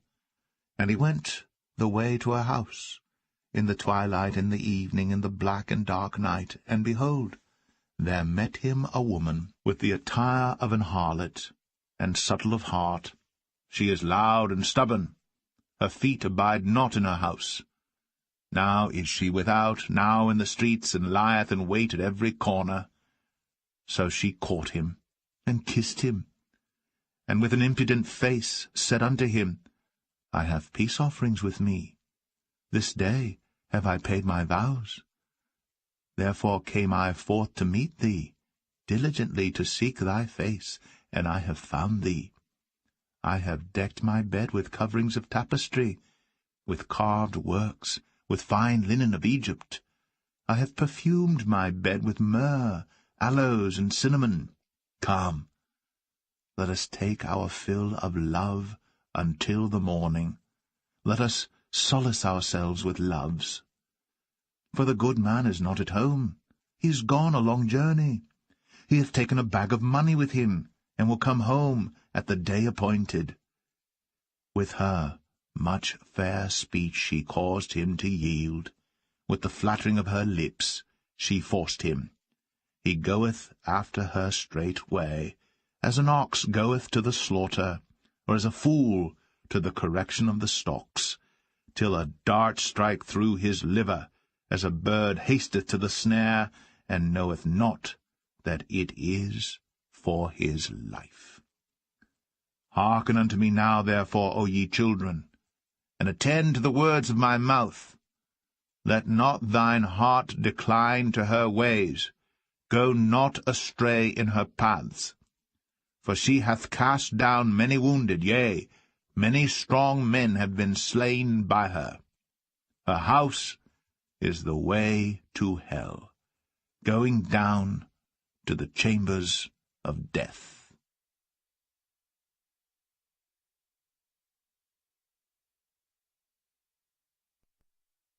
Proverbs 8. Doth not wisdom cry, and understanding put forth her voice? She standeth in the top of high places, by the way in the places of the paths. She crieth at the gates, at the entry of the city, at the coming in at the doors. Unto you, O men, I call, and my voice is to the sons of man. O ye simple, understand wisdom, and ye fools, be ye of an understanding heart. Hear, for I will speak of excellent things, and the opening of my lips shall be right things. For my mouth shall speak truth, and wickedness is an abomination to my lips. All the words of my mouth are in righteousness, there is nothing froward or perverse in them. They are all plain to him that understandeth, and right to them that find knowledge. Receive my instruction, and not silver, and knowledge rather than choice gold. For wisdom is better than rubies, and all the things that may be desired are not to be compared to it. I, wisdom, dwell with prudence, and find out knowledge of witty inventions. The fear of the Lord is to hate evil, pride, and arrogancy, and the evil way, and the froward mouth do I hate. Counsel is mine, and sound wisdom. I am understanding, I have strength. By me kings reign, and princes decree justice. By me princes rule, and nobles, even all the judges of the earth. I love them that love me, and those that seek me early shall find me. Riches and honor are with me, yea, durable riches and righteousness. My fruit is better than gold, yea, than fine gold, and my revenue than choice silver. I lead in the way of righteousness, in the midst of the paths of judgment, that I may cause those that love me to inherit substance, and I will fill their treasures. The Lord possessed me in the beginning of his way, before his works of old.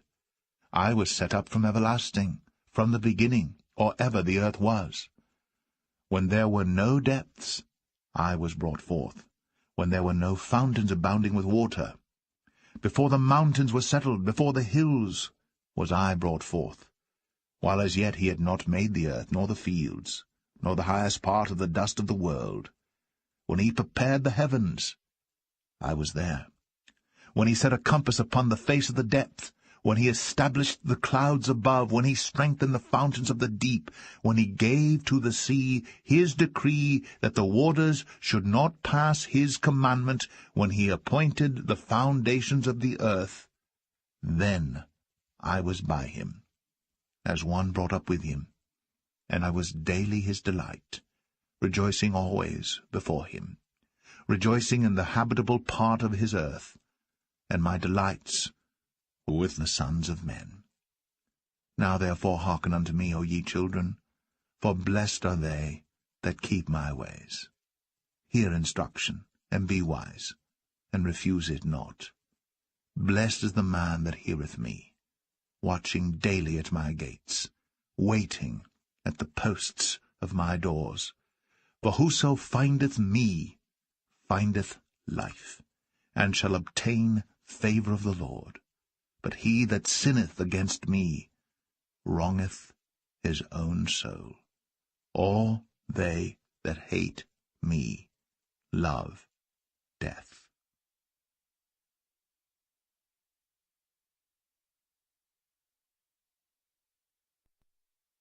Proverbs 9.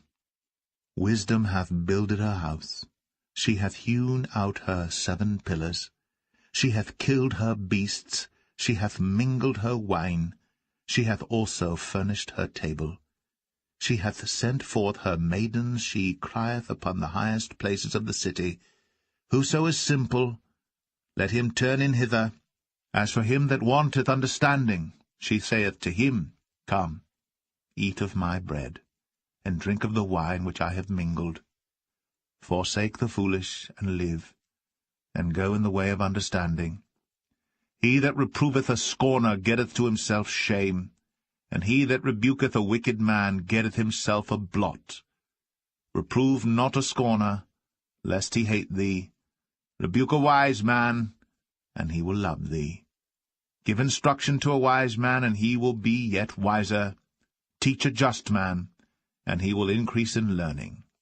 The fear of the Lord is the beginning of wisdom, and the knowledge of the holy is understanding. For by me thy days shall be multiplied, and the years of thy life shall be increased. If thou be wise, thou shalt be wise for thyself. But if thou scornest, thou alone shalt bear it. A foolish woman is clamorous, she is simple, and knoweth nothing. For she sitteth at the door of her house on a seat in the high places of the city, to call passengers who go right on their ways. Whoso is simple, let him turn in hither. And as for him that wanteth understanding, she saith to him, Stolen waters are sweet, and bread eaten in secret is pleasant. But he knoweth not that the dead are there, and that her guests are in the depths of hell.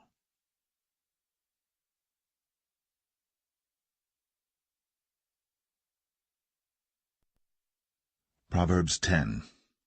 The Proverbs of Solomon. A wise son maketh a glad father, but a foolish son is the heaviness of his mother.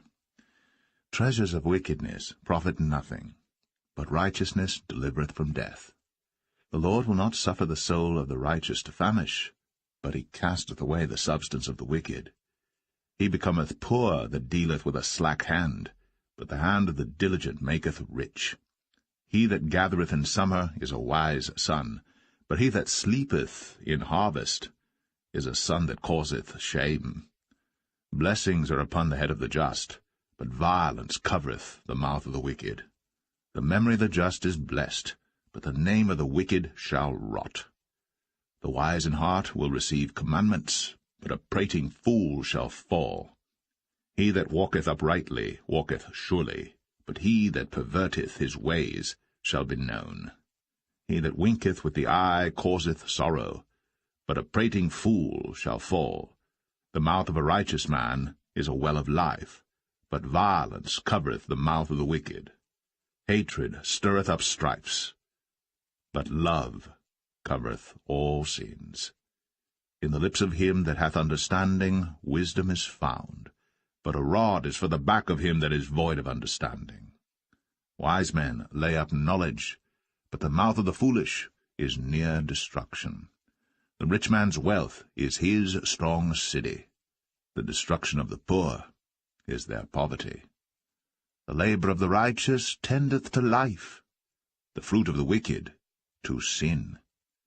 He is in the way of life that keepeth instruction, but he that refuseth reproof erreth. He that hideth hatred with lying lips, and he that uttereth a slander, is a fool. In the multitude of words there wanteth not sin, but he that refraineth his lips is wise. The tongue of the just is as choice silver, the heart of the wicked is little worth. The lips of the righteous feed many, but fools die for want of wisdom. The blessing of the Lord, it maketh rich, and he addeth no sorrow with it. It is as sport to a fool to do mischief, but a man of understanding hath wisdom. The fear of the wicked it shall come upon him, for the desire of the righteous shall be granted. As the whirlwind passeth, so is the wicked no more, but the righteous is an everlasting foundation. As vinegar to the teeth, and as smoke to the eyes, so is the sluggard to them that send him.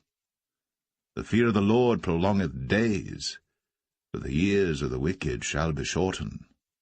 The hope of the righteous shall be gladness, but the expectation of the wicked shall perish. The way of the Lord is strength to the upright, but destruction shall be to the workers of iniquity. The righteous shall never be removed, but the wicked shall not inhabit the earth. The mouth of the just bringeth forth wisdom, but the froward tongue shall be cut out. The lips of the righteous know what is acceptable, but the mouth of the wicked speaketh frowardness.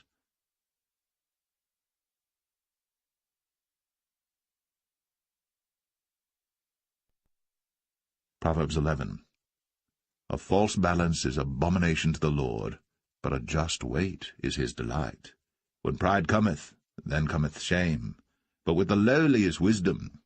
The integrity of the upright shall guide them, but the perverseness of transgressors shall destroy them.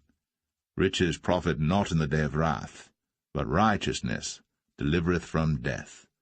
The righteousness of the perfect shall direct his way, but the wicked shall fall by his own wickedness. The righteousness of the upright shall deliver them, the transgressors shall be taken in their own naughtiness. When a wicked man dieth, his expectation shall perish, and the hope of unjust men perisheth. The righteous is delivered out of trouble, and the wicked cometh in his stead. An hypocrite with his mouth destroyeth his neighbour, but through knowledge shall the just be delivered. When it goeth well with the righteous, the city rejoiceth, and when the wicked perish, there is shouting. By the blessing of the upright the city is exalted, but it is overthrown by the mouth of the wicked. He that is void of wisdom despiseth his neighbour, but a man of understanding holdeth his peace. A talebearer revealeth secrets, but he that is of a faithful spirit concealeth the matter. Where no counsel is, the people fall, but in the multitude of counselors there is safety. He that is surety for a stranger shall smart for it, and he that hateth suretyship is sure. A gracious woman retaineth honour, and strong men retain riches. The merciful man doeth good to his own soul, but he that is cruel troubleth his own flesh. The wicked worketh a deceitful work, but to him that soweth righteousness shall be a sure reward. As righteousness tendeth to life, so he that pursueth evil pursueth it to his own death. They that are of a froward heart are abomination to the Lord, but such as are upright in their way are his delight. Though hand join in hand, the wicked shall not be unpunished, but the seed of the righteous shall be delivered. As a jewel of gold in a swine's snout, so is a fair woman, which is without discretion. The desire of the righteous is only good, but the expectation of the wicked is wrath. There is that scattereth and yet increaseth, and there is that withholdeth more than is meet, but it tendeth to poverty. The liberal soul shall be made fat, and he that watereth shall be watered also himself. He that withholdeth corn, the people shall curse him, but blessing shall be upon the head of him that selleth it. He that diligently seeketh good procureth favour, but he that seeketh mischief, it shall come unto him. He that trusteth in his riches shall fall, but the righteous shall flourish as a branch. He that troubleth his own house shall inherit the wind, and the fool shall be servant to the wise of heart. The fruit of the righteous is a tree of life, and he that winneth souls is wise. Behold, the righteous shall be recompensed in the earth, much more the wicked and the sinner.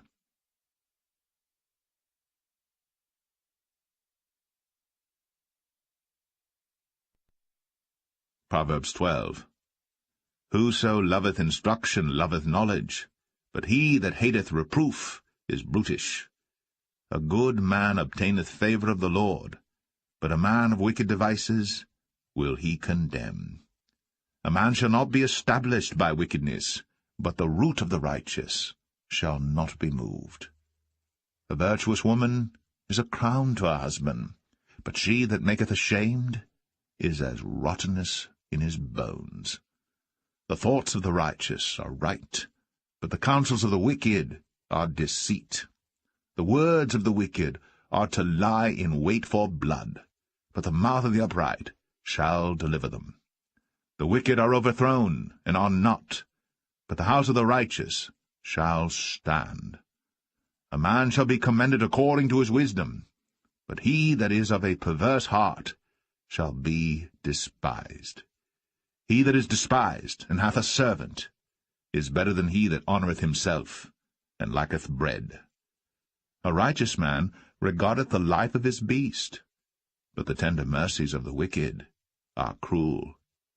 He that tilleth his land shall be satisfied with bread, but he that followeth vain persons is void of understanding. The wicked desireth the net of evil men, but the root of the righteous yieldeth fruit. The wicked is snared by the transgression of his lips, but the just shall come out of trouble. A man shall be satisfied with good by the fruit of his mouth, and the recompense of a man's hands shall be rendered unto him. The way of a fool is right in his own eyes, but he that hearkeneth unto counsel is wise. A fool's wrath is presently known, but a prudent man covereth shame. He that speaketh truth showeth forth righteousness, but a false witness deceit. There is that speaketh like the piercings of a sword, but the tongue of the wise is health. The lip of truth shall be established for ever, but a lying tongue is but for a moment. Deceit is in the heart of them that imagine evil, but to the counselors of peace is joy. There shall no evil happen to the just, but the wicked shall be filled with mischief. Lying lips are abomination to the Lord, but they that deal truly are his delight. A prudent man concealeth knowledge, but the heart of fools proclaimeth foolishness. The hand of the diligent shall bear rule, but the slothful shall be under tribute. Heaviness in the heart of man maketh it stoop, but a good word maketh it glad. The righteous is more excellent than his neighbor, but the way of the wicked seduceth them. The slothful man roasteth not that which he took in hunting, but the substance of a diligent man is precious. In the way of righteousness is life, in the pathway thereof there is no death.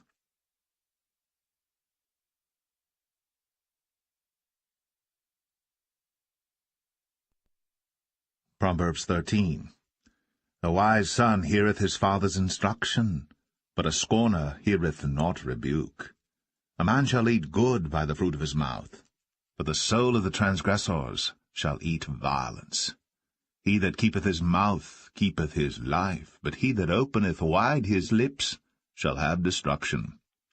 The soul of the sluggard desireth, and hath nothing, but the soul of the diligent shall be made fat.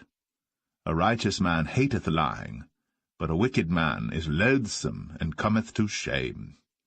Righteousness keepeth him that is upright in the way, but wickedness overthroweth the sinner. There is that maketh himself rich, yet hath nothing. There is that maketh himself poor, yet hath great riches. The ransom of a man's life are his riches, but the poor heareth not rebuke. The light of the righteous rejoiceth, but the lamp of the wicked shall be put out. Only by pride cometh contention, but with the well-advised is wisdom. Wealth gotten by vanity shall be diminished, but he that gathereth by labour shall increase.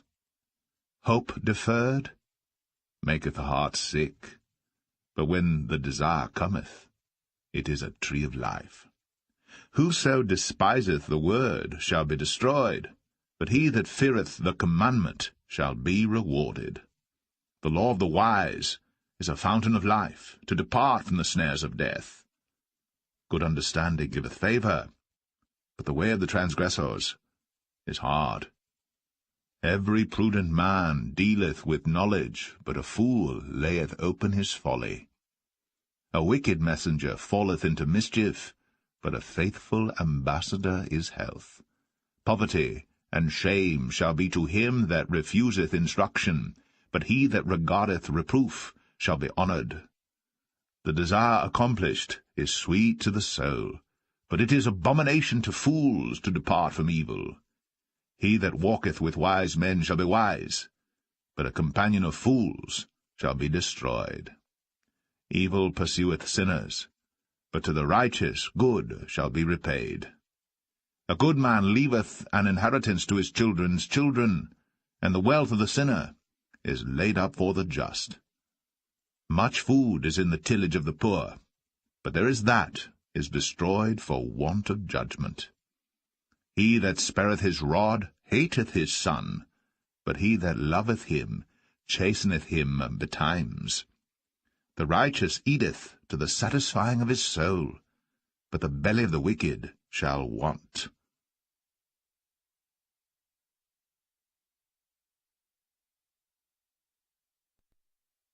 Proverbs 14. Every wise woman buildeth her house, but the foolish plucketh it down with her hands. He that walketh in his uprightness feareth the Lord, but he that is perverse in his ways despiseth him. In the mouth of the foolish is a rod of pride, but the lips of the wise shall preserve them. Where no oxen are, the crib is clean, but much increase is by the strength of the ox. A faithful witness will not lie, but a false witness will utter lies. A scorner seeketh wisdom, and findeth it not, but knowledge is easy unto him that understandeth. Go from the presence of a foolish man, when thou perceivest not in him the lips of knowledge. The wisdom of the prudent is to understand his way, but the folly of fools is deceit. Fools make a mock at sin, but among the righteous there is favour. The heart knoweth his own bitterness, and a stranger doth not intermeddle with his joy. The house of the wicked shall be overthrown, but the tabernacle of the upright shall flourish. There is a way which seemeth right unto a man, but the end thereof are the ways of death. Even in laughter the heart is sorrowful, and the end of that mirth is heaviness. The backslider in heart shall be filled with his own ways, and a good man shall be satisfied from himself. The simple believeth every word, but the prudent man looketh well to his going. A wise man feareth and departeth from evil, but the fool rageth and is confident. He that is soon angry dealeth foolishly, and a man of wicked devices is hated. The simple inherit folly, but the prudent are crowned with knowledge. The evil bow before the good, and the wicked at the gates of the righteous. The poor is hated even of his own neighbour, but the rich hath many friends. He that despiseth his neighbour sinneth, but he that hath mercy on the poor, happy is he. Do they not err that devise evil? But mercy and truth shall be to them that devise good. In all labour there is profit, but the talk of the lips tendeth only to penury. The crown of the wise is their riches, but the foolishness of fools is folly. A true witness delivereth souls, but a deceitful witness speaketh lies. In the fear of the Lord is strong confidence, and his children shall have a place of refuge. The fear of the Lord is a fountain of life, to depart from the snares of death. In the multitude of people is the king's honour, but in the want of people is the destruction of the prince. He that is slow to wrath is of great understanding, but he that is hasty of spirit exalteth folly. A sound heart is the life of the flesh, but envy the rottenness of the bones. He that oppresseth the poor reproacheth his Maker, but he that honoureth him hath mercy on the poor. The wicked is driven away in his wickedness, but the righteous hath hope in his death. Wisdom resteth in the heart of him that hath understanding, but that which is in the midst of fools is made known. Righteousness exalteth a nation, but sin is a reproach to any people. The king's favour is toward a wise servant, but his wrath is against him that causeth shame.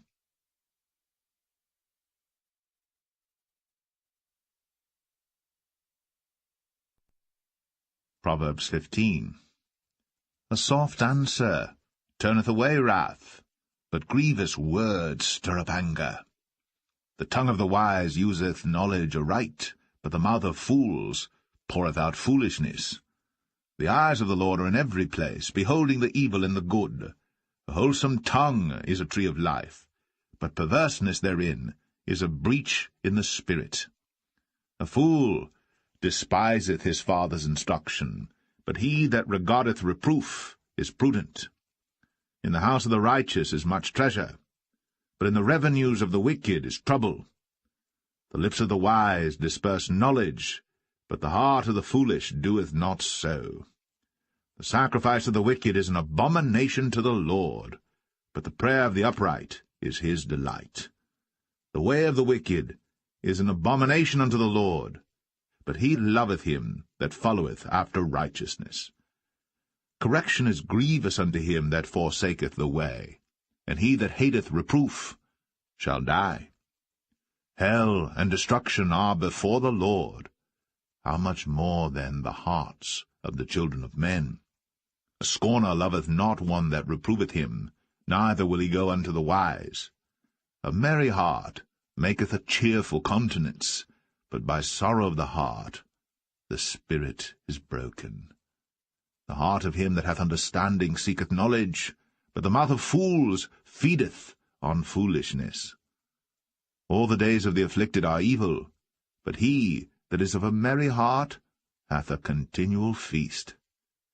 Better is little with the fear of the Lord than great treasure and trouble therewith.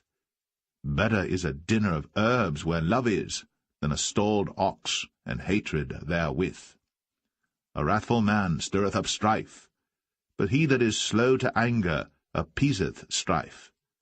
The way of the slothful man is as an hedge of thorns, but the way of the righteous is made plain. A wise son maketh a glad father, but a foolish man despiseth his mother. Folly is joy to him that is destitute of wisdom, but a man of understanding walketh uprightly. Without counsel purposes are disappointed, but in the multitude of counselors they are established. A man hath joy by the answer of his mouth, and a word spoken in due season, how good is it! The way of life is above to the wise, that he may depart from hell beneath. The Lord will destroy the house of the proud, but he will establish the board of the widow.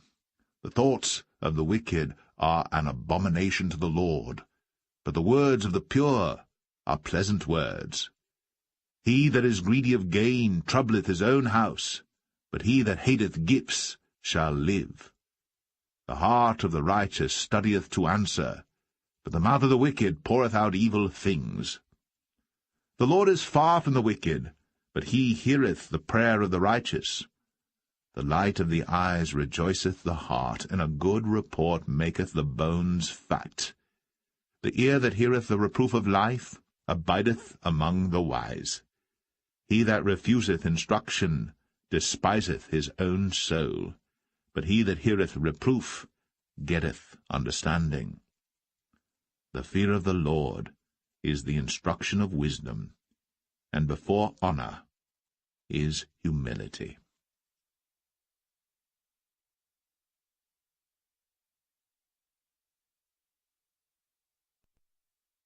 Proverbs 16.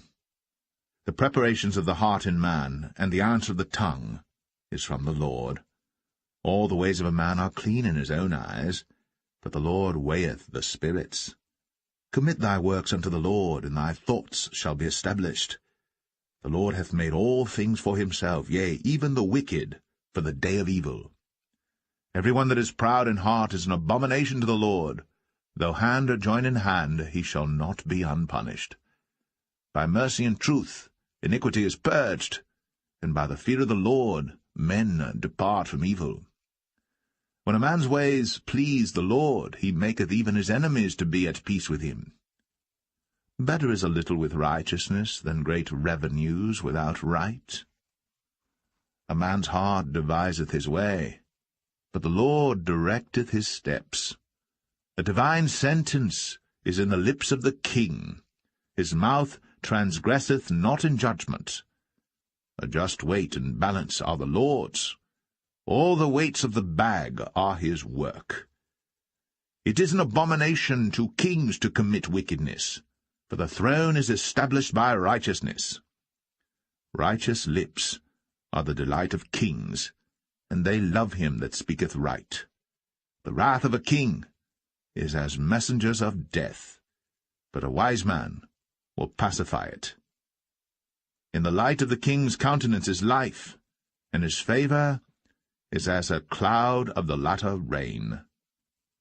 How much better is it to get wisdom than gold, and to get understanding rather to be chosen than silver? The highway of the upright is to depart from evil. He that keepeth his way preserveth his soul.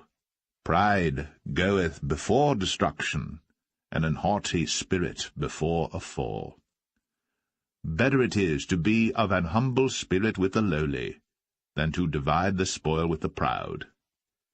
He that handleth a matter wisely shall find good, and whoso trusteth in the Lord, happy is he. The wise in heart shall be called prudent, and the sweetness of the lips increaseth learning. Understanding is a wellspring of life unto him that hath it, but the instruction of fools is folly. The heart of the wise teacheth his mouth, and addeth learning to his lips. Pleasant words are as an honeycomb, sweet to the soul, and health to the bones. There is a way that seemeth right unto a man, but the end thereof are the ways of death. He that laboureth for himself, for his mouth craveth it of him. An ungodly man diggeth up evil, and in his lips there is as a burning fire. A froward man soweth strife, and a whisperer separateth chief friends. A violent man enticeth his neighbour, and leadeth him into the way that is not good. He shutteth his eyes to devise froward things, moving his lips he bringeth evil to pass. The hoary head is a crown of glory, if it be found in the way of righteousness. He that is slow to anger is better than the mighty, and he that ruleth his spirit than he that taketh a city. The lot is cast into the lap, but the whole disposing thereof is of the Lord.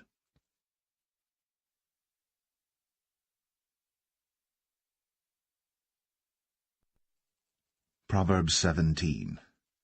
Better is a dry morsel, and quietness therewith, than an house full of sacrifices with strife. A wise servant shall have rule over a son that causeth shame, and shall have part of the inheritance among the brethren. The refining pot is for silver, and the furnace for gold. But the Lord trieth the hearts. A wicked doer giveth heed to false lips, and a liar giveth ear to a naughty tongue. Whoso mocketh the poor reproacheth his Maker, and he that is glad at calamities shall not be unpunished. Children's children are the crown of old men, and the glory of children are their fathers. Excellent speech becometh not a fool, much less do lying lips a prince. A gift is as a precious stone in the eyes of him that hath it. Whithersoever it turneth, it prospereth. He that covereth a transgression seeketh love, but he that repeateth a matter separateth very friends. A reproof entereth more into a wise man than 100 stripes into a fool. An evil man seeketh only rebellion. Therefore a cruel messenger shall be sent against him. Let a bear robbed of her whelps meet a man, rather than a fool in his folly. Whoso rewardeth evil for good, evil shall not depart from his house. The beginning of strife is as when one letteth out water. Therefore leave off contention, before it be meddled with. He that justifieth the wicked, and he that condemneth the just, even they both are abomination to the Lord. Wherefore is there a price in the hand of a fool to get wisdom, seeing he hath no heart to it? A friend loveth at all times, and a brother is born for adversity. A man void of understanding striketh hands, and becometh surety in the presence of his friend. He loveth transgression that loveth strife, and he that exalteth his gate seeketh destruction. He that hath a froward heart findeth no good, and he that hath a perverse tongue falleth into mischief. He that begetteth a fool doeth it to his sorrow, and the father of a fool hath no joy. A merry heart doeth good like a medicine, but a broken spirit drieth the bones. A wicked man taketh a gift out of the bosom to pervert the ways of judgment. Wisdom is before him that hath understanding, but the eyes of a fool are in the ends of the earth. A foolish son is a grief to his father, and bitterness to her that bare him. Also to punish the just is not good, nor to strike princes for equity. He that hath knowledge spareth his words, and a man of understanding is of an excellent spirit. Even a fool, when he holdeth his peace, is counted wise, and he that shutteth his lips is esteemed a man of understanding.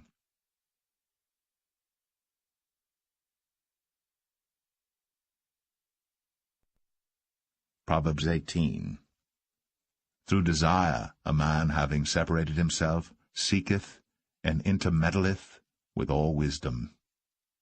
A fool hath no delight in understanding, but that his heart may discover itself. When the wicked cometh, then cometh also contempt, and with ignominy reproach. The words of a man's mouth are as deep waters, and the wellspring of wisdom as a flowing brook. It is not good to accept the person of the wicked, to overthrow the righteous in judgment. A fool's lips enter into contention, and his mouth calleth for strokes.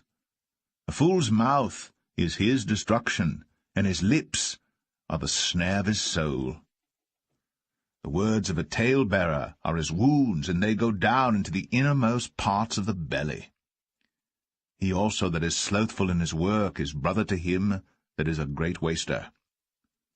The name of the Lord is a strong tower. The righteous runneth into it, and is safe. The rich man's wealth is his strong city, and as an high wall in his own conceit. Before destruction the heart of man is haughty, and before honour is humility. He that answereth a matter before he heareth it, it is folly and shame unto him. The spirit of a man will sustain his infirmity, but a wounded spirit who can bear? The heart of the prudent getteth knowledge, and the ear of the wise seeketh knowledge. A man's gift maketh room for him, and bringeth him before great men. He that is first in his own cause seemeth just, but his neighbour cometh and searcheth him. The lot causeth contentions to cease, and parteth between the mighty. A brother offended is harder to be won than a strong city, and their contentions are like the bars of a castle. A man's belly shall be satisfied with the fruit of his mouth, and with the increase of his lips shall he be filled. Death and life are in the power of the tongue, and they that love it shall eat the fruit thereof. Whoso findeth a wife findeth a good thing, and obtaineth favour of the Lord. The poor useth entreaties, but the rich answereth roughly. A man that hath friends must show himself friendly, and there is a friend that sticketh closer than a brother.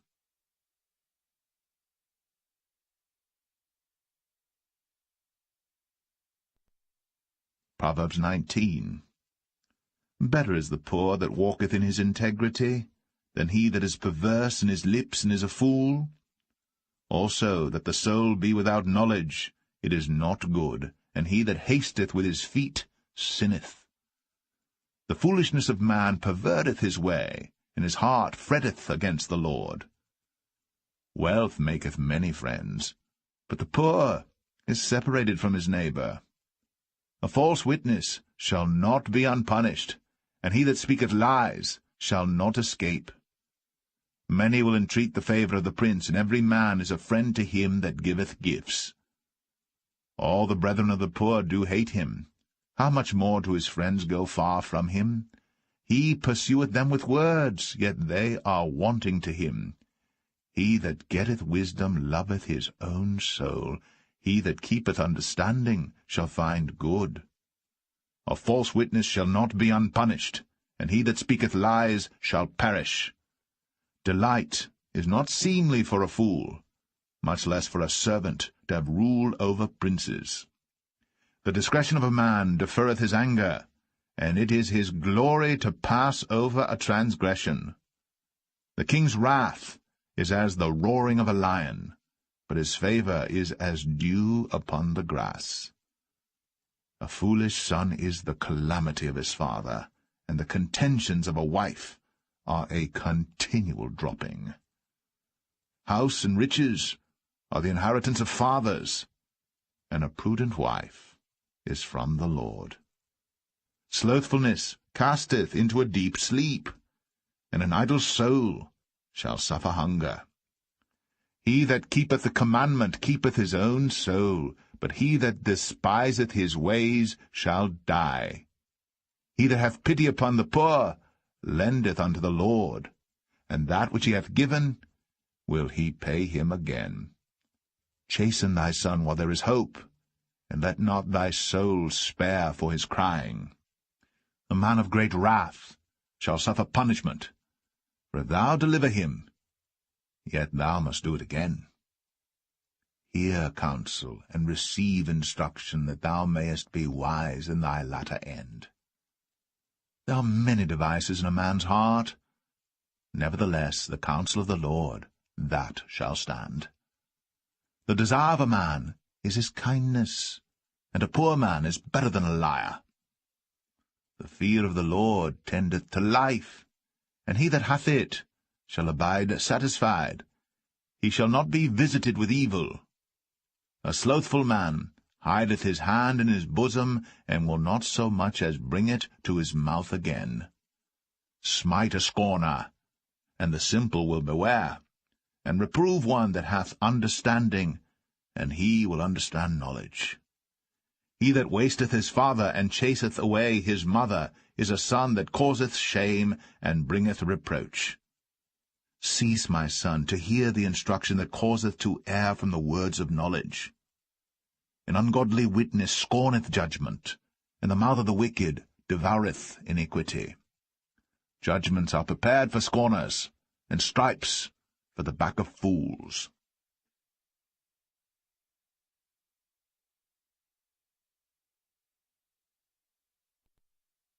Proverbs 20.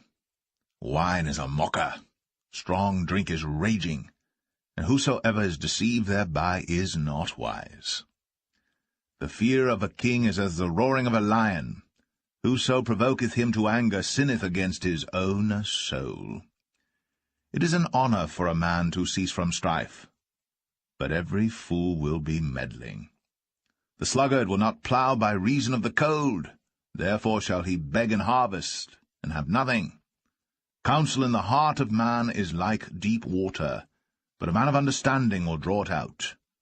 Most men will proclaim every one his own goodness, but a faithful man who can find?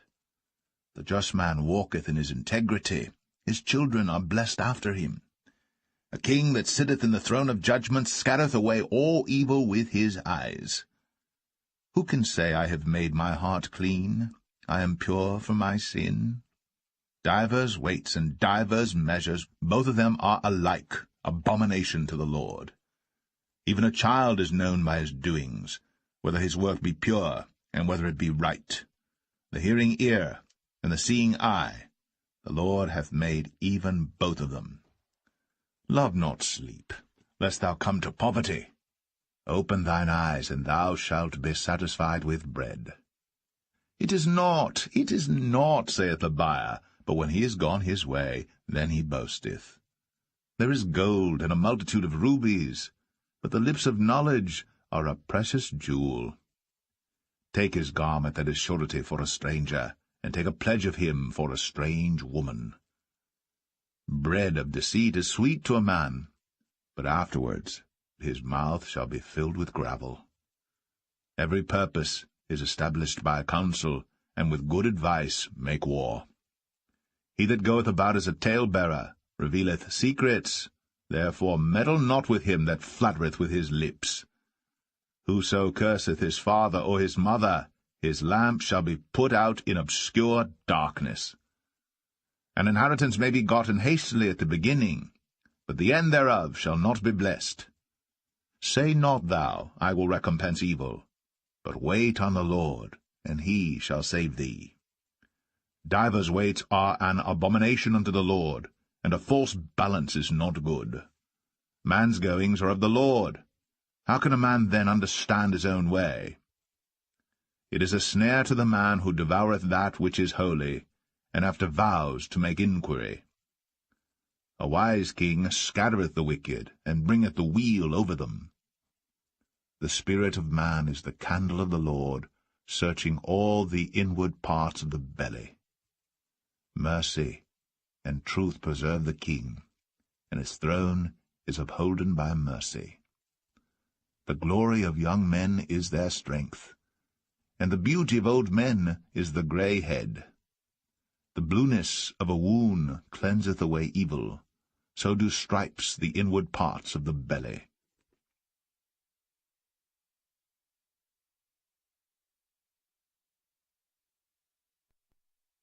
Proverbs 21.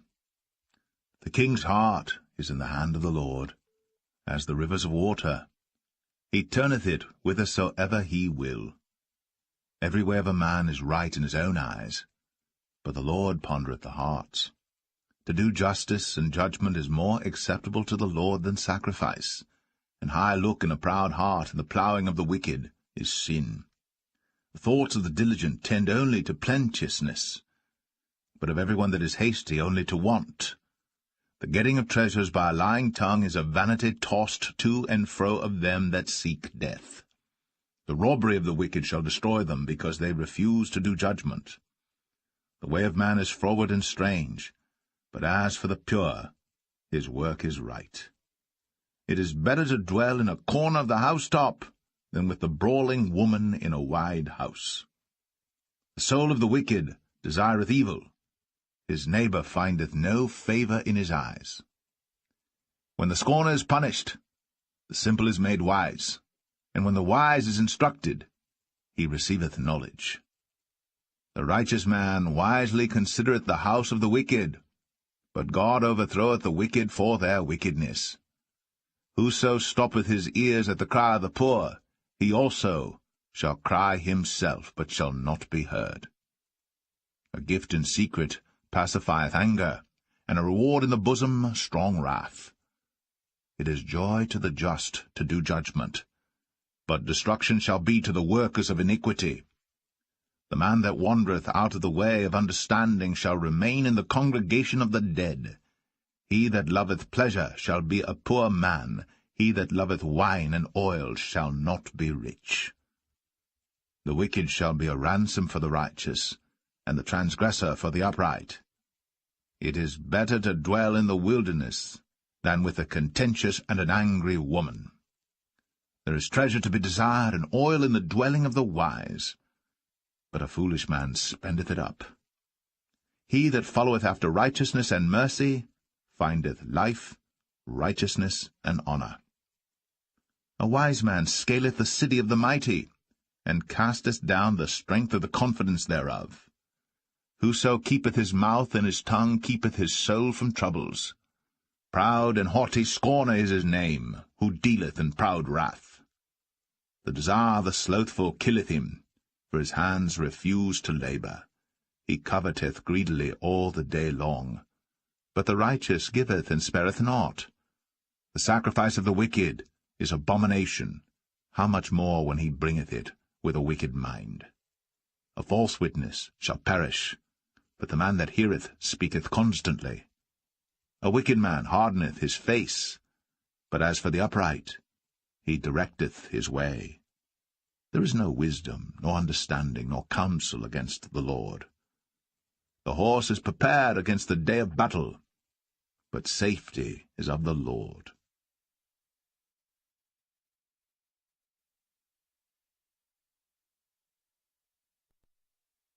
Proverbs 22. A good name is rather to be chosen than great riches, and loving favour rather than silver and gold. The rich and poor meet together. The Lord is the maker of them all. A prudent man foreseeth the evil, and hideth himself, but the simple pass on and are punished. By humility and the fear of the Lord are riches, and honour, and life. Thorns and snares are in the way of the froward. He that doth keep his soul shall be far from them. Train up a child in the way he should go, and when he is old, he will not depart from it. The rich ruleth over the poor, and the borrower is servant to the lender. He that soweth iniquity shall reap vanity, and the rod of his anger shall fail. He that hath a bountiful eye shall be blessed, for he giveth of his bread to the poor. Cast out the scorner, and contention shall go out, yea, strife and reproach shall cease. He that loveth pureness of heart, for the grace of his lips the king shall be his friend. The eyes of the Lord preserve knowledge, and he overthroweth the words of the transgressor. The slothful man saith, There is a lion without, I shall be slain in the streets. The mouth of strange women is a deep pit. He that is abhorred of the Lord shall fall therein. Foolishness is bound in the heart of a child, but the rod of correction shall drive it far from him. He that oppresseth the poor to increase his riches, and he that giveth to the rich shall surely come to want. Bow down thine ear, and hear the words of the wise, and apply thine heart unto my knowledge. For it is a pleasant thing if thou keep them within thee. They shall withal be fitted in thy lips, that thy trust may be in the Lord. I have made known to thee this day, even to thee. Have not I written to thee excellent things in counsels and knowledge, that I might make thee know the certainty of the words of truth, that thou mightest answer the words of truth to them that send unto thee? Rob not the poor, because he is poor, neither oppress the afflicted in the gate. For the Lord will plead their cause, and spoil the soul of those that spoil them. Make no friendship with an angry man, and with a furious man thou shalt not go, lest thou learn his ways, and get a snare to thy soul. Be not thou one of them that strike hands, or of them that are sureties for debts. If thou hast nothing to pay, why should he take away thy bed from under thee? Remove not the ancient landmark which thy fathers have set. Seest thou a man diligent in his business? He shall stand before kings. He shall not stand before mean men.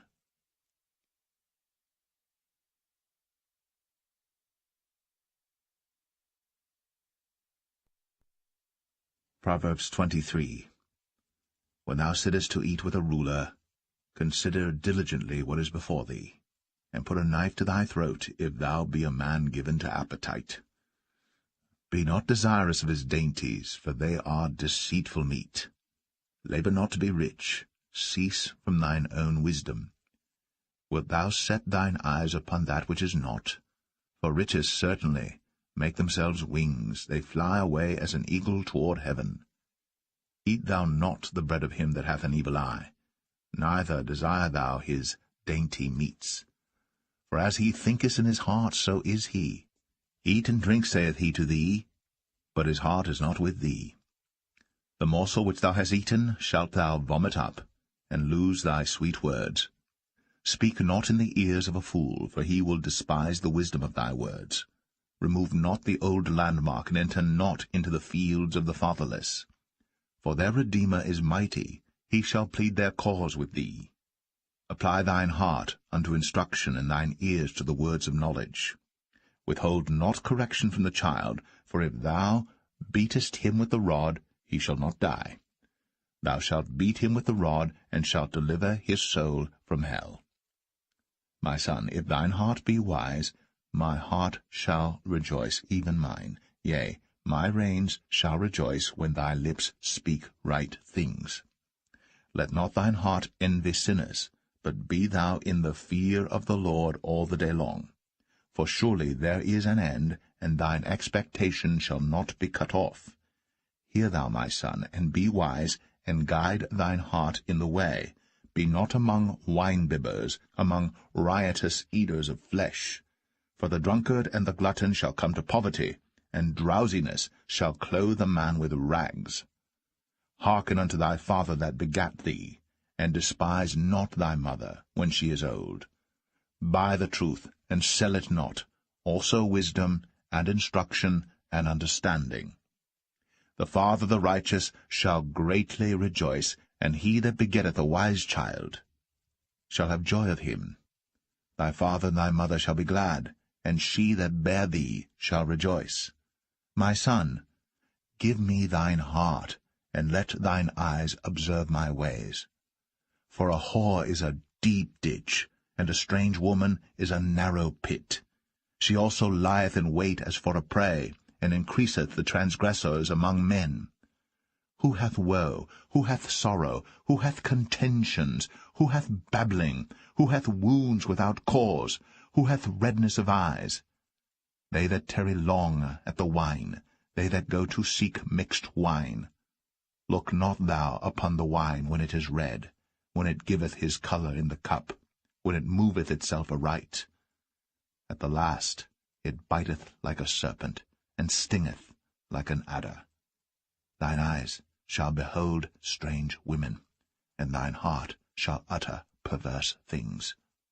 Yea, thou shalt be as he that lieth down in the midst of the sea, or as he that lieth upon the top of a mast. They have stricken me, shalt thou say, and I was not sick. They have beaten me, and I felt it not. When shall I awake? I will seek it yet again.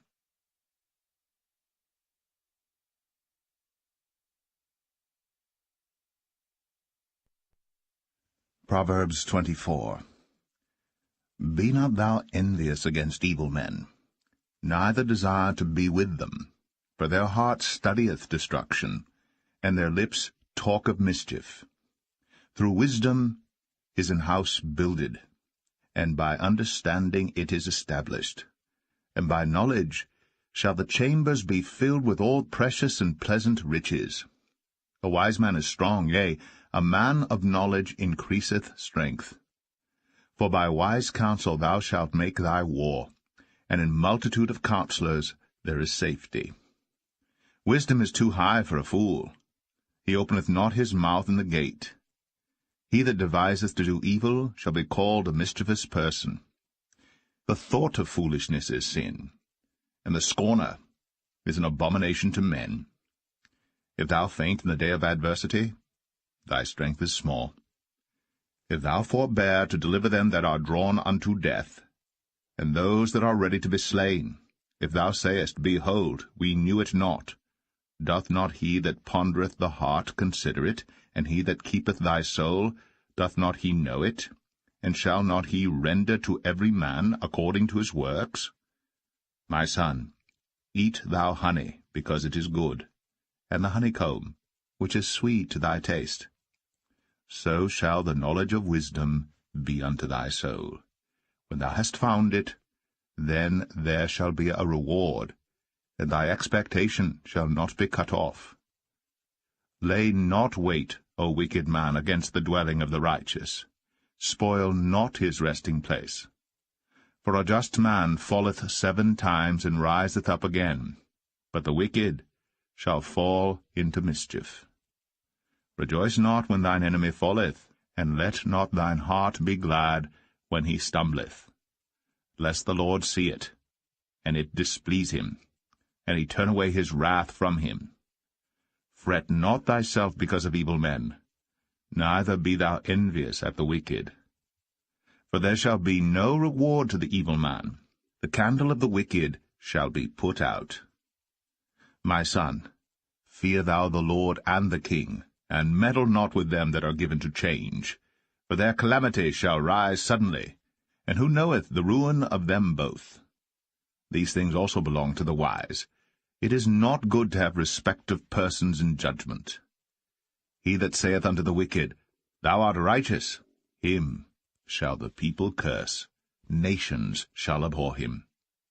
But to them that rebuke him shall be delight, and a good blessing shall come upon them. Every man shall kiss his lips that giveth a right answer. Prepare thy work without, and make it fit for thyself in the field, and afterwards build thine house. Be not a witness against thy neighbor without cause, and deceive not with thy lips. Say not, I will do so to him as he hath done to me. I will render to the man according to his work. I went by the field of the slothful, and by the vineyard of the man void of understanding, and lo, it was all grown over with thorns, and nettles had covered the face thereof, and the stone wall thereof was broken down.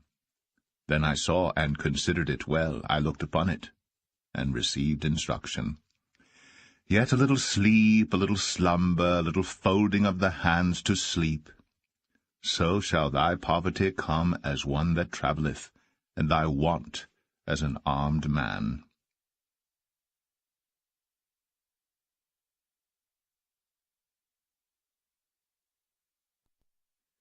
Proverbs 25. These are also proverbs of Solomon, which the men of Hezekiah king of Judah copied out. It is the glory of God to conceal a thing, but the honor of kings is to search out a matter. The heaven for height, and the earth for depth, and the heart of kings is unsearchable. Take away the dross from the silver, and there shall come forth a vessel for the refiner. Take away the wicked from before the king, and his throne shall be established in righteousness. Put not forth thyself in the presence of the king, and stand not in the place of great men. For better it is that it be said unto thee, Come up hither, than that thou shouldst be put lower in the presence of the prince whom thine eyes have seen.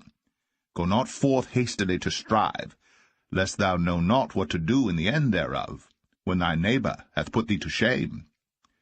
Debate thy cause with thy neighbor himself, and discover not a secret to another, lest he that heareth it put thee to shame, and thine infamy turn not away. A word fitly spoken is like apples of gold in pictures of silver. As an earring of gold, and an ornament of fine gold, so is a wise reprover upon an obedient ear. As the cold of snow in the time of harvest, so is a faithful messenger to them that send him. For he refresheth the soul of his masters. Whoso boasteth himself of a false gift is like clouds, and wind without rain. By long forbearing is a prince persuaded, and a soft tongue breaketh the bone. Hast thou found honey? Eat so much as is sufficient for thee, lest thou be filled therewith, and vomit it. Withdraw thy foot from thy neighbor's house, lest he be weary of thee, and so hate thee. A man that beareth false witness against his neighbor is a maul, and a sword, and a sharp arrow. Confidence in an unfaithful man in time of trouble is like a broken tooth, and a foot out of joint. As he that taketh away a garment in cold weather, and as vinegar upon nitre, so is he that singeth songs to an heavy heart. If thine enemy be hungry, give him bread to eat, and if he be thirsty, give him water to drink. For thou shalt heap coals of fire upon his head, and the Lord shall reward thee. The north wind driveth away rain, so doth an angry countenance a backbiting tongue. It is better to dwell in the corner of the housetop than with a brawling woman and in a wide house. As cold waters to a thirsty soul, so is good news from a far country. A righteous man falling down before the wicked is as a troubled fountain and a corrupt spring. It is not good to eat much honey, so for men to search their own glory is not glory. He that hath no rule over his own spirit is like a city that is broken down and without walls.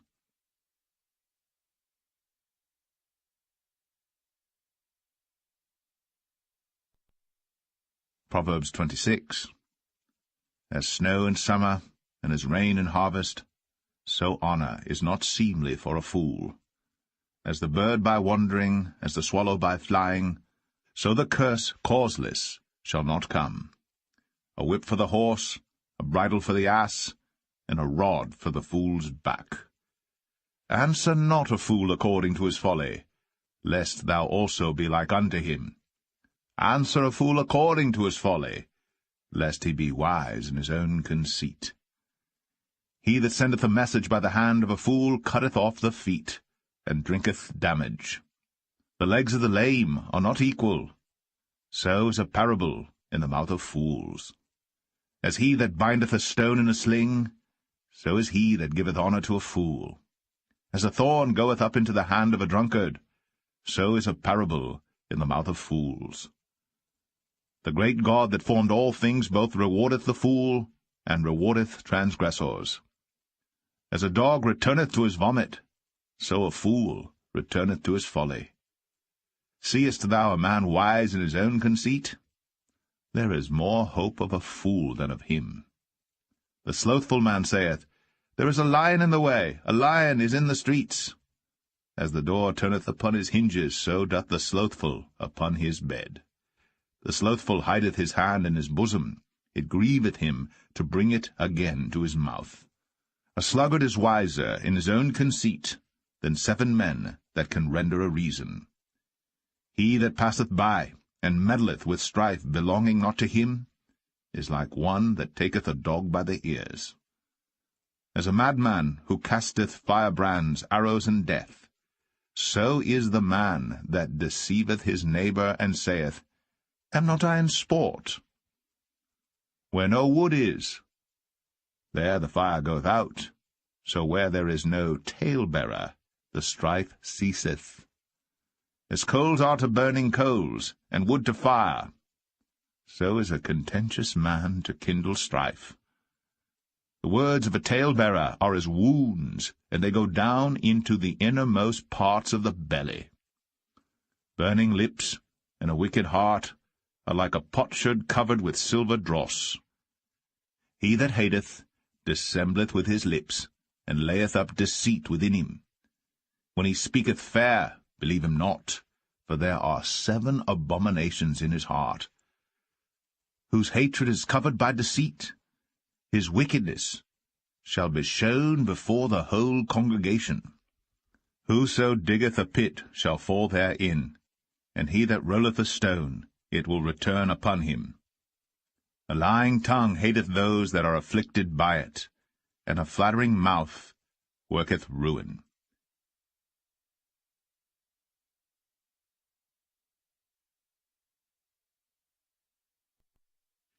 Proverbs 27.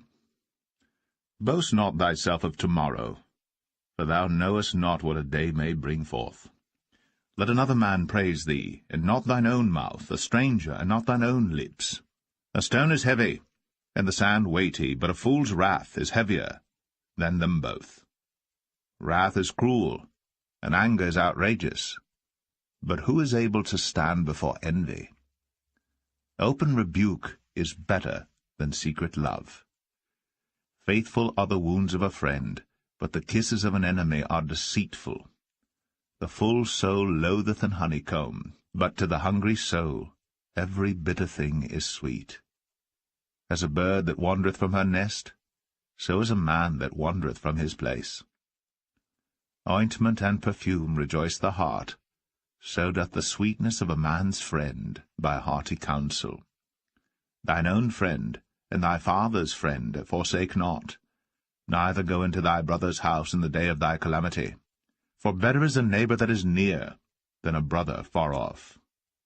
My son, be wise, and make my heart glad, that I may answer him that reproacheth me. A prudent man foreseeth the evil, and hideth himself, but the simple pass on and are punished. Take his garment that is surety for a stranger, and take a pledge of him for a strange woman. He that blesseth his friend with a loud voice, rising early in the morning, it shall be counted a curse to him.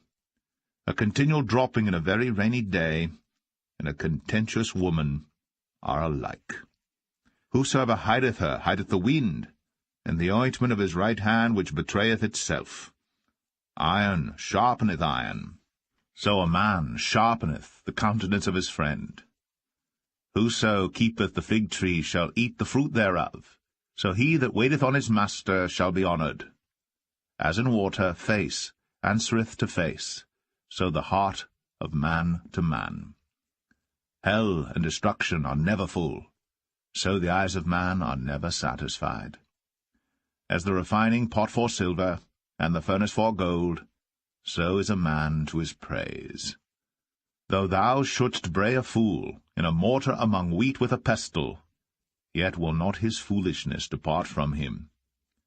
Be thou diligent to know the state of thy flocks, and look well to thy herds. For riches are not for ever, and doth the crown endure to every generation? The hay appeareth, and the tender grass showeth itself, and herbs of the mountains are gathered. The lambs are for thy clothing, and the goats are the price of the field. And thou shalt have goats' milk enough for thy food, for the food of thy household, and for the maintenance for thy maidens.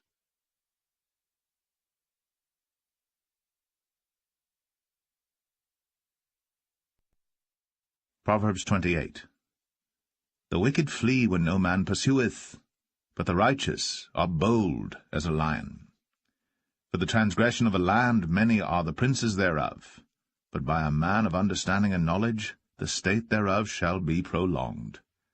A poor man that oppresseth the poor is like a sweeping rain which leaveth no food.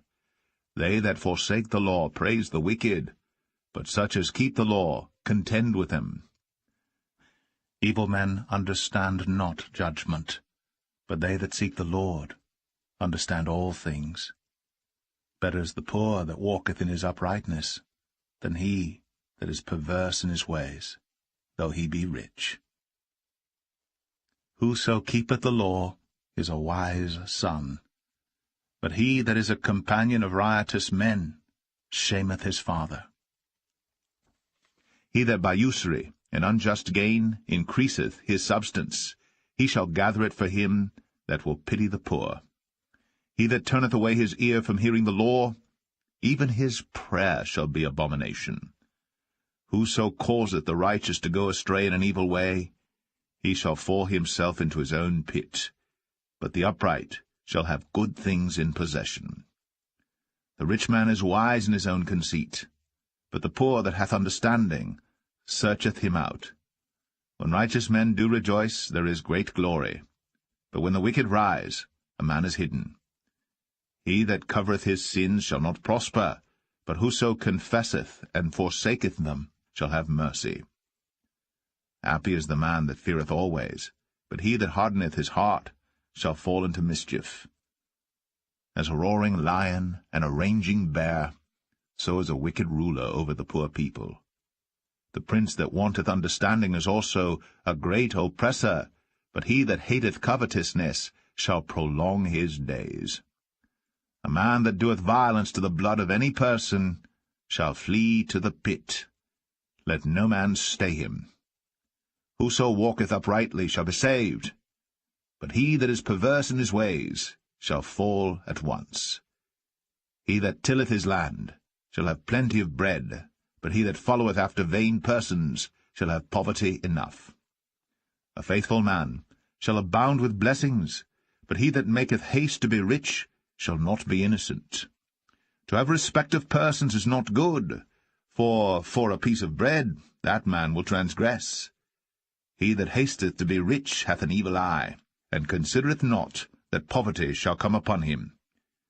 He that rebuketh a man afterwards shall find more favour than he that fluttereth with the tongue. Whoso robbeth his father or his mother, and saith, It is no transgression, the same is the companion of a destroyer. He that is of a proud heart stirreth up strife, but he that putteth his trust in the Lord shall be made fat. He that trusteth in his own heart is a fool, but whoso walketh wisely, he shall be delivered. He that giveth unto the poor shall not lack, but he that hideth his eyes shall have many a curse. When the wicked rise, men hide themselves, but when they perish, the righteous increase.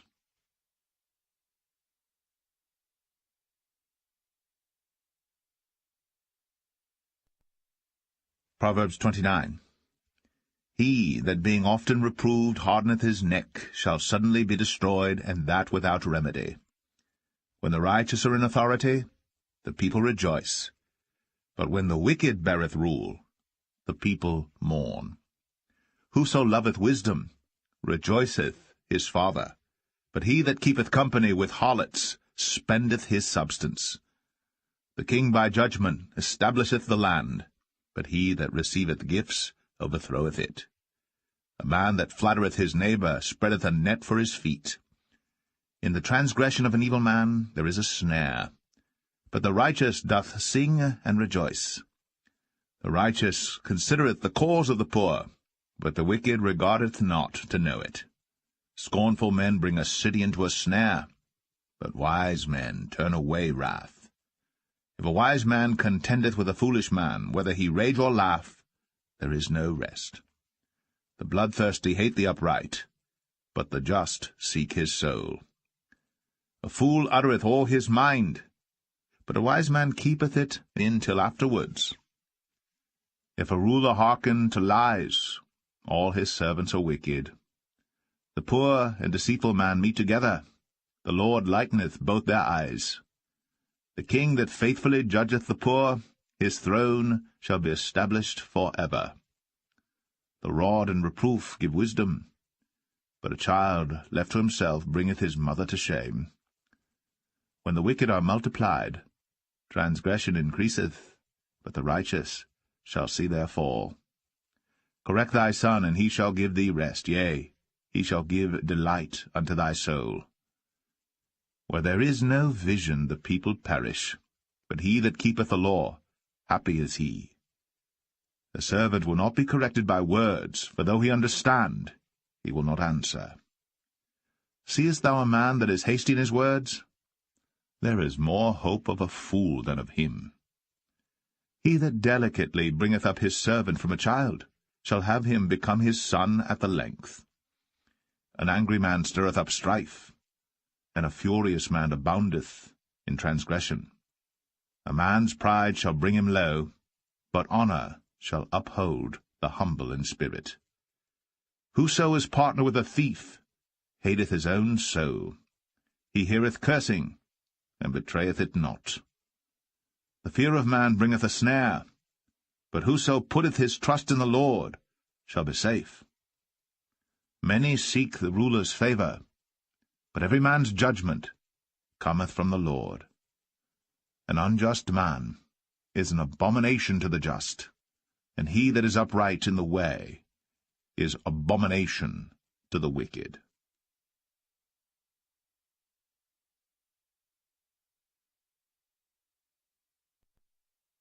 Proverbs 30. The words of Agur the son of Jakeh, even the prophecy. The man spake unto Ithiel, even unto Ithiel and Ukal. Surely I am more brutish than any man, and have not the understanding of a man. I neither learned wisdom, nor have the knowledge of the holy. Who hath ascended up into heaven, or descended? Who hath gathered the wind in his fists? Who hath bound the waters in a garment? Who hath established all the ends of the earth? What is his name? And what is his son's name, if thou canst tell? Every word of God is pure. He is a shield unto them that put their trust in him. Add thou not unto his words, lest he reprove thee, and thou be found a liar. 2 things have I required of thee. Deny me them not before I die. Remove far from me vanity and lies. Give me neither poverty nor riches. Feed me with food convenient for me. Lest I be full and deny thee, and say, Who is the Lord? Or lest I be poor and steal, and take the name of my God in vain. Accuse not a servant unto his master, lest he curse thee, that thou be found guilty. There is a generation that curseth their father, and doth not bless their mother. There is a generation that are pure in their own eyes, and yet is not washed from their filthiness. There is a generation, oh, how lofty are their eyes, and their eyelids are lifted up. There is a generation whose teeth are as swords, and their jaw teeth as knives, to devour the poor from off the earth, and the needy from among men. The horse leech hath 2 daughters, crying, Give, give. There are 3 things that are never satisfied, yea, 4 things say not, It is enough: the grave, and the barren womb, the earth that is not filled with water, and the fire that saith not, It is enough. The eye that mocketh at his father, and despiseth to obey his mother. The ravens of the valley shall pick it out, and the young eagles shall eat it. There be 3 things which are too wonderful for me, yea, 4 which I know not: the way of an eagle in the air, the way of a serpent upon a rock, the way of a ship in the midst of the sea, and the way of a man with a maid. Such is the way of an adulterous woman. She eateth, and wipeth her mouth, and saith, I have done no wickedness. For 3 things the earth is disquieted, and for 4 which it cannot bear: for a servant when he reigneth, and a fool when he is filled with meat, for an odious woman when she is married, and an handmaid that is heir to her mistress. There be 4 things which are little upon the earth, but they are exceeding wise. The ants are a people not strong, yet they prepare their meat in the summer. The conies are but a feeble folk, yet make they their houses in the rocks. The locusts have no king, yet go they forth all of them by bands. The spider taketh hold with her hands, and is in kings' palaces. There be 3 things which go well, yea, 4 are comely in going: a lion which is strongest among beasts, and turneth not away for any; a greyhound, and he-goat also, and a king against whom there is no rising up. If thou hast done foolishly in lifting up thyself, or if thou hast thought evil, lay thine hand upon thy mouth. Surely the churning of milk bringeth forth butter, and the wringing of the nose bringeth forth blood. So the forcing of wrath bringeth forth strife.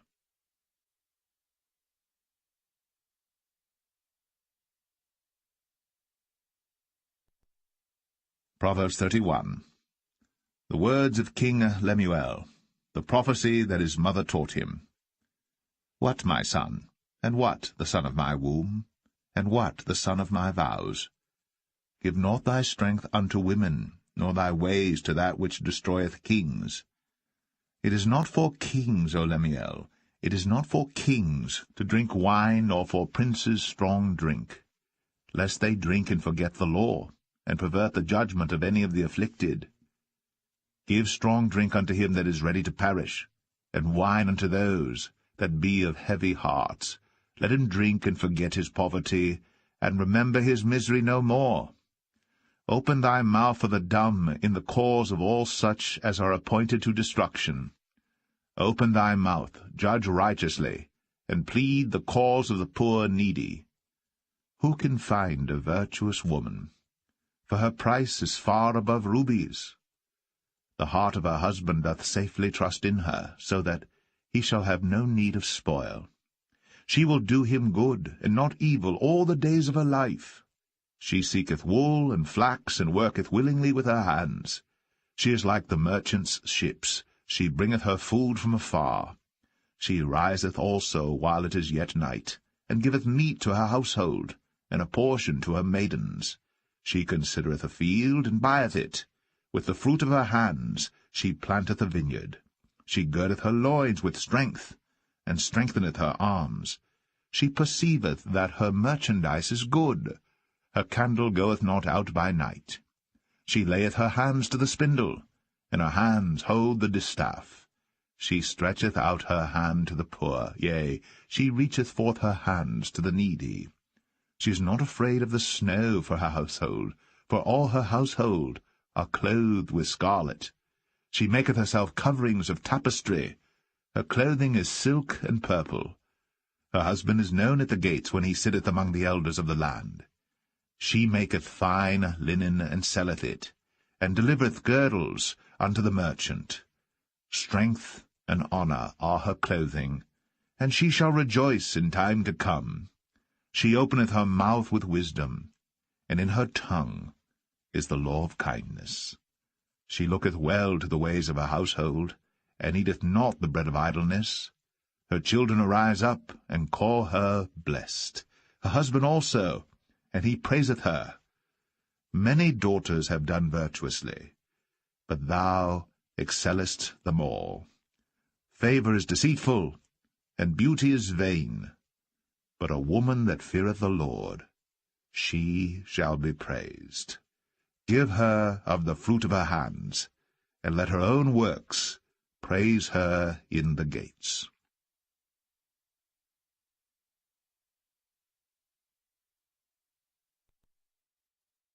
The Book of Ecclesiastes, Chapter 1. The words of the preacher, the son of David, king in Jerusalem. Vanity of vanities, saith the preacher, vanity of vanities, all is vanity. What profit hath a man of all his labour which he taketh under the sun? One generation passeth away, and another generation cometh, but the earth abideth for ever.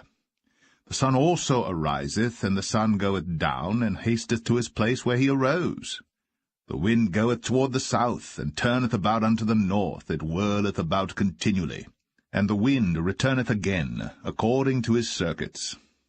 All the rivers run into the sea, yet the sea is not full. Unto the place from whence the rivers come, thither they return again. All things are full of labour, man cannot utter it. The eye is not satisfied with seeing, nor the ear filled with hearing. The thing that hath been, it is that which shall be, and that which is done is that which shall be done, and there is no new thing under the sun. Is there anything whereof it may be said, See, this is new? It hath been already of old time, which was before us. There is no remembrance of former things, neither shall there be any remembrance of things that are to come with those that shall come after. I, the preacher, was king of Israel in Jerusalem, and I gave my heart to seek and search out by wisdom concerning all things that are done under heaven. This sore travail hath God given to the sons of man to be exercised therewith. I have seen all the works that are done under the sun, and behold, all is vanity and vexation of spirit. That which is crooked cannot be made straight, and that which is wanting cannot be numbered. I communed with mine own heart, saying, Lo, I am come to great estate, and have gotten more wisdom than all they that have been before me in Jerusalem. Yea, my heart had great experience of wisdom and knowledge, and I gave my heart to know wisdom, and to know madness and folly. I perceived that this also is vexation of spirit. For in much wisdom is much grief, and he that increaseth knowledge increaseth sorrow.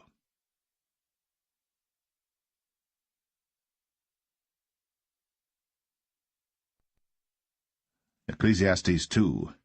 I said in mine heart, Go to now, I will prove thee with mirth, therefore enjoy pleasure. And behold, this also is vanity. I said of laughter, It is mad, and of mirth, what doeth it? I sought in mine heart to give myself unto wine, yet acquainting mine heart with wisdom, and to lay hold on folly, till I might see what was that good for the sons of men, which they should do under the heaven all the days of their life. I made me great works, I builded me houses, I planted me vineyards, I made me gardens and orchards, and I planted trees in them of all kind of fruits. I made me pools of water, to water therewith the wood that bringeth forth trees. I got me servants and maidens, and had servants born in my house. Also I had great possessions of great and small cattle, above all that were in Jerusalem before me. I gathered me also silver and gold, and the peculiar treasure of kings and of the provinces. I gat me men singers and women singers, and the delights of the sons of men, as musical instruments, and that of all sorts. So I was great, and increased more than all that were before me in Jerusalem. Also my wisdom remained with me. And whatsoever mine eyes desired I kept not from them. I withheld not my heart from any joy, For my heart rejoiced in all my labor, and this was my portion of all my labor. Then I looked on all the works that my hands had wrought, and on the labor that I had labored to do, and behold, all was vanity and vexation of spirit, and there was no profit under the sun. And I turned myself to behold wisdom, and madness, and folly. For what can the man do that cometh after the king? Even that which hath been already done. Then I saw that wisdom excelleth folly, as far as light excelleth darkness. The wise man's eyes are in his head, but the fool walketh in darkness. And I myself perceived also that one event happeneth to them all. Then said I in my heart, As it happeneth to the fool, so it happeneth even to me. And why was I then more wise? Then I said in my heart, That this also is vanity. For there is no remembrance of the wise more than of the fool forever, seeing that which now is in the days to come shall all be forgotten. And how dieth the wise man? As the fool.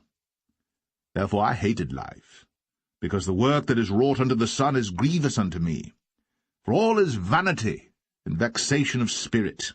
Yea, I hated all my labor which I had taken under the sun, because I should leave it unto the man that shall be after me. And who knoweth whether he shall be a wise man or a fool?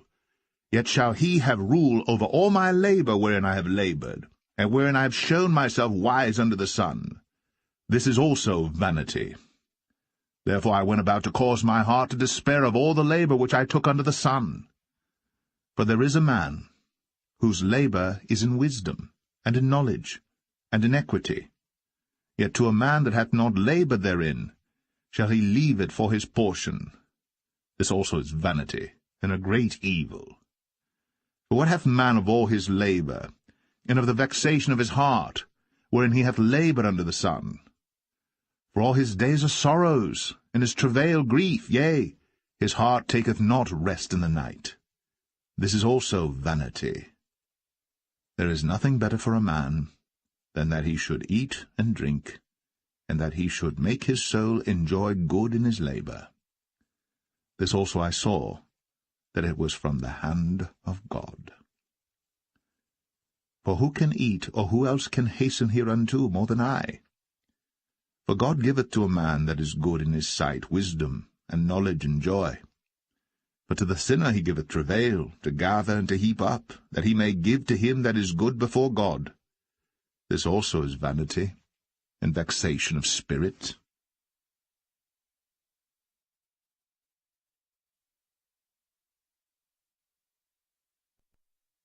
Ecclesiastes 3.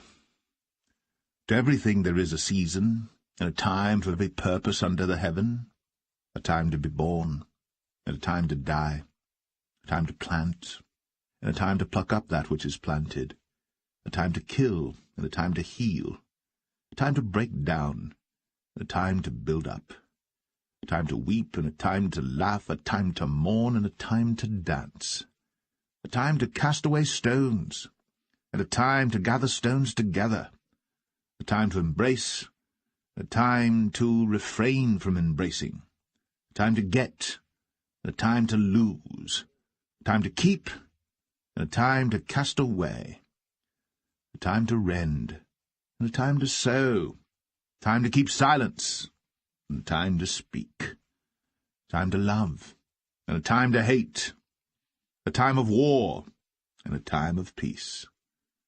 What profit hath he that worketh in that wherein he laboureth? I have seen the travail which God hath given to the sons of men to be exercised in it. He hath made everything beautiful in his time. Also he hath set the world in their heart, so that no man can find out the work that God maketh from the beginning to the end. I know that there is no good in them, but for a man to rejoice and to do good in his life, and also that every man should eat and drink and enjoy the good of all his labor. It is the gift of God. I know that whatsoever God doeth, it shall be forever. Nothing can be put to it, nor anything taken from it. And God doeth it, that men should fear before him. That which hath been is now, and that which is to be hath already been. and God requireth that which is past. And moreover, I saw under the sun the place of judgment, that wickedness was there, and the place of righteousness, that iniquity was there. I said in mine heart, God shall judge the righteous and the wicked, for there is a time there for every purpose, and for every work. I said in mine heart concerning the estate of the sons of men, that God might manifest them, and that they might see that they themselves are beasts. For that which befalleth the sons of men befalleth beasts.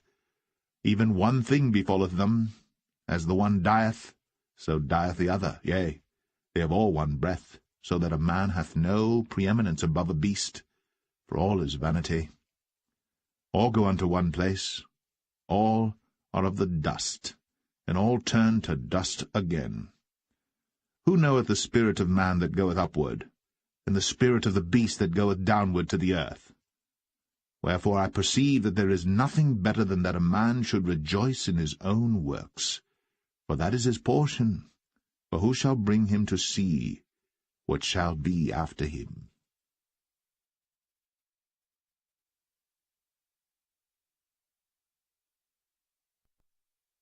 Ecclesiastes 4. So I returned, and considered all the oppressions that are done under the sun, and behold, the tears of such as were oppressed, and they had no comforter. And on the side of their oppressors there was power, but they had no comforter. Wherefore I praised the dead which are already dead more than the living which are yet alive. Yea, better is he than both they which hath not yet been, who hath not seen the evil work that is done under the sun. Again I considered all travail, and every right work, that for this a man is envied of his neighbour. This is also vanity and vexation of spirit. The fool foldeth his hands together, and eateth his own flesh. Better is an handful with quietness, than both the hands full with travail and vexation of spirit. Then I returned, and I saw vanity under the sun. There is one alone, and there is not a second. Yea, he hath neither child nor brother, yet is there no end of all his labour. Neither is his eye satisfied with riches, neither saith he, For whom do I labour, and bereave my soul of good?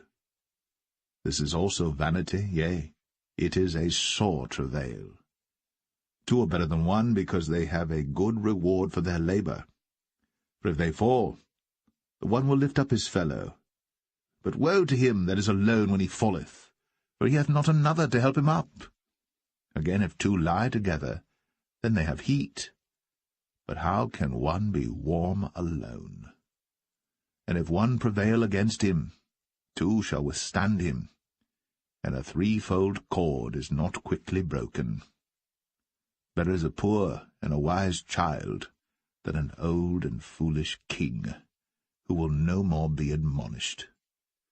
For out of prison he cometh to reign, whereas also he that is born in his kingdom becometh poor. I considered all the living which walk under the sun, with the second child that shall stand up in his stead. There is no end of all the people, even of all that have been before them. They also that come after shall not rejoice in him. Surely this also is vanity and vexation of spirit.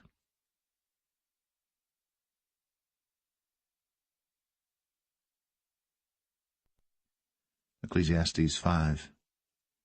Keep thy foot when thou goest to the house of God, and be more ready to hear than to give the sacrifice of fools. For they consider not that they do evil. Be not rash with thy mouth, and let not thine heart be hasty to utter anything before God. For God is in heaven, and thou upon earth. Therefore let thy words be few. For a dream cometh through the multitude of business, and a fool's voice is known by multitude of words. When thou vowest a vow unto God, defer not to pay it, for he hath no pleasure in fools. Pay that which thou hast vowed. Better is it that thou shouldst not vow, than that thou shouldst vow and not pay. Suffer not thy mouth to cause thy flesh to sin, neither say thou before the angel that it was an error. Wherefore should God be angry at thy voice, and destroy the work of thine hands? For in the multitude of dreams and many words there are also divers vanities. But fear thou God. If thou seest the oppression of the poor, and violent perverting of judgment and justice in a province, marvel not at the matter. For he that is higher than the highest regardeth, and there be higher than they.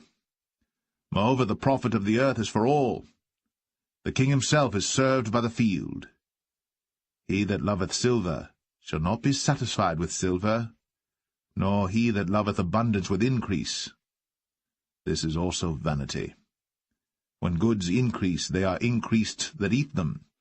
And what good is there to the owners thereof, saving the beholding of them with their eyes? The sleep of a labouring man is sweet, whether he eat little or much. But the abundance of the rich will not suffer him to sleep.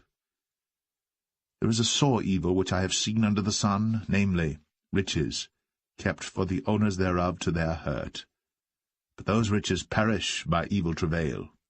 And he begetteth a son, and there is nothing in his hand. As he came forth of his mother's womb, naked shall he return to go as he came, and shall take nothing of his labour, which he may carry away in his hand.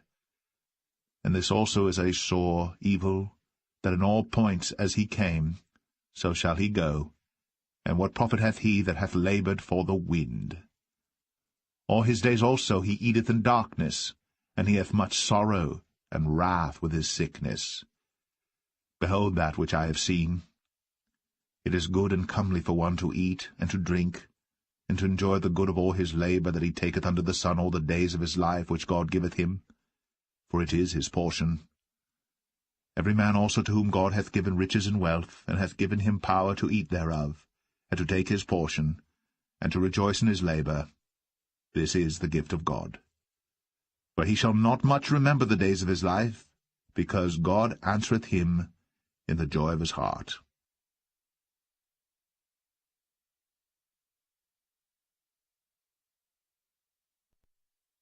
Ecclesiastes 6. There is an evil which I have seen under the sun, and it is common among men.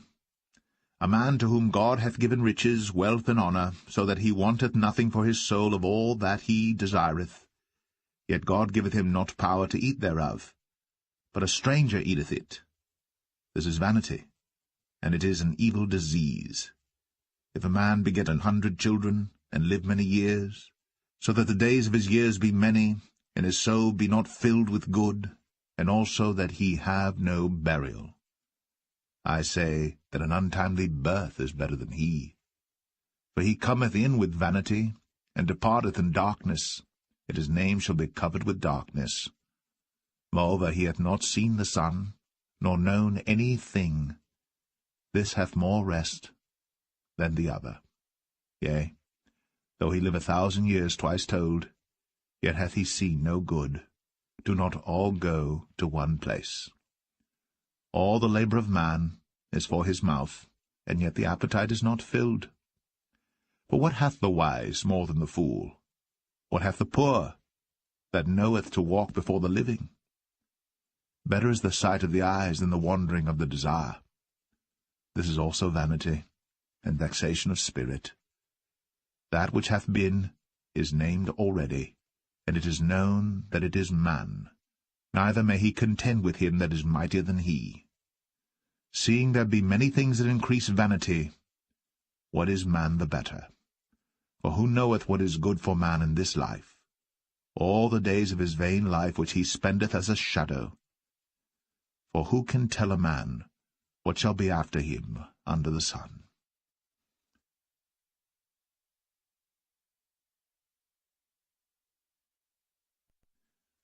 Ecclesiastes 7.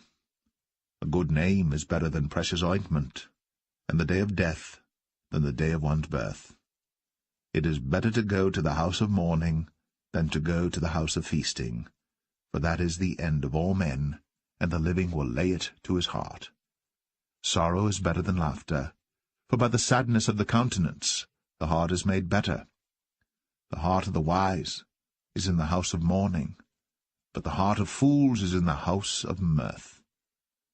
It is better to hear the rebuke of the wise than for a man to hear the song of fools. For as the crackling of thorns under a pot, so is the laughter of the fool. This also is vanity. Surely oppression maketh a wise man mad, and a gift destroyeth the heart. Better is the end of a thing than the beginning thereof, and the patient in spirit is better than the proud in spirit. Be not hasty in thy spirit to be angry, for anger resteth in the bosom of fools. Say not thou, What is the cause that the former days were better than these? For thou dost not inquire wisely concerning this. Wisdom is good with an inheritance, and by it there is profit to them that see the sun. For wisdom is a defence, and money is a defence. But the excellency of knowledge is, that wisdom giveth life to them that have it. Consider the work of God. For who can make that straight which he hath made crooked? In the day of prosperity be joyful, but in the day of adversity consider. God also hath set the one over against the other, to the end that man should find nothing after him.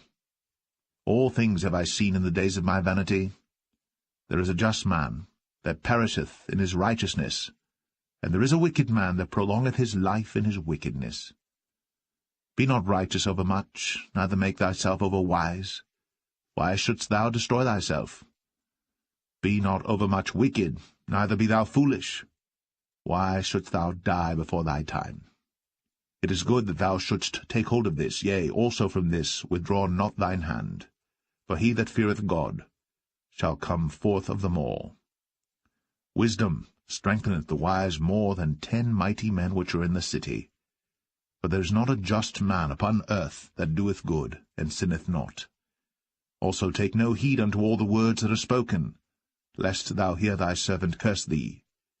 For oftentimes also thine own heart knoweth that thou thyself likewise hast cursed others.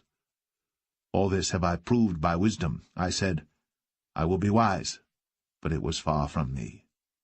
That which is far off, and exceeding deep, who can find it out? I applied mine heart to know, and to search, and to seek out wisdom, and the reason of things, and to know the wickedness of folly, even of foolishness and madness. And I find more bitter than death the woman, whose heart is snares and nets, and her hands as bands. Whoso pleaseth God shall escape from her, but the sinner shall be taken by her. Behold, this have I found, saith the preacher, counting one by one, to find out the account, which yet my soul seeketh, but I find not. One man among 1,000 have I found, but a woman among all those have I not found. Lo, this only have I found, that God hath made man upright, but they have sought out many inventions.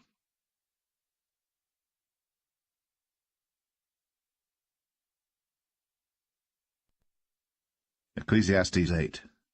Who is as the wise man? And who knoweth the interpretation of a thing? A man's wisdom maketh his face to shine, and the boldness of his face shall be changed. I counsel thee to keep the king's commandment, and that in regard of the oath of God. Be not hasty to go out of his sight. Stand not in an evil thing, for he doeth whatsoever pleaseth him. Where the word of a king is, there is power.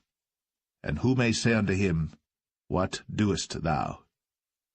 Whoso keepeth the commandment shall feel no evil thing, and a wise man's heart discerneth both time and judgment. Because to every purpose there is time and judgment. Therefore the misery of man is great upon him. For he knoweth not that which shall be, for who can tell him when it shall be? There is no man that hath power over the spirit to retain the spirit, neither hath he power in the day of death. And there is no discharge in that war, neither shall wickedness deliver those that are given to it. All this have I seen, and applied my heart unto every work that is done under the sun. There is a time wherein one man ruleth over another to his own hurt. And so I saw the wicked buried, who had come and gone from the place of the holy, and they were forgotten in the city where they had so done. This is also vanity. because sentence against an evil work is not executed speedily. Therefore the heart of the sons of men is fully set in them to do evil. Though a sinner do evil 100 times, and his days be prolonged, yet surely I know that it shall be well with them that fear God, which fear before him. But it shall not be well with the wicked, neither shall he prolong his days, which are as a shadow, because he feareth not before God.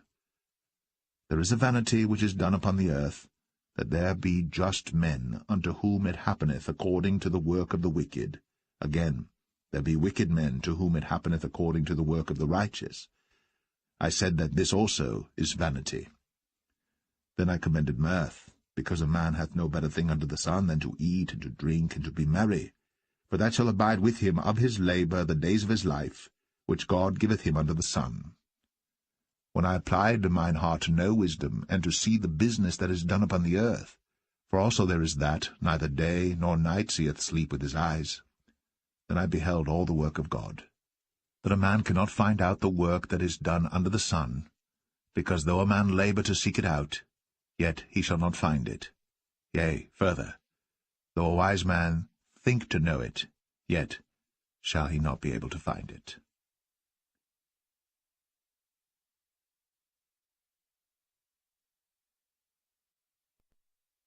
Ecclesiastes 9.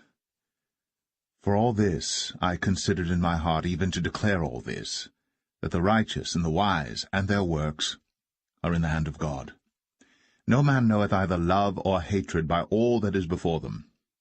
All things come alike to all. There is one event to the righteous and to the wicked, to the good and to the clean and to the unclean, to him that sacrificeth and to him that sacrificeth not. As is the good, so is the sinner, and he that sweareth, as he that feareth an oath. This is an evil among all things that are done under the sun, that there is one event unto all. Yea, also the heart of the sons of men is full of evil, and madness is in their heart while they live. And after that they go to the dead. For to him that is joined to all the living there is hope, for a living dog is better than a dead lion. For the living know that they shall die, but the dead know not anything, neither have they any more a reward, for the memory of them is forgotten. Also their love and their hatred and their envy is now perished. Neither have they any more a portion for ever in anything that is done under the sun. Go thy way, eat thy bread with joy, and drink thy wine with a merry heart. For God now accepteth thy works. Let thy garments be always white, and let thy head lack no ointment. Live joyfully with the wife whom thou lovest all the days of the life of thy vanity, which he hath given thee under the sun, all the days of thy vanity, for that is thy portion in this life, and in thy labour which thou takest under the sun. Whatsoever thy hand findeth to do, do it with thy might. For there is no work, nor device, nor knowledge, nor wisdom in the grave whither thou goest. I returned, and saw under the sun that the race is not to the swift, nor the battle to the strong, neither yet bread to the wise, nor yet riches to men of understanding, nor yet favour to men of skill, but time and chance happeneth to them all. For man also knoweth not his time, as the fishes that are taken in an evil net, and as the birds that are caught in the snare. So are the sons of men snared in an evil time, when it falleth suddenly upon them. This wisdom have I seen also under the sun, and it seemed great unto me. There was a little city, and few men within it. And there came a great king against it, and besieged it, and built great bulwarks against it. Now there was found in it a poor wise man, and he by his wisdom delivered the city. Yet no man remembered that same poor man. Then said I, Wisdom is better than strength. Nevertheless the poor man's wisdom is despised, and his words are not heard. The words of wise men are heard in quiet more than the cry of him that ruleth among fools. Wisdom is better than weapons of war. But one sinner destroyeth much good.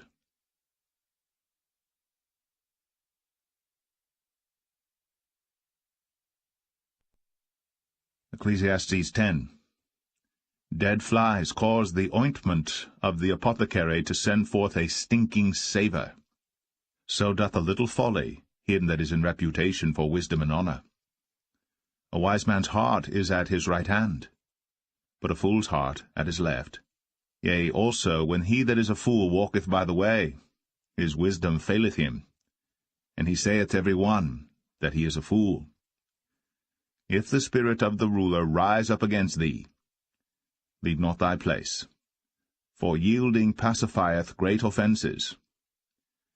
There is an evil which I have seen under the sun, as an error which proceedeth from the ruler. Folly is set in great dignity, and the rich sit in low place.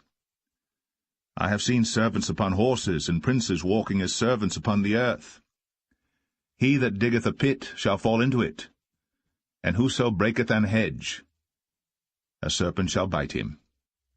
Whoso removeth stones shall be hurt therewith, and he that cleaveth wood shall be endangered thereby. If the iron be blunt, and he do not whet the edge, then must he put to more strength. But wisdom is profitable to direct.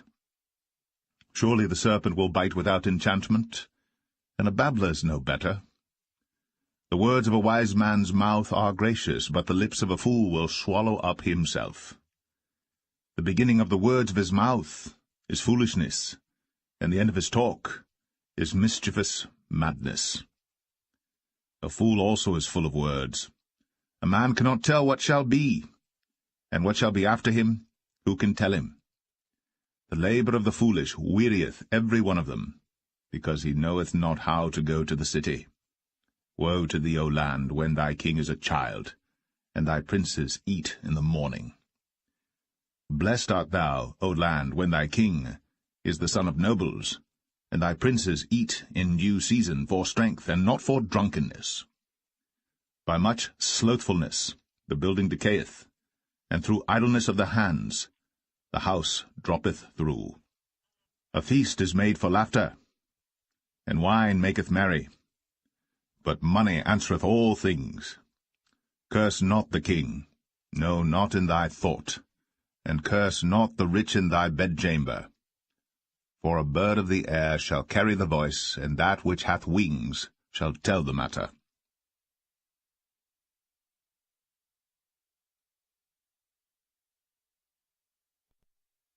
Ecclesiastes 11.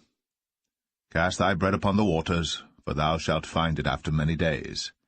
Give a portion to 7 and also to 8, for thou knowest not what evil shall be upon the earth.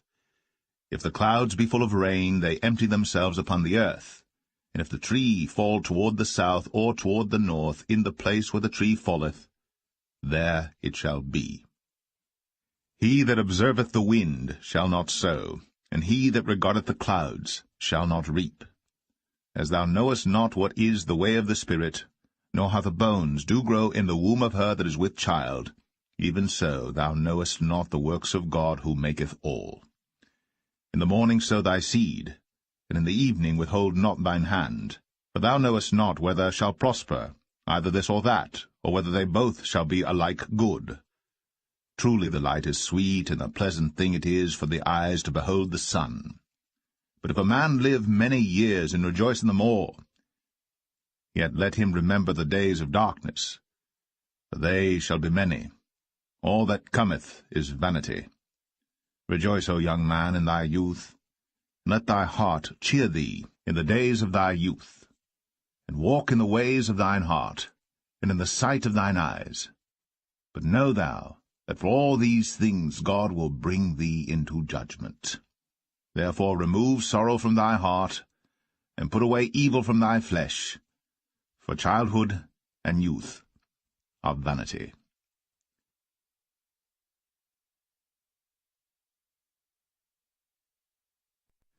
Ecclesiastes 12. Remember now thy Creator in the days of thy youth, while the evil days come not, nor the years draw nigh, when thou shalt say, I have no pleasure in them. While the sun, or the light, or the moon, or the stars be not darkened, nor the clouds return after the rain. In the day when the keepers of the house shall tremble, and the strong men shall bow themselves, and the grinders cease because they are few, and those that look out of the windows be darkened. And the doors shall be shut in the streets, when the sound of the grinding is low, and he shall rise up at the voice of the bird, and all the daughters of music shall be brought low. Also, when they shall be afraid of that which is high, and fear shall be in the way, and the almond tree shall flourish, and the grasshopper shall be a burden, and desire shall fail, because man goeth to his long home, and the mourners go about the streets. Or ever the silver cord be loosed, or the golden bowl be broken, or the pitcher be broken at the fountain, or the wheel broken at the cistern. Then shall the dust return to the earth as it was, and the spirit shall return unto God who gave it. Vanity of vanities, saith the preacher. All is vanity. And moreover, because the preacher was wise, he still taught the people knowledge, yea, he gave good heed, and sought out, and set in order many proverbs. The preacher sought to find out acceptable words, and that which was written was upright, even words of truth. The words of the wise are as goads, and as nails fastened by the masters of assemblies, which are given from one shepherd. And further, by these, my son, be admonished. Of making many books there is no end, and much study is a weariness of the flesh. Let us hear the conclusion of the whole matter. Fear God, and keep his commandments, for this is the whole duty of man. For God shall bring every work into judgment, with every secret thing, whether it be good or whether it be evil.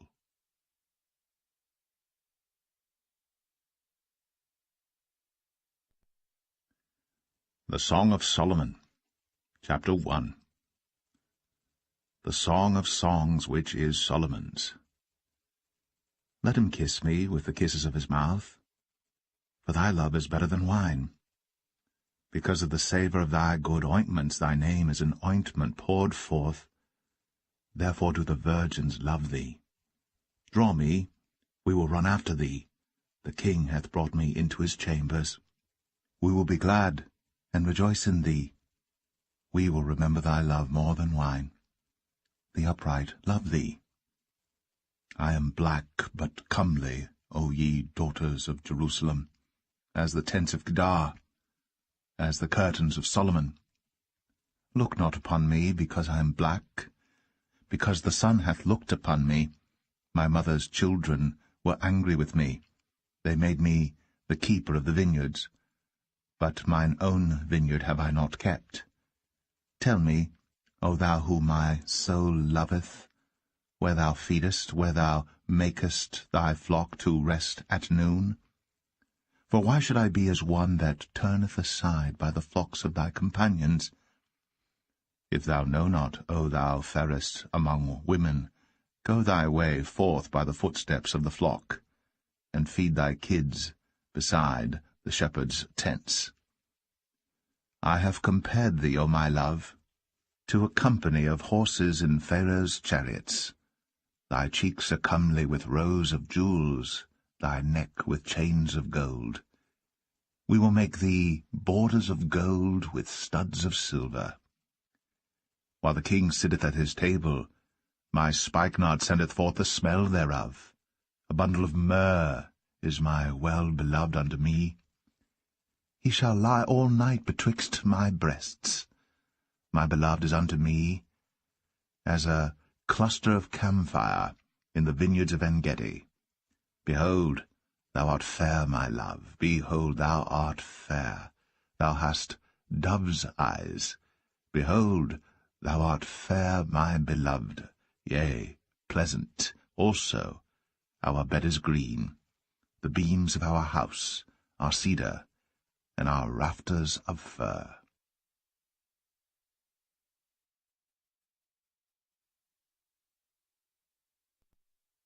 Song of Solomon 2. I am the rose of Sharon, and the lily of the valleys. As the lily among thorns, so is my love among the daughters. As the apple tree among the trees of the wood, so is my beloved among the sons. I sat down under his shadow with great delight, and his fruit was sweet to my taste. He brought me to the banqueting house, and his banner over me was love. Stay me with flagons, comfort me with apples, for I am sick of love. His left hand is under my head, and his right hand doth embrace me. I charge you, O ye daughters of Jerusalem, by the roes and by the hinds of the field, that ye stir not up, nor awake my love, till he please. The voice of my beloved, behold, he cometh leaping upon the mountains, skipping upon the hills. My beloved is like a roe or a young hart. Behold, he standeth behind our wall. He looketh forth at the windows, showing himself through the lattice. My beloved spake, and said unto me, Rise up, my love, my fair one, and come away. For lo, the winter is past, the rain is over and gone. The flowers appear on the earth. The time of the singing birds is come, and the voice of the turtle is heard in our land. The fig tree putteth forth her green figs, and the vines with the tender grape give a good smell. Arise, my love, my fair one, and come away. O my dove, that art in the clefts of the rock, in the secret places of the stairs, let me see thy countenance, let me hear thy voice, for sweet is thy voice, and thy countenance is comely. Take us the foxes, the little foxes, that spoil the vines, for our vines have tender grapes. My beloved is mine, and I am his. He feedeth among the lilies. Until the day break, and the shadows flee away, turn, my beloved, and be thou like a roe or a young hart upon the mountains of Bether.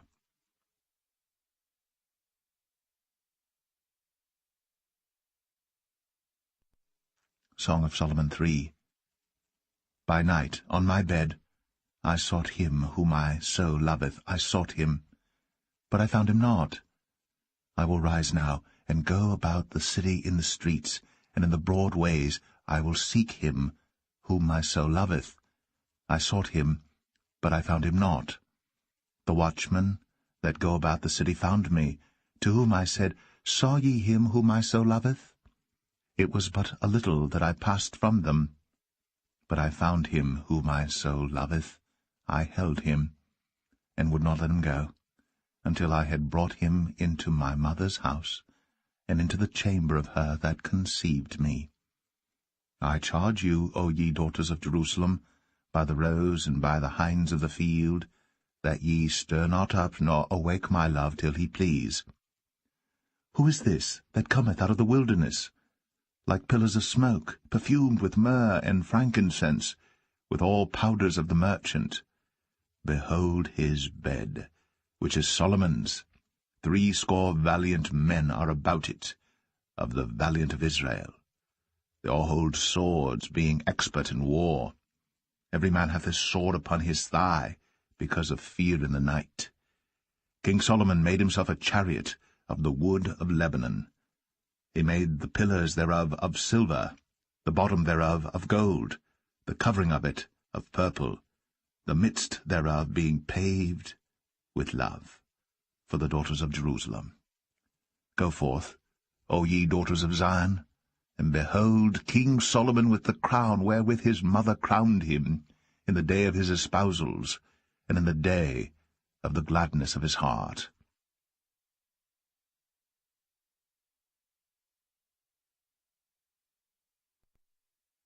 Song of Solomon 4. Behold, thou art fair, my love, behold, thou art fair. Thou hast dove's eyes within thy locks. Thy hair is as a flock of goats that appear from Mount Gilead. Thy teeth are like a flock of sheep that are even shorn, which came up from the washing, whereof every one bare twins, and none is barren among them. Thy lips are like a thread of scarlet, and thy speech is comely. Thy temples are like a piece of a pomegranate within thy locks. Thy neck is like the tower of David builded for an armoury, whereon there hang 1,000 bucklers, all shields of mighty men. Thy 2 breasts are like 2 young roes that are twins, which feed among the lilies. Until the day break, and the shadows flee away, I will get me to the mountain of myrrh, and to the hill of frankincense. Thou art all fair, my love. There is no spot in thee. Come with me from Lebanon, my spouse, with me from Lebanon. Look from the top of Amana, from the top of Shawnee and Hermon, from the lions' dens, from the mountains of the leopards. Thou hast ravished my heart, my sister, my spouse. Thou hast ravished my heart with one of thine eyes, with one chain of thy neck.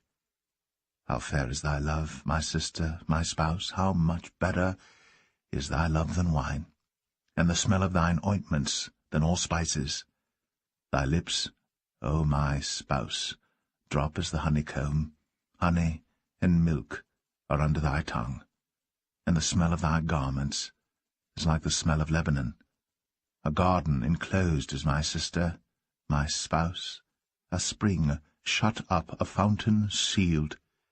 Thy plants are an orchard of pomegranates, with pleasant fruits, camphire, with spikenard and saffron, calamus and cinnamon, with all trees of frankincense, myrrh, and aloes, with all the chief spices, a fountain of gardens, a well of living waters, and streams from Lebanon.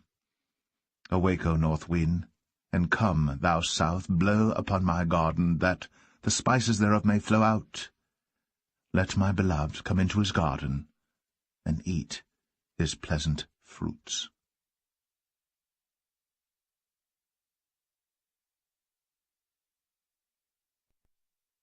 Song of Solomon 5.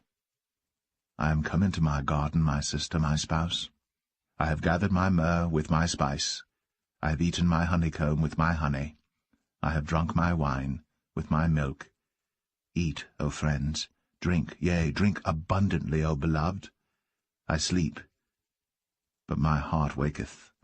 It is the voice of my beloved that knocketh, saying, Open to me, my sister, my love, my dove, my undefiled.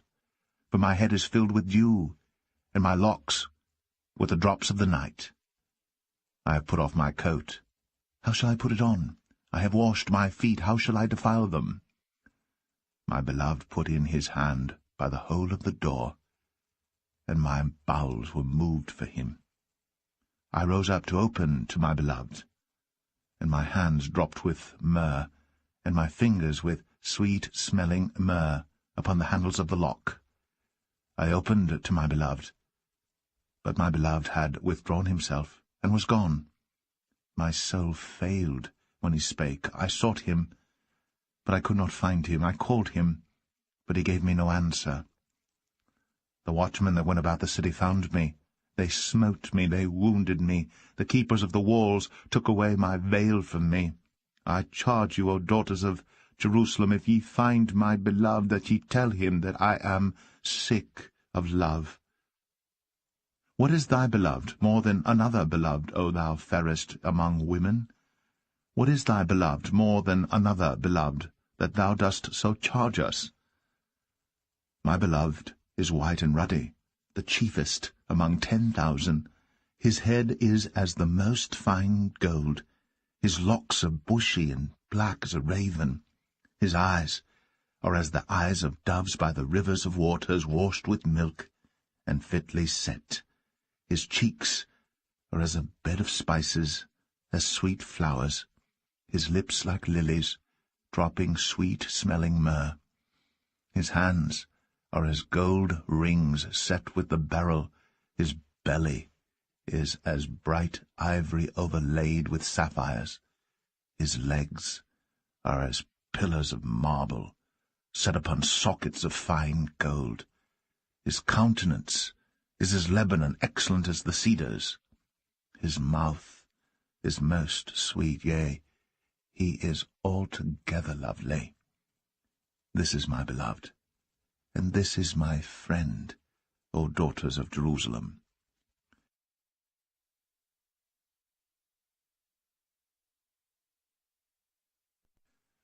Song of Solomon 6. Whither is thy beloved gone, O thou fairest among women?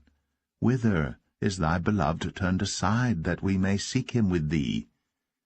My beloved is gone down into his garden, to the beds of spices, to feed in the gardens, and to gather lilies. I am my beloved's, and my beloved is mine. He feedeth among the lilies. Thou art beautiful, O my love, as Tirzah, comely as Jerusalem, terrible as an army with banners. Turn away thine eyes from me, for they have overcome me. Thy hair is as a flock of goats that appear from Gilead. Thy teeth are as a flock of sheep which go up from the washing, whereof every one beareth twins, and there is not one barren among them. As a piece of a pomegranate are thy temples within thy locks. There are 80 queens, and 80 concubines, and virgins without number. My dove, my undefiled, is but one. She is the only one of her mother. She is the choice one of her that bare her. The daughters saw her, and blessed her, yea, the queens and the concubines, and they praised her. Who is she that looketh forth as the morning, fair as the moon, clear as the sun, and terrible as an army with banners? I went down into the garden of nuts to see the fruits of the valley, and to see whether the vine flourished, and the pomegranates budded.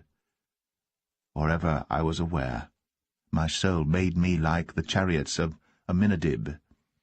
Return, return, O Shulamite, return, return, that we may look upon thee. What will ye see in the Shulamite? As it were the company of 2 armies.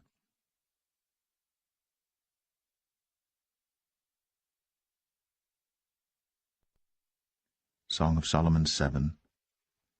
How beautiful are thy feet with shoes, O prince's daughter! The joints of thy thighs are like jewels, the work of the hands of a cunning workman. Thy navel is like a round goblet, which wanteth not liquor. Thy belly is like an heap of wheat set about with lilies. Thy 2 breasts are like 2 young roes that are twins. Thy neck is as a tower of ivory, thine eyes like the fish pools in Heshbon, by the gate of Bath-rabbim. Thy nose is as the tower of Lebanon which looketh toward Damascus. Thine head upon thee is like Carmel, and the hair of thine head like purple. The king is held in the galleries. How fair and how pleasant art thou, O love for delights! This thy stature is like to a palm tree, and thy breasts to clusters of grapes. I said, I will go up to the palm tree. I will take hold of the boughs thereof. Now also thy breasts shall be as clusters of the vine, and the smell of thy nose like apples, and the roof of thy mouth like the best wine for my beloved, that goeth down sweetly, causing the lips of those that are asleep to speak. I am my beloved's, and his desire is toward me. Come, my beloved, let us go forth into the field. Let us lodge in the villages. Let us get up early to the vineyards. Let us see if the vine flourish, whether the tender grape appear, and the pomegranates bud forth. There will I give thee my loves. The mandrakes give a smell, and at our gates are all manner of pleasant fruits, new and old, which I have laid up for thee, O my beloved.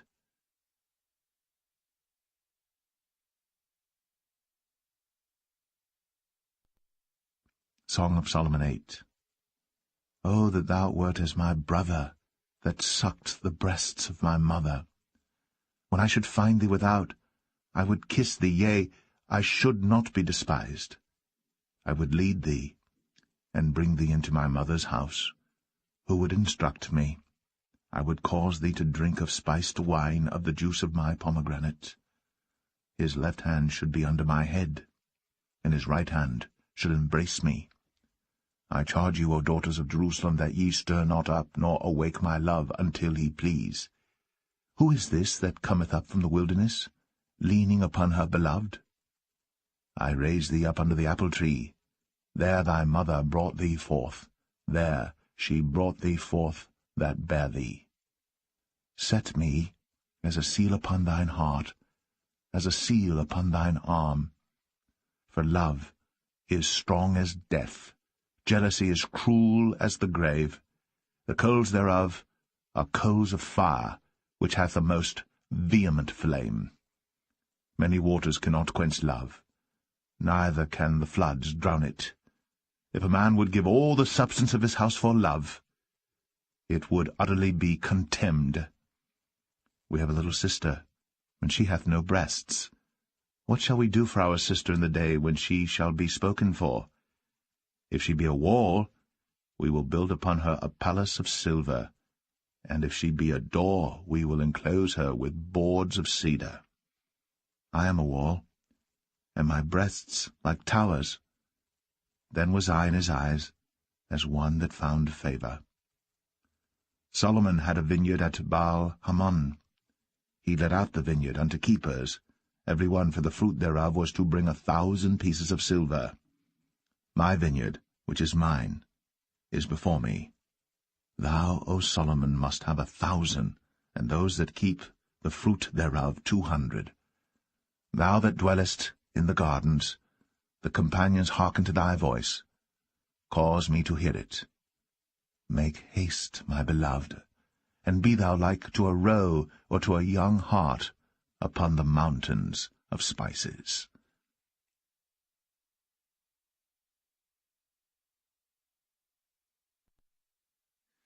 The Book of the Prophet Isaiah, Chapter 1. The vision of Isaiah the son of Amos, which he saw concerning Judah and Jerusalem in the days of Uzziah, Jotham, Ahaz, and Hezekiah, kings of Judah. Hear, O heavens, and give ear, O earth. For the Lord hath spoken. I have nourished and brought up children, and they have rebelled against me. The ox knoweth his owner, and the ass his master's crib. But Israel doth not know, my people doth not consider. Ah, sinful nation, a people laden with iniquity, a seed of evildoers, children that are corrupters. They have forsaken the Lord. They have provoked the Holy One of Israel unto anger. They are gone away backward. Why should ye be stricken any more? Ye will revolt more and more. The whole head is sick, and the whole heart faint. From the sole of the foot even unto the head, there is no soundness in it, but wounds and bruises, and putrefying sores. They have not been closed, neither bound up, neither mollified with ointment. Your country is desolate. Your cities are burned with fire. Your land, strangers devour it in your presence, and it is desolate, as overthrown by strangers. And the daughter of Zion is left as a cottage in a vineyard, as a lodge in a garden of cucumbers, as a besieged city. Except the Lord of hosts had left unto us a very small remnant, we should have been as Sodom, and we should have been like unto Gomorrah. Hear the word of the Lord, ye rulers of Sodom. Give ear unto the law of our God, ye people of Gomorrah. To what purpose is the multitude of your sacrifices unto me, saith the Lord? I am full of the burnt offerings of rams, and the fat of fed beasts, and I delight not in the blood of bullocks, or of lambs, or of he-goats. When ye come to appear before me, who hath required this at your hand, to tread my courts? Bring no more vain oblations. Incense is an abomination unto me. The new moons and Sabbaths, the calling of assemblies, I cannot away with. It is iniquity, even the solemn meeting. Your new moons and your appointed feasts my soul hateth. They are a trouble unto me. I am weary to bear them. And when ye spread forth your hands, I will hide mine eyes from you. Yea, when ye make many prayers, I will not hear. Your hands are full of blood. Wash you, make you clean, put away the evil of your doings from before mine eyes. Cease to do evil. Learn to do well, seek judgment. Relieve the oppressed. Judge the fatherless. Plead for the widow. Come now, and let us reason together, saith the Lord. Though your sins be as scarlet, they shall be as white as snow. Though they be red like crimson, they shall be as wool. If ye be willing and obedient, ye shall eat the good of the land. But if ye refuse and rebel, ye shall be devoured with the sword, for the mouth of the Lord hath spoken it. How is the faithful city become an harlot? It was full of judgment, righteousness lodged in it, but now murderers. Thy silver is become dross, thy wine mixed with water. Thy princes are rebellious, and companions of thieves. Every one loveth gifts, and followeth after rewards. They judge not the fatherless, neither doth the cause of the widow come unto them. Therefore saith the Lord of hosts, the mighty one of Israel, I will ease me of mine adversaries, and avenge me of mine enemies. And I will turn my hand upon thee, and purely purge away thy dross, and take away all thy tin. And I will restore thy judges as at the first, and thy counselors as at the beginning. Afterward thou shalt be called the city of righteousness, the faithful city.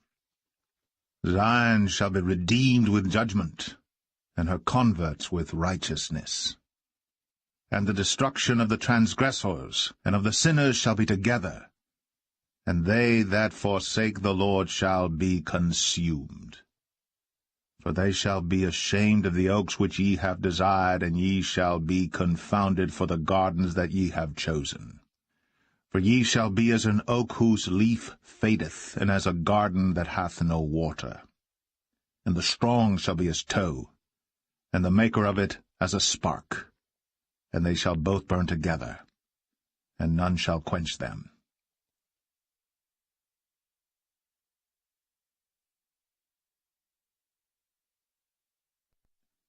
Isaiah 2.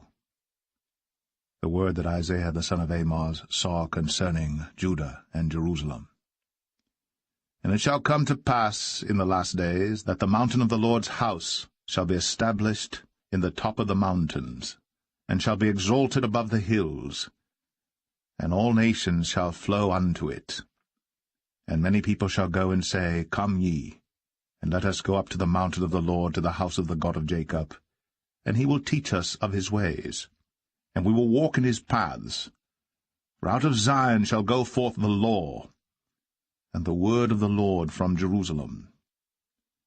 And he shall judge among the nations, and shall rebuke many people, and they shall beat their swords into plowshares, and their spears into pruning hooks. Nation shall not lift up sword against nation, neither shall they learn war any more. O house of Jacob, come ye, and let us walk in the light of the Lord. Therefore thou hast forsaken thy people, the house of Jacob, because they be replenished from the east, and are soothsayers like the Philistines, and they please themselves in the children of strangers. Their land also is full of silver and gold, neither is there any end of their treasures. Their land is also full of horses, neither is there any end of their chariots. Their land also is full of idols. They worship the work of their own hands, that which their own fingers have made. And the mean man boweth down, and the great man humbleth himself. Therefore forgive them not. Enter into the rock, and hide thee in the dust, for fear of the Lord, and for the glory of his majesty.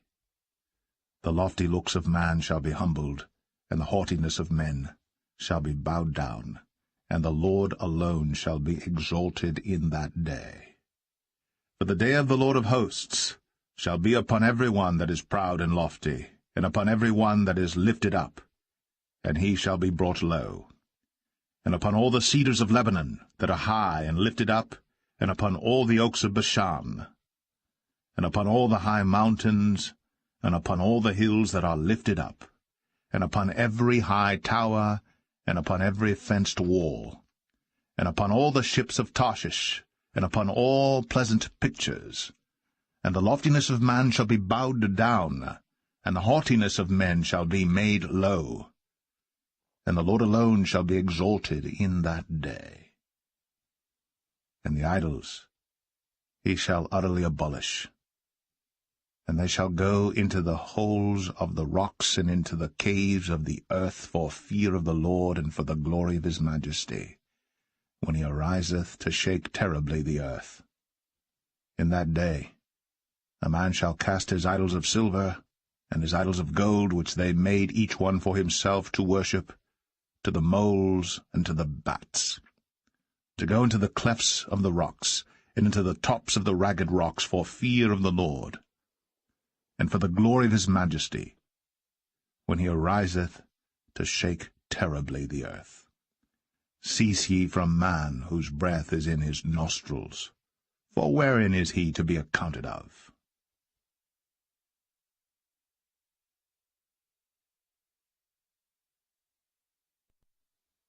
Isaiah 3. For behold, the Lord of hosts, doth take away from Jerusalem and from Judah the stay and the staff, the whole stay of bread and the whole stay of water, the mighty man, and the man of war, the judge, and the prophet, and the prudent, and the ancient, the captain of 50, and the honorable man, and the counselor, and the cunning artificer, and the eloquent orator. And I will give children to be their princes, and babes shall rule over them. And the people shall be oppressed, every one by another, and every one by his neighbor. The child shall behave himself proudly against the ancient, and the base against the honorable. When a man shall take hold of his brother of the house of his father, saying, Thou hast clothing, be thou our ruler, and let this ruin be under thy hand. In that day shall he swear, saying, I will not be an healer, for in my house is neither bread nor clothing. Make me not a ruler of the people. For Jerusalem is ruined, and Judah is fallen, because their tongue and their doings are against the Lord, to provoke the eyes of his glory. The show of their countenance doth witness against them, and they declare their sin as Sodom. They hide it not. Woe unto their soul, for they have rewarded evil unto themselves. Say ye to the righteous, that it shall be well with him, for they shall eat the fruit of their doings. Woe unto the wicked! It shall be ill with him, for the reward of his hands shall be given him. As for my people, children are their oppressors, and women rule over them. O my people, they which lead thee cause thee to err, and destroy the way of thy paths. The Lord standeth up to plead, and standeth to judge the people. The Lord will enter into judgment with the ancients of his people, and the princes thereof. For ye have eaten up the vineyard, the spoil of the poor is in your houses. What mean ye that ye beat my people to pieces, and grind the faces of the poor, saith the Lord God of hosts? Moreover the Lord saith, because the daughters of Zion are haughty, and walk with stretched forth necks, and wanton eyes, walking and mincing as they go, and making a tinkling with their feet. Therefore the Lord will smite with a scab the crown of the head of the daughters of Zion, and the Lord will discover their secret parts.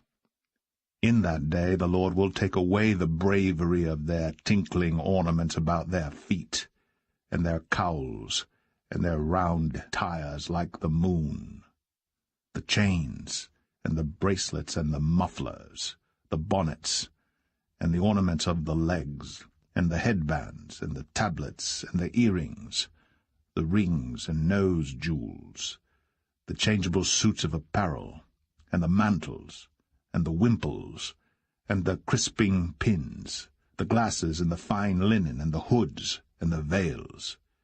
And it shall come to pass that instead of sweet smell there shall be stink, and instead of a girdle, a rent, and instead of well-set hair, baldness, and instead of a stomacher, a girding of sackcloth, and burning instead of beauty.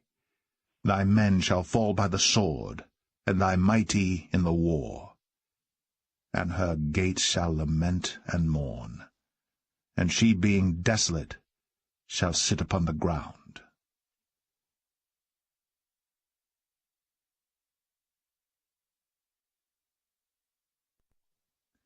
Isaiah 4. And in that day 7 women shall take hold of one man, saying, We will eat our own bread, and wear our own apparel. Only let us be called by thy name, to take away our reproach. In that day shall the branch of the Lord be beautiful and glorious, and the fruit of the earth shall be excellent and comely for them that are escaped of Israel. And it shall come to pass, that he that is left in Zion, and he that remaineth in Jerusalem, shall be called holy, even every one that is written among the living in Jerusalem, when the Lord shall have washed away the filth of the daughters of Zion, and shall have purged the blood of Jerusalem from the midst thereof by the spirit of judgment and by the spirit of burning. And the Lord will create upon every dwelling place of Mount Zion, and upon her assemblies, a cloud and smoke by day, and the shining of a flaming fire by night, for upon all the glory shall be a defense. And there shall be a tabernacle for a shadow in the daytime from the heat, and for a place of refuge, and for a covert from storm and from rain.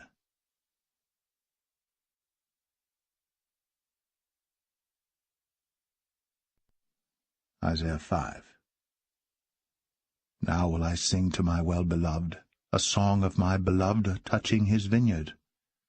My well-beloved hath a vineyard in a very fruitful hill, and he fenced it, and gathered out the stones thereof, and planted it with the choicest vine, and built a tower in the midst of it, and also made a winepress therein. And he looked that it should bring forth grapes, and it brought forth wild grapes.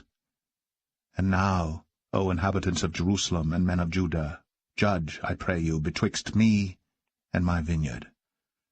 What could have been done more to my vineyard, that I have not done in it? Wherefore, when I looked that it should bring forth grapes, brought it forth wild grapes.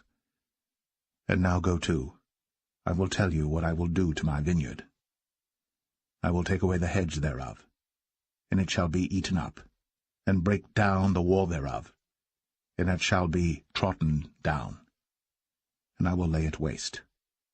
It shall not be pruned, nor digged, but there shall come up briars and thorns.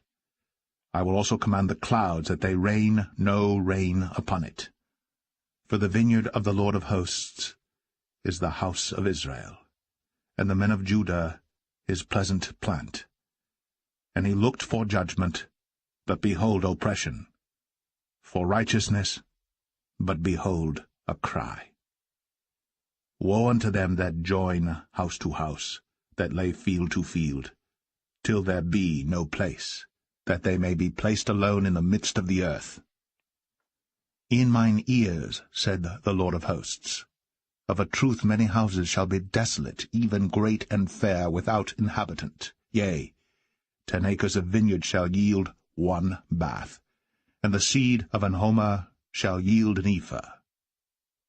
Woe unto them that rise up early in the morning, that they may follow strong drink, that continue until night, till wine inflame them, and the harp, and the viol, the tabret, and pipe, and wine are in their feasts. But they regard not the work of the Lord, neither consider the operation of his hands.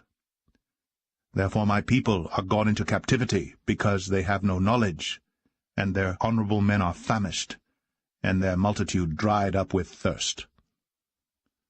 Therefore hell hath enlarged herself, and opened her mouth without measure, and their glory, and their multitude, and their pomp, and he that rejoiceth shall descend into it.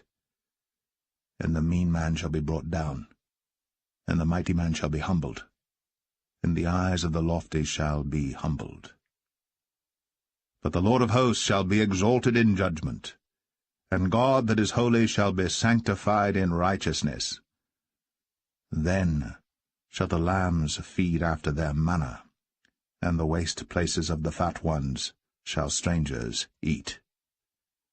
Woe unto them that draw iniquity with cords of vanity, and sin as it were with a cart rope, that say, Let him make speed and hasten his work, that we may see it, and let the counsel of the Holy One of Israel draw nigh and come, that we may know it. Woe unto them that call evil good, and good evil, that put darkness for light, and light for darkness, that put bitter for sweet, and sweet for bitter. Woe unto them that are wise in their own eyes, and prudent in their own sight. Woe unto them that are mighty to drink wine, and men of strength to mingle strong drink, which justify the wicked for reward, and take away the righteousness of the righteous from him. Therefore as the fire devoureth the stubble, and the flame consumeth the chaff, so their root shall be as rottenness, and their blossom shall go up as dust, because they have cast away the law of the Lord of hosts, and despised the word of the Holy One of Israel.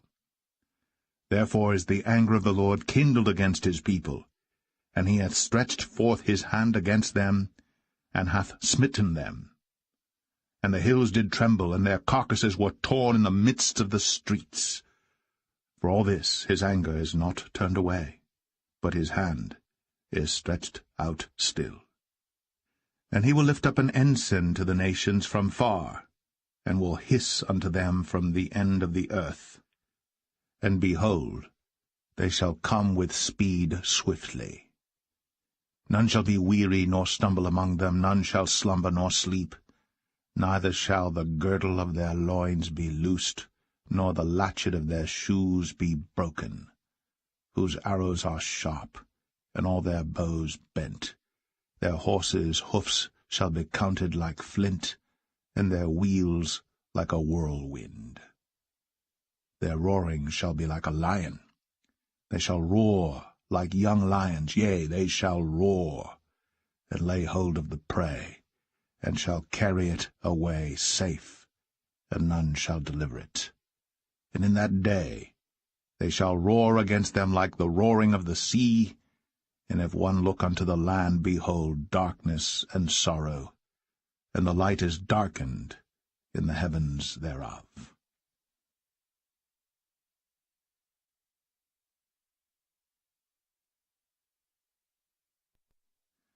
Isaiah 6.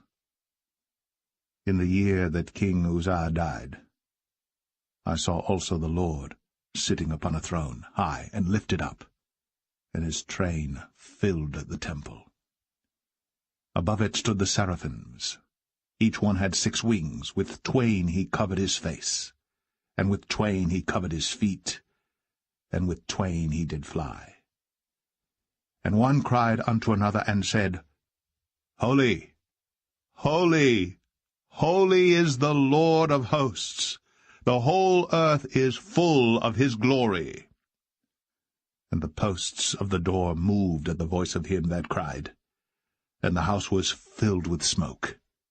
Then said I, Woe is me, for I am undone, because I am a man of unclean lips, and I dwell in the midst of a people of unclean lips. For mine eyes have seen the King, the Lord of hosts.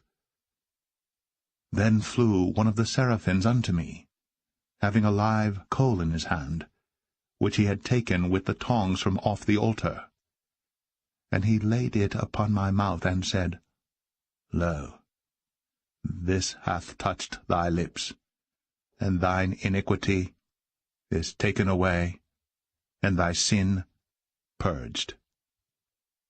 Also I heard the voice of the Lord saying, Whom shall I send? And who will go for us? Then said I, Here am I, send me. And he said, Go.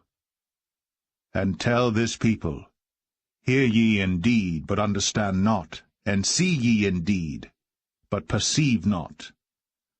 Make the heart of this people fat, and make their ears heavy, and shut their eyes, lest they see with their eyes, and hear with their ears, and understand with their heart, and convert, and be healed.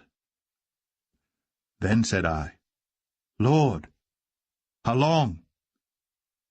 And he answered, Until the cities be wasted without inhabitant, and the houses without man, and the land be utterly desolate. And the Lord have removed men far away, and there be a great forsaking in the midst of the land. But yet in it shall be a tenth, and it shall return, and shall be eaten, as a teil tree, and as an oak, whose substance is in them, when they cast their leaves, so the holy seed shall be the substance thereof.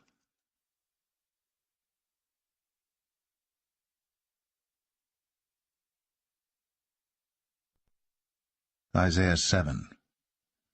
And it came to pass in the days of Ahaz, the son of Jotham, the son of Uzziah, king of Judah, that Rezin, the king of Syria, and Pekah, the son of Remaliah, king of Israel, went up toward Jerusalem to war against it, but could not prevail against it. And it was told the house of David, saying, Syria is confederate with Ephraim, and his heart was moved, and the heart of his people as the trees of the wood are moved with the wind. Then said the Lord unto Isaiah, Go forth now to meet Ahaz, thou and Shear-Jashub thy son, at the end of the conduit of the upper pool in the highway of the fuller's field, and say unto him, Take heed and be quiet, fear not, neither be faint-hearted for the two tails of these smoking firebrands, for the fierce anger of Rezin with Syria, and of the son of Remaliah. Because Syria, Ephraim, and the son of Remaliah have taken evil counsel against thee, saying, Let us go up against Judah and vex it, and let us make a breach therein for us, and set a king in the midst of it, even the son of Tabeal. Thus saith the Lord God, It shall not stand, neither shall it come to pass. For the head of Syria is Damascus, and the head of Damascus is Rezin. And within 65 years shall Ephraim be broken, that it be not a people. And the head of Ephraim is Samaria, and the head of Samaria is Remaliah's son. If ye will not believe, surely ye shall not be established. Moreover the Lord spake again unto Ahaz, saying, Ask thee a sign of the Lord thy God. Ask it either in the depth, or in the height above. But Ahaz said, I will not ask, neither will I tempt the Lord. And he said, Hear ye now, O house of David. Is it a small thing for you to weary men? But will ye weary my God also? Therefore the Lord himself shall give you a sign. Behold, a virgin shall conceive, and bear a son, and shall call his name Emmanuel. Butter and honey shall he eat, that he may know to refuse the evil and choose the good. For before the child shall know to refuse the evil and choose the good, the land that thou abhorrest shall be forsaken of both her kings. The Lord shall bring upon thee, and upon thy people, and upon thy father's house, days that have not come, from the day that Ephraim departed from Judah, even the king of Assyria. And it shall come to pass in that day, that the Lord shall hiss for the fly that is in the uttermost part of the rivers of Egypt, and for the bee that is in the land of Assyria. And they shall come, and shall rest all of them in the desolate valleys, and in the holes of the rocks, and upon all thorns, and upon all bushes.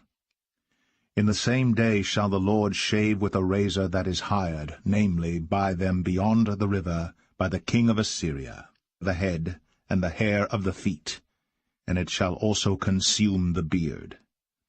And it shall come to pass in that day, that a man shall nourish a young cow and 2 sheep. And it shall come to pass, for the abundance of milk that they shall give, he shall eat butter. For butter and honey shall every one eat that is left in the land. And it shall come to pass in that day, that every place shall be where there were 1,000 vines and 1,000 silverlings, it shall even be for briars and thorns. With arrows and with bows shall men come thither, because all the land shall become briars and thorns. And on all hills that shall be digged with the mattock, there shall not come thither the fear of briars and thorns, but it shall be for the sending forth of oxen, and for the treading of lesser cattle.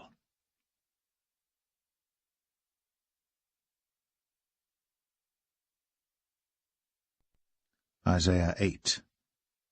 Moreover, the Lord said unto me, Take thee a great roll, and write in it with a man's pen, concerning Maher-shalal-Hashbaz. And I took unto me faithful witnesses to record, Uriah the priest, and Zechariah the son of Jeberechiah. And I went unto the prophetess, and she conceived, and bare a son. Then said the Lord to me, Call his name Maher-shalal-Hashbaz. For before the child shall have knowledge to cry, My father, and my mother, the riches of Damascus, and the spoil of Samaria, shall be taken away before the king of Assyria.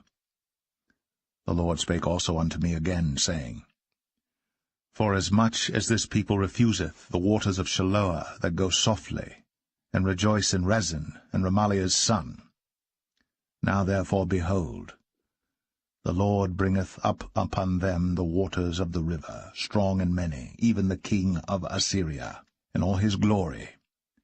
And he shall come up over all his channels, and go over all his banks. And he shall pass through Judah, he shall overflow and go over. He shall reach even to the neck, and the stretching out of his wings shall fill the breadth of thy land, O Emmanuel. Associate yourselves, O ye people, and ye shall be broken in pieces, and give ear, all ye of far countries. Gird yourselves, and ye shall be broken in pieces. Gird yourselves, and ye shall be broken in pieces. Take counsel together, and it shall come to naught. Speak the word, and it shall not stand. For God is with us. For the Lord spake thus to me with a strong hand, and instructed me that I should not walk in the way of this people, saying, Say ye not, a confederacy to all them to whom this people shall say, a confederacy. Neither fear ye their fear, nor be afraid. Sanctify the Lord of hosts himself, and let him be your fear, and let him be your dread. And he shall be for a sanctuary, but for a stone of stumbling, and for a rock of offense to both the houses of Israel, for a gin and for a snare to the inhabitants of Jerusalem.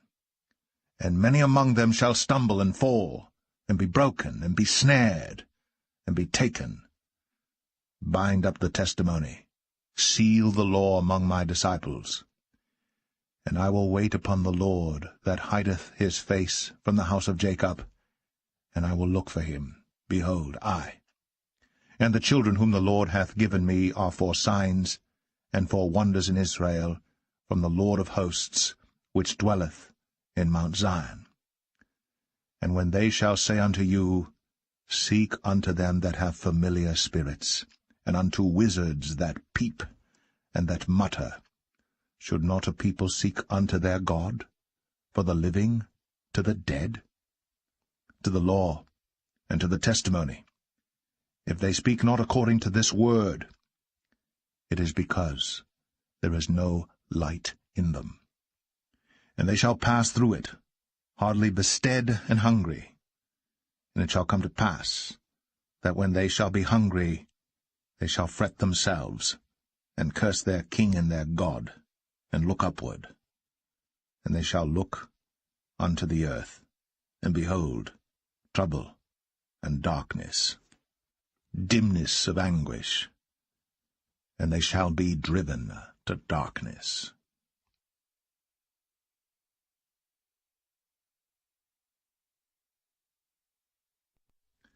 Isaiah 9. Nevertheless, the dimness shall not be such as was in her vexation, when at the first he lightly afflicted the land of Zebulun and the land of Naphtali, and afterward did more grievously afflict her by the way of the sea beyond Jordan in Galilee of the nations. The people that walked in darkness have seen a great light. They that dwell in the land of the shadow of death, upon them hath the light shined. Thou hast multiplied the nation, and not increased the joy. They joy before thee according to the joy in harvest, and as men rejoice when they divide the spoil. For thou hast broken the yoke of his burden, and the staff of his shoulder, the rod of his oppressor, as in the day of Midian. For every battle of the warrior is with confused noise, and garments rolled in blood. But this shall be with burning and fuel of fire. For unto us a child is born, unto us a son is given, and the government shall be upon his shoulder, and his name shall be called Wonderful, Counselor, the Mighty God, the Everlasting Father, the Prince of Peace. Of the increase of his government and peace there shall be no end, upon the throne of David and upon his kingdom, to order it, and to establish it with judgment and with justice from henceforth even forever. The zeal of the Lord of hosts will perform this. The Lord sent a word into Jacob, and it hath lighted upon Israel. And all the people shall know, even Ephraim, and the inhabitant of Samaria, that say in the pride and stoutness of heart, The bricks are fallen down, but we will build with hewn stones. The sycamores are cut down, but we will change them into cedars. Therefore the Lord shall set up the adversaries of Rezin against him, and join his enemies together, the Syrians before, and the Philistines behind, and they shall devour Israel with open mouth. For all this his anger is not turned away, but his hand is stretched out still. For the people turneth not unto him that smiteth them, neither do they seek the Lord of hosts. Therefore the Lord will cut off from Israel head and tail, branch and rush, in one day. The ancient and honorable, he is the head, and the prophet that teacheth lies, he is the tail. For the leaders of this people cause them to err, and they that are led of them are destroyed. Therefore the Lord shall have no joy in their young men, neither shall have mercy on their fatherless and widows. For every one is an hypocrite, and an evildoer, and every mouth speaketh folly. For all this his anger is not turned away, but his hand is stretched out still.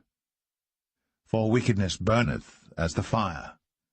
It shall devour the briars and thorns, and shall kindle in the thickets of the forest, and they shall mount up like the lifting up of smoke.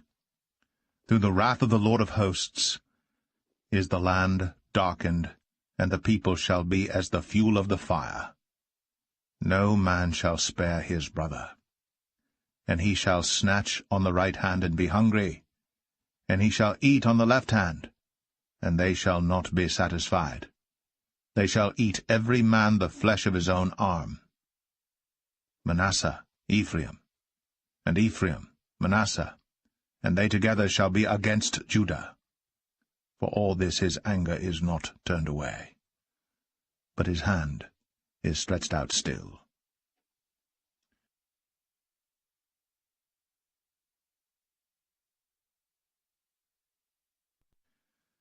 Isaiah 10. Woe unto them that decree unrighteous decrees, and that write grievousness which they have prescribed, to turn aside the needy from judgment, and to take away the right from the poor of my people, that widows may be their prey, and that they may rob the fatherless.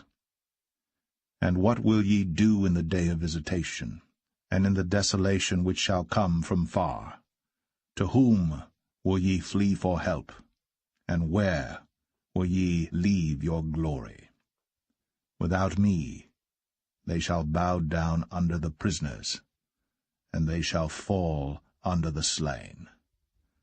For all this his anger is not turned away, but his hand is stretched out still. O Assyrian, the rod of mine anger, and the staff in their hand is mine indignation.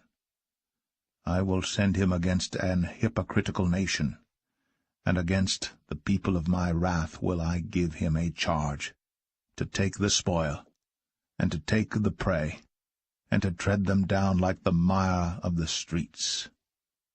Howbeit he meaneth not so, neither doth his heart think so. But it is in his heart to destroy and cut off nations, not a few. For he saith, Are not my princes altogether kings? Is not Calno as Carchemish? Is not Hamath as Arpad? Is not Samaria as Damascus? As my hand hath found the kingdoms of the idols, and whose graven images did excel them of Jerusalem and of Samaria. Shall I not, as I have done unto Samaria and her idols, so do to Jerusalem and her idols?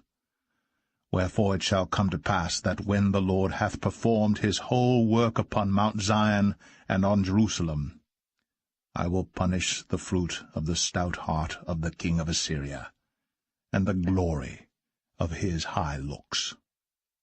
For he saith, By the strength of my hand I have done it, and by my wisdom, for I am prudent, and I have removed the bounds of the people, and have robbed their treasures, and I have put down the inhabitants like a valiant man. And my hand hath found as a nest the riches of the people, and as one gathereth eggs that are left, have I gathered all the earth, and there was none that moved the wing, or opened the mouth, or peeped. Shall the axe boast itself against him that heweth therewith? Or shall the saw magnify itself against him that shaketh it? As if the rod should shake itself against them that lift it up, or as if the staff should lift up itself, as if it were no wood. Therefore shall the Lord of hosts, send among his fat ones leanness, and under his glory he shall kindle a burning like the burning of a fire.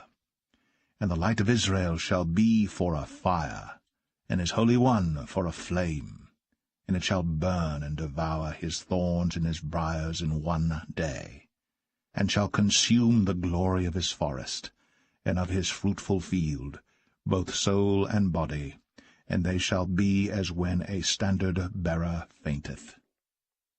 And the rest of the trees of his forest shall be few, that a child may write them.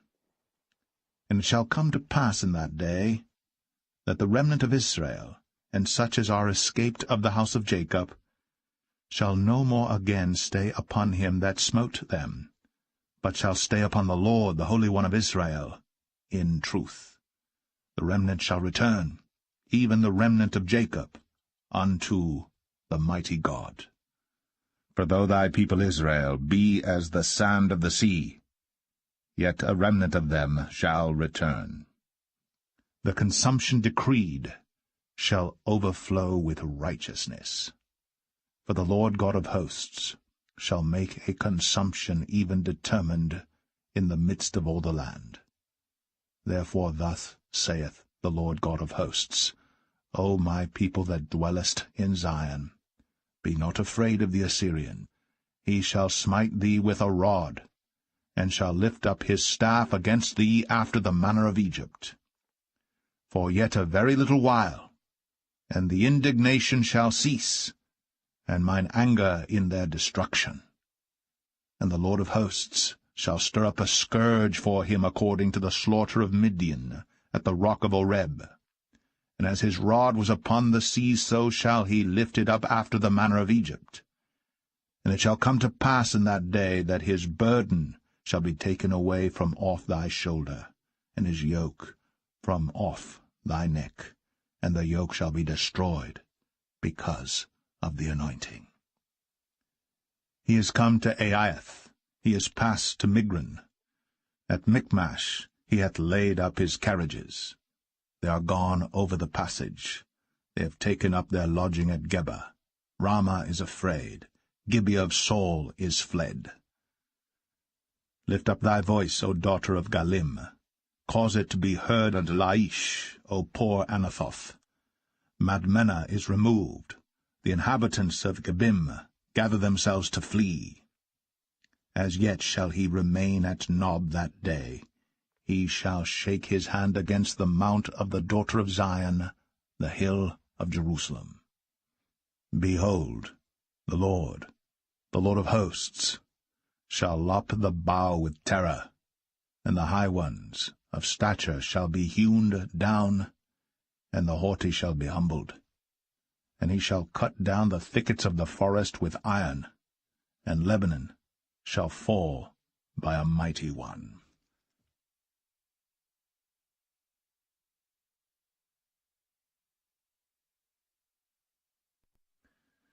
Isaiah 11.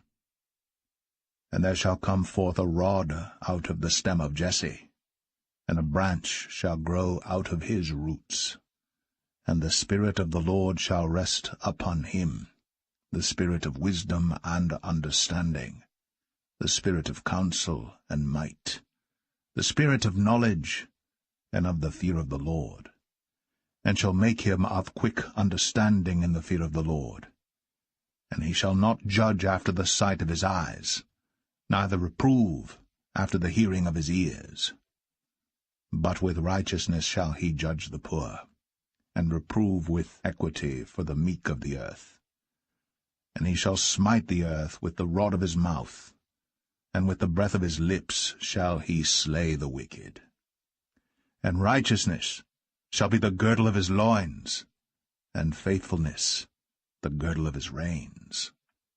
The wolf also shall dwell with the lamb, and the leopard shall lie down with the kid, and the calf, and the young lion, and the fatling together. And a little child shall lead them, and the cow and the bear shall feed.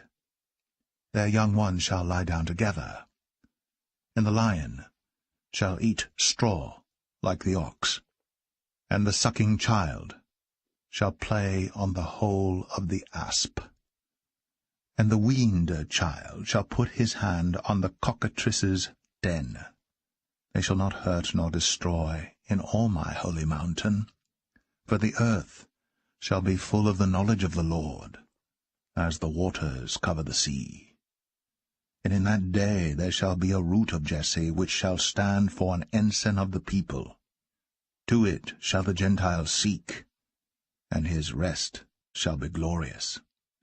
And it shall come to pass in that day that the Lord shall set his hand again the second time to recover the remnant of his people, which shall be left from Assyria, and from Egypt, and from Pathros, and from Cush, and from Elam, and from Shinar, and from Hamath, and from the islands of the sea. And he shall set up an ensign for the nations, and shall assemble the outcasts of Israel, and gather together the dispersed of Judah from the four corners of the earth. The envy also of Ephraim shall depart, and the adversaries of Judah shall be cut off. Ephraim shall not envy Judah, and Judah shall not vex Ephraim. But they shall fly upon the shoulders of the Philistines toward the west. They shall spoil them of the east together. They shall lay their hand upon Edom and Moab, and the children of Ammon shall obey them. And the Lord shall utterly destroy the tongue of the Egyptian sea, and with his mighty wind shall he shake his hand over the river, and shall smite it in the 7 streams, and make men go over dry shod. And there shall be an highway for the remnant of his people, which shall be left from Assyria, like as it was to Israel in the day that he came up out of the land of Egypt.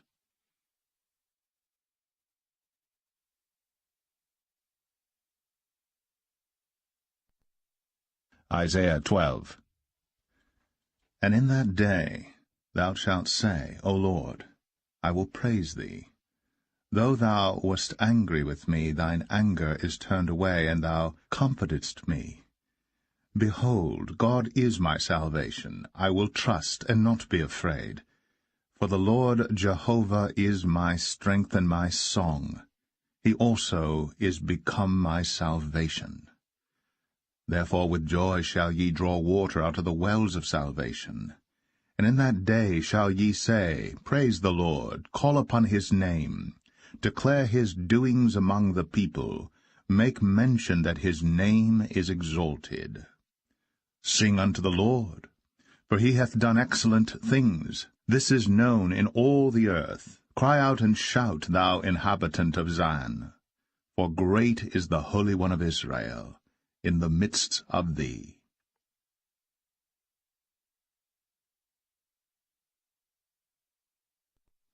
Isaiah 13. The burden of Babylon, which Isaiah the son of Amos did see. Lift ye up a banner upon the high mountain. Exalt the voice unto them, shake the hand, that they may go into the gates of the nobles. I have commanded my sanctified ones, I have also called my mighty ones for mine anger, even them that rejoice in my highness. The noise of a multitude in the mountains, like as of a great people, a tumultuous noise of the kingdoms of nations gathered together, the Lord of hosts mustereth the host of the battle. They come from a far country, from the end of heaven, even the Lord, and the weapons of his indignation, to destroy the whole land. Howl ye, for the day of the Lord is at hand. It shall come as a destruction from the Almighty.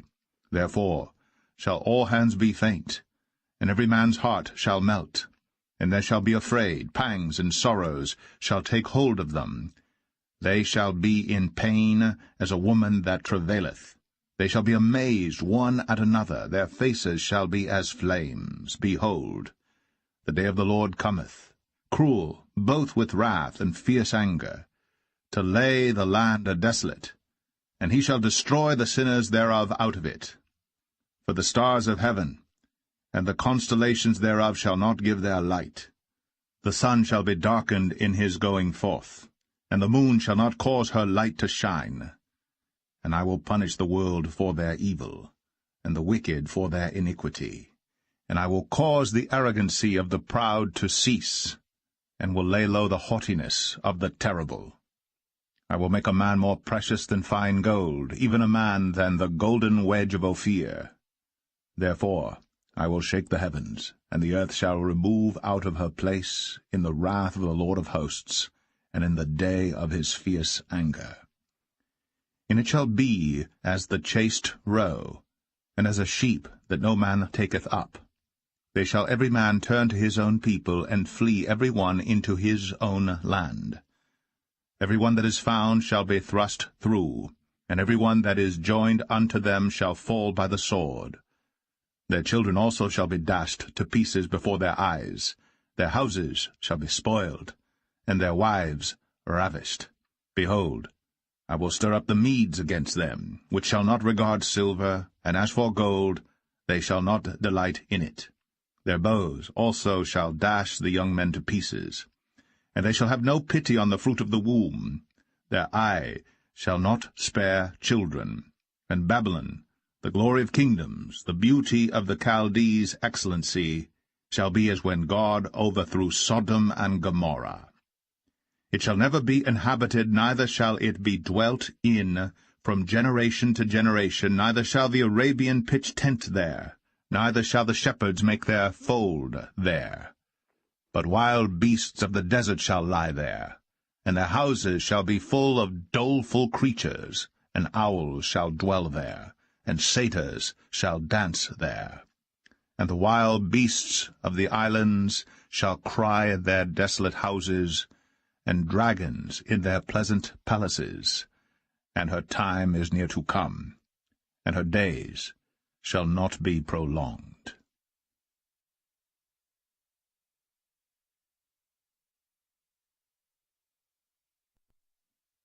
Isaiah 14.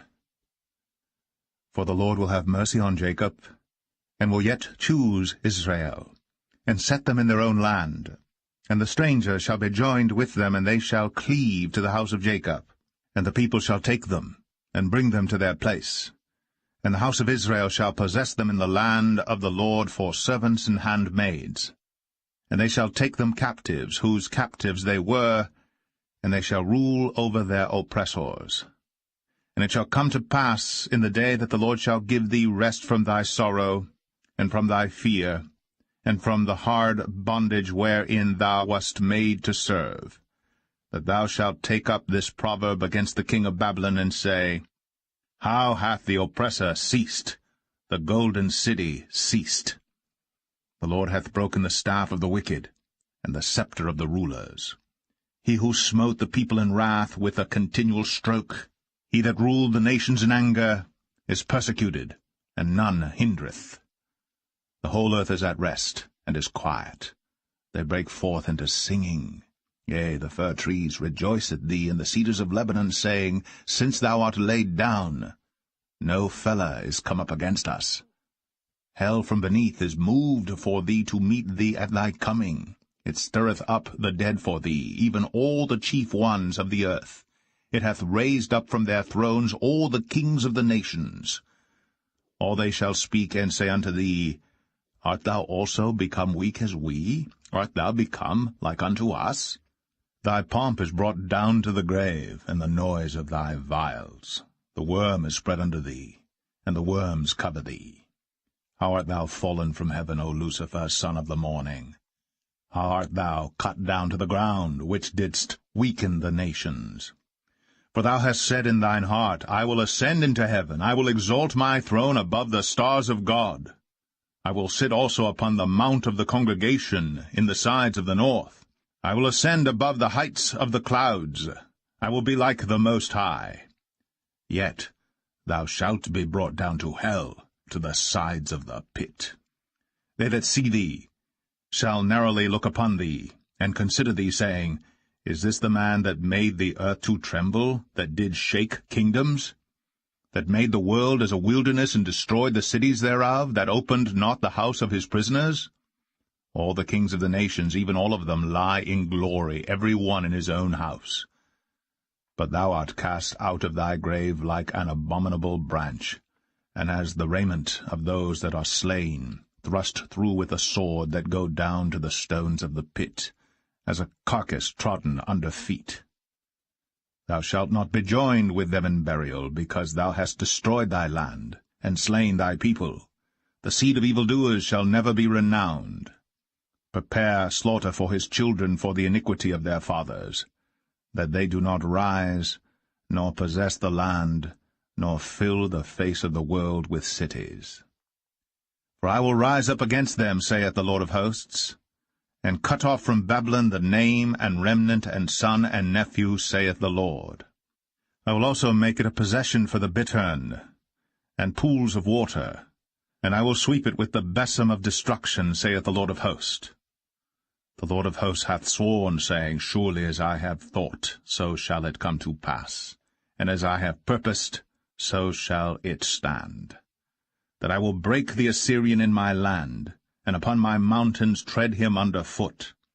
Then shall his yoke depart from off them, and his burden depart from off their shoulders. This is the purpose that is purposed upon the whole earth, and this is the hand that is stretched out upon all the nations. For the Lord of hosts hath purposed, and who shall disannul it? And his hand is stretched out, and who shall turn it back?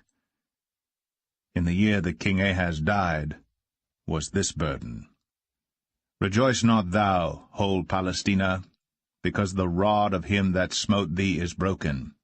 For out of the serpent's root shall come forth a cockatrice, and his fruit shall be a fiery flying serpent. And the firstborn of the poor shall feed, and the needy shall lie down in safety. And I will kill thy root with famine, and and he shall slay thy remnant. Howl, O gate, cry, O city, thou whole Palestina art dissolved. For there shall come from the north a smoke, and none shall be alone in his appointed times. What shall one then answer the messengers of the nation? That the Lord hath founded Zion, and the poor of his people shall trust in it.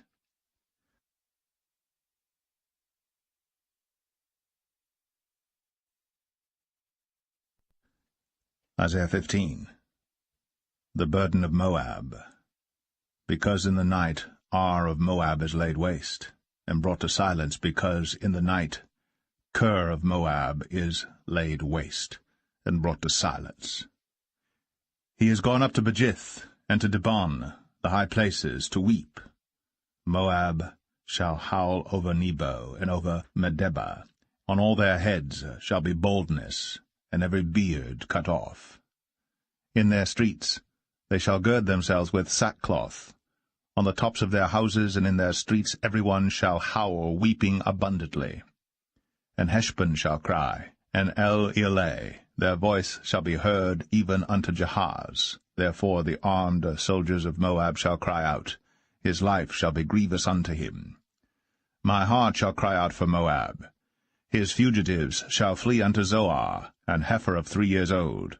For by the mounting up of Luhith, with weeping shall they go it up. For in the way of Horonaim they shall raise up a cry of destruction. For the waters of Nimrim shall be desolate, for the hay is withered away, the grass faileth, there is no green thing. Therefore the abundance they have gotten, and that which they have laid up, shall they carry away to the brook of the willows. For the cry is gone round about the borders of Moab, the howling thereof unto Eglaim, and the howling thereof unto Beer Elim. For the waters of Dimon shall be full of blood, for I will bring more upon Dimon, lions upon him that escapeth of Moab, and upon the remnant of the land.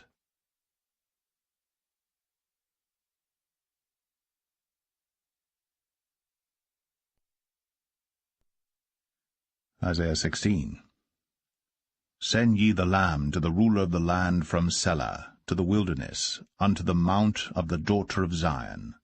For it shall be that, as a wandering bird cast out of the nest, so the daughters of Moab shall be at the fords of Arnon. Take counsel, execute judgment. Make thy shadow as the night in the midst of the noonday. Hide the outcasts, betray not him that wandereth. Let mine outcasts dwell with thee, Moab. Be thou a covert to them from the face of the spoiler. For the extortioner is at an end, the spoiler ceaseth. The oppressors are consumed out of the land. And in mercy shall the throne be established, and he shall sit upon it in truth, in the tabernacle of David, judging and seeking judgment, and hasting righteousness. We have heard of the pride of Moab. He is very proud, even of his haughtiness, and his pride, and his wrath, but his lies shall not be so. Therefore shall Moab howl for Moab, every one shall howl. For the foundations of Kir-Hareseth shall ye mourn, surely they are stricken. For the fields of Heshbon languish, and the vine of Sibmah. The lords of the heathen have broken down the principal plants thereof. They are come even unto Jazer. They wandered through the wilderness. Her branches are stretched out. They are gone over the sea. Therefore I will bewail with the weeping of Jazer, the vine of Sibmah. I will water thee with my tears, O Heshbon and Elealeh. For the shouting for thy summer fruits and for thy harvest is fallen. And gladness is taken away, and joy out of the plentiful field. And in the vineyards there shall be no singing, neither shall there be shouting. The treaders shall tread out no wine in their presses. I have made their vintage shouting to cease. Wherefore my bowels shall sound like an harp for Moab, and mine inward parts for Kir-Haresh. And it shall come to pass, when it is seen that Moab is weary on the high place, that he shall come to his sanctuary to pray, but he shall not prevail. This is the word that the Lord hath spoken concerning Moab since that time. But now the Lord hath spoken, saying, Within 3 years, as the years of an hireling, and the glory of Moab shall be contemned, with all that great multitude, and the remnant shall be very small and feeble.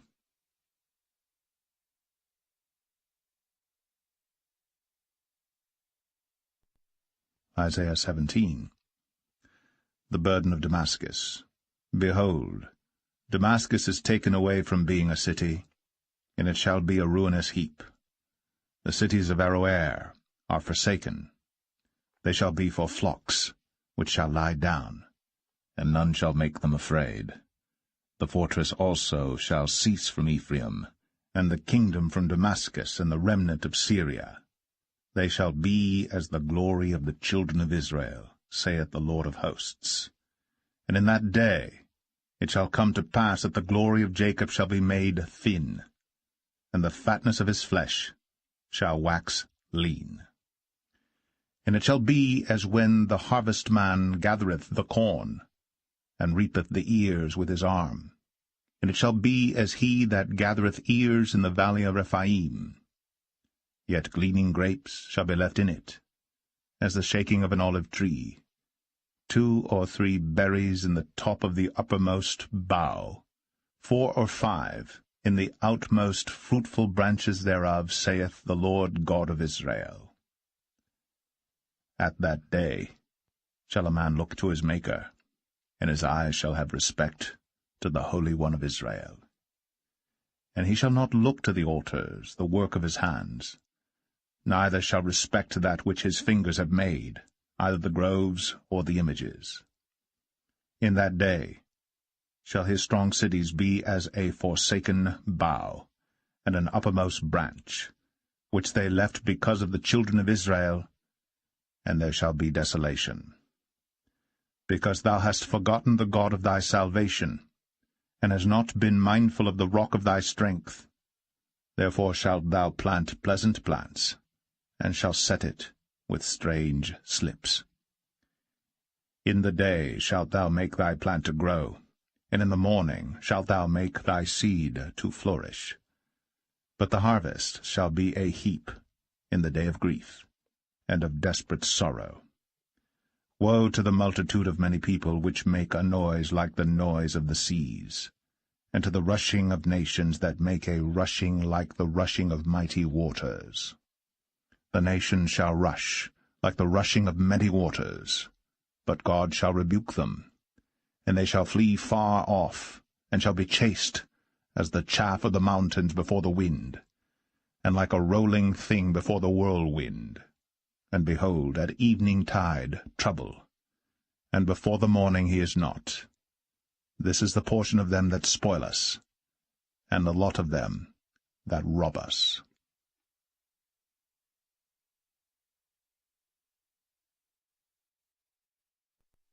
Isaiah 18.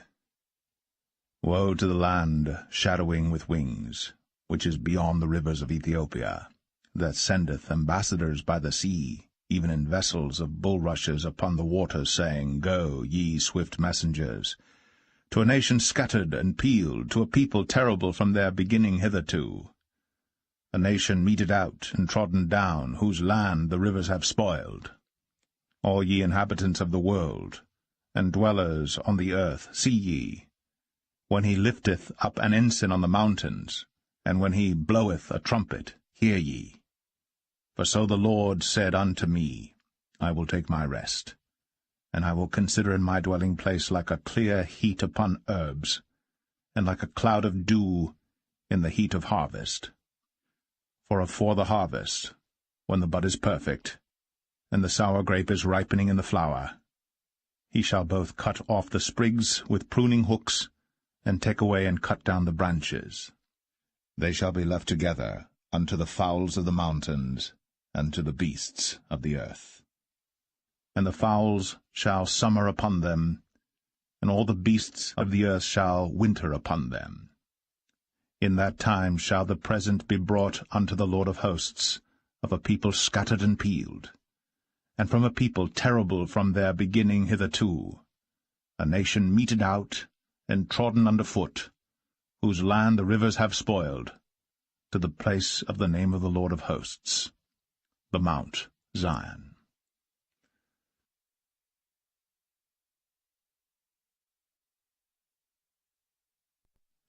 Isaiah 19. The burden of Egypt. Behold, the Lord rideth upon a swift cloud, and shall come into Egypt, and the idols of Egypt shall be moved at his presence, and the heart of Egypt shall melt in the midst of it. And I will set the Egyptians against the Egyptians, and they shall fight every one against his brother, and every one against his neighbor, city against city, and kingdom against kingdom. And the spirit of Egypt shall fail in the midst thereof, and I will destroy the counsel thereof. And they shall seek to the idols, and to the charmers, and to them that have familiar spirits, and to the wizards.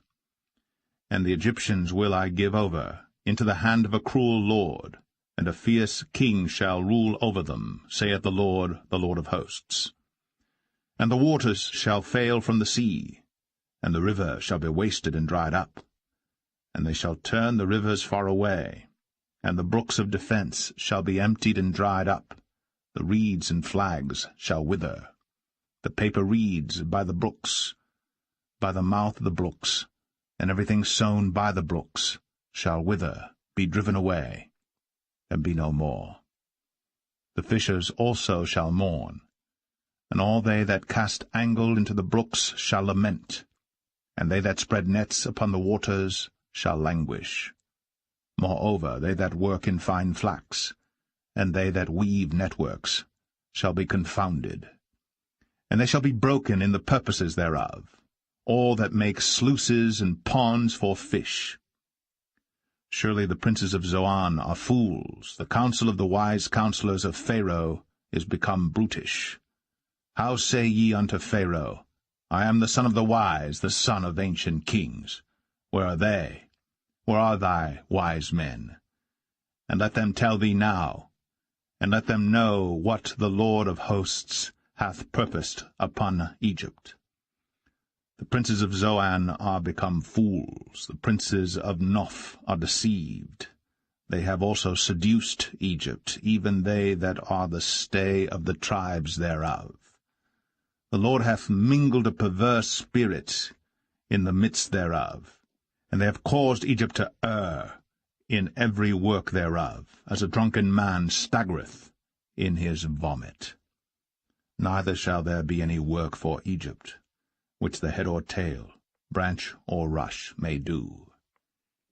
In that day shall Egypt be like unto women, and it shall be afraid and fear, because of the shaking of the hand of the Lord of hosts, which he shaketh over it. And the land of Judah shall be a terror unto Egypt. Every one that maketh mention thereof shall be afraid in himself because of the counsel of the Lord of hosts, which he hath determined against it. In that day shall 5 cities in the land of Egypt speak the language of Canaan, and swear to the Lord of hosts. One shall be called the city of destruction. In that day shall there be an altar to the Lord in the midst of the land of Egypt, and a pillar at the border thereof to the Lord. And it shall be for a sign and for a witness unto the Lord of hosts in the land of Egypt. For they shall cry unto the Lord because of the oppressors, and he shall send them a Saviour, and a great one, and he shall deliver them.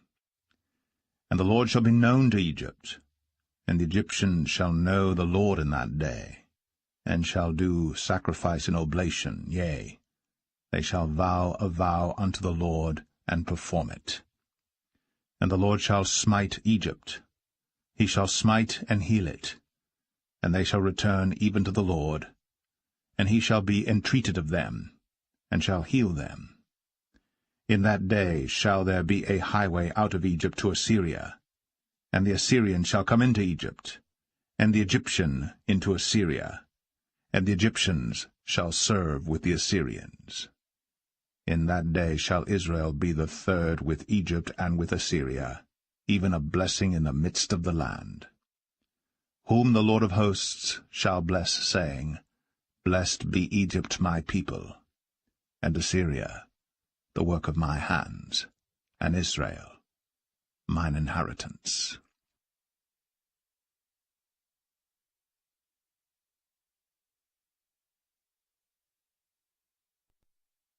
Isaiah 20.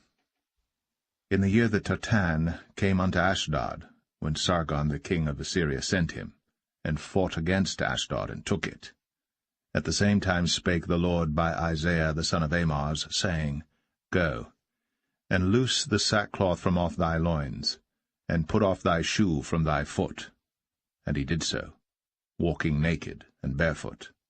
And the Lord said, Like as my servant Isaiah hath walked naked and barefoot 3 years for a sign and wonder upon Egypt and upon Ethiopia, so shall the king of Assyria lead away the Egyptians prisoners, and the Ethiopians captives, young and old, naked and barefoot, even with their buttocks uncovered, to the shame of Egypt.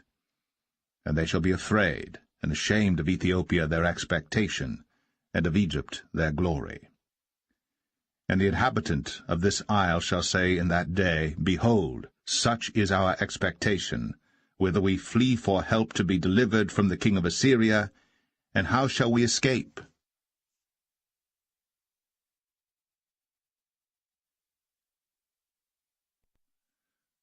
Isaiah 21. The burden of the desert of the sea. As whirlwinds in the south pass through, so it cometh from the desert, from a terrible land. A grievous vision is declared unto me. The treacherous dealer dealeth treacherously, and the spoiler spoileth. Go up, O Elam, besiege, O Media. All the sighing thereof have I made to cease. Therefore are my loins filled with pain. Pangs have taken hold upon me, as the pangs of a woman that travaileth. I was bowed down at the hearing of it. I was dismayed at the seeing of it. My heart panted. Fearfulness affrighted me. The night of my pleasure hath he turned into fear unto me. Prepare the table. Watch in the watchtower. Eat, drink. Arise, ye princes, and anoint the shield. For thus hath the Lord said unto me, Go, set a watchman, let him declare what he seeth. And he saw a chariot with a couple of horsemen, a chariot of asses, and a chariot of camels, and he hearkened diligently with much heed. And he cried, A lion, My Lord, I stand continually upon the watchtower in the daytime, and I am set in my ward whole nights. And behold, here cometh a chariot of men with a couple of horsemen. And he answered and said, Babylon is fallen, and all the graven images of her gods he hath broken unto the ground. O my threshing, and the corn of my floor, that which I have heard of the Lord of hosts, the God of Israel, have I declared unto you. The burden of Duma he calleth to me out of Seir. Watchman, what of the night? Watchman, what of the night? The watchman said, The morning cometh, and also the night. If ye will inquire, inquire ye. Return, come. The burden upon Arabia. In the forest in Arabia shall ye lodge, O ye travelling companies of Dedanim. The inhabitants of the land of Tema brought water to him that was thirsty. They prevented with their bread him that fled. For they fled from the swords, from the drawn sword, and from the bent bow, and from the grievousness of war. For thus hath the Lord said unto me, Within a year, according to the years of an hireling, and all the glory of Kedar shall fail, and the residue of the number of archers, the mighty men of the children of Kedar, shall be diminished. For the Lord God of Israel hath spoken it.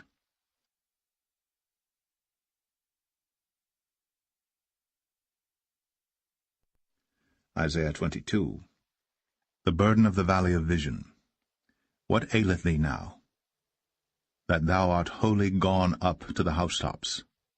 Thou that art full of stirs, a tumultuous city, a joyous city, thy slain men are not slain with the sword, nor dead in battle. All thy rulers are fled together, they are bound by the archers. All that are found in thee are bound together, which have fled from far. Therefore said I, Look away from me. I will weep bitterly. Labor not to comfort me, because of the spoiling of the daughter of my people. For it is a day of trouble, and of treading down, and of perplexity by the Lord God of hosts in the valley of vision, breaking down the walls, and of crying to the mountains.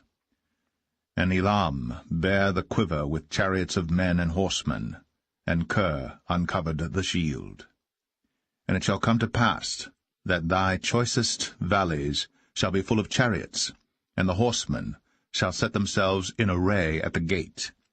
And he discovered the covering of Judah, and thou didst look in that day to the armor of the house of the forest. Ye have seen also the breaches of the city of David, that they are many. And ye gathered together the waters of the lower pool. And ye have numbered the houses of Jerusalem, and the houses have ye broken down to fortify the wall. Ye made also a ditch between the two walls for the water of the old pool. But ye have not looked unto the Maker thereof, neither had respect unto him that fashioned it long ago. And in that day did the Lord God of hosts call to weeping, and to mourning, and to baldness, and to girding with sackcloth.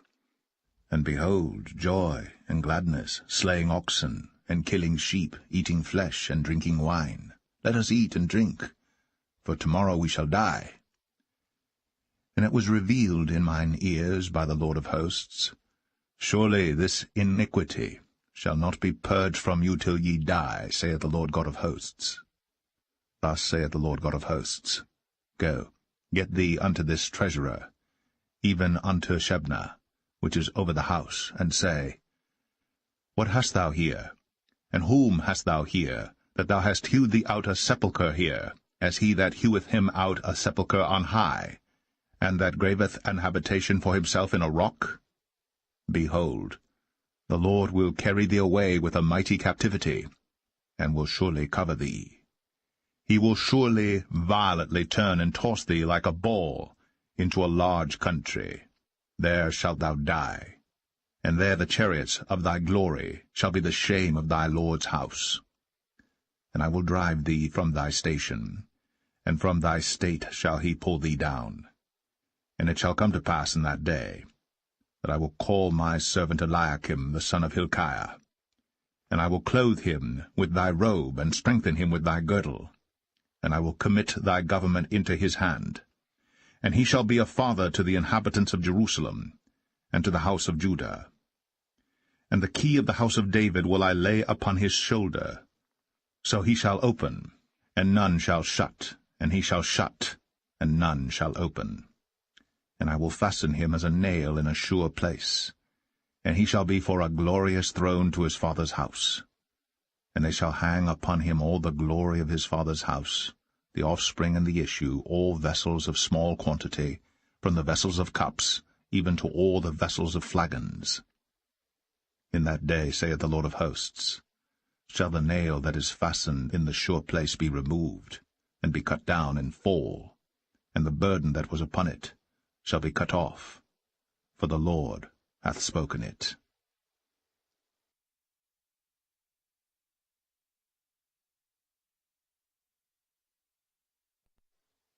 Isaiah 23. The burden of Tyre. Howl, ye ships of Tarshish, for it is laid waste, so that there is no house, no entering in. From the land of Chittim it is revealed to them. Be still, ye inhabitants of the isle, thou whom the merchants of Zidon, that pass over the sea, have replenished. And by great waters the seed of Sihor, the harvest of the river, is her revenue, and she is a mart of nations. Be thou ashamed, O Zidon, for the sea hath spoken, even the strength of the sea, saying, I travail not, nor bring forth children, neither do I nourish up young men, nor bring up virgins.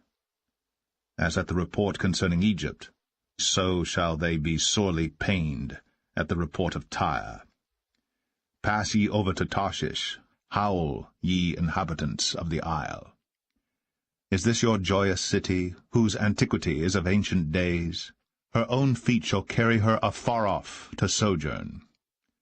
Who hath taken this counsel against Tyre, the crowning city, whose merchants are princes, whose traffickers are the honourable of the earth? The Lord of hosts hath purposed it, to stain the pride of all glory, and to bring into contempt all the honourable of the earth. Pass through thy land as a river, O daughter of Tarshish. There is no more strength. He stretched out his hand over the sea. He shook the kingdoms. The Lord hath given a commandment against the merchant city to destroy the strongholds thereof. And he said, Thou shalt no more rejoice, O thou oppressed virgin. Daughter of Zidon, arise, pass over to Chittim. There also shalt thou have no rest. Behold the land of the Chaldeans.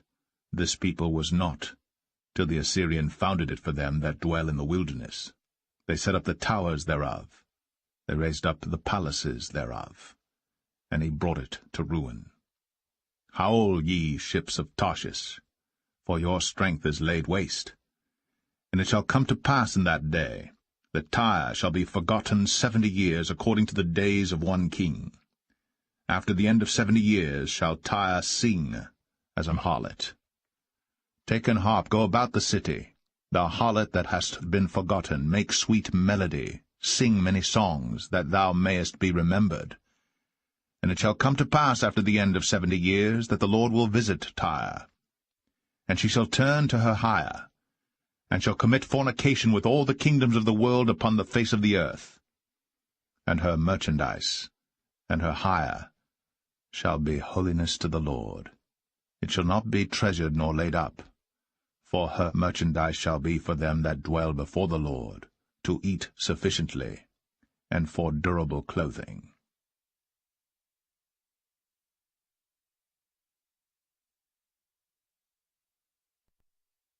Isaiah 24.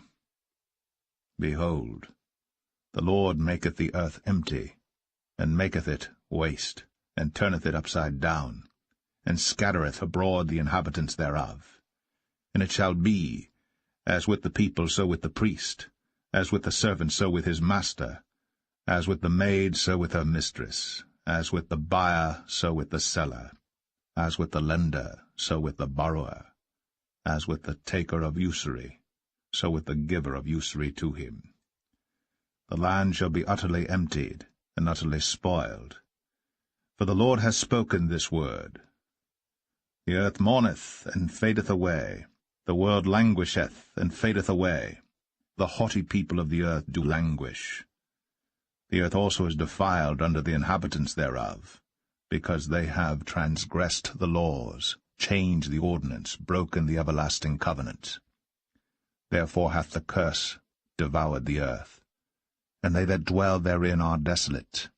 Therefore the inhabitants of the earth are burned, and few men left. The new wine mourneth, the vine languisheth, all the merry-hearted do sigh. The mirth of tabrets ceaseth, the noise of them that rejoice endeth, the joy of the harp ceaseth. They shall not drink wine with a song. Strong drink shall be bitter to them that drink it. The city of confusion is broken down, every house is shut up, that no man may come in. There is a crying for wine in the streets, all joy is darkened. The mirth of the land is gone. In the city is left desolation, and the gate is smitten with destruction. When thus it shall be in the midst of the land among the people, there shall be as the shaking of an olive tree, and as the gleaning grapes when the vintage is done. They shall lift up their voice, they shall sing for the majesty of the Lord, they shall cry aloud from the sea. Wherefore glorify ye the Lord in the fires, even the name of the Lord God of Israel in the isles of the sea. From the uttermost part of the earth have we heard songs, even glory to the righteous. But I said, my leanness, woe unto me. The treacherous dealers have dealt treacherously, yea, the treacherous dealers have dealt very treacherously. Fear, and the pit, and the snare are upon thee, O inhabitant of the earth. And it shall come to pass that he who fleeth from the noise of the fear shall fall into the pit, and he that cometh up out of the midst of the pit shall be taken in the snare. For the windows from on high are open, and the foundations of the earth do shake. The earth is utterly broken down, the earth is clean dissolved, the earth is moved exceedingly. The earth shall reel to and fro like a drunkard, and shall be removed like a cottage. And the transgression thereof shall be heavy upon it, and it shall fall, and not rise again. And it shall come to pass in that day that the Lord shall punish the host of the high ones that are on high, and the kings of the earth upon the earth. And they shall be gathered together as prisoners are gathered in the pit, and shall be shut up in the prison, and after many days shall they be visited. Then the moon shall be confounded, and the sun ashamed, when the Lord of hosts shall reign in Mount Zion and in Jerusalem, and before his ancients gloriously.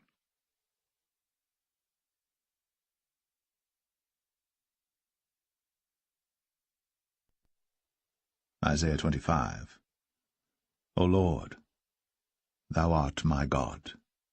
I will exalt thee. I will praise thy name. For thou hast done wonderful things. Thy counsels of old are faithfulness and truth. For thou hast made of a city an heap, of a defenced city a ruin, a palace of strangers to be no city. It shall never be built. Therefore shall the strong people glorify thee. The city of the terrible nations shall fear thee.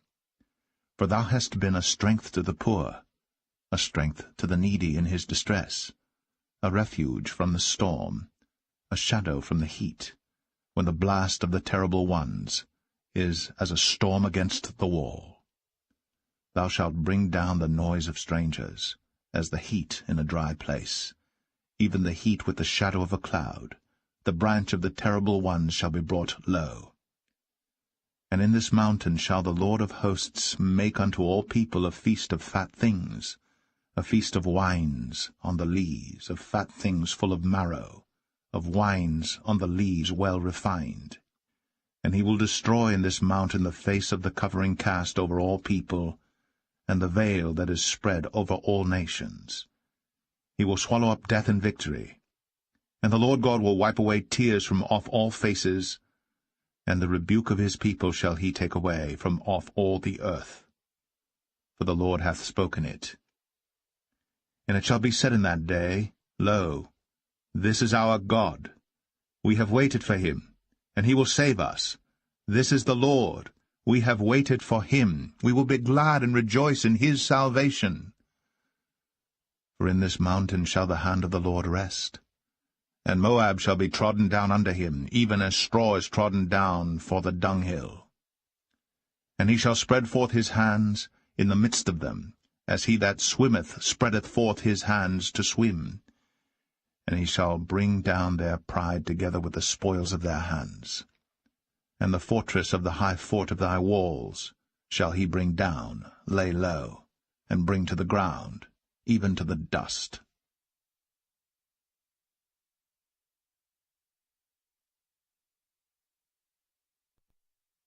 Isaiah 26. In that day shall this song be sung in the land of Judah. We have a strong city. Salvation will God appoint for walls and bulwarks. Open ye the gates, that the righteous nation, which keepeth the truth, may enter in. Thou wilt keep him in perfect peace, whose mind is stayed on thee, because he trusteth in thee. Trust ye in the Lord for ever. For in the Lord Jehovah is everlasting strength. For he bringeth down them that dwell on high. The lofty city, he layeth it low. He layeth it low, even to the ground, he bringeth it even to the dust. The foot shall tread it down, even the feet of the poor, and the steps of the needy. The way of the just is uprightness. Thou, most upright, dost weigh the path of the just. Yea, in the way of thy judgments, O Lord, have we waited for thee. The desire of our soul is to thy name, and to the remembrance of thee. With my soul have I desired thee in the night, yea, with my spirit within me will I seek thee early. For when thy judgments are in the earth, the inhabitants of the world will learn righteousness. Let favor be shown to the wicked, yet will he not learn righteousness. In the land of uprightness will he deal unjustly, and will not behold the majesty of the Lord. Lord, when thy hand is lifted up, they will not see, but they shall see, and be ashamed for their envy at the people. Yea, the fire of thine enemies shall devour them. Lord, thou wilt ordain peace for us, for thou also hast wrought all our works in us. O Lord our God, other lords beside thee have had dominion over us, but by thee only will we make mention of thy name. They are dead, they shall not live. They are deceased, they shall not rise. Therefore hast thou visited and destroyed them, and made all their memory to perish. Thou hast increased the nation, O Lord, thou hast increased the nation, thou art glorified, thou hast removed it far unto all the ends of the earth. Lord, in trouble have they visited thee. They poured out a prayer when thy chastening was upon them. Like as a woman with child, that draweth near the time of her delivery, is in pain, and crieth out in her pangs. So have we been in thy sight, O Lord. We have been with child, we have been in pain, we have, as it were, brought forth wind. We have not wrought any deliverance in the earth, neither have the inhabitants of the world fallen. Thy dead men shall live, together with my dead body shall they arise. Awake and sing, ye that dwell in dust, for thy dew is as the dew of herbs, and the earth shall cast out the dead. Come, my people, enter thou into thy chambers, and shut thy doors about thee. Hide thyself, as it were for a little moment, until the indignation be overpast. For behold, the Lord cometh out of his place to punish the inhabitants of the earth for their iniquity. The earth also shall disclose her blood, and shall no more cover her slain.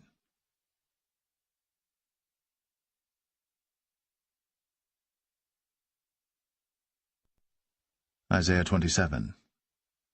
In that day the Lord with his sore and great and strong sword shall punish Leviathan the piercing serpent, even Leviathan that crooked serpent, and he shall slay the dragon that is in the sea. In that day sing ye unto her, a vineyard of red wine. I the Lord do keep it, I will water it every moment, lest any hurt it, I will keep it night and day. Fury is not in me. Who would set the briars and thorns against me in battle? I would go through them, I would burn them together.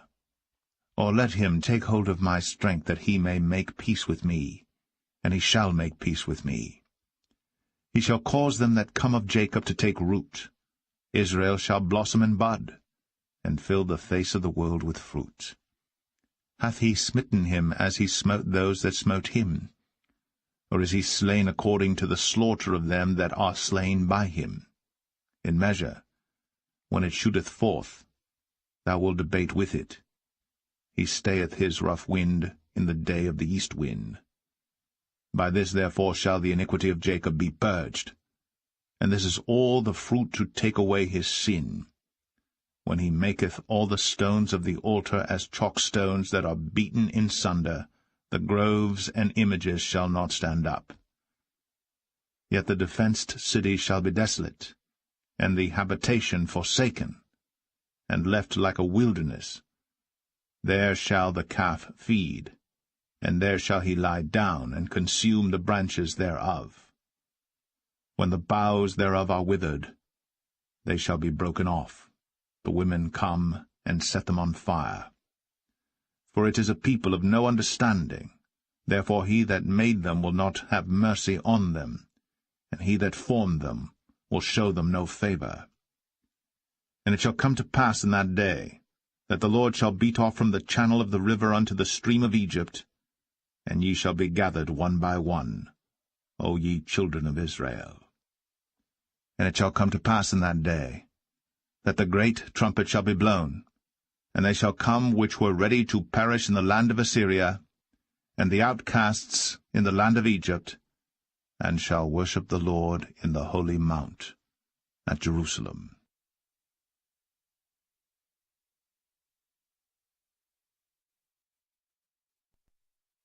Isaiah 28.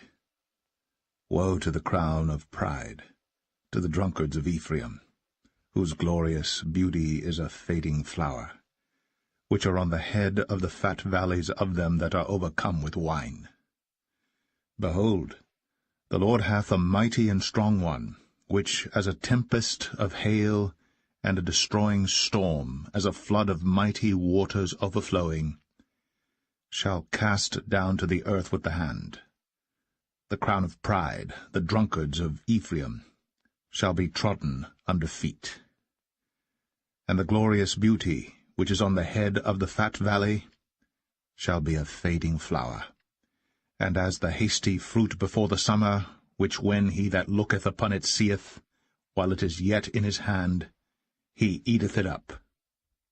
In that day shall the Lord of hosts be for a crown of glory, and for a diadem of beauty unto the residue of his people, and for a spirit of judgment to him that sitteth in judgment, and for strength to them that turn the battle to the gate. But they also have erred through wine, and through strong drink are out of the way. The priest and the prophet have erred through strong drink.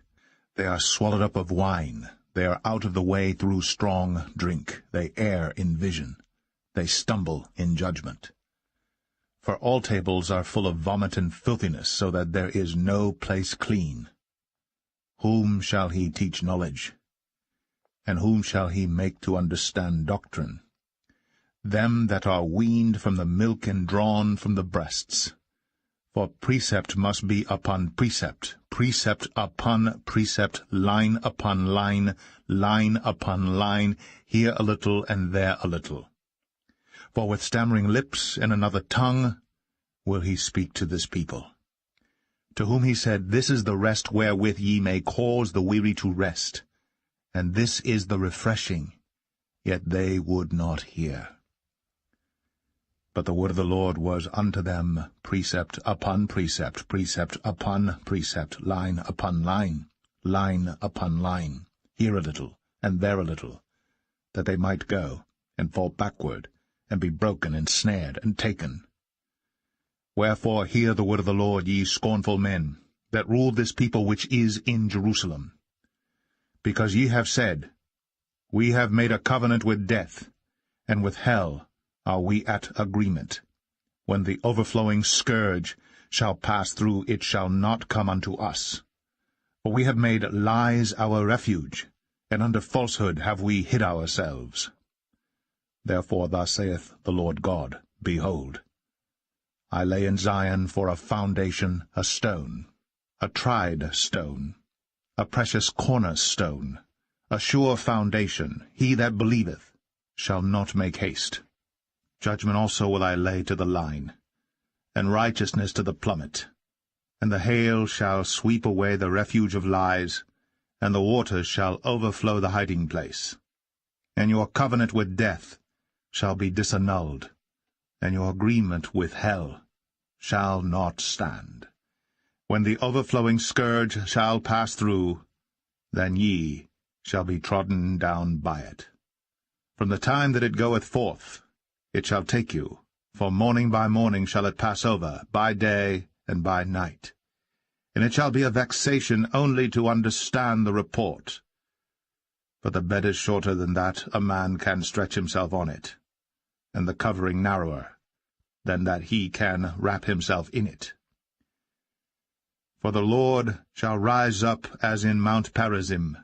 He shall be wroth as in the valley of Gibeon, that he may do his work, his strange work, and bring to pass his act, his strange act. Now therefore be ye not mockers, lest your bands be made strong. For I have heard from the Lord God of hosts a consumption even determined upon the whole earth. Give ye ear, and hear my voice. Hearken, and hear my speech. Doth the ploughman plough all day to sow? Doth he open and break the clods of his ground? When he hath made plain the face thereof, doth he not cast abroad the fitches, and scatter the cumin, and cast in the principal wheat, and the appointed barley, and the rye in their place? For his God doth instruct him to discretion, and doth teach him. For the fitches are not threshed with a threshing instrument, neither is a cart wheel turned about upon the cumin, but the fitches are beaten out with a staff, and the cumin with a rod. Bread corn is bruised, because he will not ever be threshing it, nor break it with the wheel of his cart, nor bruise it with his horsemen. This also cometh forth from the Lord of hosts, which is wonderful in counsel, and excellent in working.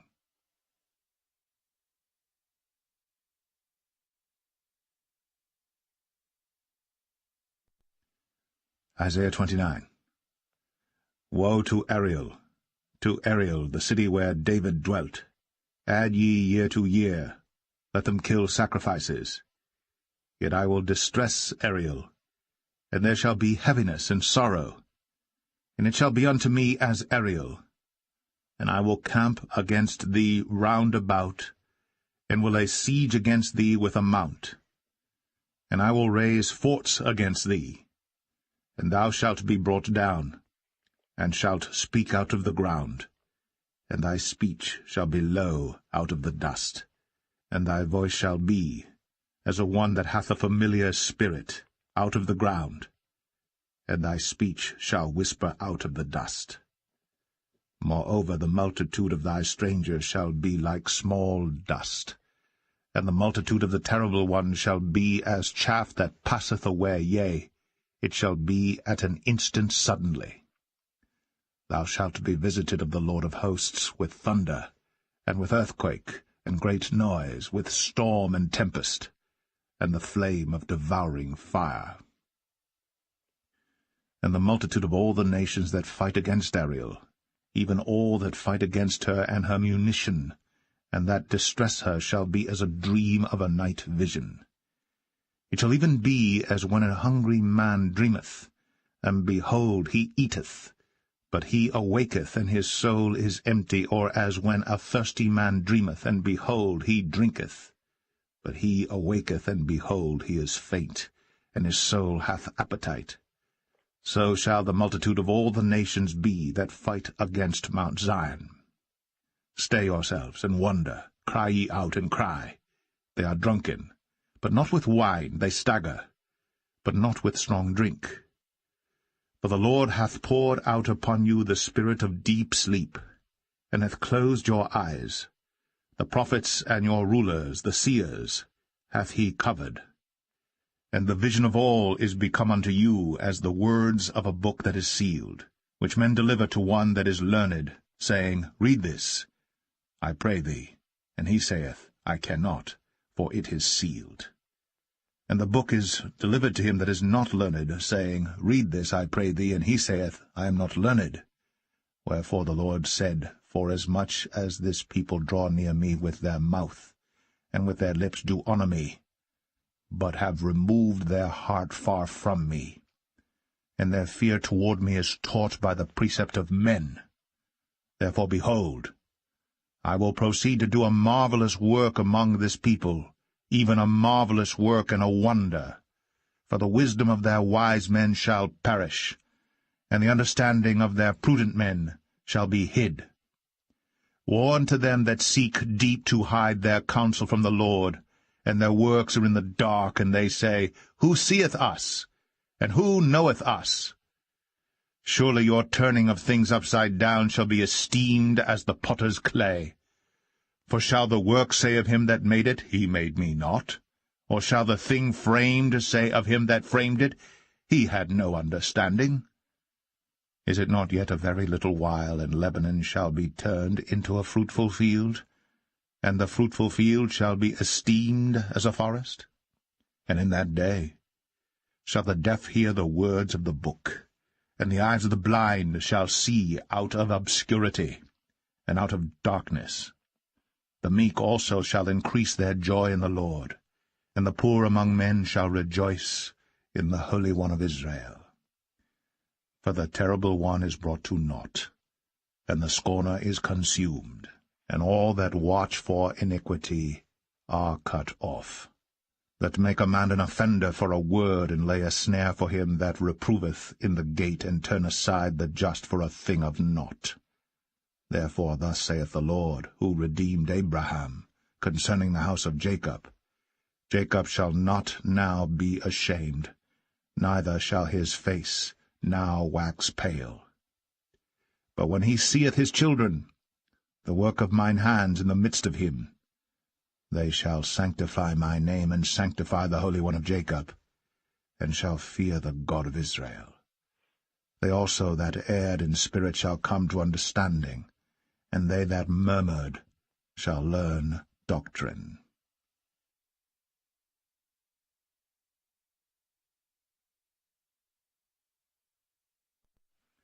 Isaiah 30.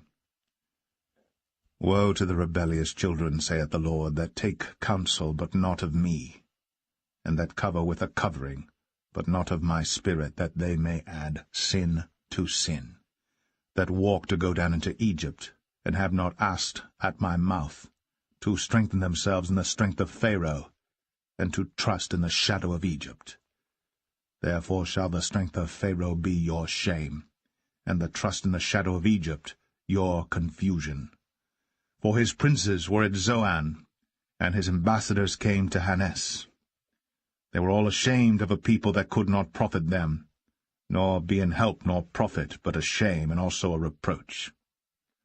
The burden of the beasts of the south, into the land of trouble and anguish, from whence come the young and old lion, the viper, and fiery flying serpent. They will carry their riches upon the shoulders of young asses, and their treasures upon the bunches of camels, to a people that shall not profit them. For the Egyptians shall help in vain, and to no purpose. Therefore have I cried concerning this, their strength is to sit still. Now go, write it before them in a table, and note it in a book, that it may be for the time to come, for ever and ever, that this is a rebellious people, lying children, children that will not hear the law of the Lord, which say to the seers, See not, and to the prophets, Prophesy not unto us right things, speak unto us smooth things, prophesy deceits. Get you out of the way, turn aside out of the path, cause the Holy One of Israel to cease from before us.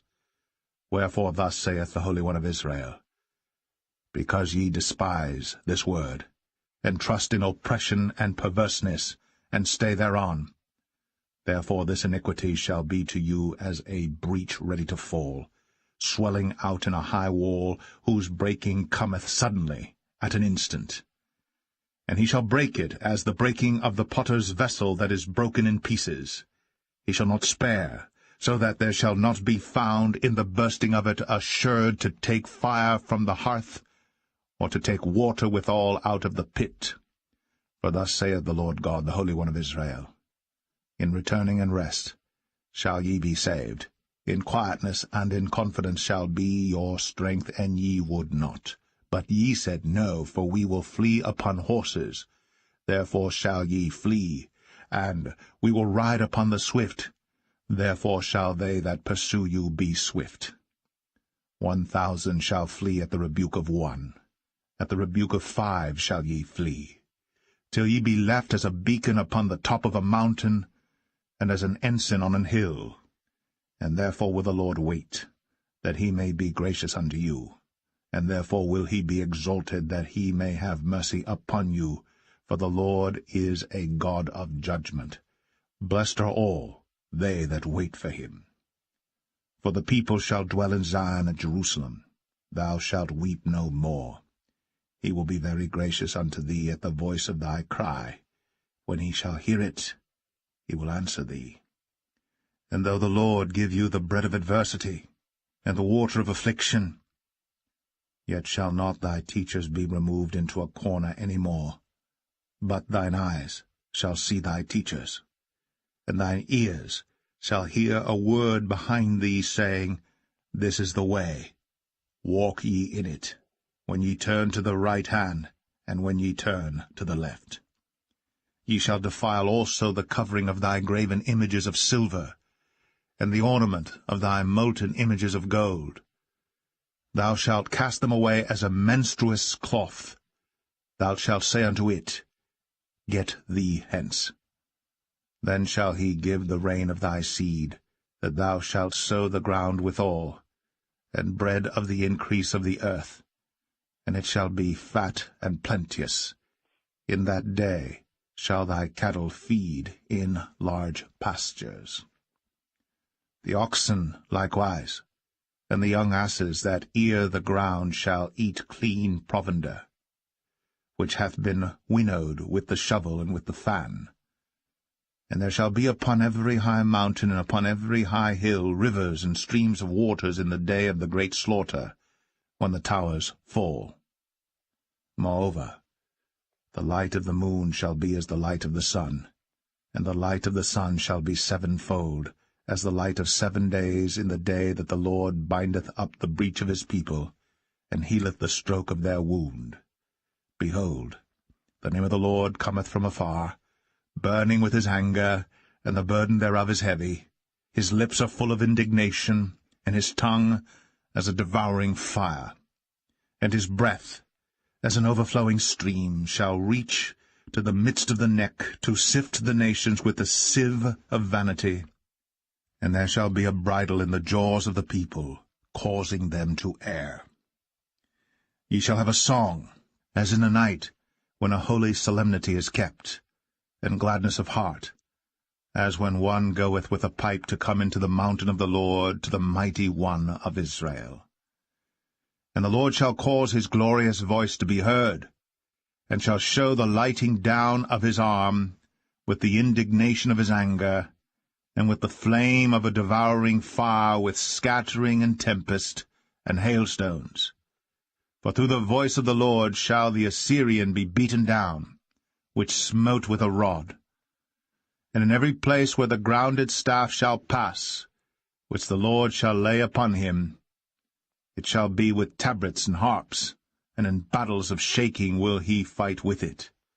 For Tophet is ordained of old, yea, for the king it is prepared, he hath made it deep and large.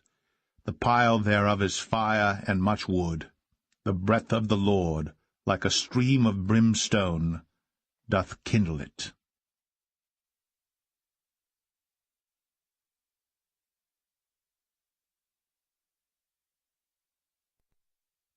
Isaiah 31.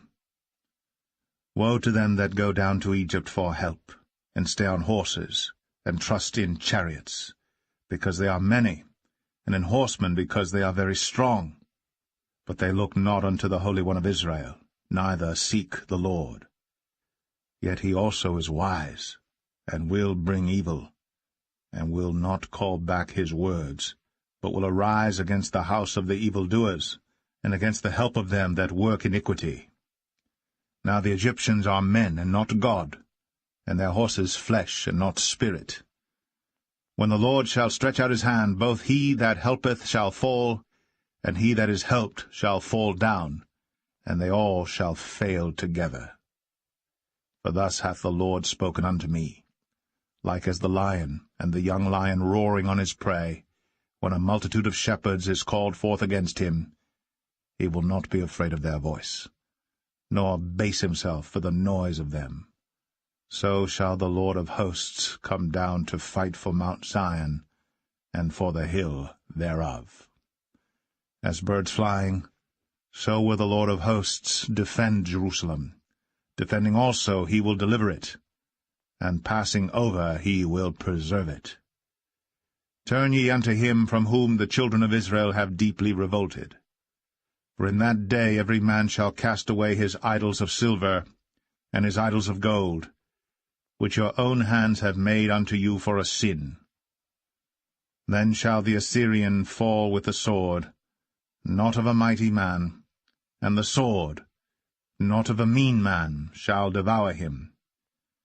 But he shall flee from the sword, and his young men shall be discomfited. And he shall pass over to his stronghold for fear, and his princes shall be afraid of the ensign, saith the Lord, whose fire is in Zion, and his furnace in Jerusalem.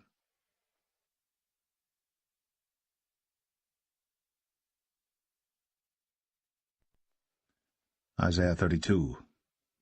Behold, a king shall reign in righteousness, and princes shall rule in judgment. And a man shall be as an hiding place from the wind, and a covert from the tempest, as rivers of water in a dry place, as the shadow of a great rock in a weary land. And the eyes of them that see shall not be dim, and the ears of them that hear shall hearken. The heart also of the rash shall understand knowledge, and the tongue of the stammerers shall be ready to speak plainly. And vile persons shall be no more called liberal, nor the churl said to be bountiful.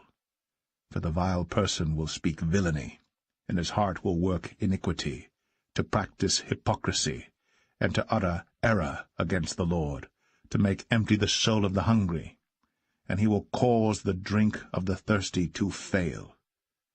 The instruments also of the churl are evil. He deviseth wicked devices to destroy the poor with lying words, even when the needy speaketh right. But the liberal deviseth liberal things, and by liberal things shall he stand. Rise up, ye women that are at ease. Hear my voice, ye careless daughters. Give ear unto my speech.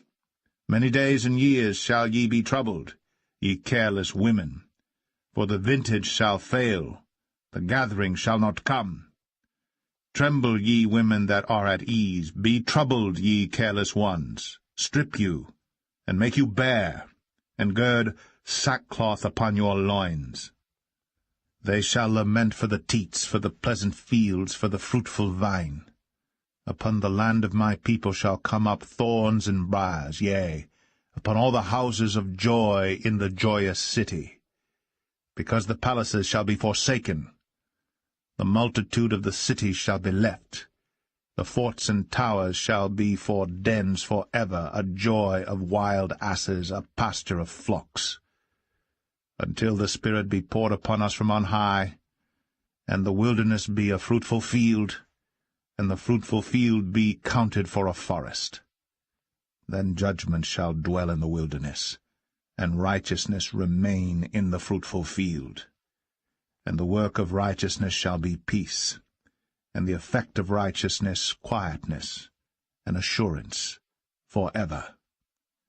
And my people shall dwell in a peaceable habitation, and in sure dwellings, and in quiet resting places, when it shall hail, coming down on the forest, and the city shall be low in a low place.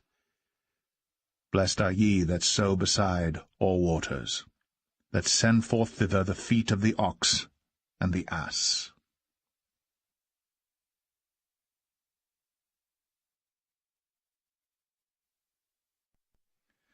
Isaiah 33. Woe to thee that spoilest, and thou wast not spoiled, and dealest treacherously, and they dealt not treacherously with thee. When thou shalt cease to spoil, thou shalt be spoiled. And when thou shalt make an end to deal treacherously, they shall deal treacherously with thee. O Lord, be gracious unto us. We have waited for thee. Be thou their arm every morning, our salvation also in the time of trouble. At the noise of the tumult the people fled. At the lifting up of thyself the nations were scattered. And your spoil shall be gathered like the gathering of the caterpillar. As the running to and fro of locusts shall he run upon them. The Lord is exalted, for he dwelleth on high. He hath filled Zion with judgment and righteousness. And wisdom and knowledge shall be the stability of thy times, and strength of salvation. The fear of the Lord is his treasure. Behold, their valiant ones shall cry without. The ambassadors of peace shall weep bitterly. The highways lie waste. The wayfaring man ceaseth. He hath broken the covenant. He hath despised the cities. He regardeth no man. The earth mourneth, and languisheth. Lebanon is ashamed, and hewn down. Sharon is like a wilderness, and Bashan and Carmel shake off their fruits. Now will I rise, saith the Lord. Now will I be exalted. Now will I lift up myself. Ye shall conceive chaff. Ye shall bring forth stubble. Your breath, as fire, shall devour you. And the people shall be as the burnings of lime. As thorns cut up shall they be burned in the fire. Hear, ye that are far off, what I have done, and ye that are near, acknowledge my might. The sinners in Zion are afraid. Fearfulness hath surprised the hypocrites. Who among us shall dwell with the devouring fire? Who among us shall dwell with everlasting burnings? He that walketh righteously, and speaketh uprightly. He that despiseth the gain of oppressions, that shaketh his hands from holding of bribes, that stoppeth his ears from hearing of blood, and shutteth his eyes from seeing evil. He shall dwell on high. His place of defense shall be the munitions of rocks. Bread shall be given him. His waters shall be sure. Thine eyes shall see the king in his beauty. They shall behold the land that is very far off. Thine heart shall meditate terror. Where is the scribe? Where is the receiver? Where is he that counted the towers? Thou shalt not see a fierce people, a people of a deeper speech than thou canst perceive, of a stammering tongue that thou canst not understand. Look upon Zion, the city of our solemnities. Thine eyes shall see Jerusalem, a quiet habitation, a tabernacle that shall not be taken down. Not one of the stakes thereof shall ever be removed, neither shall any of the cords thereof be broken. But there the glorious Lord will be unto us a place of broad rivers and streams, wherein shall go no galley with oars, neither shall gallant ship pass thereby. For the Lord is our judge, the Lord is our lawgiver, the Lord is our king. He will save us. Thy tacklings are loosed. They could not well strengthen their mast. They could not spread the sail. Then is the prey of a great spoil divided. The lame take the prey. And the inhabitants shall not say, I am sick. The people that dwell therein shall be forgiven their iniquity.